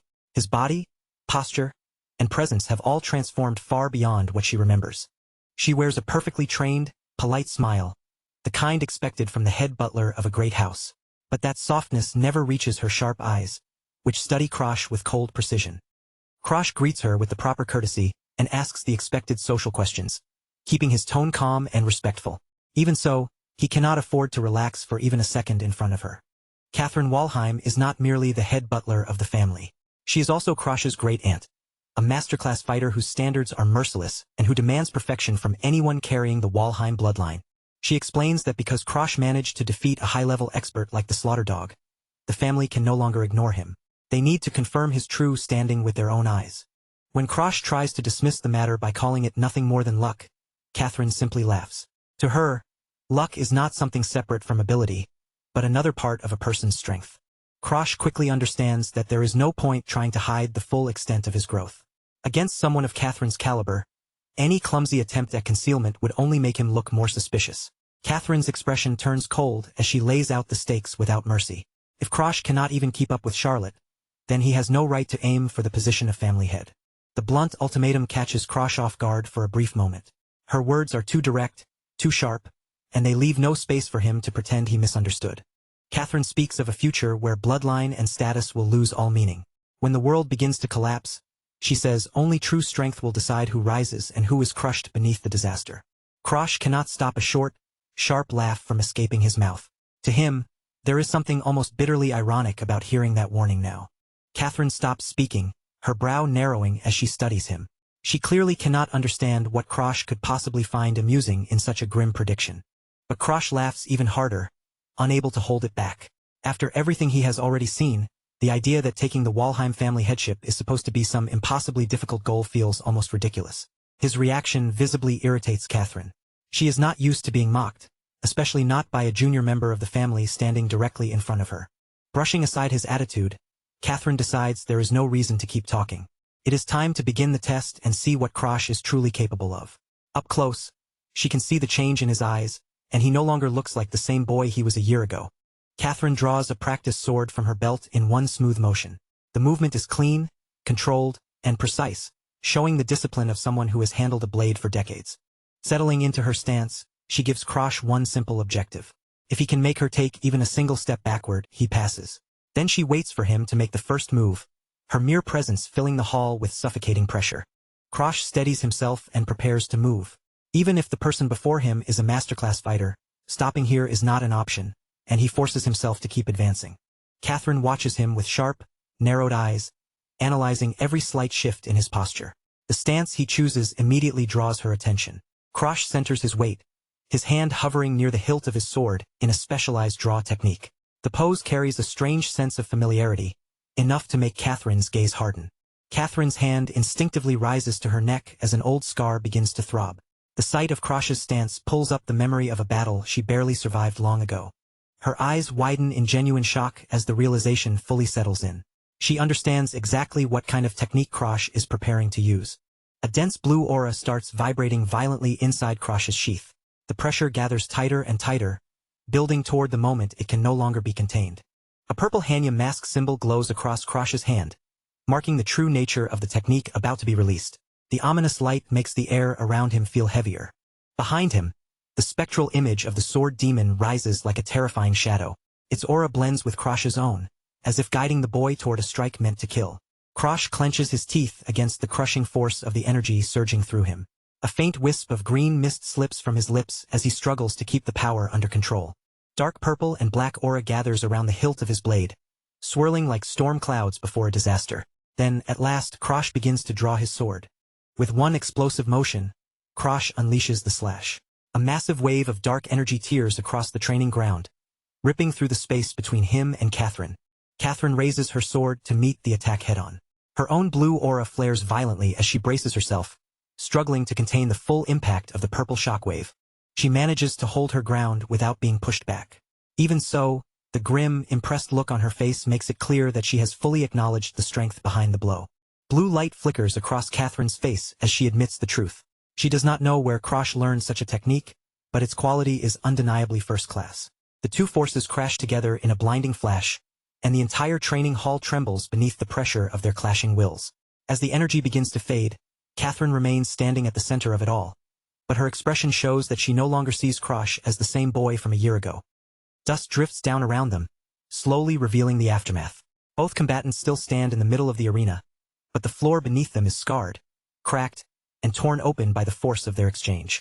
Catherine lowers her gaze to her hand, and only then does she notice what happened.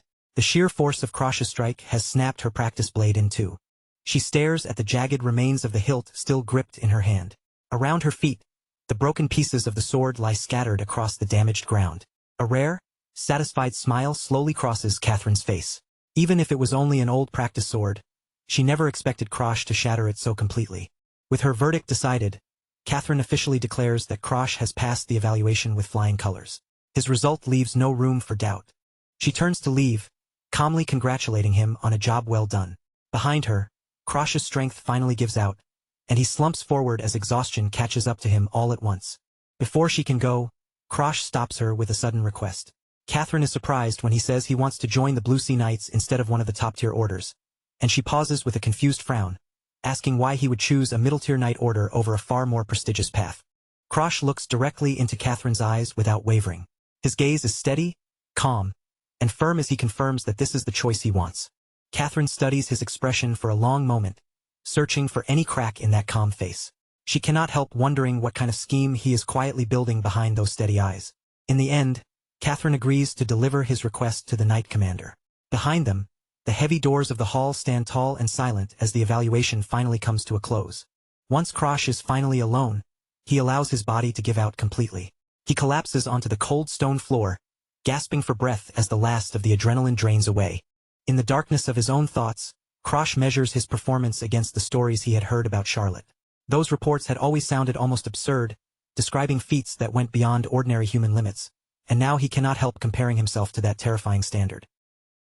Then, without warning, a firm and authoritative voice cuts through the silence around him. Krosh's eyes snap open at once, his exhausted body tensing in alarm before he can even think. Standing in front of him is Valpin Abazalog Walheim, the head of the family himself. His presence alone presses down on the room like a massive, invisible weight, silent yet impossible to ignore. Krosh can barely draw breath as he looks up at his father from the ground, the man's overwhelming aura pinning him in place. Valpin simply notes that Krosh has grown, then tells him to spend the rest of the afternoon recovering from the evaluation. Without offering any further explanation, the family head turns away and leaves with his attendants following close behind. Krosh is left staring after him, wondering why his father even bothered to appear in the first place.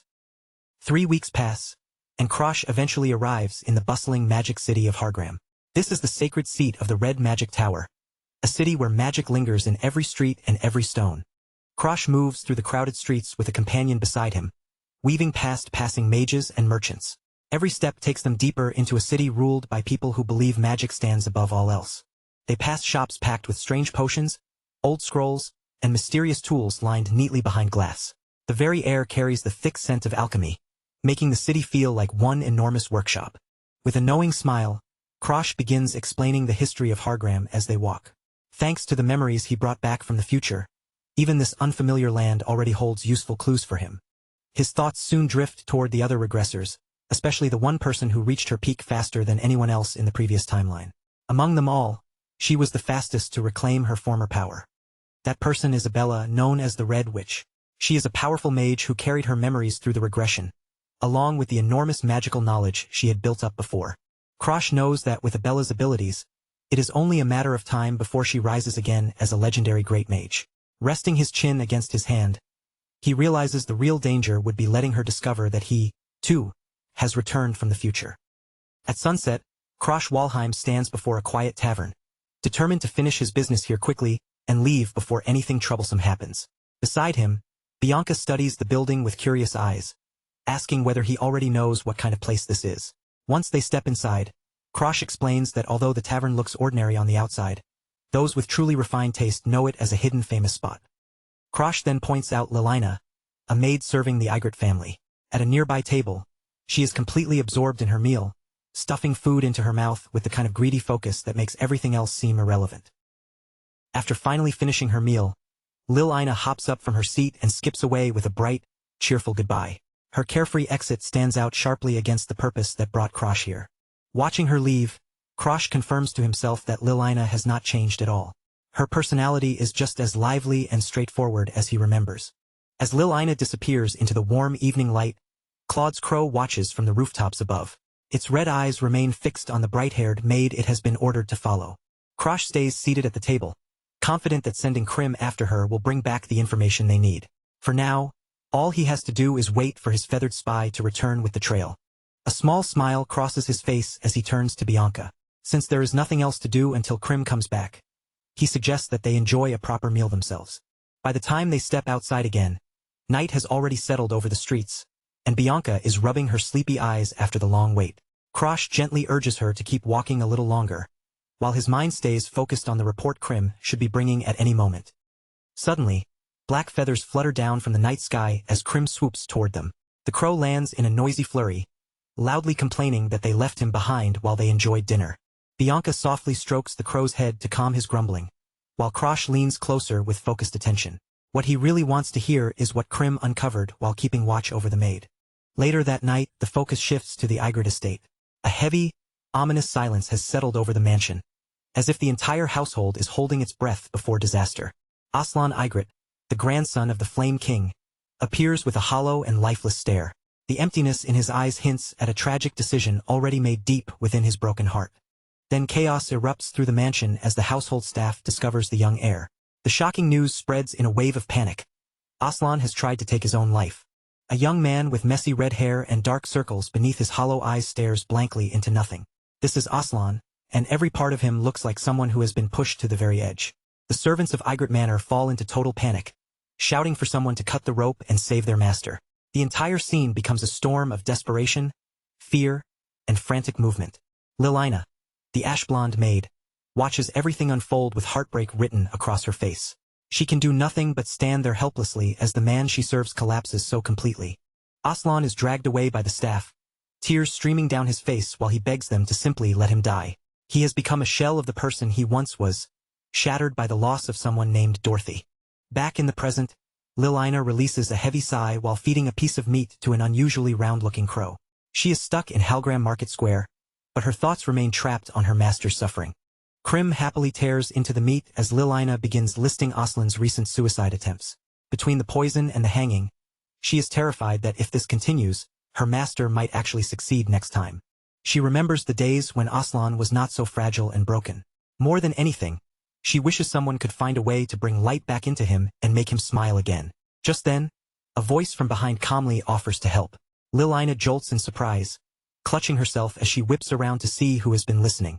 As she spins around, the crow flaps its wings and flies back to its master. Only then does Lilina realize she was not nearly as alone as she thought. A young man with spiky black hair and a confident smirk steps into view. He introduces himself as Krosh Walheim, the youngest son of the famous martial arts family. Lilina's eyes widen at the name Walheim, instantly recognizing the family known as the strongest martial house in the kingdom. But her shock lasts only a moment before she glares at him, furious that he eavesdropped on such a personal conversation like some common creep. Krosh does not flinch at her sharp attitude. He calmly claims that he only happened to overhear her by chance, and that his offer to help is completely sincere. Then he drops the name that changes everything, Dorothy. She was the student whose disappearance pushed Aslan into his downward spiral of despair. Lilina freezes in stunned disbelief. She cannot understand how an outsider could possibly know about a secret that should only be known by a very small number of people inside House Ygritte.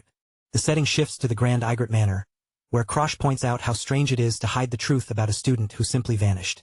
To him, the secrecy itself is proof that something much deeper is going on. Krosh begins explaining the reality of world erosion and the monsters born from it, creatures that continue growing smarter and more dangerous with time. Because of that evolution, restricted zones like the Forest of the Spirit King keep expanding without any clear limit. Lilina looks confused, asking why he is suddenly bringing up such a dangerous forest while they are supposed to be talking about her master. Krosh explains that the forest's evolution eventually produced a spirit so advanced that it was almost indistinguishable from an ordinary human. Then Krosh reveals the truth. Dorothy's real identity was that very spirit, and the image of the girl appears surrounded by a soft blue butterfly-like aura, beautiful and mysterious at the same time. Lilina finally understands why the vice-patriarch kept Dorothy's existence hidden. A spirit passing as a human would be treated as an enormous threat by many people. Even so, she remains wary and asks why Krosh would reveal such sensitive information to a mere maid like her. Krosh points to Lilina's loyalty as the reason. He notes that she travels all the way to a distant dining hall every single day just to bring food to a master who refuses to eat. To Krosh, someone with that kind of heart is exactly the person who might help pull Aslan out of the darkness surrounding him. Then he reveals that he also has a personal reason for stepping in. Aslan once saved Krosh's life, even though Aslan himself probably has no memory of it. In a flashback from Krosh's previous life, Aslan's back is engulfed in flames as he shields Krosh from something unseen. Now Krosh wants to repay that debt. His expression hardens with determination as he makes it clear that he intends to bring back the person Aslan lost. Krosh asks Lilina to arrange a meeting in a few days, giving him the chance to speak with Aslan face to face. He wants to offer the broken young heir a way out of his despair. No matter how dangerous it may be, Krosh has already made his decision. He will venture into the spirit forest and search for Dorothy himself. Along the border of the Addict territory rose an enormous line of defensive walls, built like a fortress against the living forest beyond. Those towering barriers were not meant to keep people out. They were there to hold back the endless spread of the woods, which seemed to push closer with every passing year. Krosh stood at Safina's side, his eyes moving toward the strange protection around her head. A clear glass-like bubble covered her completely from the neck up, sealing her away from the poisonous air of the forest and filtering out the toxins drifting through the atmosphere. Safina was no ordinary investigator either. She belonged to the World Erosion Investigation Corps as a fourth-class investigator, and from the calm way she carried herself, it was clear she had earned her position through real ability, not empty reputation. To enter the forest without drawing suspicion, Krosh had slipped into Safina's investigation team under a false identity, using the official mission as his cover.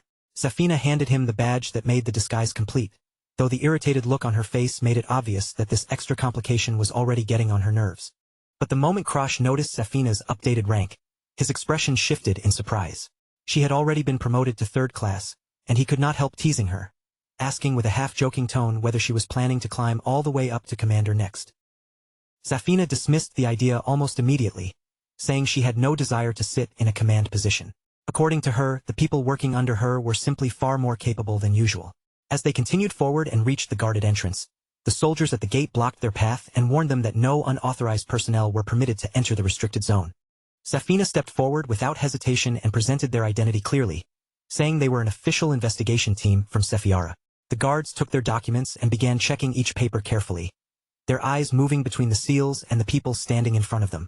At last, the massive gates groaned open, slowly revealing the spirit forest beyond the wall. Towering trees stretched upward like ancient pillars, while thick clouds of spirit dust drifted through the air, swirling in the light like a dangerous, living mist. As the team moved deeper into the woods, the air grew heavier around them. Then Safina suddenly came to a halt, her steps freezing in place as a troubled look crossed her face, as if something about the situation no longer felt right. She turned toward Krosh and admitted what had been bothering her since the day before. His behavior had been strangely off, and the more she thought about it, the more uneasy she became. Uneasy enough that she was seriously considering turning the entire group around. Long before the present day, a subordinate of House Igrit made a decision that would forever alter his family's destiny.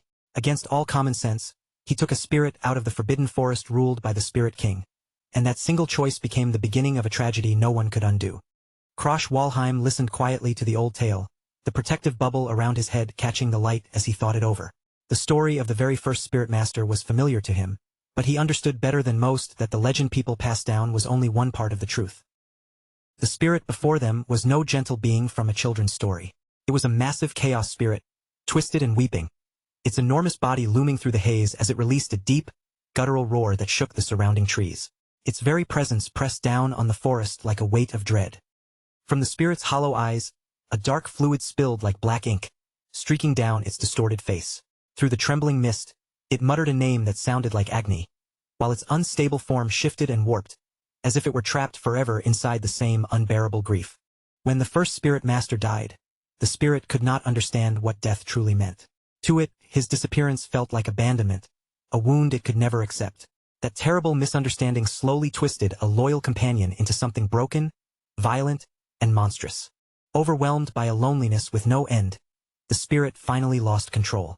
In one night of blind rage, it destroyed an entire city, leaving screams, fire, and ruin behind it. By the time its grief had burned itself out, there was nothing left but ashes. After that disaster, House Igrit declared spirit contracts forbidden, turning them into a taboo that no one was allowed to touch. Spirits were then branded as entities of erosion, dangers to be eliminated rather than companions to be understood. In that shadow of fear, a young spirit girl appeared bound in heavy iron chains, her empty eyes stripped of hope as she was treated like nothing more than a monster. Once, she had been cherished, but now, everyone saw her only as a threat that needed to be contained. In a memory from the past, a subordinate stood alongside a red-haired man with horns, both of them watching helplessly as the spirit they once cared for began to unravel. They could only stare in silence as the gentle being they had known slipped further away, becoming something neither of them could recognize anymore. Now the chaos spirit had been reduced to a beast driven by pure aggression. Vine-like limbs whipped out from its body, striking at anything that dared to come close, and not a trace of its former self seemed to remain inside that raging, twisted shell. Safina raised her power and began forming a magic circle, deciding that the only mercy left was to put the suffering spirit down. Since the creature showed no refined combat technique, she believed they should retreat before things got worse, but Krosh was already thinking in a completely different direction. Krosh stepped past her instead, his posture steady as he told Safina there was no reason for them to run. A power from his previous life stirred within him, and his gaze locked onto the chaos spirit with complete certainty. He had defeated this same spirit once before, and this time he was prepared to do it again. Before moving in, Krosh thanked Safina for bringing him all the way to the edge of the forest. Then his first strike landed, and the chaos spirit released a deafening scream of pain that tore through the trees, marking the true beginning of the battle. Krosh activated his sixth sense and slipped through the spirit's attacks with almost inhuman grace. His body moved like a blur between the lashing tendrils, every step sharp and precise, as if he could read each attack a heartbeat before it happened. As he fought, Krosh remembered how desperately he had once struggled against beings like this before his regression. Back then, every encounter had pushed him to the brink. But now he possessed a skill with terrifying destructive power, and the hard-earned experience of an entire lifetime was finally showing its value. With the spirit Ignis by his side, Krosh now held flames capable of burning through anything that blocked his path. The fire gathered around him as if waiting for his command. He understood that he had to act while erosion was still swallowing the world and before the chaos spirit could grow into the horrifying monster it had been in his past life. This was his chance to end everything quickly. Krosh drove a crushing blow into the spirit's enormous, slimy body, sending a violent shockwave rippling through its mass. The creature staggered backward as its unstable form trembled, the impact already beginning to tear apart the balance holding it together. The monster answered with one final scream, a sound so overwhelming it seemed as if the whole world might split open around them. As the roar tore through the forest, Krosh closed the distance, ready to finish the battle before it could recover.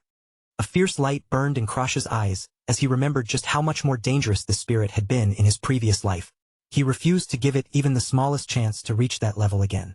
Gathering every bit of force into one focus point, he shouted the name of his finishing move, Single Strike. The attack was built to end a fight in an instant. A massive column of dark energy erupted from Krosh's strike, tearing straight through the chaos spirit and swallowing its body in overwhelming force. Within seconds, the battle was over, and for a regressor armed with the knowledge of the past, the victory looked almost effortless. Safina stood frozen at a distance, her mouth slightly open as she watched Krosh bring down a high-level spirit with shocking ease. She had expected a terrifying struggle, but the creature before him seemed far weaker than she had imagined, and the sight left her completely stunned. The spirit's body began to break apart, dissolving piece by piece into the air. Its extraordinary regenerative ability, which should have allowed it to recover again and again, finally collapsed under Krosh's overwhelming power. Its long, tragic existence in this world had reached its end. As the spirit core cracked and shattered, Krosh extended his hand toward the remains. His fingers closed in, ready to take hold of the reward left behind by the fallen spirit. The core rested in his palm, pulsing with a faint light that was already fading. It flickered weakly, like the final heartbeat of a being that had spent far too long trapped in pain. Krosh quickly realized that his malevolent blood poison gave him another option. Instead of destroying the erosion power completely, he could absorb it directly and turn it into his own strength, making the entire process far more efficient than simply wiping it away.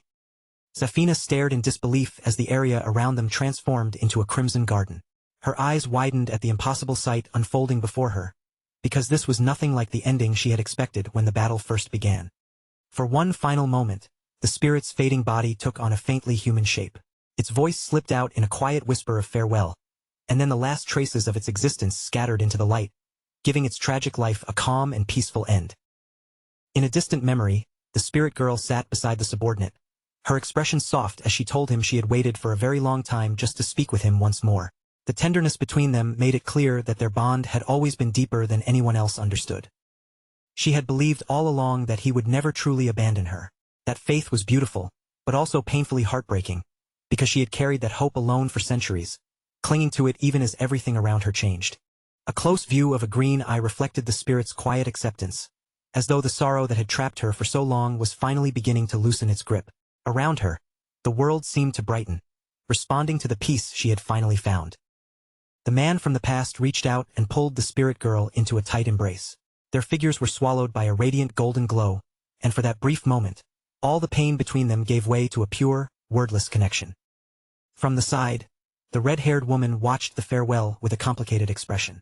She apologized softly for stepping into such a personal moment, admitting that she felt she had intruded on something that belonged only to the two of them.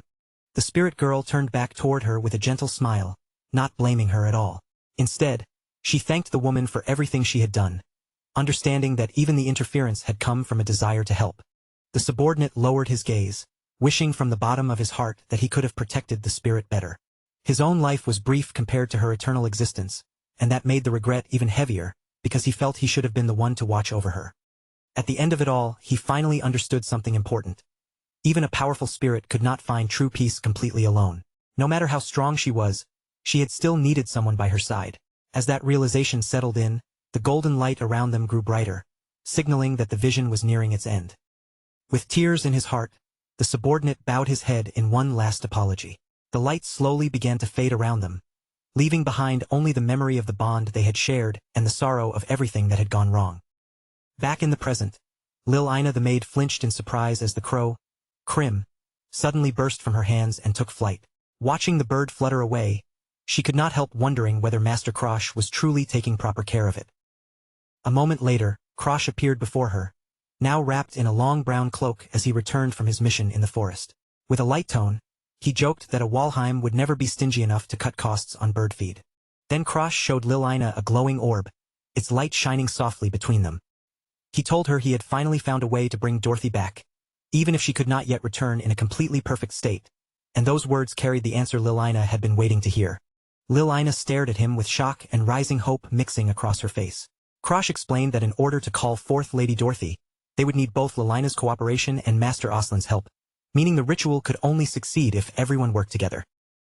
Later that night, Krosh stood alone on a balcony of the Igrit Manor, the dark estate stretching quietly around him as he considered his next move.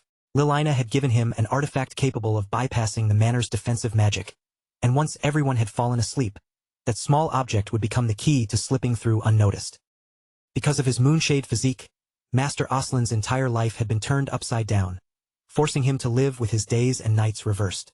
Under the sunlight, his body became weak and fragile, and now he stood alone in the darkness, a thick rope coiled tightly in his hand as he silently considered ending all of his suffering. His breath came out rough and uneven, each inhale sounding heavier than the last. Exhaustion and despair darkened his eyes, but just as the silence of the room pressed down on him, a familiar name suddenly cut through the air, making Aslan's entire body freeze in shock. From within the darkness, a mysterious figure hidden beneath a hooded cloak spoke in a low, unsettling voice. Only the faint curve of a mocking smile could be seen beneath the shadow of the hood, as the figure remarked on just how desperately Aslan seemed to want Dorothy back. Aslan spun around in alarm, his long red hair whipping through the air as his gaze locked onto the intruder wrapped in a swirling purple aura. Then the figure asked the one question that struck directly into the deepest part of his grief. Did Aslan want to see Dorothy again? Desperation tightened around Aslan's throat so hard he could barely speak. Sweat slid down his pale face as he stammered out his answer, admitting that he wanted to see her again more than anything in the world, even while his fingers clenched the rope even harder. Beside the hooded figure perched a black crow with glowing red eyes, its presence making the room feel even more ominous. The figure asked whether Aslan was truly ready to sacrifice everything he had, and without even pausing to think, Aslan cried out his agreement, prepared to pay whatever price was demanded. The hooded figure's smile widened, almost pleased by the answer, while the purple energy around them grew thicker and more intense. At last, they agreed to make a deal, and the bargain hanging between them felt as if it had been dragged up from the deepest corner of the abyss. The crow spread its wings, scattering dark feathers through the air like signs of an approaching sacrifice. Its voice seemed to blend together with the hooded figures as they revealed the price they wanted from Aslan, his moonshade physique. Then the figure laid out the remaining condition with cruel clarity. In only a few days, Aslan would have to go into the spirit forest and incinerate himself there. The demand was merciless, absolute, and left no room for bargaining or retreat. In exchange for both his life and his physique, The entity promised to bring Dorothy back to life. Aslan's eyes widened as the full weight of that choice settled over him, the purple light flickering across his pale face and making his hesitation impossible to hide. The figure finally stepped forward into the light, revealing a young man with sharp features and an air of calm confidence. He told Aslan that if he were really a devil, he would have cut off Aslan's limbs before ever bothering to start a conversation. Aslan lowered his gaze, his expression sinking into something darker and more somber. Since he had already been planning to die, he admitted that burning himself almost sounded like mercy, but that only made him question why the terms of this deal seemed so strangely favorable to him. He asked whether the intruder truly understood what the moonshade body really was. It was a cursed constitution born from the moon's energy, forcing its bearer to live forever in cold darkness with limbs that remained painfully weak. For the Addict family, whose entire identity was built on flame mastery and blazing yang energy, Aslan's condition was a fatal disgrace. To him, it had always been proof that he never truly belonged among his own blood. The young man looked down at the dark, swirling energy gathered in his hand and calmly rejected Aslan's view. To him, the moonshade body was not a worthless curse at all. It was the perfect material he needed to shatter his own limits. What Aslan saw as shame, he saw as an incredibly rare opportunity. With his cloak shifting around him and black feathers fluttering through the room, the mysterious stranger finally chose to reveal who he was. At this point, there was no longer any need for him to hide his name or his purpose. He introduced himself as Krosh Walheim, then extended a hand toward Aslan with a knowing look in his eyes. Krosh suggested that the two of them should be able to find common ground, since both had been mistreated, pushed aside, and discarded by the powerful families they were born into. Then Krosh asked Aslan if he was not even a little curious about how he planned to bring Dorothy back from death. It was something that should have been impossible, yet Krosh spoke about it with such calm certainty that the words felt impossible to ignore. Aslan stared at him, and the hollow despair in his eyes began to change into something sharper.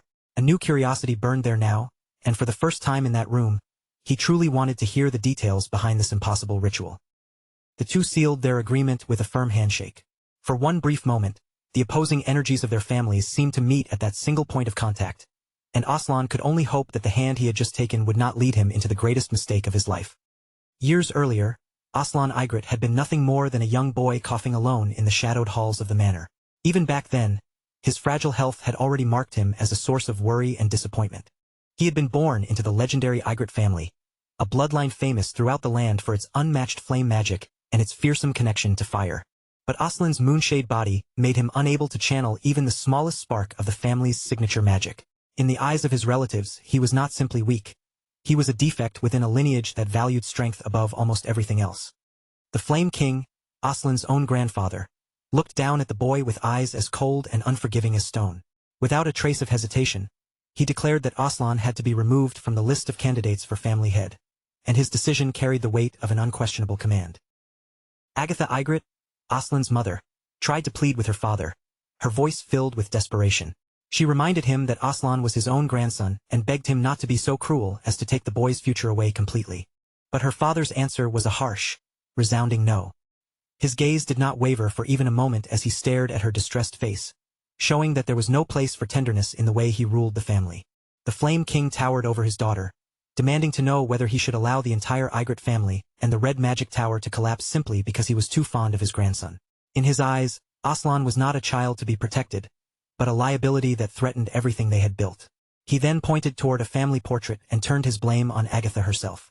If she had not married a man who carried energy in the first place, he said, none of this would have happened, making it clear that he saw her choices as the root of Aslan's weakness. The Flame King then spoke of a girl in the Red Magic Tower named Bella, a child blessed with extraordinary natural talent for flame magic. To him, she was exactly the kind of prodigy the family needed in order to protect its power and prestige. He decided that if Agatha had no intention of bearing another child, then the solution was simple. They would adopt Bella and make her the new successor. With that, he turned away from his own daughter, his decision already fixed in his mind. As the Flame King left the room, he loomed over the young, trembling Aslan, his cape sweeping behind him with oppressive authority. He barely even looked at the boy before giving Agatha one final dismissive acknowledgement, as if Aslan's presence meant nothing to him. Under his breath, the Flame King muttered that Aslan was a useless thing, and the quiet words struck harder than any physical blow. Aslan was left standing there in the wake of his grandfather's overwhelming aura, crushed by a judgment he was too young to fight back against. Young Aslan watched his grandfather walk away, and a desperate thought echoed inside his small heart. If only he had been even half as talented as Abella, maybe things would have been different. Instead, the weight of everyone's disappointment settled heavily on his shoulders. He ran to his mother and clung to one fragile hope, promising that he would work even harder at his magic training so his grandfather would notice him again. His face was filled with a tragic innocence, believing effort alone might still save him.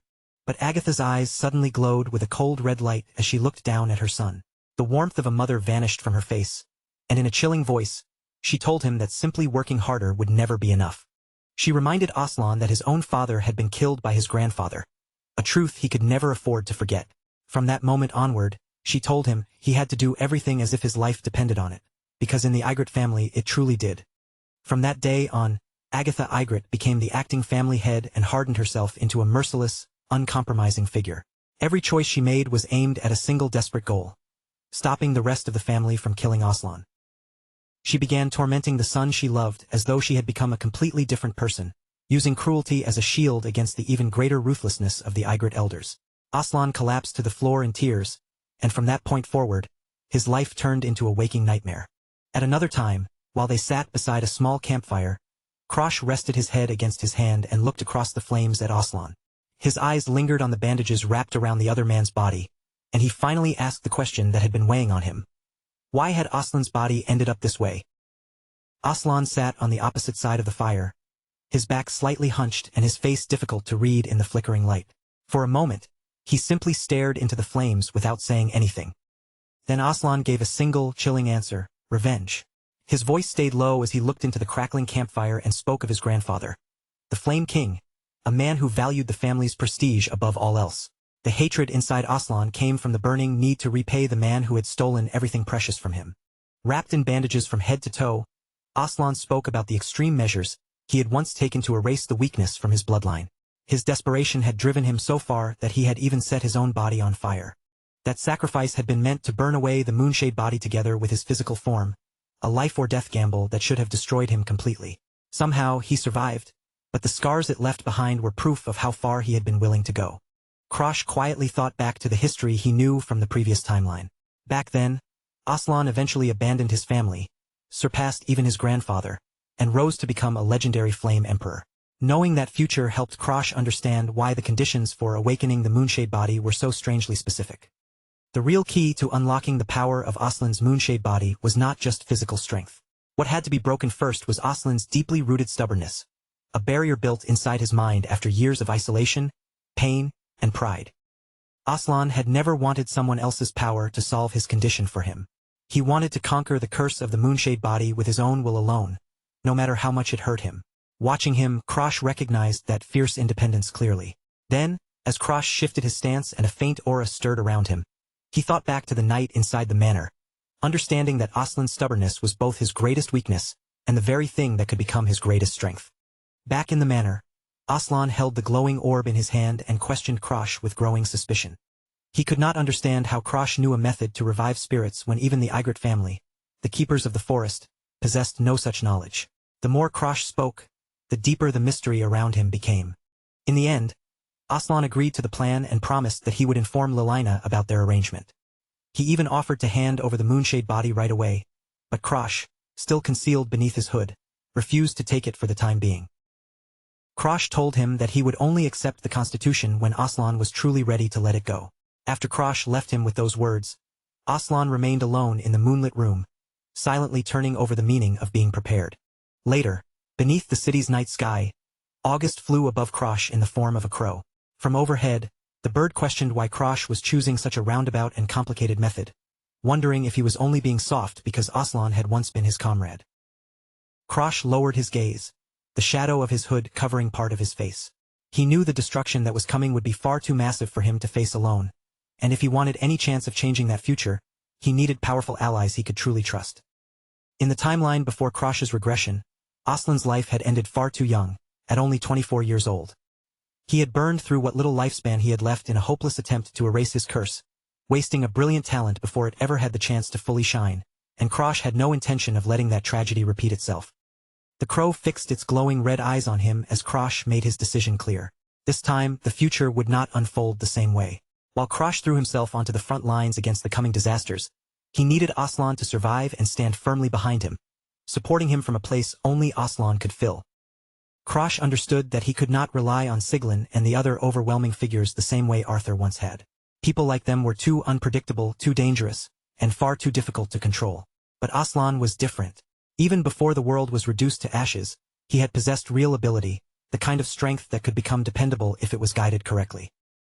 On top of that, the Moonshade body was the vital key Krosh needed to control the deadly heat created by flame erosion. If he could save Aslan while securing that constitution at the same time, then he would be clearing away two enormous obstacles with a single move. As Krosh walked through the quiet streets beneath the night sky, his thoughts naturally drifted back to Lilina. He remembered the earnest look in her eyes when she begged him to use his curse-stealing ability for something greater one day, not just for survival, but for a purpose that truly mattered. Lilina had smiled gently as she asked him to look after Master Aslan's true feelings. To her, Krosh and Aslan might have been the only real friends each other had in such a harsh and unforgiving world. And those words had settled heavily in Krosh's chest, refusing to leave him alone. Krosh let out a quiet sigh and scratched the back of his head, glancing back over the path he had chosen.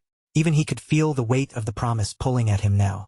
"It's a promise," he muttered into the empty night, his voice low against the silence.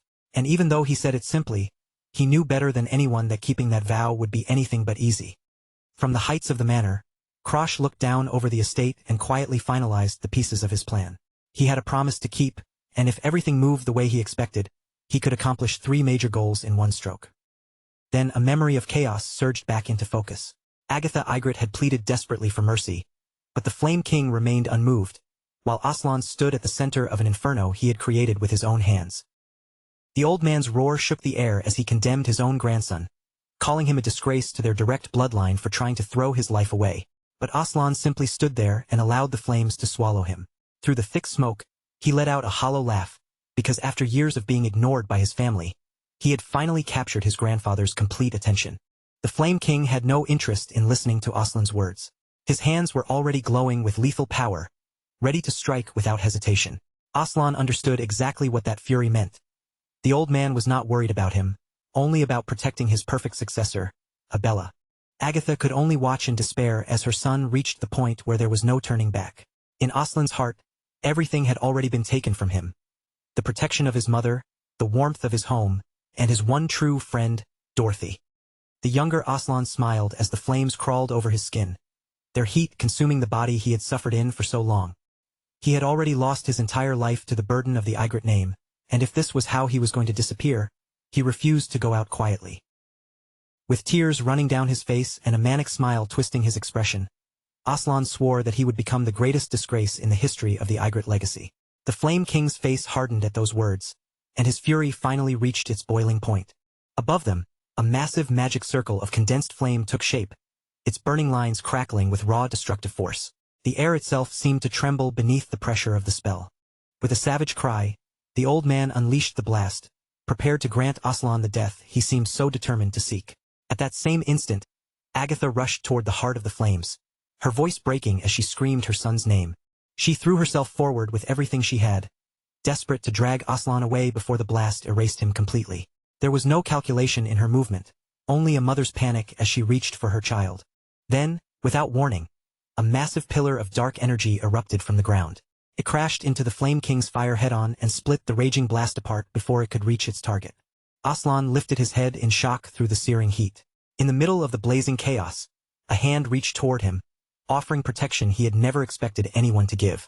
Krosh stepped into the inferno and swung his blade with flawless precision. Each wave of fire that came crashing toward them was parried aside, as if it were nothing more than smoke in the wind.